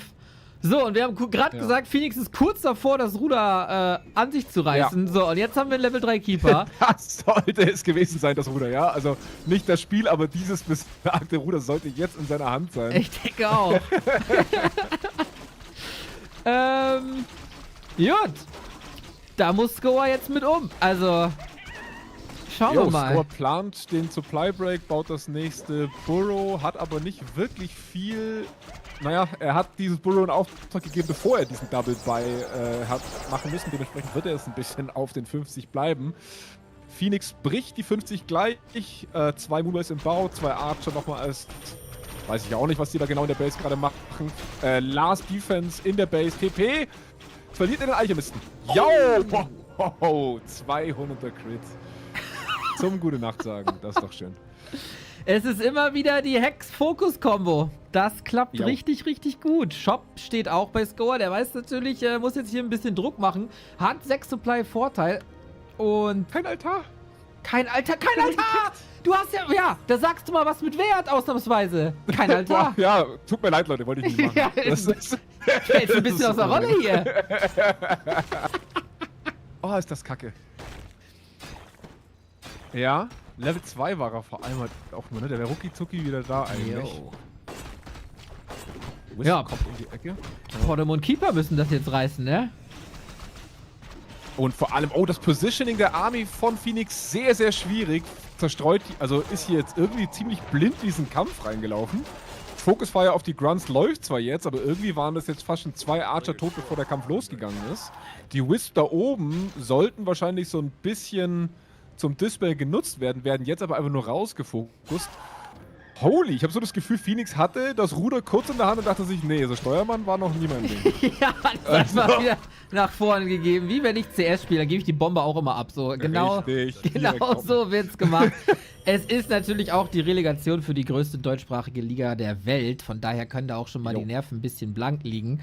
Und jetzt macht sich das Scower hier einfach gemütlich in der... Also kann man es eigentlich Nachtelf-Base nennen? Weil, also da ist ja jetzt auch nicht mehr viel. Das ist eher eine Expo im Vergleich zu der Expo. Und würde ich mal so sagen, Base 1 gegen Base 2. Also und Scower ist natürlich auch brutal mit den Wisps. Also Phoenix schafft es die ganze Zeit nicht, seine Army zusammenzuhalten. Also er hat mal die Bottom oben, mal die Archer links, mal die Wisp auf der falschen Seite. Jetzt hat er 2 Archer, die jetzt hier nochmal so ein bisschen stehen. Also das sind so diese 1000 Schritte, die ich vorhin meinte. Er verliert sehr viel Supply und auch Durchschlagskraft dadurch, dass ihm ständig einzelne Sachen hier rausgesnackt werden. Genau wie der Held gerade eben. Und ich würde mal sagen, Scower drückt jetzt einfach aufs Main-Gebäude ohne Rücksicht. Ich denke auch. Und dann kriegt er auch noch Gold für. Ist das eine Frechheit? Leider fehlt auch die ganze Zeit das Marksmanship. Tier 3 bleibt am Start. Ich habe wieder Lags. Ich hoffe, den Spielern ergeht's da anders. Ich nicht tatsächlich. Ich hoffe, es bist tatsächlich nur du an der Stelle. Er lässt von der Main ab. Er sieht die Chance, einfach den Helden wegzudrücken. Ja, dann mach halt. Ja, dann mach halt. Das ist die perfekte Beschreibung. Ja, aber Phoenix auch mit dem Lag. Let's change the host. GG. Oh, Scower, Alter. Uiuiuiuiui. Das war wild. Nicht die besten Bedingungen hier, aber natürlich kann man den Server, wenn das Game gestartet ist, nicht wechseln und dann war das Game schon 12 Minuten alt. Dann kannst du auch nicht wieder aufhören. Unglücklich, aber schönes Match. Also, ich bin ehrlich gesagt ganz froh, dass sich das mit den Lags jetzt wieder ausgeglichen hat. Weil es wäre natürlich richtig bitter gewesen, wenn Scower dieses Spiel verloren hätte, nachdem er mitten im Lag den Blader verloren hat und auch dann den Shadowhunter. Also, so blöd es klingt, ein bisschen ausgleichende Lag-Gerechtigkeit war schon dabei. Jo, das ist so. Hatte Fishy denn Lags? Ey, ich hatte hier Daumenkino, ne? Also. Wirklich? Ja, es war schon wild. Aber Flutschi hat es angesprochen, ausgleichende Gerechtigkeit. Und ich habe ja mal die Vermutung, das hat 2-mal an der gleichen Stelle auf der Map geleckt. Oh! Ne? Verschwörungstheorien auf Norden alles. Alles klar. Ja. Was ist die gängigste Theorie? Elfenbase. Der Leckknopf. Nein, aber wie du schon gesagt hast, ausgleichende Gerechtigkeit. Nichtsdestotrotz sehr, sehr spannendes und sehr, sehr unterhaltsames Match, muss man wirklich sagen. Und da bin ich schon sehr gespannt. Also es hätte wirklich so und so ausgehen können. Ich könnte mir fast vorstellen, dass wir da auf den 3-Mapper gehen diesmal. Es wäre uns allen zu wünschen. Ich meine, du hattest Daumenkino, aber wie hättest du es beurteilt, so von deiner Perspektive? Woran hat es gelegen am Ende? Flutschi, kommst du ins Game?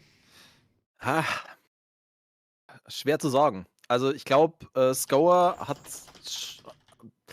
hat dann doch wenig Fehler eigentlich gemacht, würde ich einfach mal sagen. Hat auch ziemlich gutes Min-Maxing betrieben, immer mit seinen Attacks, die er gemacht hat und natürlich auch in den richtigen Situationen immer Druck gemacht. Also das hat schon sehr, sehr gut ausgesehen von Scower. Flutschi, kommst du ins Game? Oh ja, sorry, ich muss hier gerade noch Kreisliga-Admin-Gedöns machen. Was ist denn das jetzt? Wo ist das denn jetzt wichtiger? Ja, also ich habe ja auch Verpflichtungen. So, welche Nummer sind wir? 2. Sorry? 2. Das kriege ich hin. Ausgeschrieben? Okay, here we go. GG. Nicht mal mit einer Antwort wird das belohnt.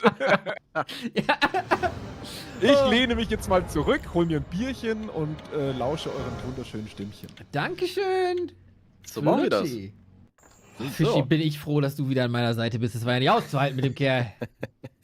Ach, ich fand das ganz unterhaltsam. Ne? Also ich meine, der hat ja gleich mal angefangen, ne, dass er endlich mal endlich mal einer mein Wissen anerkennt, ne? Dass ich nicht nur gutes Aussehen und Bescheidenheit, nein, da ist auch ein bisschen was in der Birne. Ach, ja, schön. Hammerfall ist die zweite Map. Was sagst du denn zu Hammerfall? Zu Hammerfall sage ich, relativ interessant, dass wir das in diesem Matchup sehen. Ist, glaube ich, nicht so ganz normal, dass die Map gespielt wird. Phoenix ist Losers Map. Es ist die Anti-Woody-Strategie. Es ist der Ancient of War Rush.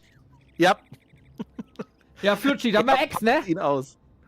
Er packt ihn aus. Er holt die 2 Wisp, es kommt Ancient of War Nummer 1 und es kommt der Moonwell. Fire! Ja, das haben wir gesehen mit einem Firelord und es hat Woody Wood komplett zerstört, bevor die W3 Champions Admins da ihn komplett den Gar ausgemacht haben. Da ist das Ding. Und ich habe ein paar Ladder Games geguckt, das macht er jetzt nicht nur in den DACH Inferno Sachen, sondern es ist auch eine Ladder Strategie. Jetzt kommt es drauf an, wie gut hat Scower ihn gescoutet im Vorfeld. Jo, ist er der Scower oder ist er der Scouter? Wir werden es erleben. Vor allem, wie reagiert man dann drauf? Ne? Also, das ist ja gesagt, Woody hat es dann so ein bisschen das Genick gebrochen. Sind wir mal gespannt. Er scoutet auf jeden Fall nicht in die Richtung, sondern er holt sich jetzt erstmal die Voodoo Lounge. Nächster Wisp kommt mit dazu und es gibt natürlich nochmal hier den Moonwell, Altar of Elders ebenfalls in Aufbau. Junge, das wird auf jeden Fall eine ordentliche Keilerei gleich geben. Blade Master und Grunts, relativ standardmäßiges Opening hier von Scower. Oh, feiert der Nachtelf-Taker quasi, der gute Phoenix. Ja, jetzt muss er natürlich risen wie ein Phoenix aus der Asche.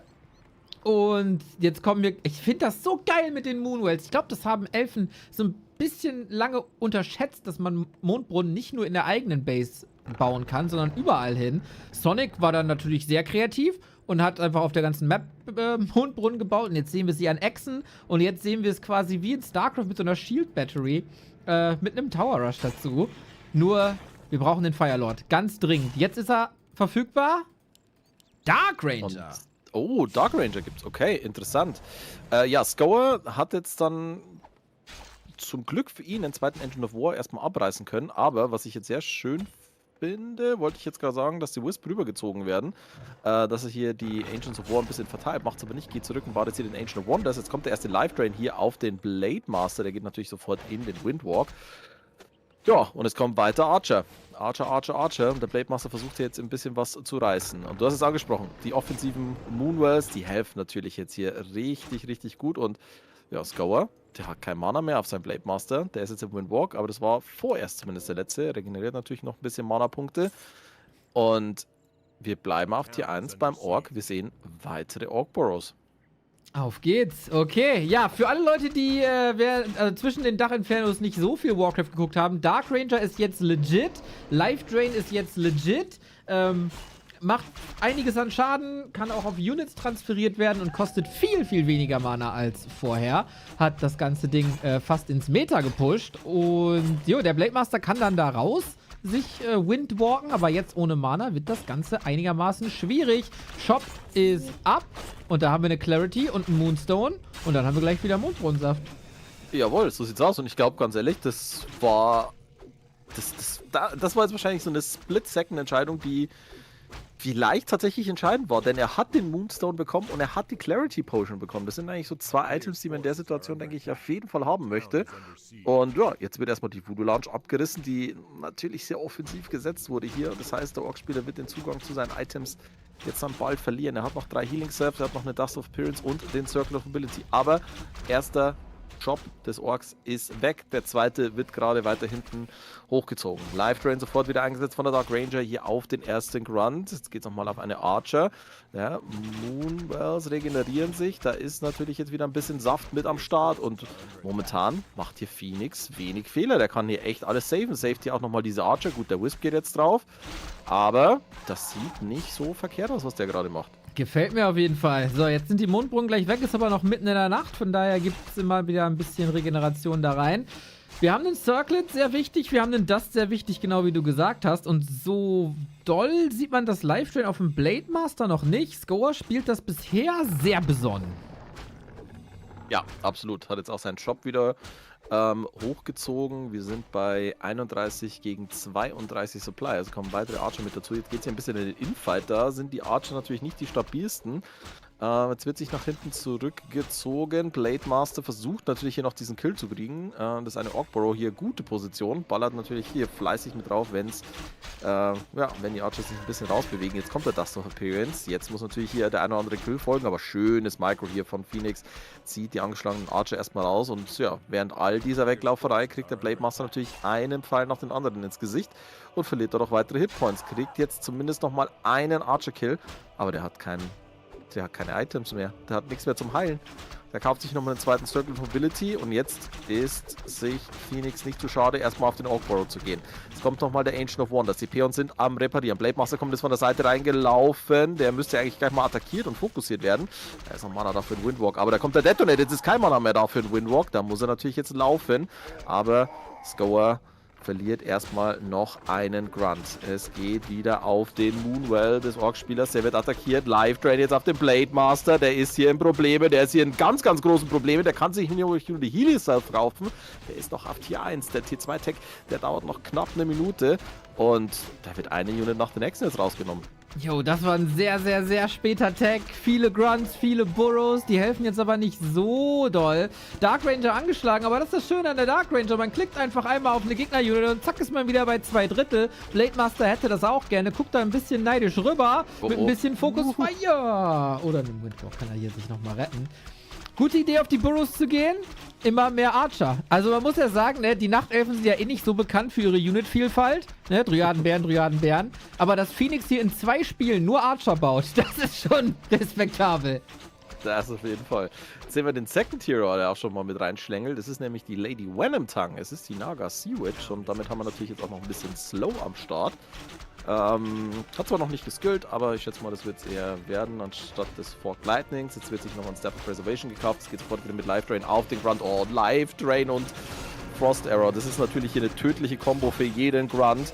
Da fällt jetzt schon mal der erste, der zweite konnte sich tatsächlich noch gerade so nochmal saven. Jetzt wird er wieder gelive-drained, es wird wieder fokussiert, es wird wieder geslowt und das war's wieder mit dem nächsten Grunt Level 2 jetzt für die Dark Ranger. Orc-Burrow ist jetzt wieder ein bisschen in Range, kann ein bisschen auf die Archer gehen. Jetzt geht es ja auch natürlich nochmal auf die Naga Sea Witch, die muss sich nach hinten schlängeln, aber das sind natürlich noch die Moonwells. Die offensiven Tier 2 Tag ist durch und wir sehen den Shadowhunter. Die Combo ist so krass. Oh mein Gott. Frost Arrow und Life Drain, genau wie irgendwas, was slowt und Life Drain, ist so böse. Scower versucht alles, um irgendwie die Naga umkippen zu lassen, aber das sieht alles sehr gut aus. Jetzt haben wir aber Tag, kein neuen Moon Juice mehr, sondern das müssen die Archer jetzt alles selber retten. Der Blade Master versucht sich in die Macross zu retten. Level up! Rettet ihn! Aber das wird gleich dauern, wenn er hier nicht überlebt. Tut er aber gerade. Naga könnte auf Jagd gehen. Oh, wenn der Blade Master stirbt, dauert es ewig, bis er wieder da ist. Jo, so ist es. Aber wenn wir uns das Ganze mal angucken, also Scower, der kann seine Base natürlich jetzt relativ gut noch halten. Er ist auf Tier 2, es wird den Second Hero geben, aber da hat er jetzt auch keinen Zugang zu Tier 2 Units aktuell. Jetzt natürlich die Frage, Scower, der Shadowhunter, was gibt's? Gibt's Hex?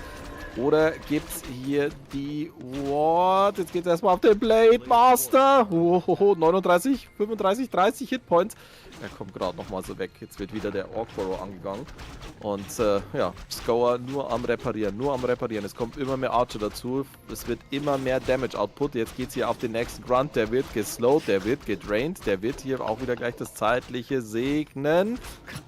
Einen Hit brauchen wir noch. Jawohl, da ist er. Und die Naga Sea Witch, langsam aber sicher, bewegt sie sich hier auf Level 2 zu. Und das ist doch schon mal eine ganz, ganz verzwickte Situation, in der sich der Orc-Spieler gerade befindet. Vor allen Dingen, weil ich sagen wollte, der Blade Master keinen Zugang zu Items hat, aber der Shadowhunter denkt sich, komm, laufen wir noch die Nachtelf, Bäume, Moonwells und durch die Armee und geben dem Blade Master mal die Heal-Self.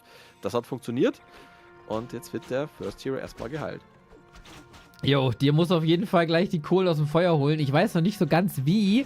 9 Supply drüber. Jetzt baut ihr auch noch den Ancient of Lore hin für Dryaden für noch mehr Slow, als ob die Naga Slow noch nicht reicht. Und Scower, der hat keinen Platz für Tier 2 Gebäude. Der hat gleich keinen Supply für noch mehr Units. Es muss über Hero Focus gehen. Einzige Möglichkeit. So ist es, aber jetzt wird der Blade Master erstmal gefokust. Der hat noch eine Healing Potion gehabt, die wird jetzt auch gleich mal eingesetzt. Nicht die beste Position gerade hier für Phoenix. Die Archer werden hier gut angegangen. Der Blade Master, er läuft. zum Shop und kommt tatsächlich nochmal weg. Aber jetzt geht es natürlich den Shadowhunter erstmal an den Kragen. Kommt der ebenfalls nochmal weg? Der kommt nochmal weg. Junge, Junge, Junge. Also die Heroes kann er gut saven hier, Scower. Ja, Nachtsiff ist jetzt auch schon runter auf 35 Supply tatsächlich. Also der hat hier schon einige federn lassen müssen. Da liegen einige Archer-Skelette rum. Aber ja, das ist angesprochen. Kein Platz für C2-Buildings. Es ist momentan auch kein Supply für weitere Units da. Und es wird weiter Druck gemacht auf den nächsten Ork-Warrior. Wenn der fällt, dann wird es hier aber ganz finster mit weiteren Grunts. Und dementsprechend muss jetzt Scower auch erstmal in den Ausfall wagen. Es geht sofort wieder auf die Naga Sea-Witch, die attackiert wird. Jetzt wird geswitcht auf eine Archer. Schön hier nochmal den Staff eingesetzt, um die Unit zu saven. Naga wird nach hinten zurück im Micro. Der Blade Master gut bei Gesundheit und der kann natürlich ordentlich noch was reinhauen. Auch die 2 Grunts helfen jetzt gar nicht mal so schlecht. Jetzt kommt das Hex schön mit dem Hex erstmal den Life Drain gecancelt. Jetzt gibt es aber das Level 2 für die Naga Sea-Witch. Dark Ranger wird gefokust, kriegt hier den Critical Strike, hat aber noch Healing Potion. Ancient of War blockt, macht sich aber hier etwas aus dem Staub. Scower wirft jetzt hier wirklich alles in die Waagschale und er muss eigentlich die Heroes killen. Zumindest einen Hero muss er killen, um hier irgendwie nochmal ranzukommen. Aber jetzt geht es hier auf seine Blade Master, der kann sich gerade nochmal so in den Windwalk retten. Und jetzt sind wir bei 24 Supply, die der Ork noch zur Verfügung hat. Die Ork-Burrows stehen zwar wieder, aber es können halt nur Grunts gebaut werden. Es können nur Grunts gebaut werden.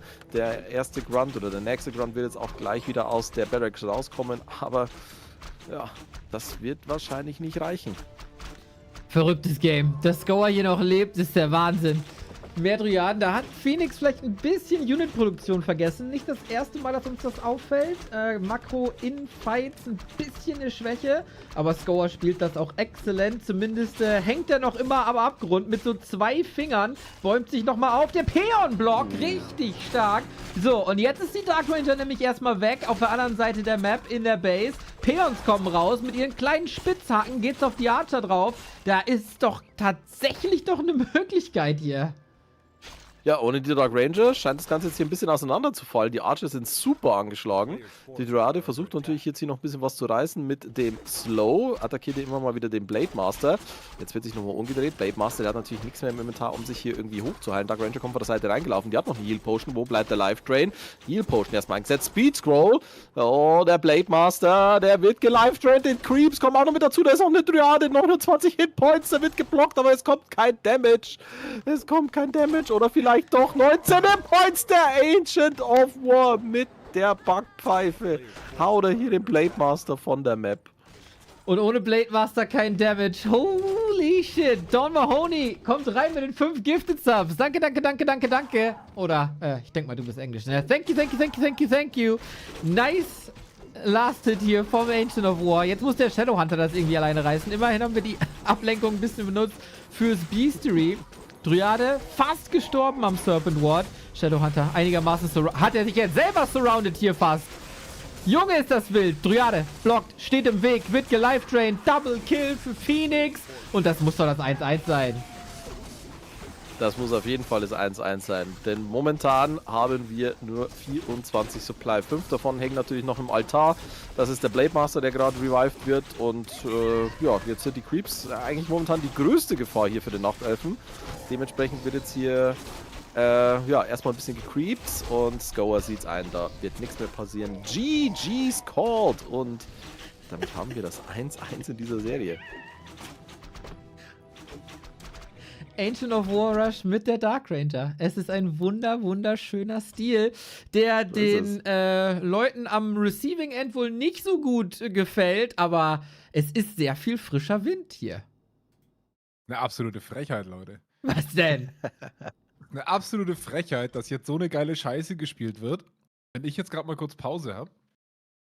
Und ich dachte mir schon, ob mein Bier nicht ganz gut sitzt, aber das war ja mal, also ein AOW-Kill besiegelter Spiel, Leute. Das ist doch mal, das geiler kann es doch eigentlich gar nicht sein. Also ich muss aber auch hands down sagen, ich fand das von Scower eigentlich ziemlich gut gemacht, weil das, was er machen wollte, gut, wie es dann am Ende rausgekommen ist, war jetzt nicht so optimal, aber dass er immer wieder versucht hat, Damage-Split auf die einzelnen Archer zu setzen, die Dark Ranger wirklich Schritt für Schritt aus dem Spiel zu nehmen, dann eben auch mal einen Staff zu forcen, die Peons in den Block mit reinzubekommen, nachdem er beim ersten Mal gemerkt hat, er kommt nicht ganz ran. Also der Typ hat eine Ruhe, so Optionen rauszuarbeiten, um sie dann zu versuchen, dass es hier und da dann nicht geklappt hat, wegen ein paar unglücklichen Kills und so weiter. Aber ich fand das eigentlich eine ziemlich geile Defense unterm Strich. Hat er gut gemacht. Jetzt musst du noch ins Game joinen, dann haben wir Game 3 und das darfst du dann wieder kommentieren. Oh, na gut. Wie na gut, ich dachte, du freust dich jetzt. Ja, ich weiß jetzt schon, dass jetzt wieder Meta kommt. Was war denn hier Meta? Das eine war ein Keeper mit Mass Archer und das andere war ein Dark Ranger. Nee, Spaß, freu mich doch. Ach Gottchen, aber ich war gerade echt am Bildschirm kleben, ne? Weil das war dermaßen spannend, wie die beiden das gemacht haben. Ich finde es auch mal geil, dass man jetzt gerade so häufig Dark Ranger sieht wohl. Ich war in der Kreisliga ganz geschockt, als das mal so gespielt wurde. Ich dachte mir so, oh mein Gott, die Liga wird wild, aber das scheint ja wirklich ein sehr legit Held zu sein aktuell in der Meta-Ebene. Ist ein Ding. Ja, ist geil. Ich hatte ein bisschen auf Firelord spekuliert, aber vielleicht kommen wir da jetzt noch zu. Autumn Leaves ist die Map. Das war die Map, wo Phoenix Woody weggetowert hat mit dem Ancient of War, mit dem Firelord. Und das ist der Losers-Pick von Scower. Also entweder wusste er es nicht oder er denkt sich, ja gut, Kollege, dann versuch du das mal gegen mich und meinen Blade Master und dann schauen wir mal. Ich bin die ganze Zeit überlegen, Fischi so vom Value her, ne? Hex ist halt schon so ein extrem starkes Ding, aber hättest du gesagt, Hex gegen Life Drain lohnt sich? Also, weißt du, so im Counter-Limit, was ist ja schon teuer im Vergleich zu dem, wie Life Drain eigentlich, naja, kannst ja fast spammen, ne? Ja, klar. Aber ich sag mal so, war glaube ich, wirklich die beste Alternative, weil ich meine, gut, Healwave kannst du natürlich machen mit Shadowhunter, aber der Value auf Level 1 ist natürlich auch überschaubar und die Serpent Ward, naja, ne, wenn du gegen Archer spielst, ist halt auch immer so ein Ding. Ne? Ja. Und das ist, glaube ich, so das Einzige, was er wirklich so machen konnte in dieser Situation. Wobei man aber auch echt sagen muss, die Kombination mit Naga und Dark Ranger, Life Drain, Slow, das ist ekelhaft as fuck. Also allein schon der Reach von Life Drain, das ist ja sowas von schlimm einfach auch. Du hast das Gefühl, das klebt da dran. Ich meine, er hatte natürlich auch ein bisschen Unglück, dass er bei seinem ersten Army-Split nach rechts oben gesplittet war zu seiner Natural und nicht eben runter zum Golem. Dadurch hatte er natürlich einige, ich würde mal sagen fast eine Minute, wo er effektiv eigentlich, ja wahrscheinlich übertrieben von der Zeit, wo er effektiv verloren hat, weil er sich nicht healen konnte. Ne? Ja. Dass er da so nach oben abgesplittet war, das hat ihm unglaublich viel Momentum genommen für die Verteidigung. Aber es ist nur ein Keeper, lieber Fischi. Es ist nur ein Keeper für die nächste Runde. Es ist nur ein Keeper, so sieht's aus. Ja, also. Wir haben Phoenix rechts oben, der seinen Ancient of War am Goblin Merchant schon platziert hat. Da wird jetzt auch gleich nochmal ein Wisp hingezogen, denn da muss natürlich ein bisschen Repair her, wenn man so einen Spot nehmen möchte. Scower, der wird sich hier den Forest Berserker Spot mal nehmen. Da ist auch die Voodoo Lounge hier gleich mal wieder gesetzt. Auch es zieht sich so ein bisschen durch alle Scower Games durch, dass wir erst die Voodoo Lounge sehen und dann den zweiten Burrow. Und ja, das Ganze wurde gescoutet vom Nachtelfen, also weiß er, dass er da auch dann jetzt ganz entspannt oben erstmal creepen kann, währenddessen der Orc-Spieler sich hier an den Berserker ranmacht. Ja, also Scower scheint eine relativ also nicht kritisch gemeint, relativ überraschungsarmer Opener zu sein erstmal. Scheint ihm auch die nötige Stabilität für seinen Style zu geben. Wie ist es denn aktuell in der Meta so Farseer Blade Master? Weil ich habe jetzt die letzten Tage sehr viel Blade Master gesehen. Hat der sich wieder durchgesetzt oder ist das einfach nur gerade Spielerpräferenz? Nee, ich würde schon sagen, dass er sich wieder durchgesetzt hat. Ne? Also da sind wir, glaube ich, wieder von der Farseer-Phase sind wir wieder so ein bisschen abgekommen. Natürlich Gott sei Dank, wird der eine oder andere sagen. Ja, in einigen Matchups kann man natürlich immer noch ganz gut spielen, aber ja, man kriegt wieder so ein bisschen Oldschool-Vibes. Das ist natürlich genau, ne? Up my alley, weil Blade Master mit TP verkaufen, Circlet, Claws, Hauptsache die Crits stimmen. Und das sieht man jetzt wieder. Und ja, ist natürlich auch ein Spielstil, mit dem einige Orks nicht ganz so zurechtkommen. Nein, es ist um einiges schwerer. Ja, das auf jeden Fall. Und ja, wurde tatsächlich auch durch den Nerf, den der Blade Master mal erfahren hat, auch ein bisschen schwieriger, sage ich mal. Früher war der Windwalk ohne Cooldown, das heißt, du konntest rein rausspringen. Das war insane, ja. Das haben wir jetzt natürlich nicht mehr, aber wie gesagt, Scower sieht mir danach aus, als würde ihm dieser Stil auf jeden Fall ganz gut liegen. Er ist jetzt ja auch schon auf Level 2 angekommen, wir haben die Crits erwähnt, aber auch Phoenix hier mit ordentlichem Creeping Speed ist jetzt schon fast auf Level 3, hat die Claws und den Pennon of Energy gefunden. Jo, das wird für später natürlich nochmal richtig lecker. Ich finde es auch interessant, dass Scower eigentlich, wenn man das mal so von der Map her abstrahiert, Hammerfall lassen wir jetzt mal raus, relativ ähnlich auch wirklich sein Spiel aufzieht. Erster Creep zu Hause, zweiter Creep dann direkt vor der Night Elf Base, um dann entweder auf Wisp oder Aggression zu gehen oder die Expo zu scouten. In diesem Fall hat er sich jetzt für den Moonwell Kick entschieden. Warte mal. Hat er den Wisp gerade bekommen danach oder war das ein Kick ohne Cancel? Auf dem Moonwell. Tatsächlich war ich jetzt auf die Nacht fokussiert, aber ich glaube, das war kein oder? Cancel. Ja. Bin mir nicht ganz sicher. Ja, egal, ein Grunt stirbt dafür. Genau. Ja. Und der nächste Moonwell kommt trotz allem hoch. Ich meine, wenn das wirklich ein Kick ohne Cancel war, dann ist so ein Grunt zwar immer noch ärgerlich, aber der Delay ist natürlich schon sick auf der ganzen Sache. Und es wird sehr viel Moonjuice, obwohl es jetzt natürlich auch Nacht ist, für die Entangles hergenommen. Reveal auch noch direkt hinterhergejagt. Oh, der Grunt, der hat sich ein bisschen verirrt. Jo. Oh je. Der hat sich komplett verirrt. Je. Der wird aber, der Surround, naja, okay, der muss nochmal nachgebessert werden. Kann er ihn rauspoppen, ist die Frage. Oder lohnt sich überhaupt? Nee, wahrscheinlich nicht. Ist das schmerzhaft. 2 Grunts auf Level 3 für den Night Elf. Ich glaube, schlechter hätte es für Scower hier an dieser Stelle nicht laufen können. Und er entscheidet sich Bestiary und Lodge. Also keine Spirit Walker, sondern eben das Single-Target-Dispel und dementsprechend die Antwort auf den Keeper mit seinem Entangle oder den einzelnen Treants. So ist das. Ja, die Archer bewegen sich jetzt schon zur Taverne. Da wird es jetzt dann wahrscheinlich gleich den Second Hero geben. Wird es wieder der Alchemist werden? Mal gucken. Ja, so ist es auch. Also Alki Second. Und mit dem wird es jetzt erstmal einen Go geben, schätze ich mal. Wird zu spät kommen, um hier was zu canceln. Also ich glaube, ja, vielleicht das Beastery könnte noch ein bisschen was hinkriegen, aber das sind halt auch 2 Grunts und der Shadowhunter würde sich erstmal um die wahrscheinlich kümmern. Wo ist der Blade Master? Ja. Blade Master ist ganz am anderen Ende der Map, also das heißt, es dauert, bis der hier wieder zurückkommt. Und jetzt wird das Beastery erstmal, wird nicht attackiert, es geht auf den Orcburrow. Und die Orcburrows sind natürlich hier sehr, sehr, sehr, sehr weak, ohne das Upgrade, aber ein Grunt. Ist das ärgerlich. Das Focus Fire auf sich, der wurde entangled, wird gefocust und geht drauf. Aber wie du schon gesagt hast, schöner Deny jetzt erstmal. Jo, ich meine, ganz egal, ob du jetzt was canceln kannst oder nicht, ne? Du hast ein Level 3 quasi geschenkt bekommen, du hast 2 Grunts rausgenommen. Wenn du einen Vorteil ausspielen kannst, dann ist er natürlich jetzt, du verhinderst komplett das Creeping des Shadowhunters, du verhinderst das Level 3 des Blade Masters. Also allein dafür hat es sich schon gelohnt. Er hat noch einen Grunt noch oben drauf bekommen für den alleinigen Einsatz von Mana. Raider ist da, Ensnare noch nicht. Ja, und jetzt kann sich der Night Elf eigentlich ein bisschen offensiveres Creepen erlauben. Staff nach Hause. Macht aber noch nichts damit. Jetzt holt er sich Mana. Und den Staff of Preservation. Jawohl, ja, so sieht's aus. Ja, Scower, was tun, ist die Frage. Er baut weiter Schamanen, er holt sich das Ensnare. In dieser Situation, jetzt kommt es zum nächsten Aufeinandertreffen. Schön erstmal den Staff gesetzt auf das Schwein.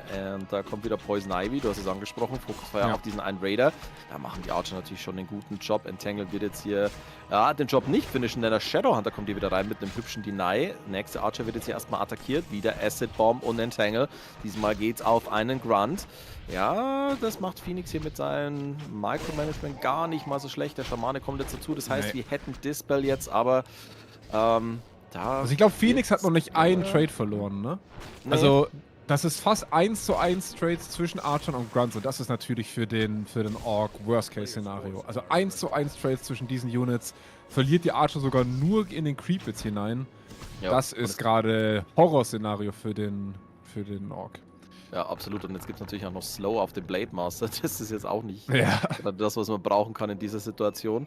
Ja, Scower, der ist bei 32 Supply aktuell. 30 sind es beim Nachtelfen. Das ist aber jetzt gar nicht so wild, denn wenn wir mal in seine Basis reingucken, da sehen wir Double Ancient of Wind. Also da gibt es jetzt die Jewels of the Talent. Also Depth Training ist schon in der Pipeline, TT3-Tag ist schon so gut wie durch. Jetzt geht es aber unten erstmal auf den Shadowhunter. Der wird hier fast surrounded. Blade Master blockt hier nochmal schön. Ja, Speed Scroll ist aktiviert. Das sollte reichen. Jo, so sieht's aus. Blade Master versucht sich nochmal an einer Archer. Muss nochmal eine Wingwalk, Backstep, Double Dust of Appearance. Und jetzt ist der Blade Master natürlich ein bisschen unter Bedrängnis. Nichts mehr da, ne? Der hat gleich wieder genug Mana, das sollte reichen, das sollte reichen. Da ist denn das? Da ist denn das? Oh, Jo, der ist revealed, der ist tot, der Kollege. Oh, scheiße, ist das unangenehm für ihn. Das tut mir leid, aber das war auch eine Hail Mary, wie sie im Buche steht, ne? Für diesen einen Archer so ein Risiko zu gehen. Aber er sieht die Ancient of Wind, er hat effektiv nicht wirklich was dagegen, da kommt keine Lodge oder sonst, also keine Lodge dagegen an, effektiv gegen ein Double Ancient. Das ist ein Uphill Battle für den Orc, der jetzt natürlich versuchen muss, irgendwie Lucky Kills zu bekommen. Shadowhunter läuft komplett XP-los fast durch die Gegend, Level 1,5, während wir auch noch kein Level 3 auf dem Blade Master haben. Level 3 auf dem Keeper aber schon seit Ewigkeiten durch. Also, boah, was macht das Night Elf? Direkt drauf, ziehst du noch eine Expo, entspannst du noch ein bisschen auf dem Weg, weil unterm Strich gehört die Map gerade dir. Ja, absolut. Und ich meine, der Orc ist auch in der denkbar schlechtesten Situation, die man sich vorstellen kann. Also, wenn man mal so guckt, gegen Druids of the Talon, was funktioniert da ganz gut? Ein hochgelevelter Blade Master, Flächendispel mit den Spirit Walkern und auch ein Torrent Chieftain Second, ne? Der schön mit Shockwave hier agieren kann. Wir haben einen Shadowhunter, das heißt, es kann nur über das Einzel-Unit-Fokus oder in diesem Fall Hero-Fokus gehen.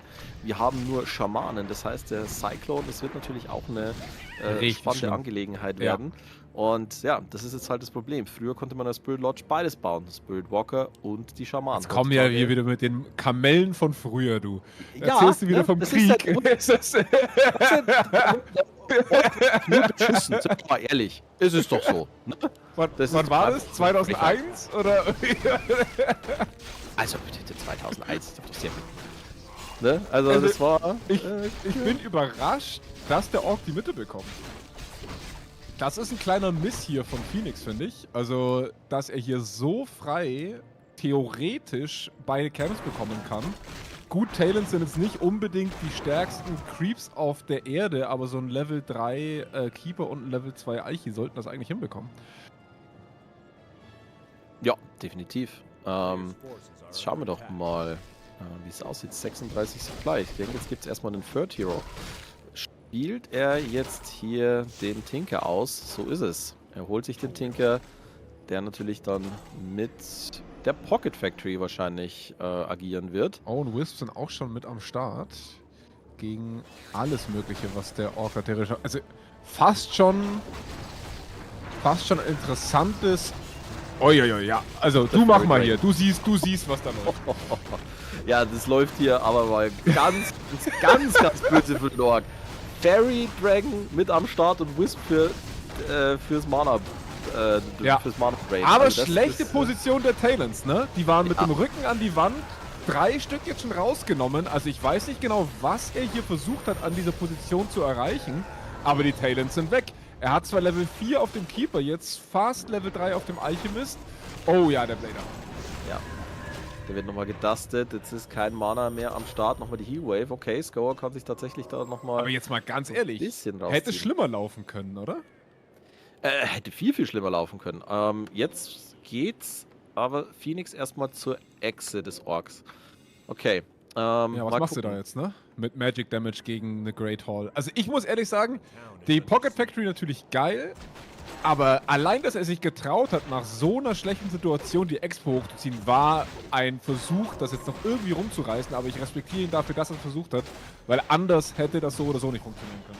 Oh, jetzt wichtig, Snare auf den Fairy Dragon, den muss er definitiv rausnehmen. Sehr stark, Level 3 endlich.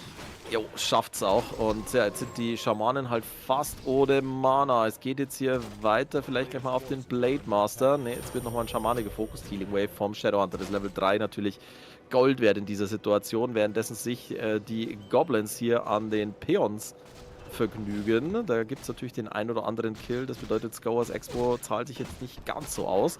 Und jetzt geht der Orc-Spieler sofort wieder rein. Es wird das erste Cyclone gesetzt, es wurde aber sofort Erster Supply-Vorteil für ihn. Jo, Tinker wird jetzt fokussiert, da ist das Healspray mit am Start, der ist ensnared, der wird gefokust. Der wird auch das zeitliche segnen hier. Level 4 für den Blade Master. Oh, was ein wichtiger Healing Ward. Der läuft ganze 5 Sekunden, aber besser als nix an dieser Stelle. Direkt auch die Purges. Also ich finde es ganz geil. Also er hat ein sehr, sehr gutes Control dafür, dass er eigentlich die falsche Dispel-Unit hat. Die Talents kommen viel weniger zum Zug, als ich gedacht hätte.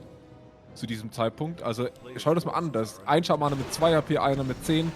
Jo. Da ist ein ganzer Haufen rausgesaved worden. Und mein Gott, dann geht die Great Hall halt down. Aber er kauft sich eigentlich so viel Zeit damit unterm Strich wieder. 6 Supply mehr, Level 4 Blader und so ein Talon. Ja, ist ein gutes Frühstück für so einen Blader. Absolut, jetzt geht's in den nächsten Fight. Es fehlt an der Stelle halt ganz dicke der Fairy Dragon. Der könnte richtig viel reißen hier. Aber den haben wir halt nicht. X ist jetzt hinüber. Es kommt die nächste Heat Wave. Schön immer mit den Cyclones den Blade Master rausgenommen. Und jetzt kommt das TP out. Hier auf Seiten von Phoenix. Holt sich hier nochmal einen Schamanen. Und ja, 37 gegen 39 Supply aktuell. Also, strategisch definitiv Phoenix hier mit dem Vorteil, würde ich jetzt mal behaupten. Aber microtechnisch hat das Scower richtig stark gemacht. Finde ich auch. Gerade der Kampf in der Mitte nach dem Creep war richtig gut. Er hat das große Problem, dass er keine Warmel hat und dementsprechend seine Burrows zum jetzigen Zeitpunkt gegen den Magic Damage noch einigermaßen schwächlich in der Gegend rumstehen werden. Also sobald das Beton-Upgrade da ist, sollte das auch für derartige Defensivkämpfe ein bisschen besser sein. Wird direkt jetzt hier in der Mitte gesehen und gesnackt und geht den Kampf tatsächlich ein. Er geht den Kampf ein. Da kommen natürlich jetzt die Dispels. Wir haben jetzt wieder den Fairy Dragon, der gut positioniert ist. Der kann hier ein bisschen Damage machen. Wir haben noch eine Healing Wave gesehen. Shadowhunter hat hier noch die Mana Potion mit am Start. Das ist natürlich stark, so rum wollte ich sagen. Und was mir auch sehr gut gefällt bei Scower, er hat sich hier den 4-Star Berserker geholt. Piercing Damage gegen die Unarmored Talents, immer richtig gut. Nächste Healing Wave kommt rein, der Raider bleibt erstmal noch am Leben und jetzt sind die Raider nah, wo der Orc sie haben will. Sie sind zwischen den Duels of the Talon. Also auch hier Siege Damage macht hier richtig ordentlich was weg. Blade Master kloppt sich weiter durch, es gibt das Level 2, diesen Augenblick für den Tinker, nächste Healing Wave kommt durch, das war tatsächlich die letzte erstmal in dieser Situation, jetzt knallen nochmal die Rockets rein und ja, der Orc-Spieler...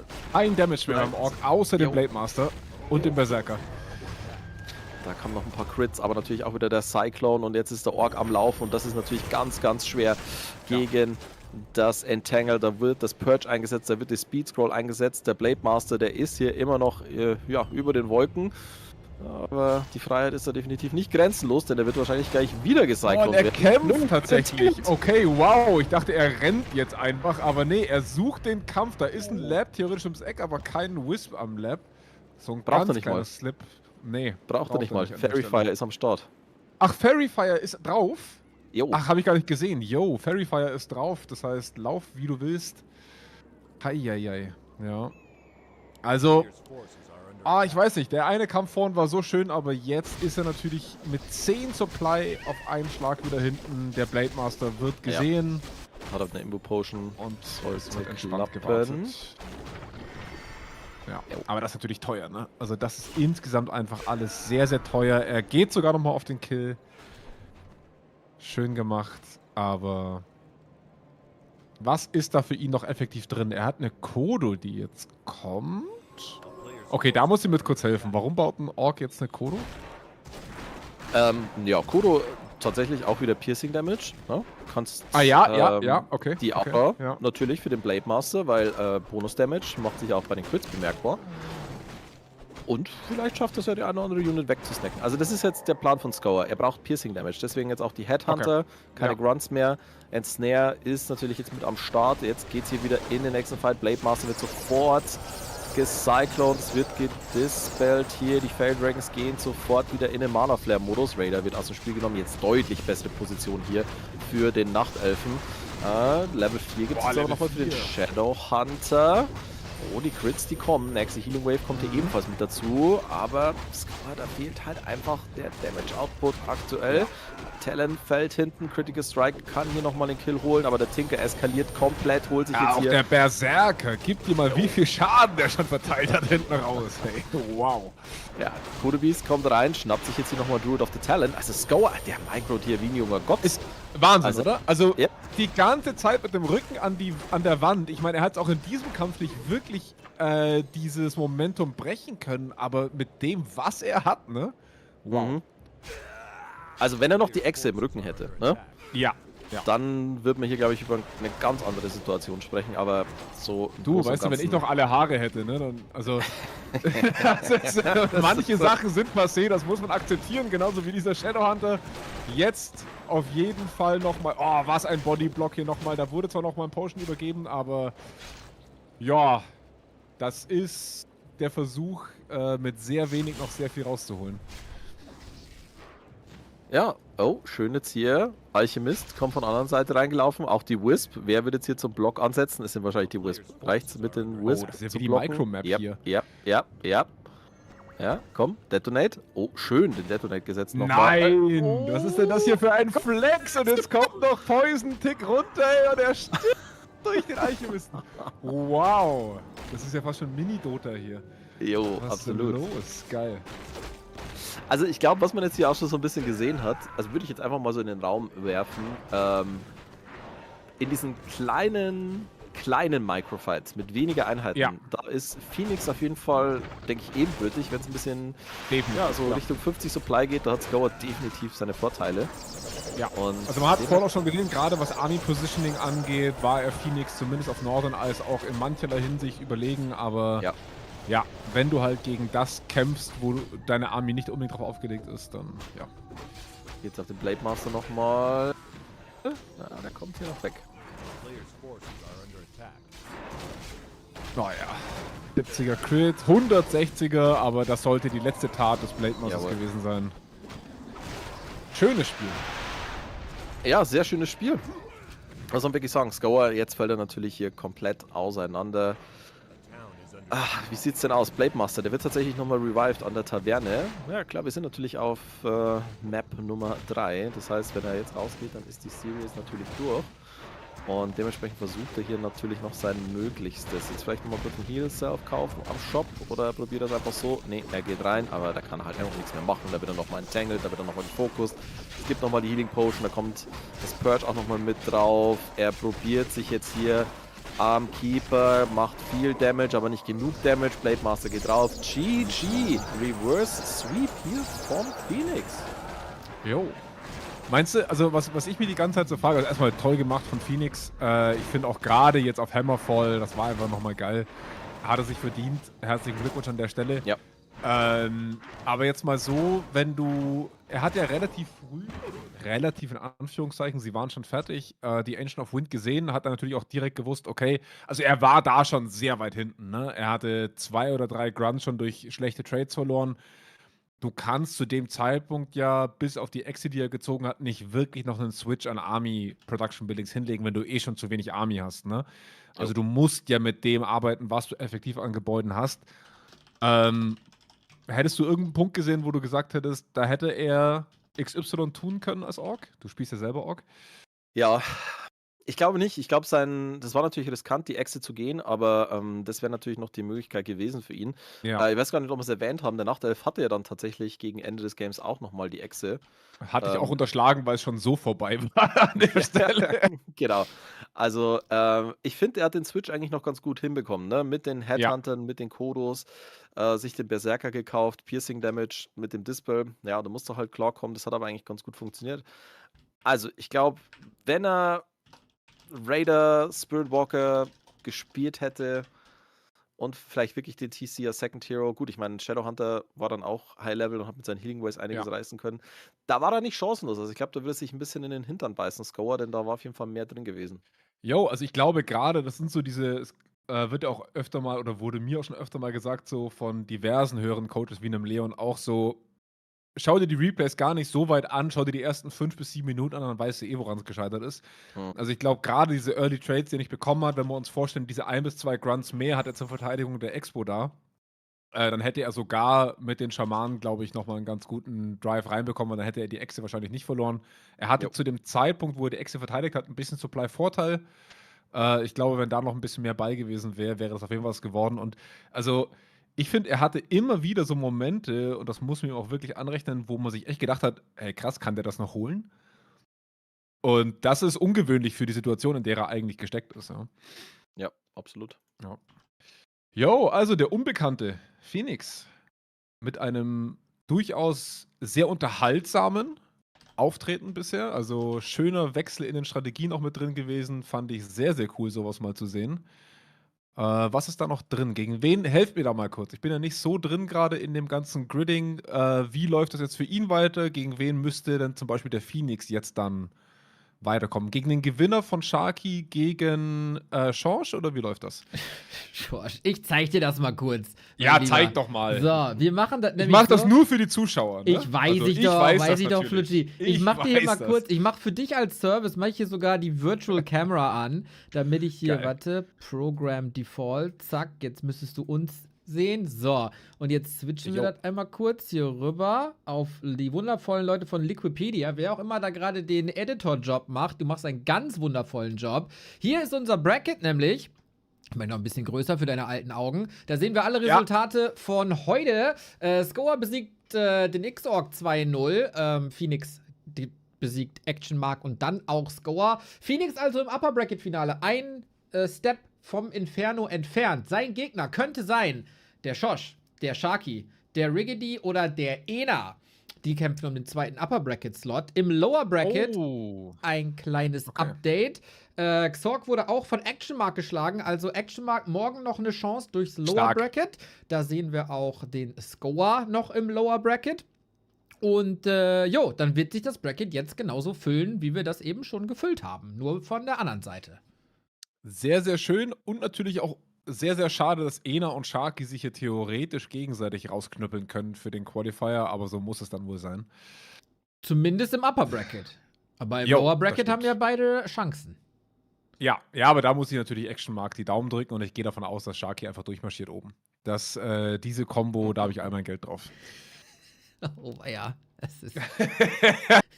Aber Habe ich schon mal gesagt, dass ich sehr schlecht mit Geld umgehe? wenn ich dir mal ein Butterbrot da nach unten schicken soll, dann sagst du Bescheid. Bitte. Ich nehme jede Art von so Supply-Packages und Care-Packages an. Sehr gut, sehr gut.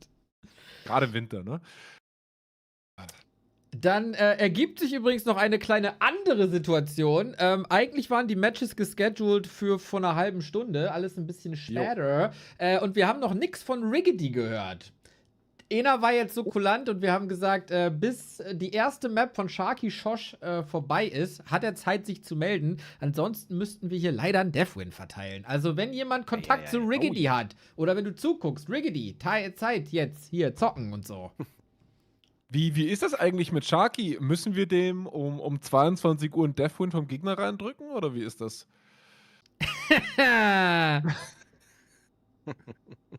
Ich meine, wir sind ja sehr nischig unterwegs. Also ich glaube jetzt nicht, dass da jemand von Behördenweite zuguckt. Ne? Also ich habe das nie gefragt. Und ich habe nie eine Antwort bekommen. Punkt. Das ist, ja, schau. Ja, ich meine, er ist jetzt 23.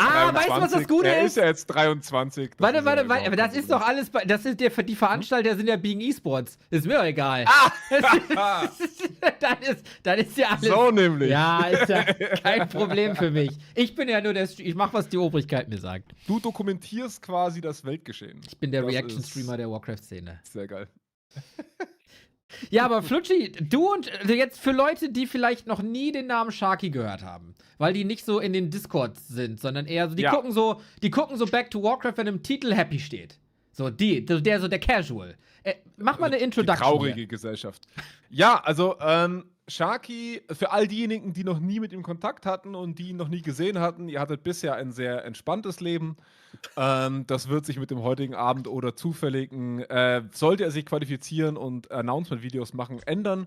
Sharky ist, ich meine 16 aktuell, ist vor einer guten Zeit in die Kreisliga mit reingestartet und auch auf den Server gestürzt, ist einer dieser Kids, wie man in unserer Generation auch sagt, sehr vorlaut, sehr frech, hat sich aber tatsächlich von einem Spieler ich glaube, der hat angefangen bei uns in der Kreisliga vor 1-2 Jahren, hat damit unter 1000 MMR angefangen und hat sich einfach hochgegrindet und der hat so der hat noch diese jugendliche Unschuld, wo man glaubt, man wäre unsterblich und es könnte einen nichts anpacken.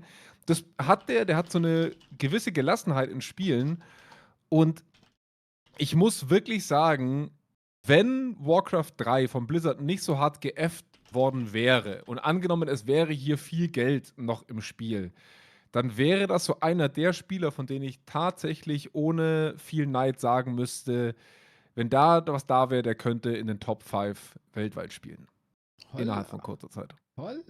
Ja. Ja, war auf jeden Fall ein Crazy Rise. Ich habe letzte Woche von Baron, dem quasi, der so das Creep Camp für Amerika macht. Wir haben übrigens ein Game Name offen, Flutschi. Wurde hier gerade interviewt. Eine alte Discord-Aufnahme von Sharky, was heißt alt? Ein Jahr alt. Und da hat er noch so eine ganz jugendliche, helle Stimme. Und das der Stimmbruch war so süß. Ich weiß noch genau, wo der gelaufen ist. Und das ist so cool, Mann. Wir haben den Stimmbruch eines Warcraft-Spielers mitgemacht. Es ist großartig. Ja, also Sharky ist sehr, sehr hilfsbereit. In allen möglichen Discords. Ist genau auf 2000 MMR gelandet. Not bad. Ja. Trotzdem eventuell Schosch der Favorit, wenn es nur noch 100%. MMR geht. Ja. Shoshi ist auch seit Ewigkeiten dabei. Der wurde schon von Icy gemanagt. So, muss man ja kurz sagen. Und mein Beileid. Was geworden? Ja. Mein Beileid. Ja. Nee, Schosch war irgendwann wieder da und unter dem Nickname Schoschile und hat dann mal kurz W3 Champions Ladder aufgeräumt und da einige gute Leute weggehauen. Jetzt muss man sagen, er und Sharky kennen sich gut. Wer spielt Mindgames? Wer hat noch was im Petto? Ich freue mich extrem auf dieses Match. Die Losfee hat einen überragenden Job gemacht. Und ich würde es beiden Spielern gönnen, hier weiterzukommen. Aber natürlich kann es nur einen geben. Flutschi, fürs Debütmatch von Sharky in der Rele. Ich wähle dich. Ich hab väterliche Gefühle gerade. Das ist wirklich ganz, ganz unangenehm. Vielen, vielen Dank. Ich übernehme den Job hoffentlich auch gut. Also, was ich sagen wollte vorhin auch mit der Einschätzung, ich glaube auch nicht, dass Sharky hier Favorit ist, aber wir müssen einfach berücksichtigen, was der in den letzten Monaten nochmal an der Entwicklung genommen hat. Also, das ist wirklich, der hat vor 6, 7 Monaten hätte der noch mit mir um einen Platz in irgendeinem Turnier wahrscheinlich gespielt. Also, und das ist wirklich low, ne? Also, was der für eine Entwicklung hingelegt hat und vor allem auch, wie schnell er sich relativ nativ ein Verständnis für diese Spiele erarbeitet hat, ist wirklich beeindruckend. Gerade in einem Umfeld, wo du jetzt nicht auf YouTube oder Co. oder im Umfeld tausende Tutorials hast. Also, er ist ein arroganter kleiner Fatzke. Ich darf ihn nicht zu viel loben, weil das steigt ihm sonst zu Kopf.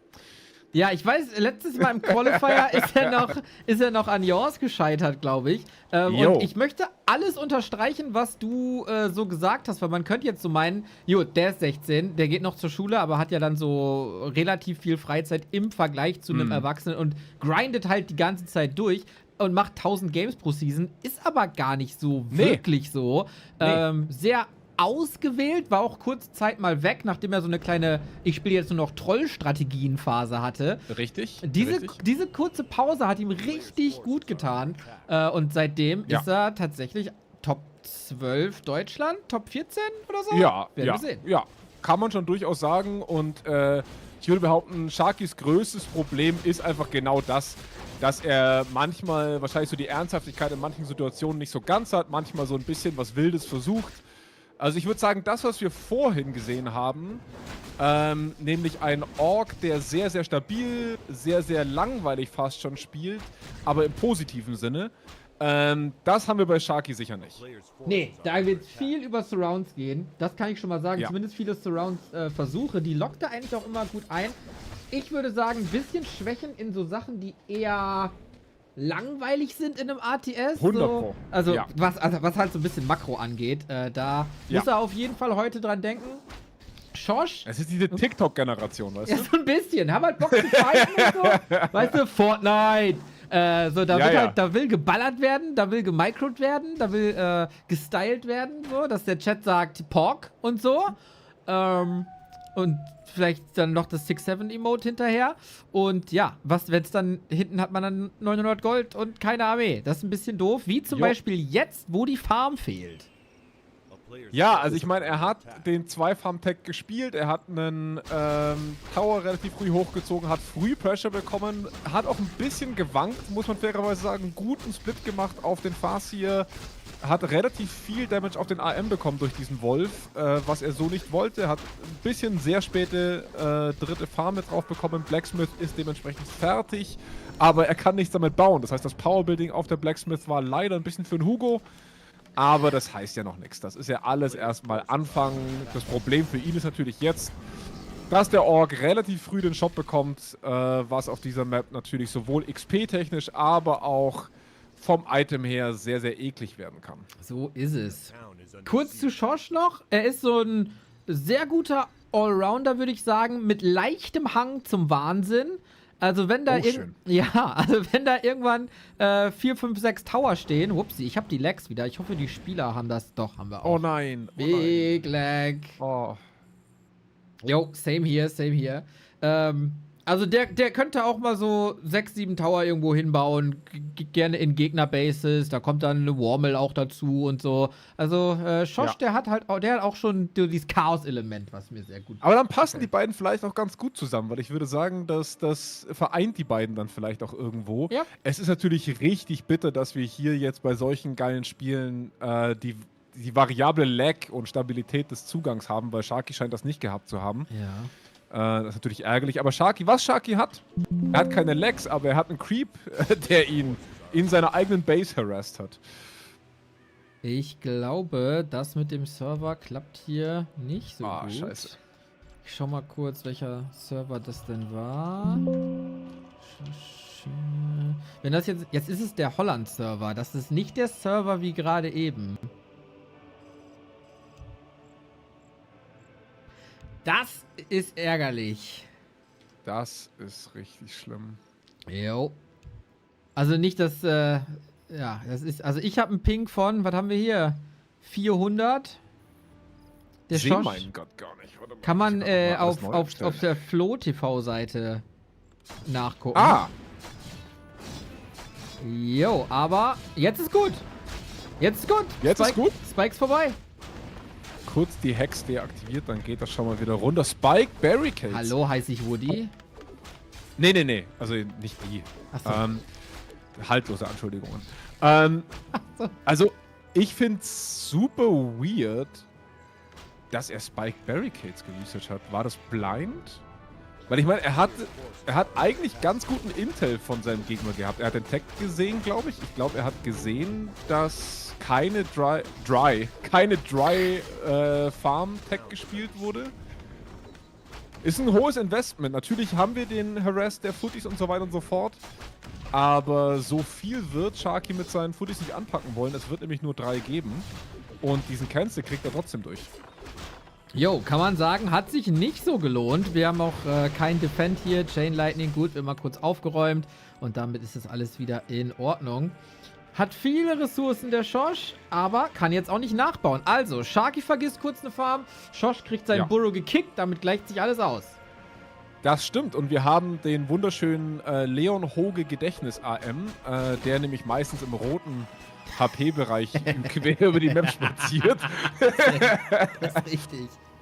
MK Second kommt durch, Long Rifle nach dem nächsten Rifleman kommt auch durch. Also das sieht mich ja alles nach der klassischen T2-Push-Strategie aus. Ich weiß nicht, ob die heute noch so gespielt wird, ob das heute eine andere Variation geben wird. Ich hätte sie zumindest damals so gesehen. Das große Problem für Sharky ist einfach, da muss er jetzt ein bisschen Risiko eingehen, dass der Farseer schon Level 4 ist. Und das ist natürlich richtig, richtig eklig, wenn du versuchst, hier im Midgame noch ein bisschen Land zu sehen. Und leider Gottes sieht der Ork, ja, relativ schnell, was da gespielt werden soll. Jo, aber durch den Supply-Block haben wir halt auch keinen zweiten Helden. Wir haben keinen TC. Ja. Und da fehlt der Storm, da fehlt die Aura. Und jetzt wird hier gefightet. Und das ist, wie gesagt, 3 Headhunter. große Stärke mit dem Hammer an den Kopf. Jo, also da war Schosch hatte eigentlich ein gutes Opening, hat den Steal hinbekommen auf dem Creep, aber investiert jetzt alle, oh mein Gott, und also gefühlt 1 HP TP von Sharky, 11 HP waren es am Ende. Wow, Leon ist stolz. Das ist ja unfassbar. Oh ja, der Schosch hat alles verloren. Der hat einen Headhunter. Ja, was ist denn das hier los? Das waren 5 Stück, glaube ich. Ah, Ne? 4 oder 5. Sorry, der Wolf Ja, hat gar kurz... kein Problem, Bruder. Gar kein Problem. Okay, sorry, ich bin kurz Entspann panisch dich. geworden. Ich dachte, du bist der mit den Vatergefühlen hier. Wer musst du doch... Ja, bin ich auch. Deswegen bin ich da ganz entspannt. Der hat kein TP und 11 HP. Mehr brauchst du nicht. Ja, also theoretisch braucht man für alles, was man braucht, ist 1 HP mehr als der Gegner. Wenn der Und das ist jetzt natürlich voll und ganz wild, weil dieses Quäntchen Chaos, was du angesprochen hast, zeigt sich jetzt beim Schosch dadurch, dass er mit einem Farseer und einem Headhunter eine Expo spielt. Ja. Da hat er sich Das gedacht, ist wild. Das wild. hat er schon vorm Fight gesetzt tatsächlich. Da weißt du noch, Ja, wo die Welt ja, noch in okay. Ordnung war, wo die Gummistiefel noch aus Holz waren und so. Da hat er den Grundstein gesetzt und das muss Sharky auf jeden Fall scouten. Also wenn er das scoutet, ist das Spiel fast schon durch, ne? Weil, ich meine, am Anfang, der TC skaliert auf jeden Fall fürs Late Game besser, aber gerade in den Early Level versuchst du ja, dass der TC leveltechnisch vor dem MK kommt, weil einfach so ein Level 1 MK schon so geil ist mit dem Stormbolt. Priest wäre natürlich eklig, schönes Micro im Hochheilen, wird hier nochmal übergeben, einer stirbt. Oh, das wird leider gecreept parallel. Die Riflemen waren nicht in Kontrolle, dadurch, dass die Priests gemicrot wurden. 2 Priests. Oh, das ist jetzt schmerzhaft gewesen. Das war ein sehr, sehr guter Harass für Schosch. Aber... Ich finde das so funny, dass Kein du Aber. Schorsch sagst. So richtig Ja, für mich ist das ein Schorsch. Ja, ist Der okay. Schorschi, weißt du, der Schorschi ist da noch gut umgekommen, aber am Ende hat es nicht gelangt. Noch nicht. Wollen wir mal gucken, ob der noch einen Schuhplattler für uns über hat hier im Laufe des Spiels, weil die Echse, die steht Ja. und die läuft. Jo, und richtig geiles Micro von Schosch an der Stelle auch den Mana-Steal kurz bevor der Stormbolt noch da gewesen wäre. Hat dem MK hier nochmal den Saft entzogen. Das hat den Farseer damit nochmal ein bisschen länger hier an dieser Position gehalten. Raider kommen, Expo ist ab, wie du schon gesagt hast. Und ja, Sharky hat das Problem, dass ihm jetzt natürlich ein bisschen die Priests flöten gegangen sind, aber er riecht, was da wohl ist, denn ein Orc ist nicht unnötigerweise so aggressiv mit einem Level 1 TC. Das ist schon Oh, eine unglücklich.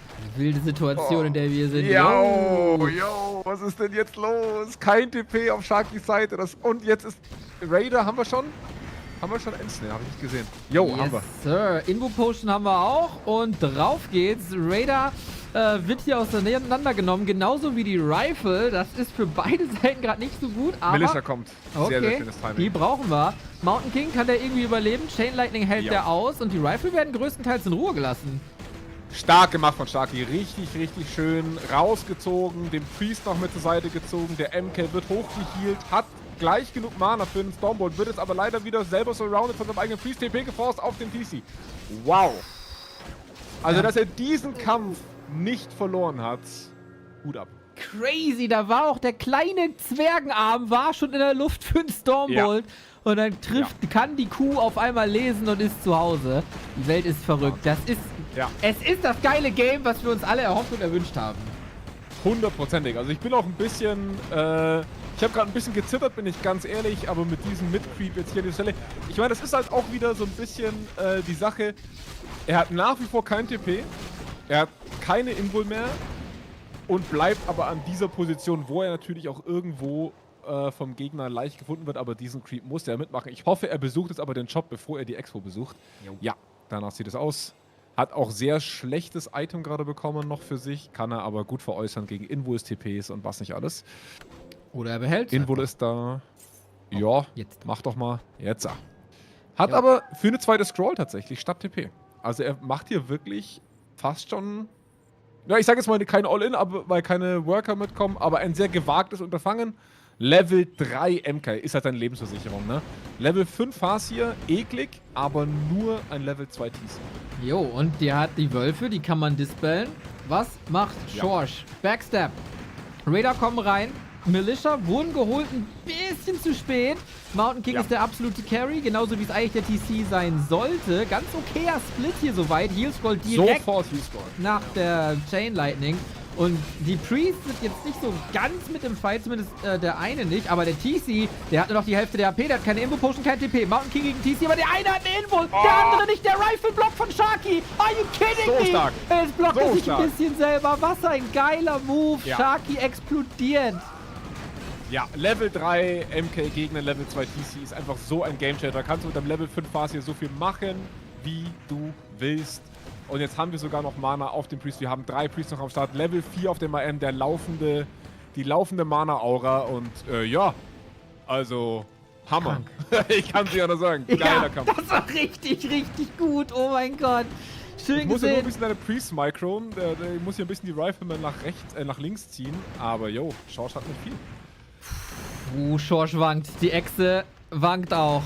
Die Wölfe kommen rein, die können natürlich hier mal so ein bisschen knabbern, aber Sharky auch mit guter Übersicht, hat den Shop am Start, ist gleich fertig, 3 Sekunden, dann gibt's Potions, Mana Potions, Heal Potions, alle Potions. Jo.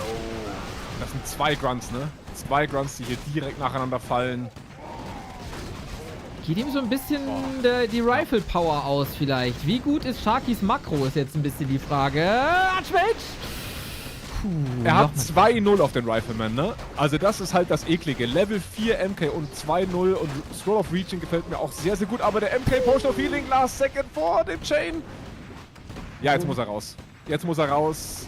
Er hat das Geld nicht für den TP, aber er muss seine Helden jetzt nach draußen bewegen. Die Wölfe haben Hunger und die Wölfe sieht er nicht. Speed Scroll, Schosch hat hier immer noch Kampfeswillen. Oh nein, das zerfällt gerade. Die Raider richtig böse positioniert. Die Echse steht noch, ne? Jo, die steht Ja. noch. 400 HP. Oh, heftiges Comeback von Schosch. Jo, er hat sich aktiv gegen das TP entschieden, weil er wusste, High-Level Farsia auch, muss viel gegengeheilt werden, aber aui. Xorc kommt rein. Xorc, richtiger Gamechanger für ihn, ist vielleicht nochmal in diesem Kampf, aber kein Mana, trotz Level 4 AM auf diesem MK. Kein Invul. Stomp Level 2 kommt rein, kein TP, kein MK. Und da fängt der Flutschi an zu weinen. Zu Recht. Ja. Der Level 6 Farsia jetzt mit Chain Lightning 3 vielleicht sollte dann hier doch mal die Lichter ausschalten. Die Wölfe haben es gerissen. Die Kuh war dann zum richtigen Moment da und Sharky wird surrounded. Und ja, es ist nur eine Frage der Zeit, aber schon Er macht das eigentlich Augenhöhe. so gut in diesen kleinen Situationen, aber ja. Wie ist denn der Farsia so schnell so stark geworden, ne? Der hat was getötet, wäre mein... Ein bisschen was weggeschnetzelt, ne? Ja. Holt sich den MK nochmal. Aber ja, es hilft leider nichts, ne? Es sind 30 Supply. Schade, das CP. Junge, wilder Ritt hier. Schmerzhaft. Also ich muss ehrlich sagen, er hat ganz am Anfang natürlich das Problem gehabt, dass er relativ stark unter Druck gesetzt wurde. Er hat sein Momentum verpasst durch die Farm. Also sehr später erster Rifleman konnte das... Also das Dumme ist, wenn du als Human dieses Burrow unterbrichst, ist das eigentlich gar kein Aufholen von einer späten Farm, weil du gehst in deiner Taktik eigentlich fast fest davon aus, dass du das unterbrichst. Also es ist Teil deiner Vorgehensweise, dieses Burrow hoffentlich zu kriegen, wenn du gut stehst. Das heißt, so wirklich konnte er diesen Delay auch gar nicht aufholen am Ende. Aber eigentlich, ne, MK war sehr viel stärker aufgestellt als der TC für längere Zeit. Die Level auf dem Farsia waren halt insane, dadurch, dass er die ganze Zeit ohne TC gecreept und gelevelt hat. Aber Schosch hat am Shop 4 oder 5 Headhunter verloren. Jo. Und daraus konnte Sharky nichts machen. Und das ist halt im Nachgang wirklich der Part gewesen, der ihm wahrscheinlich das Genick gebrochen hat. Flutschi, das Spiel ist live. Nach deiner tollen Analyse kannst du jetzt uns joinen. Ich hab's versucht. Ich konnte gerade nicht. Es ist ein neuer Game Name, wie du im Channel Ja. Achso. Ja, das habe ich gesehen. Okay, das ist aber gut. okay, Moment, dann probier es nochmal. Fischi, deine Einschätzung zum Game. Ja, also ich muss sagen, als es da zum Fight am Shop gekommen ist, dachte ich mir so, oh, Schosch, er begeht gerade den Anfängerfehler Nummer 1, den jeder Ork irgendwie so ein bisschen Ja. wenn der Mountain King rauskommt, kannst du eigentlich so einen Fight nicht nehmen. Und das hat er getan und das Ende hat man gesehen. Er ist mit einem einzigen Headhunter übrig geblieben. Die Echse hat ihm wirklich den Hintern gerettet. Also er hat es dann sehr, sehr stark gemacht. Die Echse hat wirklich dann, also je länger das Game gedauert hat, desto mehr ist er wieder reingekommen. Und der letzte Push war vielleicht, also der letzte Push von Sharky war vielleicht ein paar Sekunden, vielleicht eine halbe Minute zu spät. Ja. Dann hätte er vielleicht wirklich die Echse ordentlich in Bedrängnis kriegen können, dann wäre das Ganze nochmal gekippt. Aber ja, schönes Spiel von beiden, nicht ohne Fehler, keine Frage, aber mega unterhaltsam und ja, sind wir gespannt, wie es jetzt weitergehen wird auf Map Nummer 2. Fischi, wo du das schon so schön erklärt hast, begleitest du mich in die zweite Map, in den Matchpoint für den Schosch? Selbstverständlich tue ich das Ziehe sehr, mich sehr gerne. leise ins Leiden zurück. Du ziehst dich Oder in die ins Feiern. Hooligan-Ecke. Oder ins Feiern. Genau. In die Rocket Beans Hooligan-Ecke, die Ich wünsche Ultra-Ecke. euch viel Spaß. Schön in die Kurve geht's jetzt. So, jetzt natürlich die Frage, wie geht man in jungen Jahren mit Druck um? Ja, das ist eine gute Frage. Also ich kann dir nicht sagen, wie ich damit umgegangen wäre, weil das ist schon zu lange her. Ist auch wahrscheinlich nicht jugendfrei.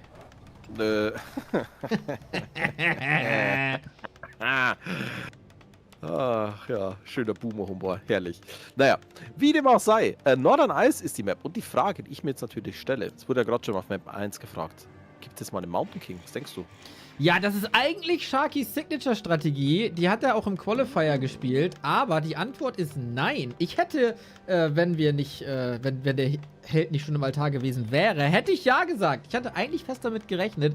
Stormbolt Surround, GG. Das waren einige Games, die ich von Sharky gesehen habe. Aber keine Pali Rifle, keine Mountain Kings. Das, was der Archmage so gut macht. Jo, Archmage gegen Farseer gibt es mal wieder. Auf Seiten von Schosch sehen wir wieder die Headhunter. Jo, diesmal aber gegen einen 3-Farm-Tag. Also mehr Creepen, eher Level 3 und dann Abteilung Attacke statt Level 2 und Abteilung Attacke. Könnte noch vielleicht eine Echse geben, aber das wäre schon vogelwild. Er wird wahrscheinlich so ein bisschen drauf spekulieren, dass hier beim etwas kräftigen Ogre ein gutes Item droppt. Ja, da spekuliert er natürlich drauf, holt sich jetzt auch schon mal gleich die Militia mit dazu und da wird gleich das Waterman gesammelt und erstmal fleißig der Creep gestartet. Das Ganze denkt sich natürlich auch der gute Schorsch und da geht's hin zum Creep-Check, aber das wird sich zeitlich nicht ausgehen. Großen Mana-Pot gibt's. Perfekt! Wie bitte? Perfekt! Ja, klar. Kannst du schön die Watermantle spammen und dann schön Druck machen, wenn sie auf Level 3 sind. Kann natürlich jetzt wirklich auf so einen Do-or-Die-Push in Anführungszeichen hinauslaufen. Jetzt versucht natürlich Schosch nochmal ein bisschen was zu reißen. Da ist ein Peasant, der sieht sehr, sehr appetitlich aus, weil der hat nur noch knapp 50 Hitpoints. Aber ob er den wirklich kriegt, ne, der Wolf, einen Hit braucht er noch. Jo, kriegt ihn tatsächlich. Also ersten Experience-Punkte hier für den Ork. Wupsi, das sollte natürlich normalerweise nicht passieren. Der Tag ist eh schon ein bisschen später als in Game 1. Dann nochmal einen Worker drauf gehen lassen und den Tower. Muss man auf jeden Fall ein bisschen die Kohlen aus dem Feuer holen hier. Schosch macht das gut, weil hier soll gecreept werden. Er braucht das Level 3. Ich verhindere das Level 3. Last Hit für Schosch. Ganz wichtig und jetzt auch noch die Position.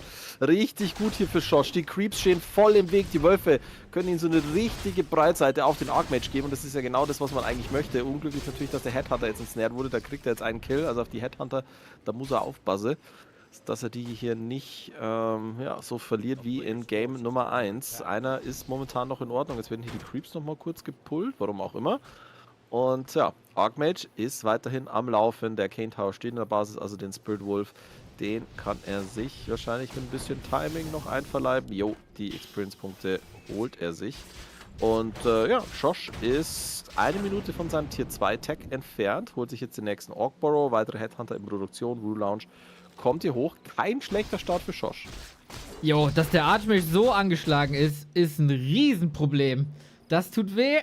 Man kann ihn nicht heilen. Hier gibt es keine Shadow Priest auf der Map. Er hat keinen Shop. Er geht wieder auf einen Rifle Push. Diesmal mit 3 Farms, aber ist trotzdem nur Level 2 und ein bisschen. Headhunter-Zahlen von Schosch ganz gut. Damit kann richtig gut gecreept werden. Vergisst auch das Burrow nicht, baut schon mal 2, baut auch seinen Shop. Also Schosch hier sehr routiniert. Jo, so ist das. Level 2 gibt es jetzt und die große Healing Potion.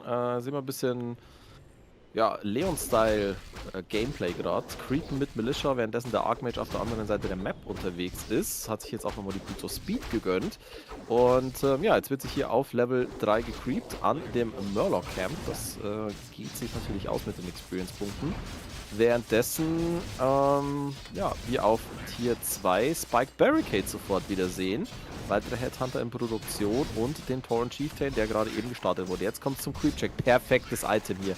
Gerade für den guten Sharky. Oh, das Jade Lightning klaut hier noch den Creep. Damit bleibt der Archmage auf Level 2. Das ist natürlich jetzt ganz unglücklich gelaufen. Ist das für ärgerlich. den Human. Oh Mann. So, dann bräuchten wir jetzt bitte einiges an Water Elementaln. Irgendwie einen Kill. Schosch kriegt wichtige 50-50-Situationen. Hat einen gut gelevelten Farseer. Der Archmage, bisschen ineffizient. Ist auch der kleine grüne Spot weg. Dann eventuell das Consumable nehmen. Ach shit, ist auch weg. Oh, Sharky wird sich ärgern. Das ist richtig ineffizient gerade. Ja, er hat das perfekte Item eigentlich bekommen für den Style, den er da gerade spielen wollte, aber ja, hat das wichtige Level 3 nicht gekriegt, das heißt nur Level 1 Water Elementals, die Spike Barricades sind da, dementsprechend kann er nicht so viel Druck ausüben, wie er das gerne möchte. Tauren Chieftain ist jetzt raus, ja, wobei Schosch, der sollte jetzt langsam mal sich anfangen, hier den Knockburrow zu reparieren, macht es jetzt auch mit den Peons, schafft es tatsächlich, den noch am Leben zu halten. Schöner Stomp jetzt hier von der Kuh, da gibt es jetzt auch schon den ersten Kill. Und ja, jetzt muss sich Sharky wieder zurückziehen und irgendwie ins Midgame kommen. Hat sich ja schon die Blacksmith geholt, das heißt die ersten Riflemen sind in Produktion. Double Arcane Sanctum gibt es hier für den Human-Spieler. Jo, Tauren, Freunde. Tauren, Tier 3 und Tauren. Und normalerweise hat der Human da gute Lösungen gegen, mit Griffins und so, aber das scheint hier nicht so der Fall zu sein. Panda! Oho, okay. Panda Seconds, natürlich gut mit seinem Breath of Fire und dem Drunken Haze gegen die Headhunter. Ja, bin ich mal gespannt. Es gibt jetzt auf jeden Fall kein Level 3 für den Archmage, weil er ihn rausmicrot und von oben kommt sofort wieder Schosch reingelaufen. Jade Lightning hämmert hier sofort rein. Oh, die Footies sind angeschlagen. Breath of Fire kommt rein. Focus Fire natürlich sofort gesetzt auf den Archmage. Auf den Fass hier natürlich. Der hat aber noch die große Healing Potion.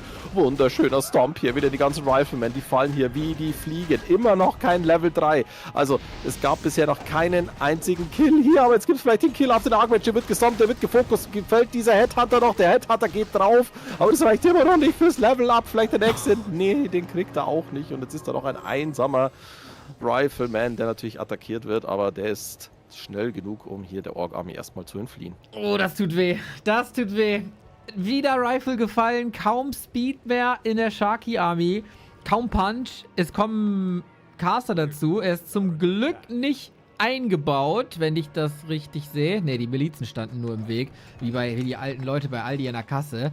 Caster. Gut. Ich bin gespannt. Schosch ist gleich auf Tier 3. Hat die Walker. Kriegt die Tauren. Hat starke Helden. Kann auch mal einen dritten Held hinten drauf bauen. Sharky mit dem Mut der Verzweiflung hier. Hat noch die große Mana Potion. Hat noch ein Book of the Dead, was noch gut ist. In vielleicht einer Minute dann eher nicht mehr. Jo, wenn der Dispel mal da ist, dann sind das freie Experience-Punkte für den Gegner. Wir sehen jetzt den Firelord hier als Third Hero. Oh, und da wird kurz pausiert. Holla, da fehlt ein Hotkey. Ha. Ab ins Bett. Die beiden, ey. Die schmeißen sich die Flammen um die Ohren, auch im Chat, im Twitch-Chat vor dem Game. Als Sharky getrollt hat, dass er denkt, dass er morgen spielt, wurde gesagt, sei ruhig, Chantal. Also, die beiden haben eine nette kleine Vergangenheit. Oh weia, das kann jetzt hier richtig böse werden. Die Peasants, die sind lahm. Der TC, der ist zügig mit seiner Aura. Der könnte da vielleicht nochmal einen bösen Stomp setzen. Ne, macht aber nicht. Denn Schosch dreht jetzt hier erstmal ab. Einen Peasant hat er gekillt, aber ja, Fast Creep an der Echse, aber sonst halt nichts. Level 3, 2 haben wir aktuell. Und natürlich den Firelord, der mit seinem Spell, den er da gewählt hat, das First Skill, den Firelord gut aus dem Spiel nehmen kann. Firelord, den Panda natürlich. Er nimmt dich selbst aus dem Spiel, dass er nicht so effizient hält. Aber ich mache mir ein bisschen Sorgen um die Langlebigkeit von Sharkys Army. wenn ihr wieder mal Warcraft länger nicht verfolgt habt, Tauren haben jetzt Resistance Skin, das heißt Spells dauern auf Tauren genauso lange wie auf Helden, also kürzer. Früher war Slow immer eine richtig gute Möglichkeit, die Tauren auseinanderzunehmen oder Polymorph. Das ist heute nicht mehr der Fall. Ein paar Sekunden und dann ist es weg.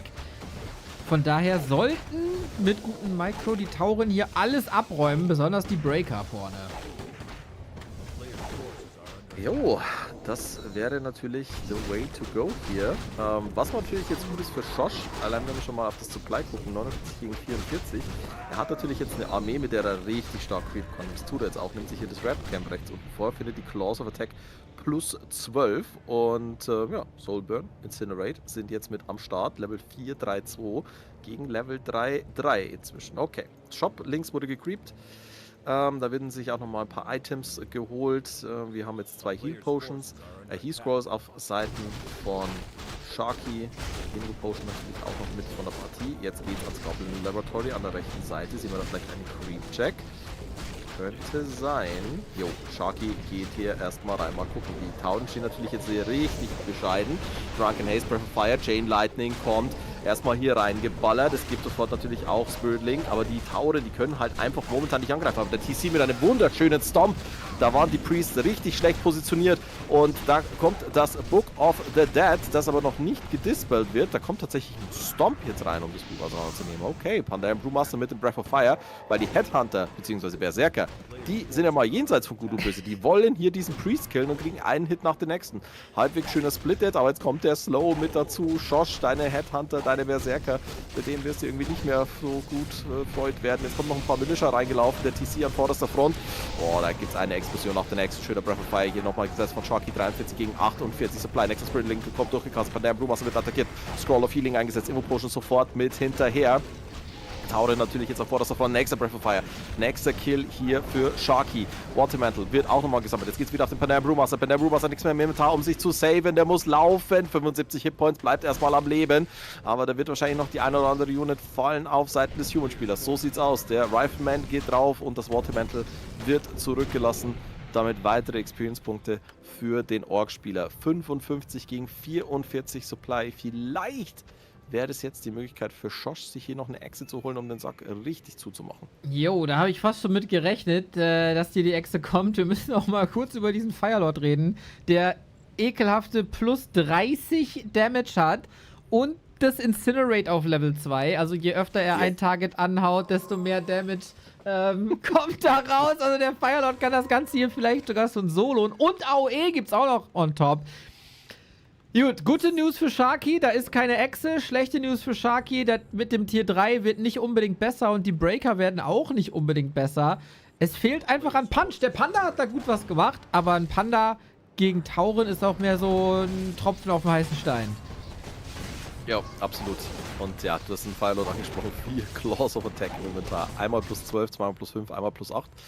Ja, da wird jeder Blade Master neidisch und jetzt kriegen wir wahrscheinlich sogar den nächsten Creep-Check noch, denn Sharky ist gerade am Creep. Der Creep das Red Camp hier auf der linken Seite. Sofort wieder alles auf den Firelord geschmissen. TC an vorderster Front. Wo bleibt der Stomp? Da kommt der Stomp, da kommt das Focus Fire. Jade Lightning. Gute Nacht, Pandaren Brewmaster. GG von Sharky. Das war's. Der Veteran setzt sich durch. Gute Show von Sharky, geiles Match, viel Action drin. Aber es hat dann am Ende nicht sollen sein. Bessere Strategie, besseres Early Game. Extrem stark das Level 3 verhindert. Und dann war eigentlich Sharkys Strategie schon so ein bisschen im Bruch. Aber vielleicht, wenn die Tränen nicht zu doll sind, dann flutschi. Ja, also zum einen muss man sagen, basierend auf den Informationen, was er hatte nach Springtime, und die beiden haben ja auch schon ein paar Mal gegeneinander gespielt, Sharky hat einen Style gespielt, den kannte ich noch aus einer Zeit, wo der gute Cruncher zum Beispiel noch aktiv war, wo der gute Scars auch noch sehr aktiv war. Und zwar ist die Headhunter-Meter halt voll durchgedrückt ist, ne? Also du hattest damals natürlich die Tauren nicht, du hattest damals Breaker, die auf T2 schon Wölfe übernehmen konnten. Und da hat sich relativ bald als Alternative zu dem Rifle Priest Push, hat sich als Alternative für die T2 Expo vom Orc dieser Style mit Double Sanctum so ein bisschen nicht durchgesetzt, aber er war schon für eine kurze Zeit Meta.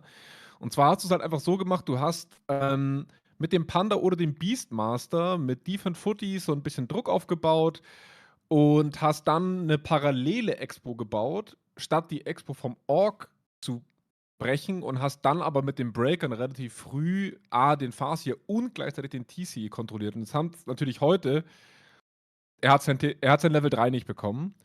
Er ist gegen ein blind gebautes Spike Barricades reingelaufen, was Schosch scheinbar jedes Spiel macht gegen Human, weil er hat es auch im ersten Spiel schon gemacht. Er hat gegen einen T3-Org gespielt, nicht gegen einen T2-Expo-Org, wie auf der ersten Map. Also es ist wirklich für dieses Strat alles gegen ihn gelaufen, was hätte gegen ihn laufen können. Also mit Double Sanctum gegen Tauren, vergiss es mit Resistance Skin. Das kannst du komplett knicken. Aber das war natürlich der Versuch, das zu countern, was er aus dem ersten Spiel gesehen hat. Und damit hätte das, also ich bin mir ziemlich sicher, gegen eine T2 Expo vom Org wäre das ganz anders gelaufen. Ja, da hat auch immer mal wieder nachgeguckt, so, ob da was kommt, aber nee, keine Chance auf eine Echse. Hat er gut gemacht. Ja, schade. Ist natürlich fast schon geblind-countert worden, ohne dass der Gegner das wirklich sagen konnte. Aber ich glaube, die beiden haben auch eine gewisse Vergangenheit, zumindest was das Aufeinandertreffen angeht. Das heißt, so ein bisschen was werden sie sehen. Ihr habt vorhin angesprochen, dass es so ein bisschen schade ist, dass wir von Sharky kein MK First gesehen haben. Ich weiß nicht, ob Northern Ice jetzt so eine krasse Map dafür ist. Dafür kenne ich mich gerade zu wenig aus.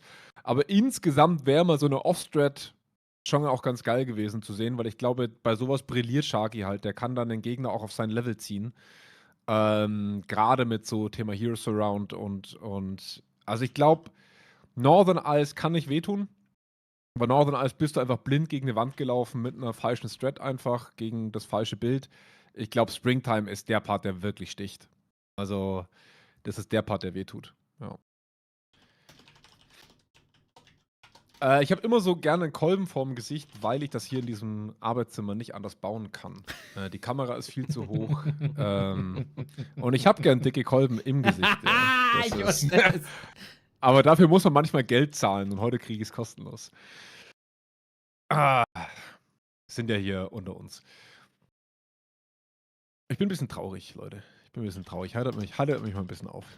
Na, ich weiß nicht, ob es jetzt aufheitert, denn wir haben eine schlechte Nachricht tatsächlich. Denn Riggedy ist nicht aufgetaucht. Dementsprechend kriegt Ena den Deathwin, was bedeutet, dass wir jetzt gleich in die nächste Runde gehen können. Das ist natürlich schön, aber natürlich schade, dass wir kein weiteres Game zu sehen bekommen. Dementsprechend Schosch gegen Ena, jetzt Upper Bracket, Semifinale. Der Gewinner wird dann spielen gegen Phoenix. Der Verlierer muss ran gegen Action Mark. Also wir sehen jetzt ein Orc Mirror und sie sind gerade am Weton der Map. Das heißt, wir werden dann gleich reinstarten in das nächste Match. Jo, also der Chat ist schon, der gibt einen guten Vorgeschmack. Erstmal verweigert Schosch die Aussage, welche Rasse er spielt. Dann habe ich geschrieben, Herr Schorsch, ich bitte Sie, Ihre Rasse im Vorfeld des Veto-Prozesses anzugeben. Dann fragt der Schorsch den Ena nach der Rasse und Ena sagt Ork, HDF, du HS, was auch immer das dann bedeutet. Hafensänger. Hafensänger, wahrscheinlich. Ja. Schorsch sagt, hast du Riggedy geowned? Niemals. Ena sagt HDF, Veto jetzt. Wer ist A? Lies oben, du Affe. Also das geht hier die ganze Zeit hin und her. Da wird mir wieder ein bisschen wärmer ums Herz. Ja, das dachte ich mir, dass dir sowas gefällt. So will ich das sehen. Beide mit Charakter. Das ist natürlich, das sind zwei Leute, die sich kennen. Da kann der mit auf jeden Fall mit umgehen. Sehr schön. Wie sieht's denn da aktuell denn dann aus? Also wenn der Gewinner von den beiden. Ja. Was passiert mit dem? Kriegt er eine Krone? Kriegt der 1000 Euro? Kriegt der eine persönliche Autogrammkarte von dir? Wie geht's denn mit dem Gewinner von diesen beiden weiter? Gut, dass du fragst. Das sollten wir den Leuten zu Hause an den Empfangsgeräten vielleicht auch mal sagen. Oder wo auch immer sich die Leute befinden. Das muss ja nicht unbedingt zu Hause sein. Das ist ja ein outdateter Spruch. Man kann ja überall Back to Warcraft gucken. Egal, wo man ist. Richtig. Leute haben am Strand... Auch in Landshut. Ja, wahrscheinlich. Da kenne ich mich jetzt nicht aus. Aber ich habe Bilder vom Strand bekommen. Sogar von den Pyramiden mal. Das war schön. Nun denn... Phoenix ist schon im Upper Bracket Finale, weil der bisher zweimal gewonnen hat gegen Action Mark und Scower. Und wer jetzt gewinnt zwischen Schosch und Ena, spielt morgen gegen Phoenix um den Einzug ins DACH Inferno.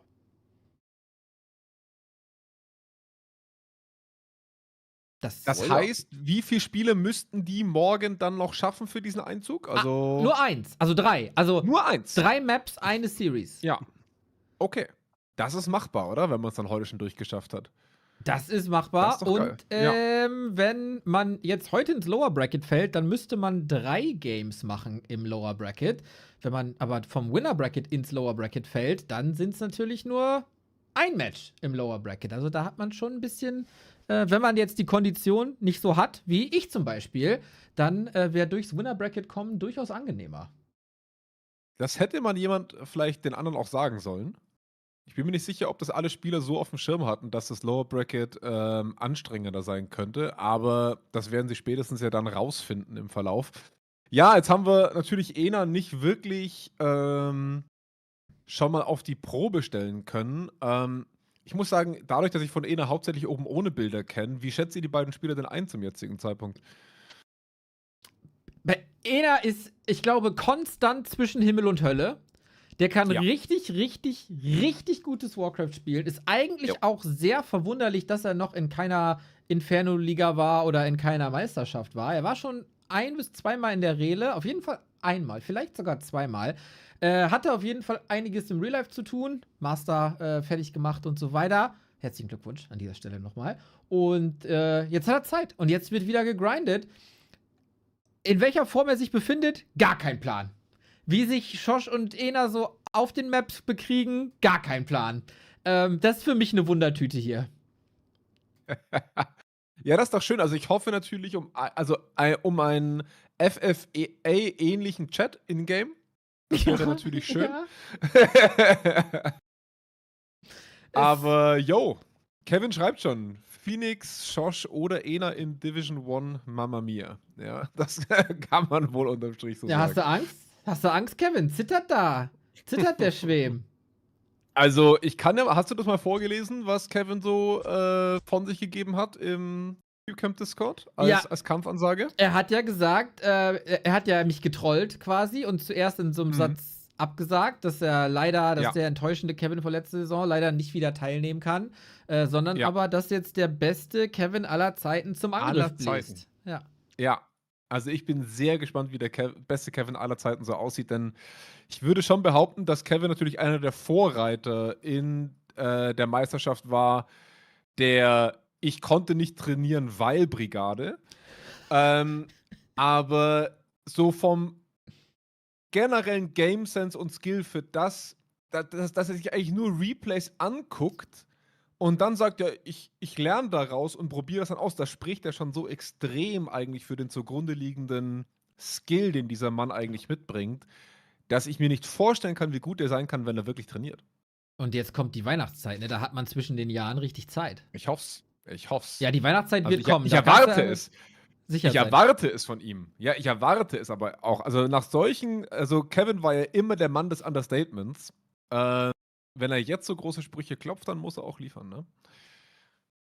Ich glaube, ich muss den Jungs beim Vetoen helfen, Freunde. Oder? Ja, das ist Klassiker, oder? Das Also ist- man kann tausendfach versuchen, Leuten ABBA-Veto-Regeln beizubringen, aber sie kriegen es auch nach 20 Jahren nicht hin. Ja, also wir haben ja. Klassiker. Das ist, glaube ich, der längste Veto-Chatlog der Geschichte, den wir hier haben. Wir haben AB-Ban, dann Pick-BA, dann wieder Ban-Ban und dann bleibt noch eins übrig. Also das ist schon alles nicht so einfach. Nein. Bam, das war doch der von den ist nicht Flintstones, einfach. oder? Richtig. Ja. Gut. So, dann haben wir hier Erklär das denen mal noch in der Zeit. ich lese das gerade hier alles nach. Ja. Ich muss sagen, ich challenge da jetzt einfach Kevin. Ich würde sagen, er ist ja, was die großen Titel angeht, bis auf die Arcadia-Meisterschaft, vielleicht, wenn man die so sehen will, der Unvollendete gerade im Dachraum mit den großen Titeln. Also wenn nicht diese Season, wann dann, Kevin? Wenn nicht jetzt, wann dann? Das ist die Erwartung, die man, glaube ich, schon auch stellen darf an ihn. Jetzt gerade, wo Sharky sich vielleicht schon im Qualifier verabschiedet, wollen wir nicht hoffen. Aber das wäre es natürlich. Wen haben wir denn? Erzählt doch mal den Leuten, die jetzt hier auch so ein bisschen reinkommen. Fischi, erzähl du doch mal. Welche großen Hitter haben wir denn schon qualifiziert? Auf wen können wir uns denn so alles freuen, der da dabei ist? Werde ich natürlich gerne tun. In der nächsten Season haben wir natürlich unter anderem den guten Leon Hoge, auf den man sich natürlich freuen darf. Als zweiten Human hätten wir da zum Beispiel Tekko, der Stark, ja. auch ein sehr, sehr starker Spieler ist. Dann Tetster natürlich, wir haben heute schon ein bisschen über ihn Ja. gesprochen, auch wieder Ja. mit von der Partie. Wir Man haben muss den ihn mitnehmen, ne? Also, natürlich, ja, natürlich. ja. Der beste Ork der Liga Ja. bisher. Es ist auch der Ja. einzige, aber Ja. naja. Edo als Undead-Spieler, natürlich der ewige Edo mit dabei. Und dann haben wir natürlich den vorhin schon oder gerade eben angesprochenen Kevin. Und, was mich natürlich sehr freut, aus der Division 2 haben wir niemand geringeren als Tobias Mood, Reign of Dark. Geil. Der alte EPS-Recke, der wird sich jetzt hier wieder, wird sich wieder ins Getümmel schmeißen. Freue ich mich schon sehr drauf, ihn in der nächsten Season zu sehen. Ist ja schon seit ewigen Zeiten mit dabei. Und auch ein Spieler, der ein bisschen so wie Kevin einen sehr, sehr großen Grundskill hat. Der ist ja nicht nur in Warcraft 3 sehr, sehr stark gewesen und ist es auch, sondern auch natürlich auch in Dota, das er ja spielt. Also es ist auch so einer, der kann gefühlt jedes Strategiespiel anpacken und ist dann innerhalb von kürzester Zeit extrem gut. Das können nur wenige. Er ist einer davon. Und freuen wir uns auf jeden Fall sehr drauf. Dürfte ich eine das Game Prediction wurde abgeben? gehostet. Könnt ihr ins Sehr Game schön. kommen? Gerne. Ja, ich Gut. gebe mal eine Prediction ab. Wenn Kevin diese Season gewinnt. Ach komm, Ena, wirklich? Na gut. Wenn Kevin diese Season gewinnen sollte, dann wird es ein Return of Xorc geben. Wie hängt denn das zusammen? Ich glaube, dass irgendwann, wenn genug Spieler die Liga gewinnen, die gegen den X-Lord früher zumindest wenig Land gesehen haben, dass er sich irgendwann triggern lässt, zu sagen, das kann nicht sein, dann muss ich jetzt nochmal aufräumen. Ich glaube, der kann gar kein Warcraft mehr spielen. Der spielt jetzt irgendwelche Glaube ich auch nicht. Schießspiele. Das mir Ja, jetzt- oder so Handy, weißt du, so Handy-Games, Das so wäre alles Autoscroller oder so, weil der ist auch schon sehr alt mittlerweile. Mittlerweile ist er alt. So, Ja. Freunde. Warcraft 3. Upper Bracket Finale. Der Ena 1337 gegen den Schosch. Beide sehr viele Zahlen auch im Namen. Das gefällt mir, wie es damals war in den guten 2000ern, wo wir alle Leadspeak gesprochen haben. Ihr beide castet, glaube ich, zusammen. Ist das korrekt? So ist das. Gut. Wird wohl so sein, ja. Dann wünsche ich euch sehr viel Spaß in diesem garantiert wilden Ritt zwischen Ena und Schosch. Vielen Dank. Ich kann mir nicht vorstellen, dass ein Spiel von Ena jemals langweilig werden könnte, aber da hängt natürlich der Erwartungsbalken jetzt auch sehr hoch. Denn wenn der jetzt auch nur ansatzweise Standard spielt, dann wäre ich natürlich massiv enttäuscht. Hast du den schon mal spielen sehen, Fischi? Den Ena. Ja. Ja, ich hatte schon gar das Vergnügen, gegen ihn schon zu spielen auf Ah, dem mein Beileid. letzten Rara-Lan. Und spielt einen ziemlich ekligen Stil im Orc Mirror, was wir jetzt ja auch schon sehen. Blade Master First, keine Barracks, dafür aber 2 Orc Bros und einen Shop. Also das wird hier viel Haue geben, gleich zu Beginn, währenddessen wir auf Seiten von Schosch relativ standardmäßiges Opening sehen mit Blade Master First, Orc Burrow steht schon und die Barracks wird ebenfalls gleich folgen. Also da gibt's Blade Master und Grunts. Yo, das heißt, ich kann mich also darauf einstellen, dass bei Ena relativ schnell der Gang zum Harass wahrscheinlich da sein wird. Wir haben Schosch, glaube ich, zumindest ich jetzt noch nicht so wirklich in einem Mirror erlebt. Er baut es auf jeden Fall sehr stark, so wie wir es vorhin auch schon gesehen haben. Erster Grunt zum Creep mitgenommen, danach die Voodoo Lounge zum Hochhallen, also eine eher defensive Ausrichtung. Und mal gucken, was der Ena so dazu sagt, dass der Gegner sich zuerst mal mit Mirror Image hier am Orange hochcreepen will. Oh, es beginnt mit dem Sea Giant Level 3 und aktuell kassiert der Blade Master ein paar viele Hits und auch der Grunt, also das Mirror Image tankt hier gerade nicht so den Damage, das ist mir nicht ganz ideal. Auf Seiten von Ena haben wir den ersten Creep-Kill jetzt auch schon gesehen, der holt sich das erste Item, es gibt den Mantle of Intelligence, den Tech auf Tier 2, es wird das TP verkauft und es gibt das kleine Ork-Herrengedeck mit der Healing Self, der Clarity und der Scroll of Speed. Ah, lecker. Jo, und da wird sich natürlich auch erstmal ein bisschen hochgeheilt. Es geht zum Shop und da gibt es natürlich dann wahrscheinlich auch gleich nochmal das Circlet. Jo, also bei Schosch würde ich sagen, so ganz kleine Ruckler drin, wie du gerade schon gesagt hast, ne? Wenig Damage auf dem Mirror-Image gewesen zuerst, hat auch schon eine relativ okay HP auf dem Grunt gefressen, aber alles noch kein großer Beinbruch. Jetzt ist natürlich so ein bisschen die Frage, zu welchem Zeitpunkt kracht Ena bei Schosch rein? Ist da irgendwas im Aufbau? Kann er irgendwo was unterbrechen? Aber zum jetzigen Zeitpunkt sieht das noch nicht danach aus. Hat auch nicht die perfekten Items gefunden, die er sich wahrscheinlich wünschen würde für seinen ersten Helden. Oh, und Schosch geht hier direkt auf die Turtles. Das ist natürlich gewagt. Gerade zu einem Zeitpunkt, wo man natürlich auch mal mit Harass rechnen kann. Jo. Und der erste Pion wird schön gesaved. Jo, so ist das. Tatsächlich aber schön gecreept jetzt hier erstmal von Schosch, ne, mit dem Mirror-Image, die große Gargantuan Sea Turtle rausgenommen und dann sich erstmal um die 2 kleinen gekümmert. Ja, und jetzt natürlich das, was Ena am besten kann mit seinem Blade Master. Er geht erstmal in die Mainbase und versucht hier ein paar Peons zu schnetzeln. Überschaubarer Erfolg bisher. Bisher konnte ja, fast alles gesaved werden. Ein Skelett sehen wir hier am Boden liegen. Zweites folgt jetzt noch hinterher. Das ist natürlich nervig hier für Schosch, denn ja, er befindet sich im Tag. Das heißt, er kann zum einen keine Peons nachbauen und die Lumber Economy ist natürlich auch am Leiden. Jetzt sind schon 3 Stück, also langsam tut das Ganze doch schon weh. Ja, was machst du, Digga? Meine Antwort so wäre... Meine Antwort wäre Level 3, denn das wird das sein, womit sich Ena gleich beschäftigen darf. Sein Level 1 Hero muss hier natürlich einiges raushauen und ich würde mich dem anschließen, was du gesagt hast. Also ja, Lumber Eco ist nicht so geil, dafür kannst du aber jederzeit auf dieser Map noch was ergänzend dazu holen.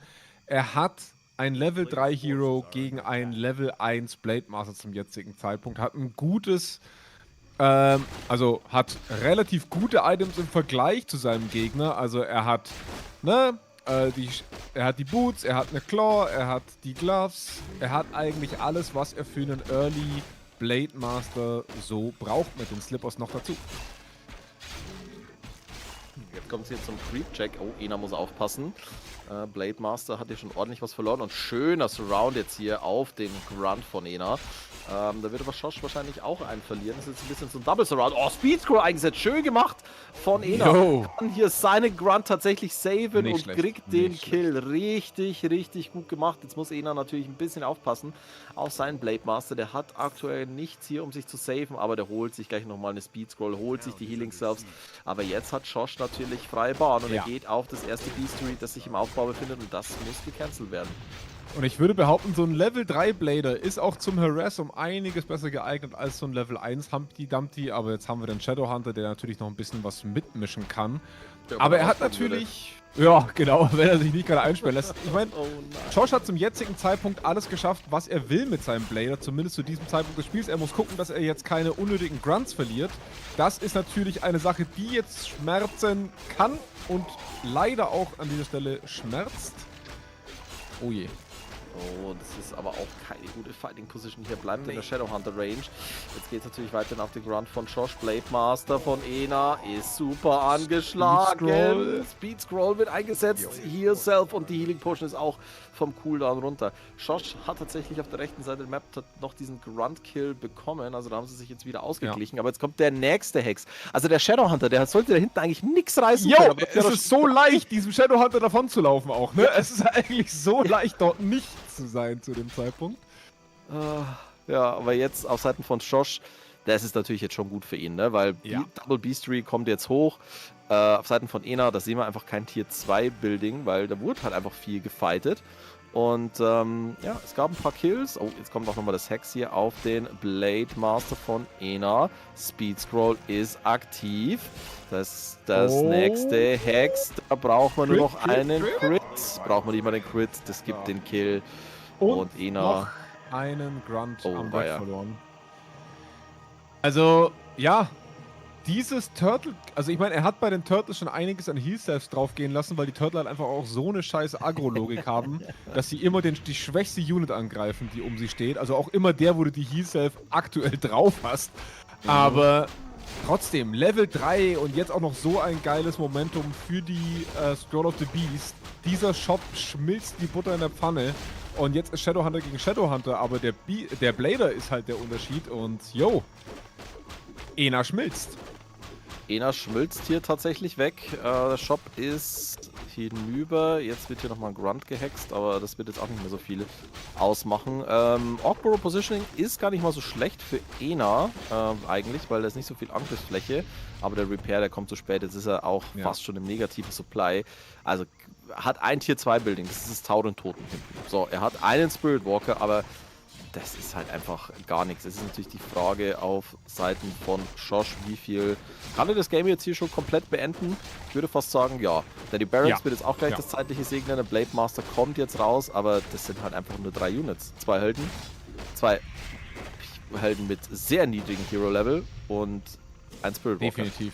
Also es wundert mich fast schon, warum Schosch an dieser Stelle noch nicht einen etwas offensiveren Shop investiert, einfach weil er dieses Momentum so aktiv hat und das Einzige, was ihm effektiv Probleme verursachen könnte, ist zu wenig Mana auf seinen Helden oder eine fehlende Speed Scroll.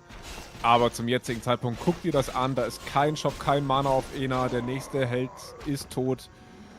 Und ja, jetzt können Ena wahrscheinlich auch seine lauten Sprüche nicht mehr helfen.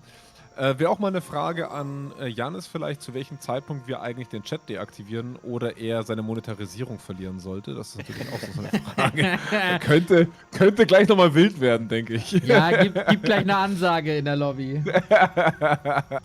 Ja, aber wir haben es ja gehört, Jannis hat schon ein bisschen gegoogelt. Der ist ja sehr, sehr flink mit den schwarzen Balken inzwischen. Also, ja, das, eben. Das also ich dachte, er hat Begriffe gegoogelt, die so gefallen sind vorhin. Naja, gut.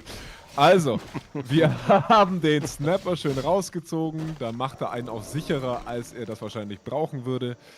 Ja, gut, wir haben jetzt die Spikes, was soweit nett ist, gerade gegen die Raider.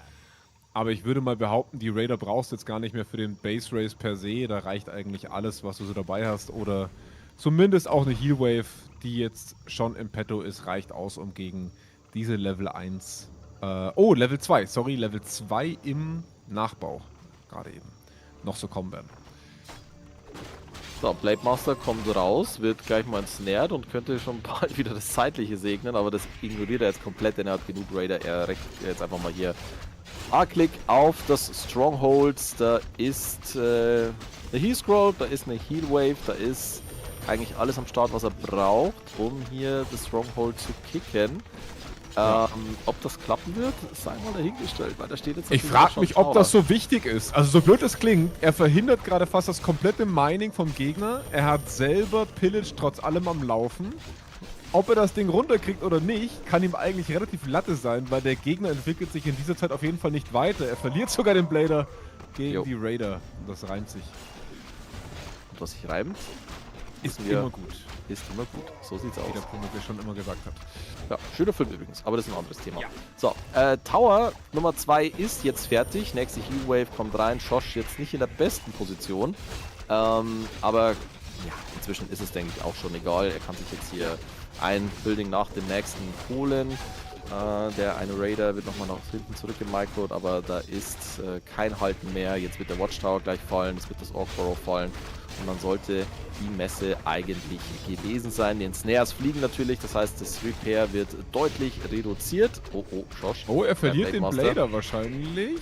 Aber selbst wenn, er hat 1300 Gold durch diesen Raid hier gerade bekommen. Oh Gott, er kann sich hier eigentlich alles auf Ebay nochmal nachbestellen. Das ist überhaupt kein Problem.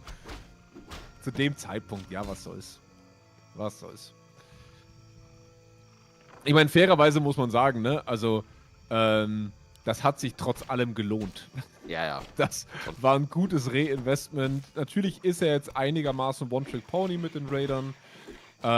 Und Ena hat jetzt... Oh, er hat einen Grunt noch bei Ena verloren und gibt damit dem Shadowhunter Level 3.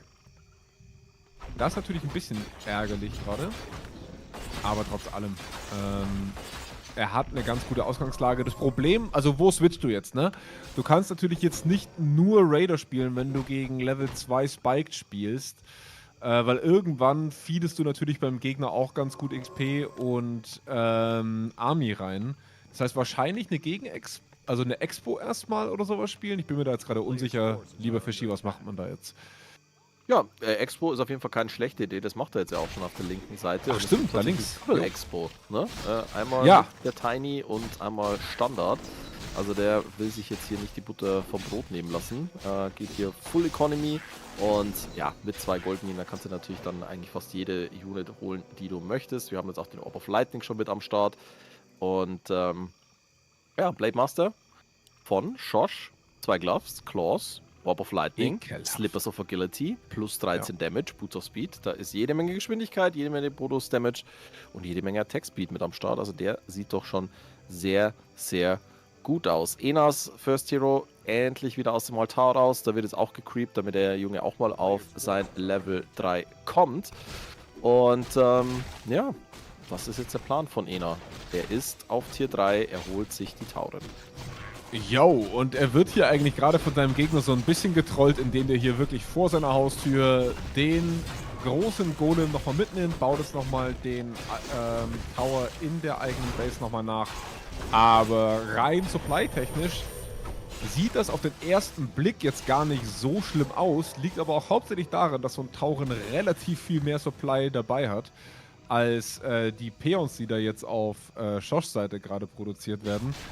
Aber faktisch ist es schon so, da kann für Ena gerade wenig laufen, wenn sie sich auf der offenen Map treffen, muss man fairerweise sagen. Und wir haben Triple B-Serie. Wird das noch Liquid Fire hier oder was? Das wird ein bisschen giftig werden. Es gibt nämlich die Envenomed Spears, also da wird es jetzt die Windrider geben. Auf Seiten von Ena sehen wir jetzt den Firelord und ja, jetzt wird hier kurz nochmal der Shop abgerissen in der Mainbase von Ena. Und das ist natürlich schon eine ganz schicke Idee, hier auf Air-Units zu gehen, denn so viel Anti-Air ist da nicht mit am Start momentan aktuell. Er hat zwar den Shadowhunter, er hat den Spiritwalker und den Firelord, aber das war es dann eigentlich auch schon. Jetzt hat sich hier Ena nochmal ein TP gekauft mit seinem Blade Master, denn er macht gerade Go auf die erste Echse. Oh oh, Hex, Focus Fire auf Schoschs First Hero. Healing Wave kommt da rein. Sofort auch nochmal Mirror Image gecastet. Jetzt wird auch der Spiritwalker nochmal attackiert. Es gibt wieder den Hex auf den First Hero. Schosch muss jetzt echt aufpassen. Nächste Healing Wave kommt hier rein. Firelord ist getrappt. Schön gemacht. Jetzt kommt erstmal der nächste Hex, der nächste Fokus. Er will diesen Blade Master, aber kriegt den nicht.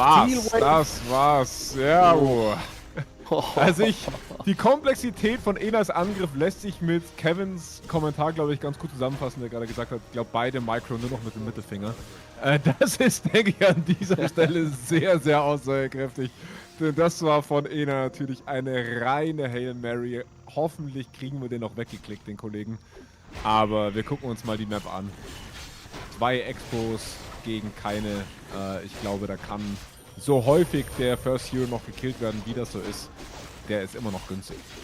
Jo, so ist es. Jetzt kommt das TP-Out hier von Ena. Er kann sich tatsächlich noch den Shredder holen. Das ist natürlich immer schön, den zu kicken, weil der ist relativ teuer. Aber ja, Schosch jetzt hier schon mit 69 Supply gegen 32. Und ja, immer noch kein Anti-Air. Es gibt das Spiritwalker Master Training und einen Shop hier an der Natural. Jo, da wird sich der Orb of Lightning gekauft. Okay, also es wird ein bisschen dran geschraubt, aber ja, Double Income für Schosch. Fügt jetzt hier weiter fleißig seinen Shadowhunter auch nochmal auf Level 4, hat jetzt Delirious Flute of Accuracy auch im Inventar, also plus 3. Und ich glaube tatsächlich, die hat er sich nicht immer gekauft. Ich habe ihn nicht beim Marketplace gesehen. Aber kann schon sein. Weil ich glaube, er hat sie gefunden oder hat er es am zweiten Lab gefunden? Er hat sie auf jeden Fall schon mal gefunden und dann verkauft. Wahrscheinlich hat er sie... Ich glaube, er hat sie am zweiten Lab bei Ena gefunden. Ja, das kann gut sein. Also zweimal hier die Flut, am Anfang hat es nichts gebracht. Beim zweiten Mal ist sie natürlich jetzt perfekt. Mehr Damage hier auf den Windridern. Jetzt gibt es ja auch nochmal den Arc of Reincarnation.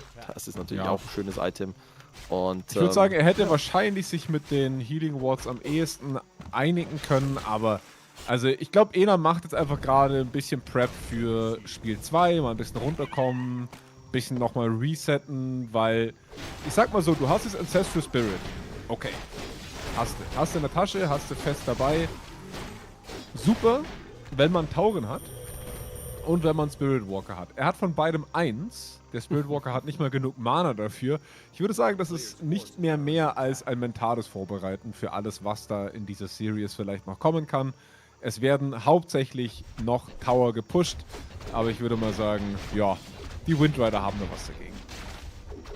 Ja, und die haben auch ein bisschen was gegen die Basis von Ena gerade, denn da wird einfach ein Burrow nach dem nächsten weggeklickt.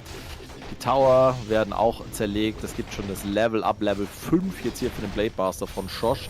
Healwave sofort nochmal reingecastet und jetzt, ja, Ena, jetzt muss er sich verteidigen, aber mit was? Das ist die große Frage. Ja. Healwave jetzt nochmal eingesetzt. Hex kommt auf den Shadowhunter, da kommt nochmal der Dispel. Also Ena, der gibt nicht klein bei, aber wenn die ins Nähers fliegen, das Focus Fire kommt, dann ist hier eigentlich Ende. Und es sind jetzt 80 Supply Windrider.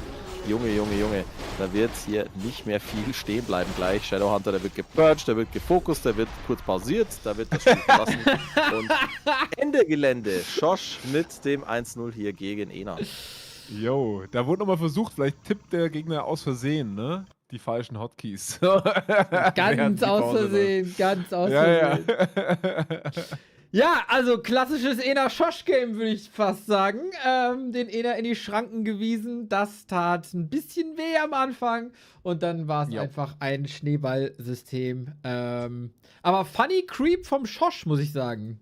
Yo, also ich war weil eigentlich war das Worst-Case-Szenario für ihn, ne? Er hat ein Timing hingelegt, wo Ena genau in dem Moment in seine Base gekommen ist. Aber Ena hat nicht so ganz geschnallt, was eigentlich mit Schosch passieren kann, weil ich meine, die zwei Optionen, die Schosch hatte, war nach rechts oben creepen, was für den Ork selten viel Sinn ergibt, weil er keine Fast Expo spielt. Straight nach oben gehen, da triffst du dich ja normalerweise im Mirror. Die einzig andere Option wäre gewesen, eben das zu machen, was wir gesehen haben, und dann hättest du mit deinem Blader gut reingehen können. Hat sich für die Wood Peons entschieden, hatte wenig Ergebnis zum rauskommen und hat dann straight gegen Level 3 spielen müssen, was natürlich eklig ist. Herr Flutschfinger, wir hätten da so ein Game, wo sie dann auch mal rein. Ich versuche. Ja, es tut mir leid, ich bin schon die ganze Zeit drin, aber er macht halt einfach keine 2. Er wiederholt, ich tippe die ganze Zeit das Ding mit 2 rein, aber er macht nicht. Ach Leute, ich bin doch alt. Ich krieg das doch alles nicht mehr hin. Ich bin in einem E-Auto gefahren die letzten 2 Tage und ich habe gemerkt, das sind mir langsam zu viele Knöpfe und Funktionen. Ich komme da nicht mehr klar. Das ist einfach zu viel. Ich habe diese scheiß Lenkradheizung nicht ausbekommen. Das hat eine halbe Stunde gebraucht. Das war einfach soll ich dir so ein Rentnertelefon holen, wo so 5 große Knöpfe dran sind? Ich will doch nur wissen, wo der Blinker und die Scheibenwischanlage ist. Es ist einfach nur noch anstrengend hier. Aber Flutschi, ist dir warm genug oder soll ich dir so eine Räumerdecke vielleicht noch kurz überwerfen? Ich sag euch eins. Bauchkissen und warme Sachen am Abend sofort auf der Couch ist wundervoll. Ich habe auch schon mit Anfang 20 die Momente gehabt, wo ich auf Partys war und mir gedacht habe, jetzt zu Hause ein Buch auf der Couch.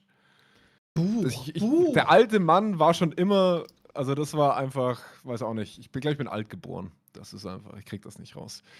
Ich finde das schön. Das macht dich relatable. Danke. Alter, was ist hier los im Chat? Der eine das ist nicht normal. Der Schosch schreibt go, go, go, go, go, go, go. Ena schreibt nix, ist dann eine Minute später wieder da. Schreibt go. Schosch sagt Sekunde. Jetzt geht's los. Mama mia. Was für eine Chaos-Truppe, ey. Meine Güte. Aber. So. Ja, ich habe nichts anderes erwartet und ganz ehrlich wäre ich auch ein bisschen enttäuscht, wenn das nicht so wäre bei den beiden. So, Flutschi, hast du noch Bock oder war das jetzt ein Game genug für dich?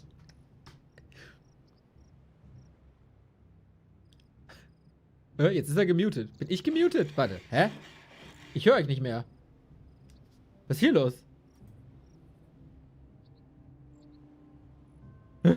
Battery critical. Oh, Battery critical. Das geht natürlich gar nicht. Warte kurz. Was ist denn? Scheiße.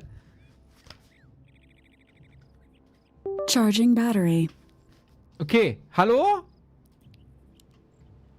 Seid ihr da? Ist jemand da? Hört mich jemand?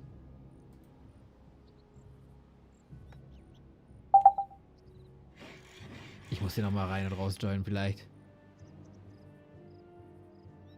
Jetzt ist das Discord abgeschmiert. Nee, jetzt ist da. Hallo? Nee, es connected nicht. Das ist ja seltsam. Warte, haben wir hier... Wir haben einen Caster-Channel. Ist der Discord tot oder nur ich?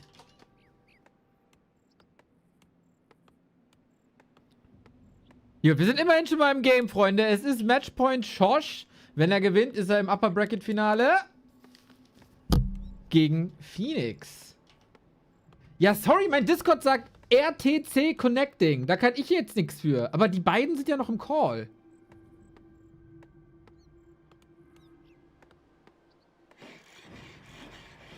Das ist crazy. Ich rufe mal den Flutschfinger an hier. Warte. So. Ich rufe den einfach mal an. So. Geht das jetzt hier?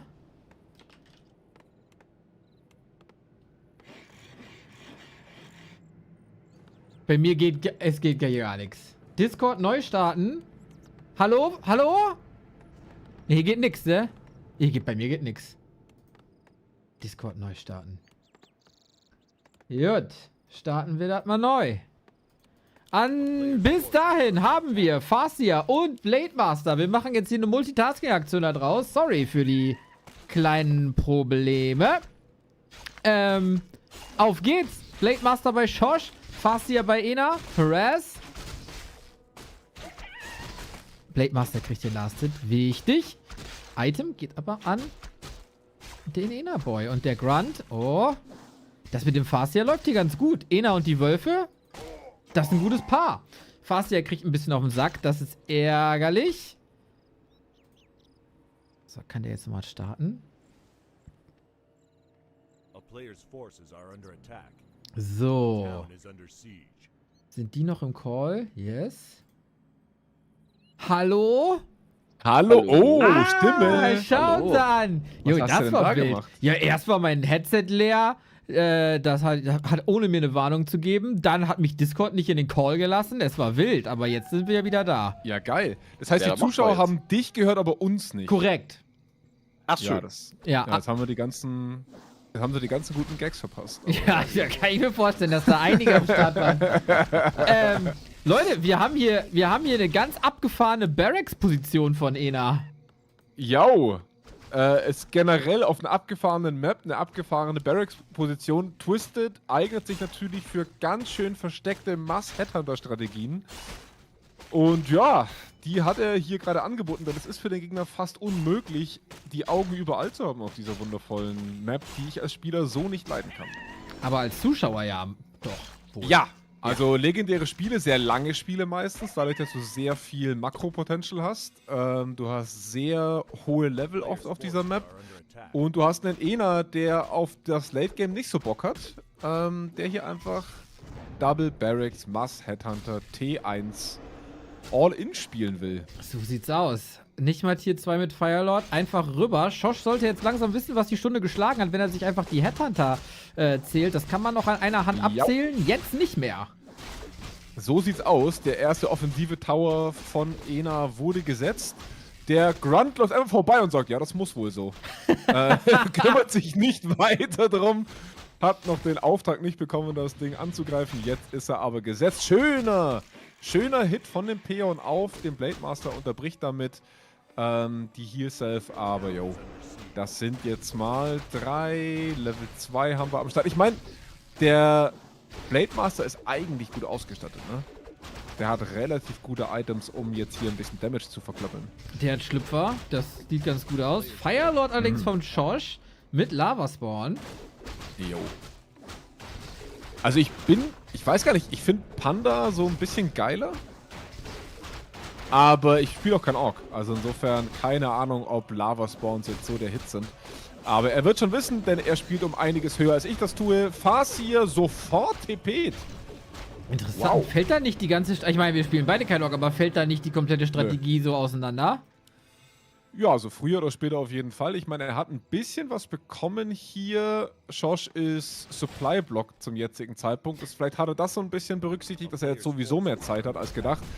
Aber so ein Level 3 Blade Master ist schon was Ekelhaftes, um mit Hattana dagegen zu spielen. Jo. Jetzt wird ja auch gecreept. Kleines Problem, auch Ena ist ebenfalls Supply Block. Da kann er auch 7 Barracks haben, wenn da keine Burrows am Start sind. Das Problem ist aber gleich gefixt, plus Upgrade. Aber ja, 2 Helden gegen einen Held, hier 2 gegen Tier 1 und nicht so viel Masse. Das machen die Lava-Spawns natürlich ganz gut, die Masse so ein bisschen ausgleichen. Auf jeden Fall. Also wenn du gerade nicht die Möglichkeit hast, die große Army nachzuziehen, dann sind die natürlich super geil. Ich bin halt, also der Panda macht wahrscheinlich allein schon deswegen keinen Sinn, weil deine Army, erstens das und zweitens, weil du ja mit dem Blader keinen wirklichen Follow-up hast auf einen AOE-Schaden. Ne? Also du hast nichts, was den AOE-Schaden effektiv dann weitertragen kann. Aber trotzdem, also ich muss sagen, das ist immer noch gruselig, was da auf ihn angelaufen kommt. Man muss aber dazu sagen, es sind bloß 7 Supply Unterschied. Plus die Lava-Spawns. Das ist bei Double Racks okay. Jo, plus die Lava-Spawns, plus Walker, die jetzt dazu kommen. Wenn Ena das Gebäude nicht abreißt, sieht das allerdings ganz gut. Hätte vielleicht noch die Chance, aber er hat nur Angst vor den Grunts, so wie es aussieht. Jo, und Last-Second-Shop-Besuch, der war wichtig. Der war richtig nice. Wichtig. Jo, zweiter Versuch, eventuell letzter Versuch. Wenn Ena das jetzt hier verkackt, dann geht's ab ins Lower Bracket. Und oh, nochmal Shop-Besuch mit der Potion. Jetzt kommt's drauf an. Jo. Hat Schosch genug oder... Das sieht gut aus für Schosch. Nee, das sieht gut aus für Schosch. Sehr viel Schaden. Jetzt schon Speedscroll in die Defensive gezogen. Die Tower werden exposed. Der Level 3 Blader klickt auf den Farseer, der kein TP mehr hat.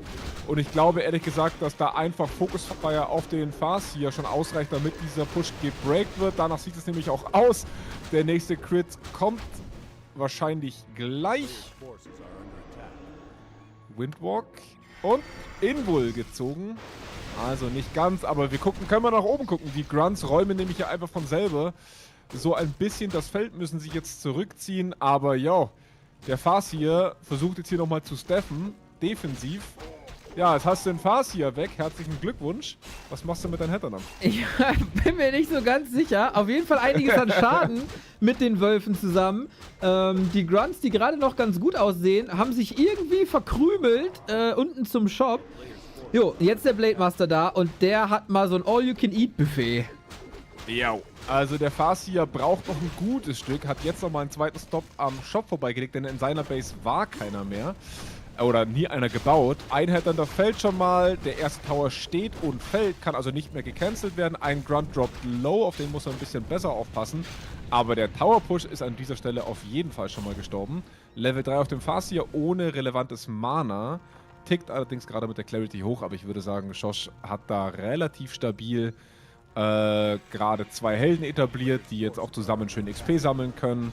Im Vergleich zu einem Farseer, der das ganz, ganz traurig und alleine machen muss. Er guckt doch immer so traurig, ne? Wenn man sich das Profil vom Farseer anguckt. Er sieht natürlich schon die Zukunft, die Vergangenheit, alles gleichzeitig, denke ich mal. Und das richtig, sieht in der Zukunft hier nach 0-2 aus, wenn da nicht noch irgendwas kommt. Kein Tech immer noch. Und ja, die Masse ist weg und die Klasse ist bei Schosch. So sieht's aus. Der einzige Vorteil für Ena ist natürlich, dass Schosch gerade keine Heal-Sets hat. Also der Loss von dem Shop der Loss von dem Shop bei Schosch. Das ist für mein Gehirn gerade auch ein bisschen schwierig nach einem Bier. Aber es ist auf jeden Fall nicht zu vernachlässigen, denn wenn er diesen Shop jetzt wieder cancelt, oh ja, das ist schmerzhaft. Letztes Aufbäumen vom Ena. Alle guten Dinge sind 3, sagt man ja. Und Blade Master kriegt ganz gut auf Rübe. Jetzt das Spirit Link wäre so geil. Oh, das Spirit Link tut so gut. Ja, das ist richtig, richtig geil. Und der Shop wurde nicht gecancelt. Dass er den Shop nicht geklickt hat, obwohl er im Aufbau direkt neben ihm ist, ne? Healpot direkt gekauft, kann dementsprechend jetzt nochmal länger im Kampf drin bleiben. Und yo, Level 3 Firelord kann dieses Feld, denke ich, auch ganz allein aufbauen. Der macht sich gut, ne? Es ist der Tag vom Firelord. Erst Schosch gegen Sharky, jetzt Schosch gegen Ena. Da kann er mal ein bisschen feiern, der Schosch. Ja. Und es ist halt ein reiner Hero-Fokus auf den Blade Master, während der Firelord hier im Hintergrund die gesamte Army wegrasiert. Ja. Das ist richtig. Es ist der Tag des Firelords. 4000 Damage hat er schon. Und jetzt... Aber schön die Grunts rausgenommen von ihm, ne? Muss man auch sagen. Und der erste Tower steht.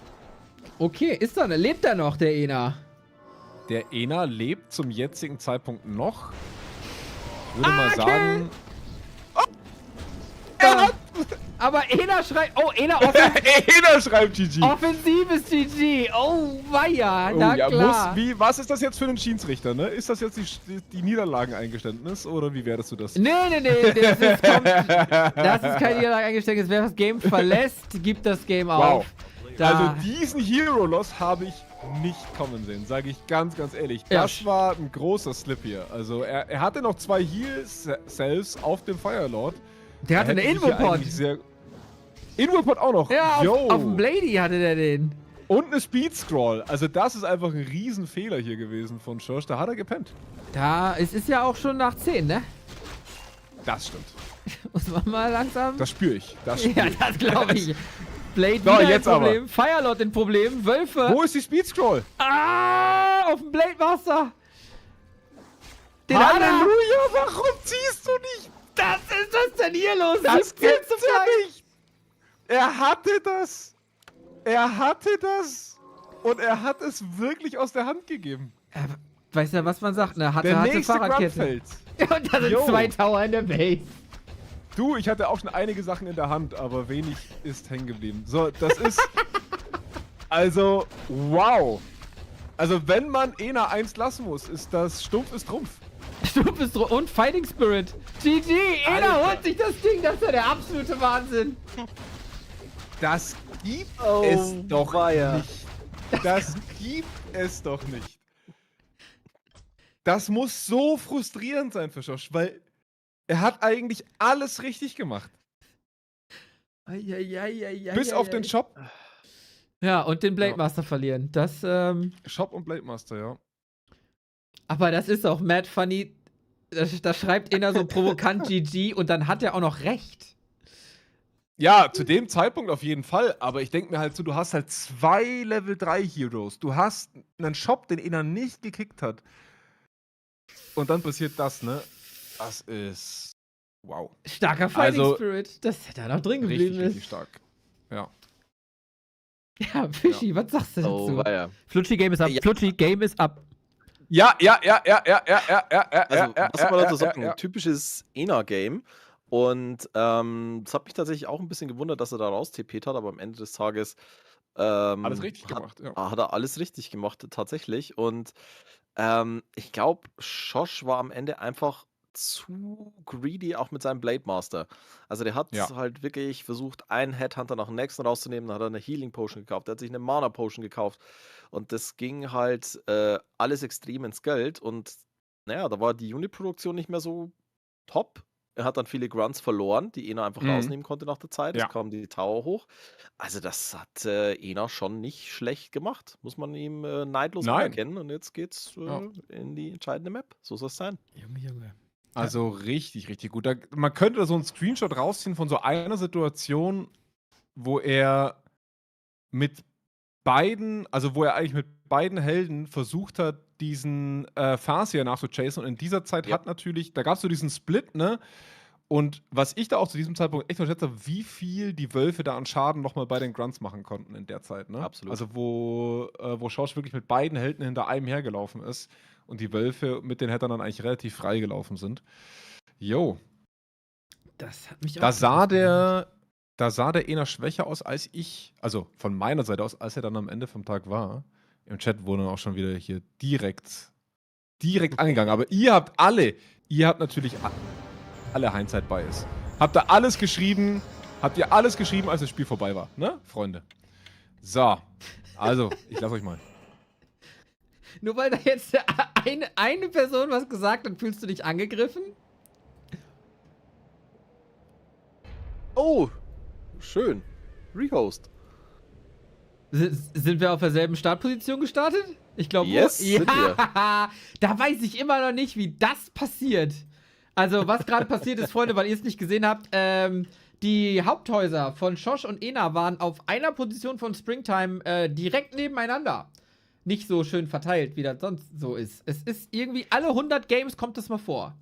Aber, ganz ehrlich, wäre die perfekte Ausgangsposition gewesen für dieses Match. Ja, ich hab Wollte dasselbe grad gedacht. fragen, und grad das ist wieder. ein Grund? Fightet das doch einfach aus, Leute.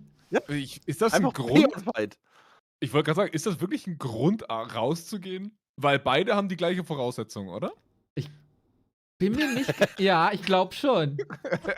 Jeder Ich im glaube Chat. schon. Ja, also, meinetwegen können wir das ausspielen. Was? Also ich komme jetzt in keine Lobby rein. So. War Jeder noch muss kein jetzt- Feindkontakt ist Regame. Also für alle, die uns jetzt zugucken, Ena hat das Replay von Map Nummer 2 und das Replay vom Leaf von Schosch gerade in den Chat gepostet. Hab gewonnen hier bei den Replays. GG. Ja. Sehr schön. Ja, gibt einen schönen Rehost hier auf Springtime. Und sind jetzt auch schon alle am Start. Ena ist ready. Schosch scheint ready zu sein. Felix Helfenstein im Chat sagt, einer kann die Mine nicht benutzen, oder? Weil sie als belegt zählt. Das ist Richtig. korrekt, aber da musst du halt als erster deinen Peon da in die Mine schicken. Darauf kommt es dann an. Oder das verhindern. Könntest du Felix Kommentare bitte auch in der Felix Stimme lesen? Wie macht man denn die Felix Stimme? Actually.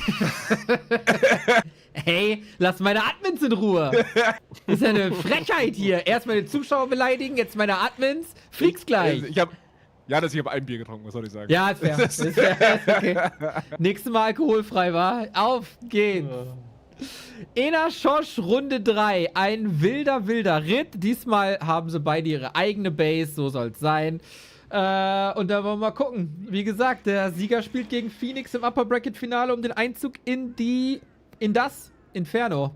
Und da wünsche ich beiden ganz viel Spaß und ganz viel Glück. Jawohl, ja. Also, Ena gegen Schosch und während dem Game habe ich tatsächlich mal ein bisschen, war ich ein bisschen auf Liquipedia unterwegs. Und da bin ich natürlich als alter Mann, der sich für alte Sachen interessiert, auf den sehr hellhörig geworden, als ich im Account von Phoenix unterwegs war. Der hat nämlich mal sich beinahe für ein großes Turnier qualifiziert. Rate mal für was. Die obvious Antwort wäre jetzt natürlich WCG. War es aber tatsächlich nicht. Das aber dachte fast. ich mir nämlich, wenn du das jetzt so sagst. So, dann gibt es noch den ESWC. Aber den hat, glaube ich, jeder ist vergessen. Ach so, war's. Ja, dann würde ich natürlich sagen ESWC. Es war der ESWC. Er ist tatsächlich beim iranischen Qualifier Dritter geworden. Da hat sich der bekannteste iranische Warcraft 3 Spieler, wahrscheinlich ever, Demigod, qualifiziert. Aber er hat zumindest einen Drucker gewonnen. Das ist doch schön. Nice, ja geil. Weißt du, die StarCraft-Turniere hatten Bitcoins, wir hatten Drucker. Ja, so ist es. Es wurden auch schon mal Turnschuhe verlost. Das ist auch schön. Wie dem auch sei, fokussieren wir uns mal auf das Spiel. Denn was Ena mit Sicherheit gerade nicht anhat, sind Turnschuhe. Und er spielt wieder den Blade Master First. Und es gibt wieder die frühe Wormel, währenddessen wir auf Seiten von Schosch auch wieder Blade Master First ziehen. Wieder mit Mirror Image. Und da wird gleich mal gecreept. Er geht auf die Mammuts, denn ja, die sind ja schon lange ausgestorben. Also warum die hier noch übrig lassen? Ja, die sind ausgestorben wegen solchen Blade Mastern wie denen von den beiden hier. Wir hätten so eine schöne Mammutfarm haben können. Unglaublich. Wir haben wieder Schosch mit dem Mirror Image. Wir haben wieder Ena mit dem Windwalk. Also der eine will creepen, der andere will harassen. Und dann wollen wir mal schauen, ob Ena diesmal ein bisschen einen besseren Start hat als auf Game 1, wo die Situation dieselbe war. Und ob Schosch hier auch so eine geile Creep-Route hat, wie auf Tidehunters. Ja, mal sehen. Wir sind ja jetzt quasi auf seiner Losers Choice Map. Dementsprechend sollte er da, denke ich, schon ein bisschen was im Petto haben. Oh, was ein Surround hier! Oh, Junge, mit dem Peon. Aber da ist natürlich Windwalk mit am Start. Oh, Ena. Nee. Da nicht drauf gehen. Er probiert aber trotzdem diesen Orc Pro jetzt nochmal einzureißen. Nee, probiert er gar nicht. Er geht auf den Peon. Er versucht natürlich jetzt den Druck so hoch wie möglich zu halten. Und solange da noch kein Critical Strike ist, ist es auch ein kalkulierbares Risiko. Oh, schön. Jetzt hier auch Healing Self Clarity aktiviert, bevor er in den Windwalk gegangen ist. Das war nicht allzu einfach, aber Ena hat es hinbekommen. Und ja, Schosch bewegt sich wieder aus seiner Basis raus, denn der Junge muss natürlich creepen und währenddessen ist Ena dabei, die Peons zu schnetzeln und er kriegt tatsächlich den ersten Kill, damit die ersten 25 Experience-Punkte hier für Ena. Jo, der hat richtig schönes Windwalk-Micro. Das gefällt mir. Kann er noch irgendwas gegen das Burrow tun? Ich glaube nicht. 2 Sekunden noch. Und auf der anderen Seite wird natürlich getaggt. Genauso wie bei Schosch. Bisschen Vorteil für Ena hier, dank keine Barracks-Bild. Dafür kann Schosch creepen. Und die erste Claw. Oh, warte, da braucht er ein bisschen Repair. Da braucht er ein bisschen mehr Repair. Das geht langsam, aber sicher ganz schön ins Holz hier von Schosch. Absolut, also Schosch muss jetzt hier schon einiges einstecken. Jetzt muss Ena natürlich aufpassen, versucht jetzt hier wieder beides zu triggern. Jawohl, kriegt die Clarity und kriegt die Healing ans Laufen. Ja, aber kann natürlich jetzt nicht mehr attackieren, weil die Orc-Burrows natürlich noch beladen sind. Dann wird es sofort wieder ein Cancel, aber er probiert es trotzdem. Ah, okay, also viel konnte er da nicht regenerieren gerade, aber er kriegt den nächsten Peon-Kill. Damit sind wir schon bei 2 Kills hier für Ena. Das heißt, er hat sich inzwischen 50 Experience-Punkte sichern können. Der Schosch hingegen, der ist ja schon ein bisschen weiter, der ist nämlich schon fast auf Level 3. Jo, einfach mal den Shop gecreept, das mögen die Orks mit Blade Master sehr gerne. Ist da relativ easy. Große Invo-Potion in diesem Match auf jeden Fall nicht zu verachten. Für Ena geht es ein bisschen um Item-Stacken. Hat einen Staff of Teleport und der hat einfach gar keinen Bock mehr da aus der Base zu gehen. Der ist gleich wieder voll geheilt. Da soll es gleich irgendwann Tier 2 Gebäude geben, aber mit einem Blade Master ist ganz schön schwer, Tier 2 Gebäude zu bauen. So ist es und ich weiß nicht, was Ena jetzt hier vorhatte mit den Peon. Der wird auf jeden Fall abgefangen und gekillt und damit gibt es Level 3 für Schosch und der Blade Master von Ena ist natürlich wieder in der Mainbase unterwegs und haut hier erstmal auf die Warmill ein und die wird er auf jeden Fall gecancelt kriegen und damit natürlich auch den Peon-Kill. Ja, sind wir schon bei 3. Also das kann sich hier auf jeden Fall sehen lassen. Wo hat denn der jetzt eigentlich diese 4 Experience-Punkte noch her? Er ist bei 79. Ja,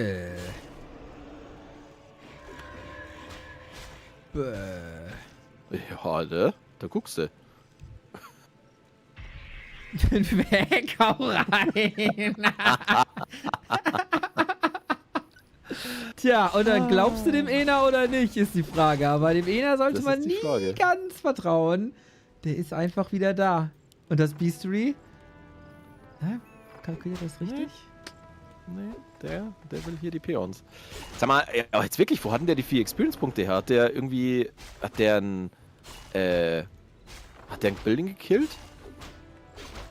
Bin mir nicht ganz sicher. Was? Tier 2, Bonus-XP. Klinzer! Klinzer, du bist so viel smarter als wir. Da hättest du mich noch 10 Minuten hier ausfragen können. Klinzer, stark. Und Suko, danke für den Sub. Jo! Ja, ne? Das ist da, Schwarmintelligenz hat mal wieder zugeschlagen. Schwarmintelligenz von einer einzigen Person. Der restliche Chat. Guck mal, wir haben hier einen Tower, ganz sneaky im Wald drin. Ja, das war wahrscheinlich auch sein Versuch eben mit dem Peon. Hat er nochmal einen zweiten rangezogen. Ja, der ist natürlich hier mal ganz schick. Natürlich nicht ganz so schick, als wenn er sich in den Wald noch reinschlägt. Aber er ist versteckt und er kann natürlich hier ordentlich Stress verursachen. Ena auf dem Weg zu Tier 3 schon fast durch. Double Tauren Totem. Also, man muss sagen, diesmal ist das Opening, Midgame und alles deutlich besser hier für Ena, auch wenn sein Tower natürlich jetzt gescoutet wird. Und ja, Schosch Shadowhunter da jetzt erstmal den Kill holen wird. Der Name Schosch verbreitet große Panik unter den Castern. Alle haben Probleme damit. Probleme wird Ena auch haben mit diesem kleinen netten Unterschied der Hero-Levels. Level 4 Blade Master gegen Level 1. Y1 auch dabei. Also wieder derselbe Konter wie ganz spät auf Hammerfall. Frage ist, wie viele er diesmal davon bauen kann mit nur einer Base. Shadowhunter müsste vielleicht kurz leveln, aber ja, Ena hat sich eingebaut quasi. Geht wieder auf Tauren. Keine andere Unit, nur Tauren. Oh, oh. Der Blade Master, da war ein bisschen zu greedy. Er wollte diesen Grunt noch haben, den hat er auch bekommen. Jetzt wurde kurz nochmal geblockt. Das wird vielleicht nochmal für den Hex reichen. So sieht's aus. Ist da irgendwie nochmal mit am Start die Boots of Speed. Auf jeden Fall, Shadowhunter hat sich gut in Position gebracht. Heal Self. Wo bleibt der Hex? Hex kommt. Critical Strike und Ena verliert seinen First Hero. Schön gemacht hier von Schosch. Da ist man natürlich geneigt zu sagen, ja gut, der war ja nur Low Level, aber der hat gerade Level 2 erreicht durch den Grunt und dementsprechend dauert es jetzt 70 Sekunden statt 35, den wieder zu bauen und das nervt schon gut. Ena gerade, seine Armee besteht aus einem Spirit Walker. Ja, bisschen überschaubar, was er da momentan am Feld hat. Wir sehen jetzt aber auch schon ein Beast Tree, das heißt, wir sehen jetzt auch den ersten Bad Rider, der sich gleich aufs Spielfeld begeben wird. Also ich muss ganz ehrlich sagen, Building Placement bei Ena ist ausbaufähig, weil er hat schon wieder Units eingebaut. Letztens war es der Shadowhunter, jetzt ist es der Taure und der Spirit Walker, die da einfach nicht hinten rauskommen. Also das ist definitiv noch ausbaufähig, aber ja, was kann Schosch jetzt hier machen? Momentan nicht sonderlich viel, wenn man ehrlich ist. Das sind die Spikes schon mit am Start und ja, da zieht er sich erstmal wieder zurück. Gut, er könnte halt wieder 3-mal expandieren, ne? Also erstmal den Tag aufholen. Das ist richtig. Und dann mit einer Tiny nachlegen. Ena braucht ja immer noch ein bisschen, seinen Blade Master da wieder rauszunehmen. Und braucht auch Zeit, um sich da rauszuhacken. Dann ist die Frage, kommt der Walker und der Taure da am Burrow vorbei? Oder muss da noch mehr gehackt werden? Das sind alles Fragen für Ogrima Maps oder wie das da heißt. Aber ja, bisschen ein Stalemate hier gerade. Ja, auf jeden Fall. Aber wir sehen es, Ena kann sich tatsächlich aus seiner Mainbase befreien. Hat jetzt 2 Spirit Walker, die sind noch auf Adept. Das Master Upgrade ist da aber schon in der Pipeline. Und ja, jetzt hat Ena natürlich eine Armee, mit der er creepen kann. Und das tut er jetzt auch wenn es jetzt hier erstmal nur das kleine grüne Camp ist neben seiner Basis. Es sind Experience-Punkte, die er sich hier holt. Sein Kontrahent in der Zwischenzeit schon am Goblin Lab, also der Level 2 Shadowhunter und der Level 4,5 Blade Master machen doch schon gut was weg. Itemtechnisch muss man sagen, der gute Georg, nennen wir ihn doch mal so, dann vermeide ich den Namen Schosch auszusprechen. Double Claws, Gloves, Double Circlet, guter Speed, das ist ganz ordentlich. Jo, gerade wenn das Level 5 kommt oder hier der Magna Tower Reaver noch irgendwas droppt, kann Ena nicht großartig viel gegen machen. Level steigen, Ancient Django, Noise, mehr Movement Speed immer gut, mehr Attack Speed immer gut. Bad Rider Explosion into no Wyvern auch immer gut. Das ist auf jeden Fall ein probates Mittel hier. Absolut.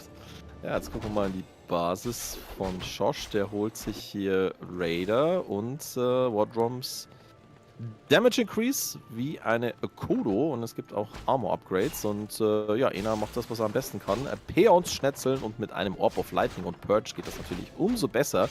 Der Burrow, der jetzt hier im Aufbau ist, der wird leben bleiben, denn Ena macht es hier safe, möchte sich hier nicht auf eine Konfrontation einlassen und dreht erstmal ab. Währenddessen Ena inzwischen auf 37 Supply. Nur 2 Supply hinter seinem Kontrahenten aktuell. So, 400 Gold hat er auch noch. Mehr Burrows kommen. Wann ist die Ruhe vor dem Sturm vorbei? Ist die Frage. Mehr Creeping. Damit haben wir gleich Level 5. Shadowhunter auch super. Also ich sehe hier nicht, wie Ena einen einzigen Fight eingehen kann im Rest dieses Spiels.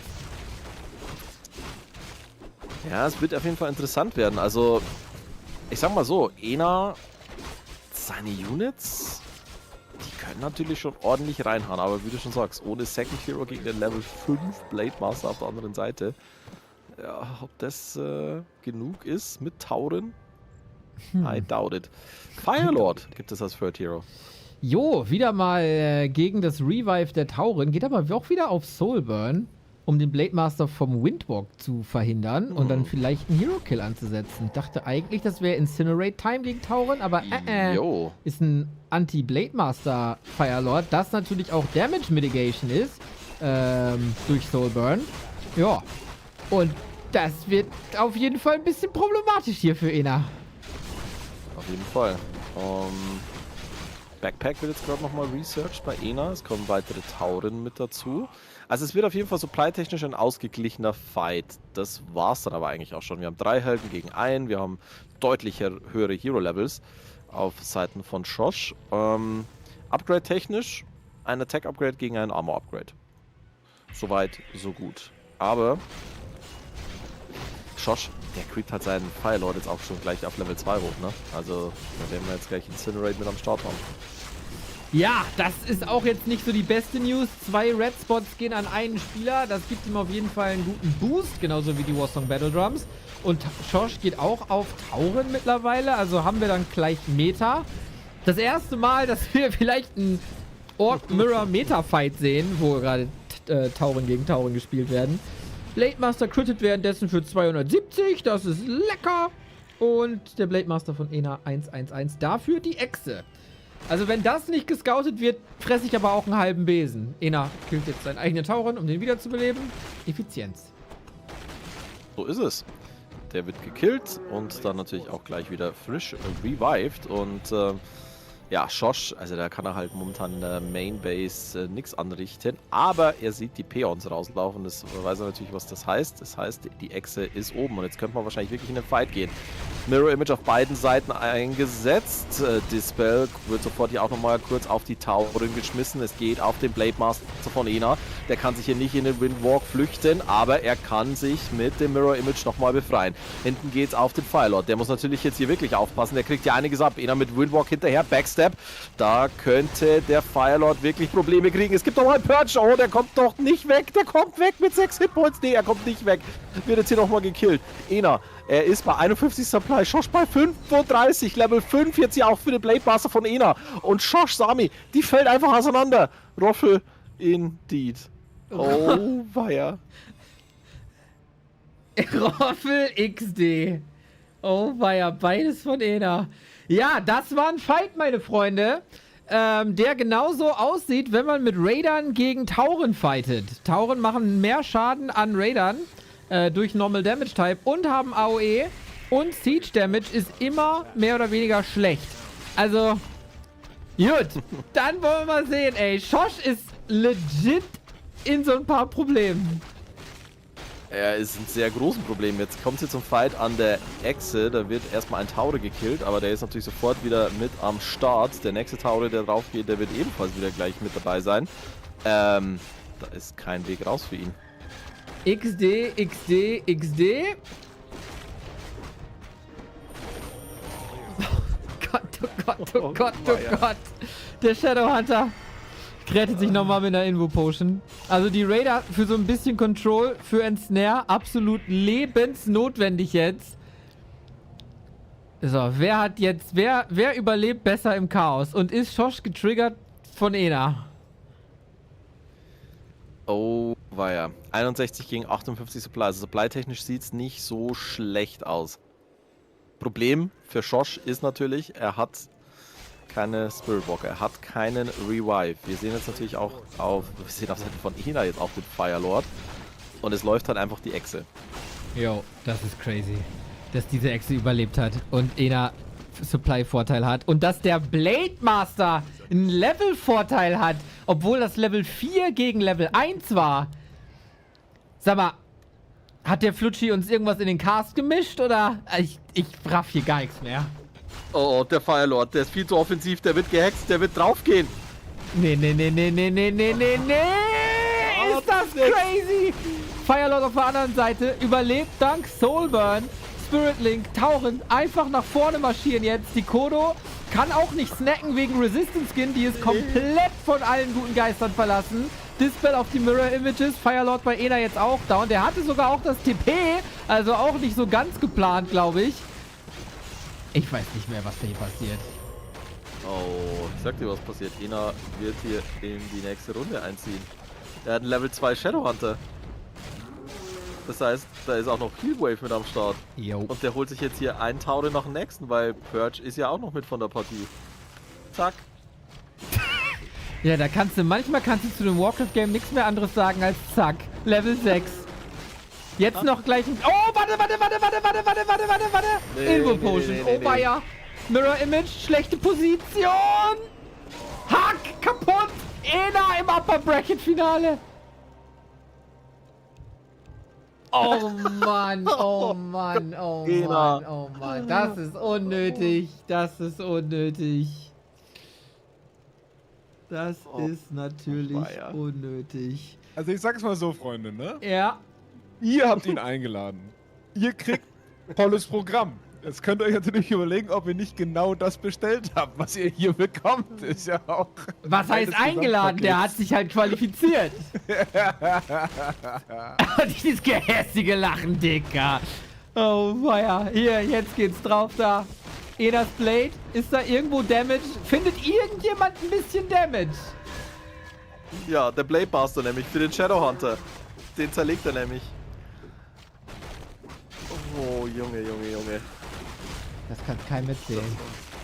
Nee. Das kannst du wirklich keinem erzählen.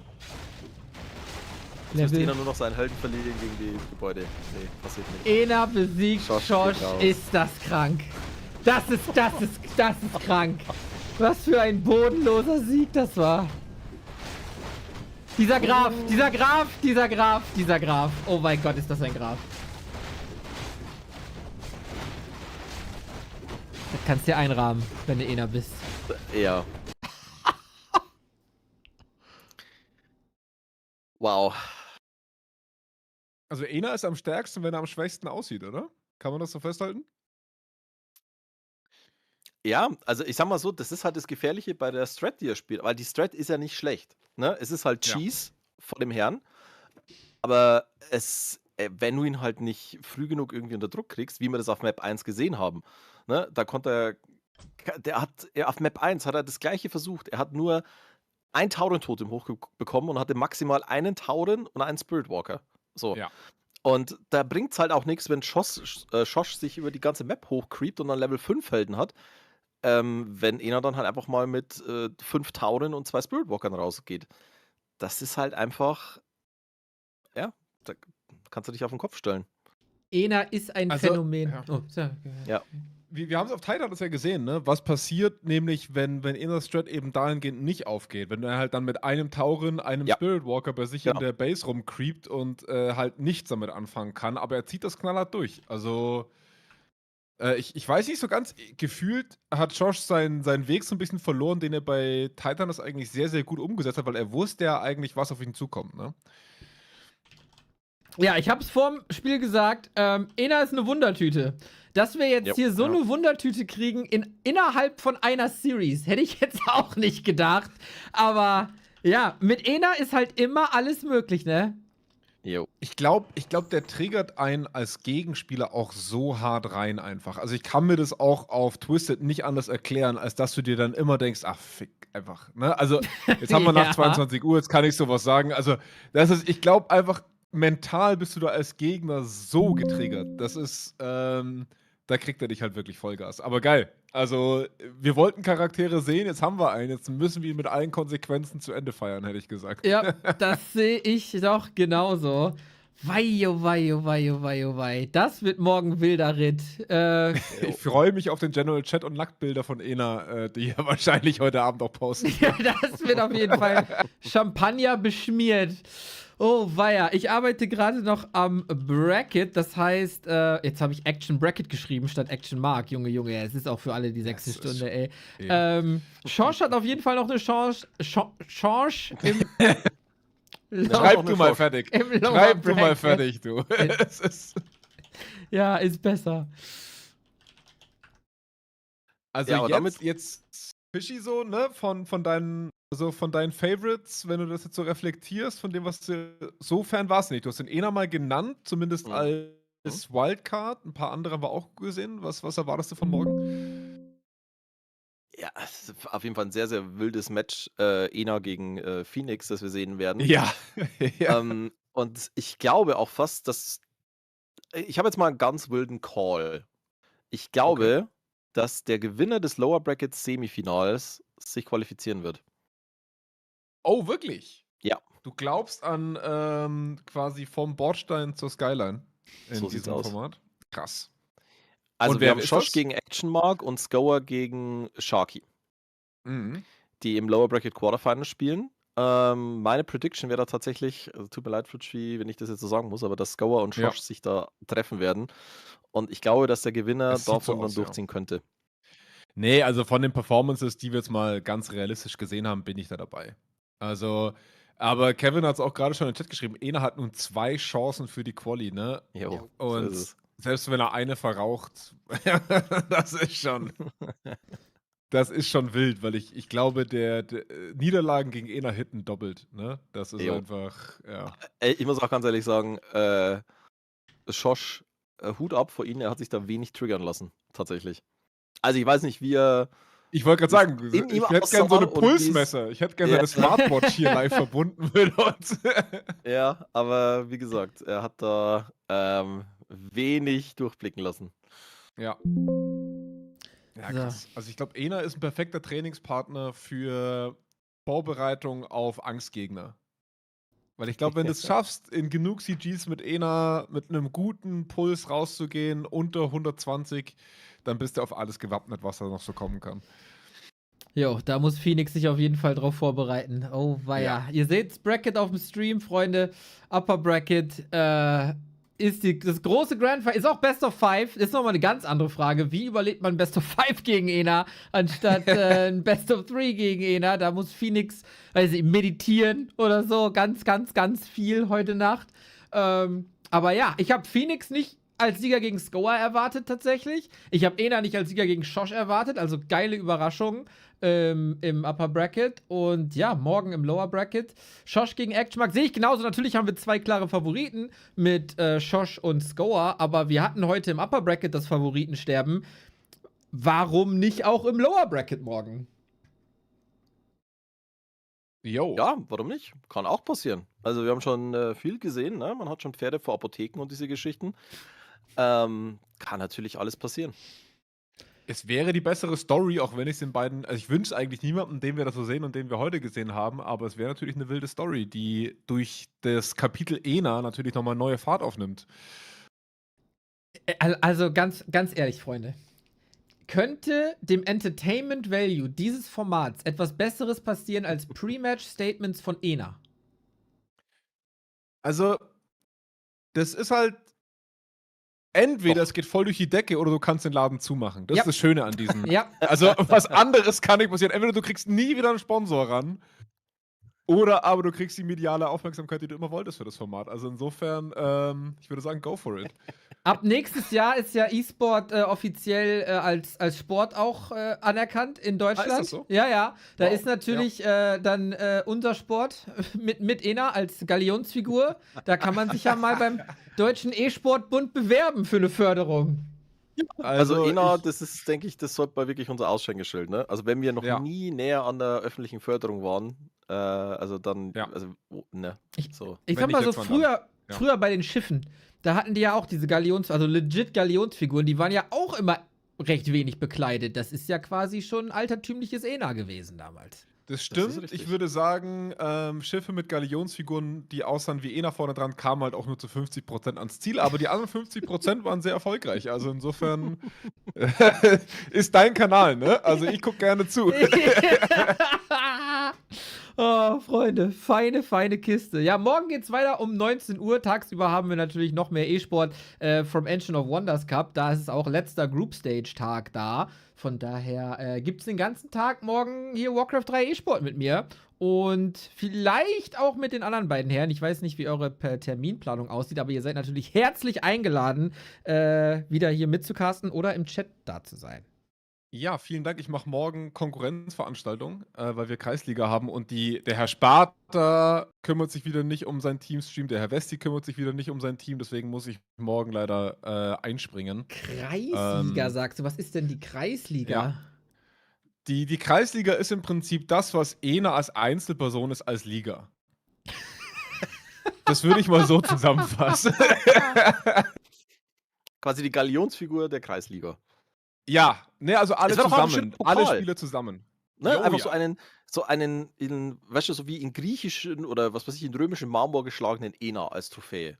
Das würde ich Das wäre das würde ich mir in den tatsächlich Schrank die stellen. richtige. Das wäre die richtige Kreisliga-Trophäe. Ena, wenn du jemals uns so ein 3D-Modell Ganzkörper zur Verfügung stellst, dann würde ich das printen lassen und als Kreisliga-Pokal aushängen. Yo! Ich sehe schon hier Leute schreiben. Ist Janis noch da? Ich bin Macht da, der grad ich bin wieder da, ich Amit-Sachen? bin da, ich bin da. Ja, ist dein Format, ne? Ja, ich dachte, Ja. Nee, ich muss nicht mehr erzählen von Kreisliga. Nee, ne, ist toll. Die Leute, die Und das wissen, gibt's was auf sie deinem ist Format geil dann? und alle anderen gucken zu. Das gibt's bei mir auf dem Kanal morgen, aber ich mache jetzt ja keine Fremdwerbung, weil die Leute, die das hier heute gucken, sollen gefälligst auch morgen hier weiter gucken. Die Leute, die Kreisliga gucken, sind morgen mit Sicherheit in beiden Formaten vertreten. 2 Tabs kann man ja parallel schön offen halten. Normalerweise Spieltage der Kreisliga immer am Sonntagabend um 18 Uhr oder sowas. Ja, schön. Fischi. Ja. Letzte Worte von dir. Ja, also schaltet morgen auf jeden Fall ein. Ja. Ich hoffe, dass ich trotz meiner privaten Verpflichtungen dann auch noch mal vielleicht dich ein bisschen unterstützen kann. Das wird sich, denke ich, morgen im Laufe des Tages noch zeigen. Aber nichtsdestotrotz, es wird morgen ein grandioser Tag werden. Sehr unterhaltsam auf jeden Fall. Und es war wieder ein großer Spaß heute, mit euch diese Spiele zu casten. Und ja, freue mich Jau. mega auf die Division 1. Und was man an der Stelle natürlich auch nochmal sagen muss, ganz wichtig, Leute, Division 2 mitspielen. Und natürlich auch gerne alle Posts und Geschichten, die es hier gibt zum DACH Inferno, immer gerne retweeten, Likes da lassen, denn das ist eine Währung, die euch nichts kostet, die aber potenziellen Sponsoren sehr, sehr wichtig ist. Und damit könnt ihr ohne großen Aufwand das ganze Format hier unterstützen. Und ja, macht das mal. Ja, jetzt lässt du mich doch schlecht aussehen, ne? Das hast du schön gesagt. Nee, super Fischi. Alle morgen einschalten, all das machen, was er gerade gesagt hat. Vielen, vielen Dank fürs Dahaben. Es war mir ein Blumenpflücken mit euch beiden. So ist es, Freunde. Also, wir sehen uns morgen um 12. Lieben Dank. Morgen gibt es den Link auch zur Division 2 Sign-Up, wie Fischi schon gesagt hat. Und dann gehen wir da rein. Vielen Dank. Bimo.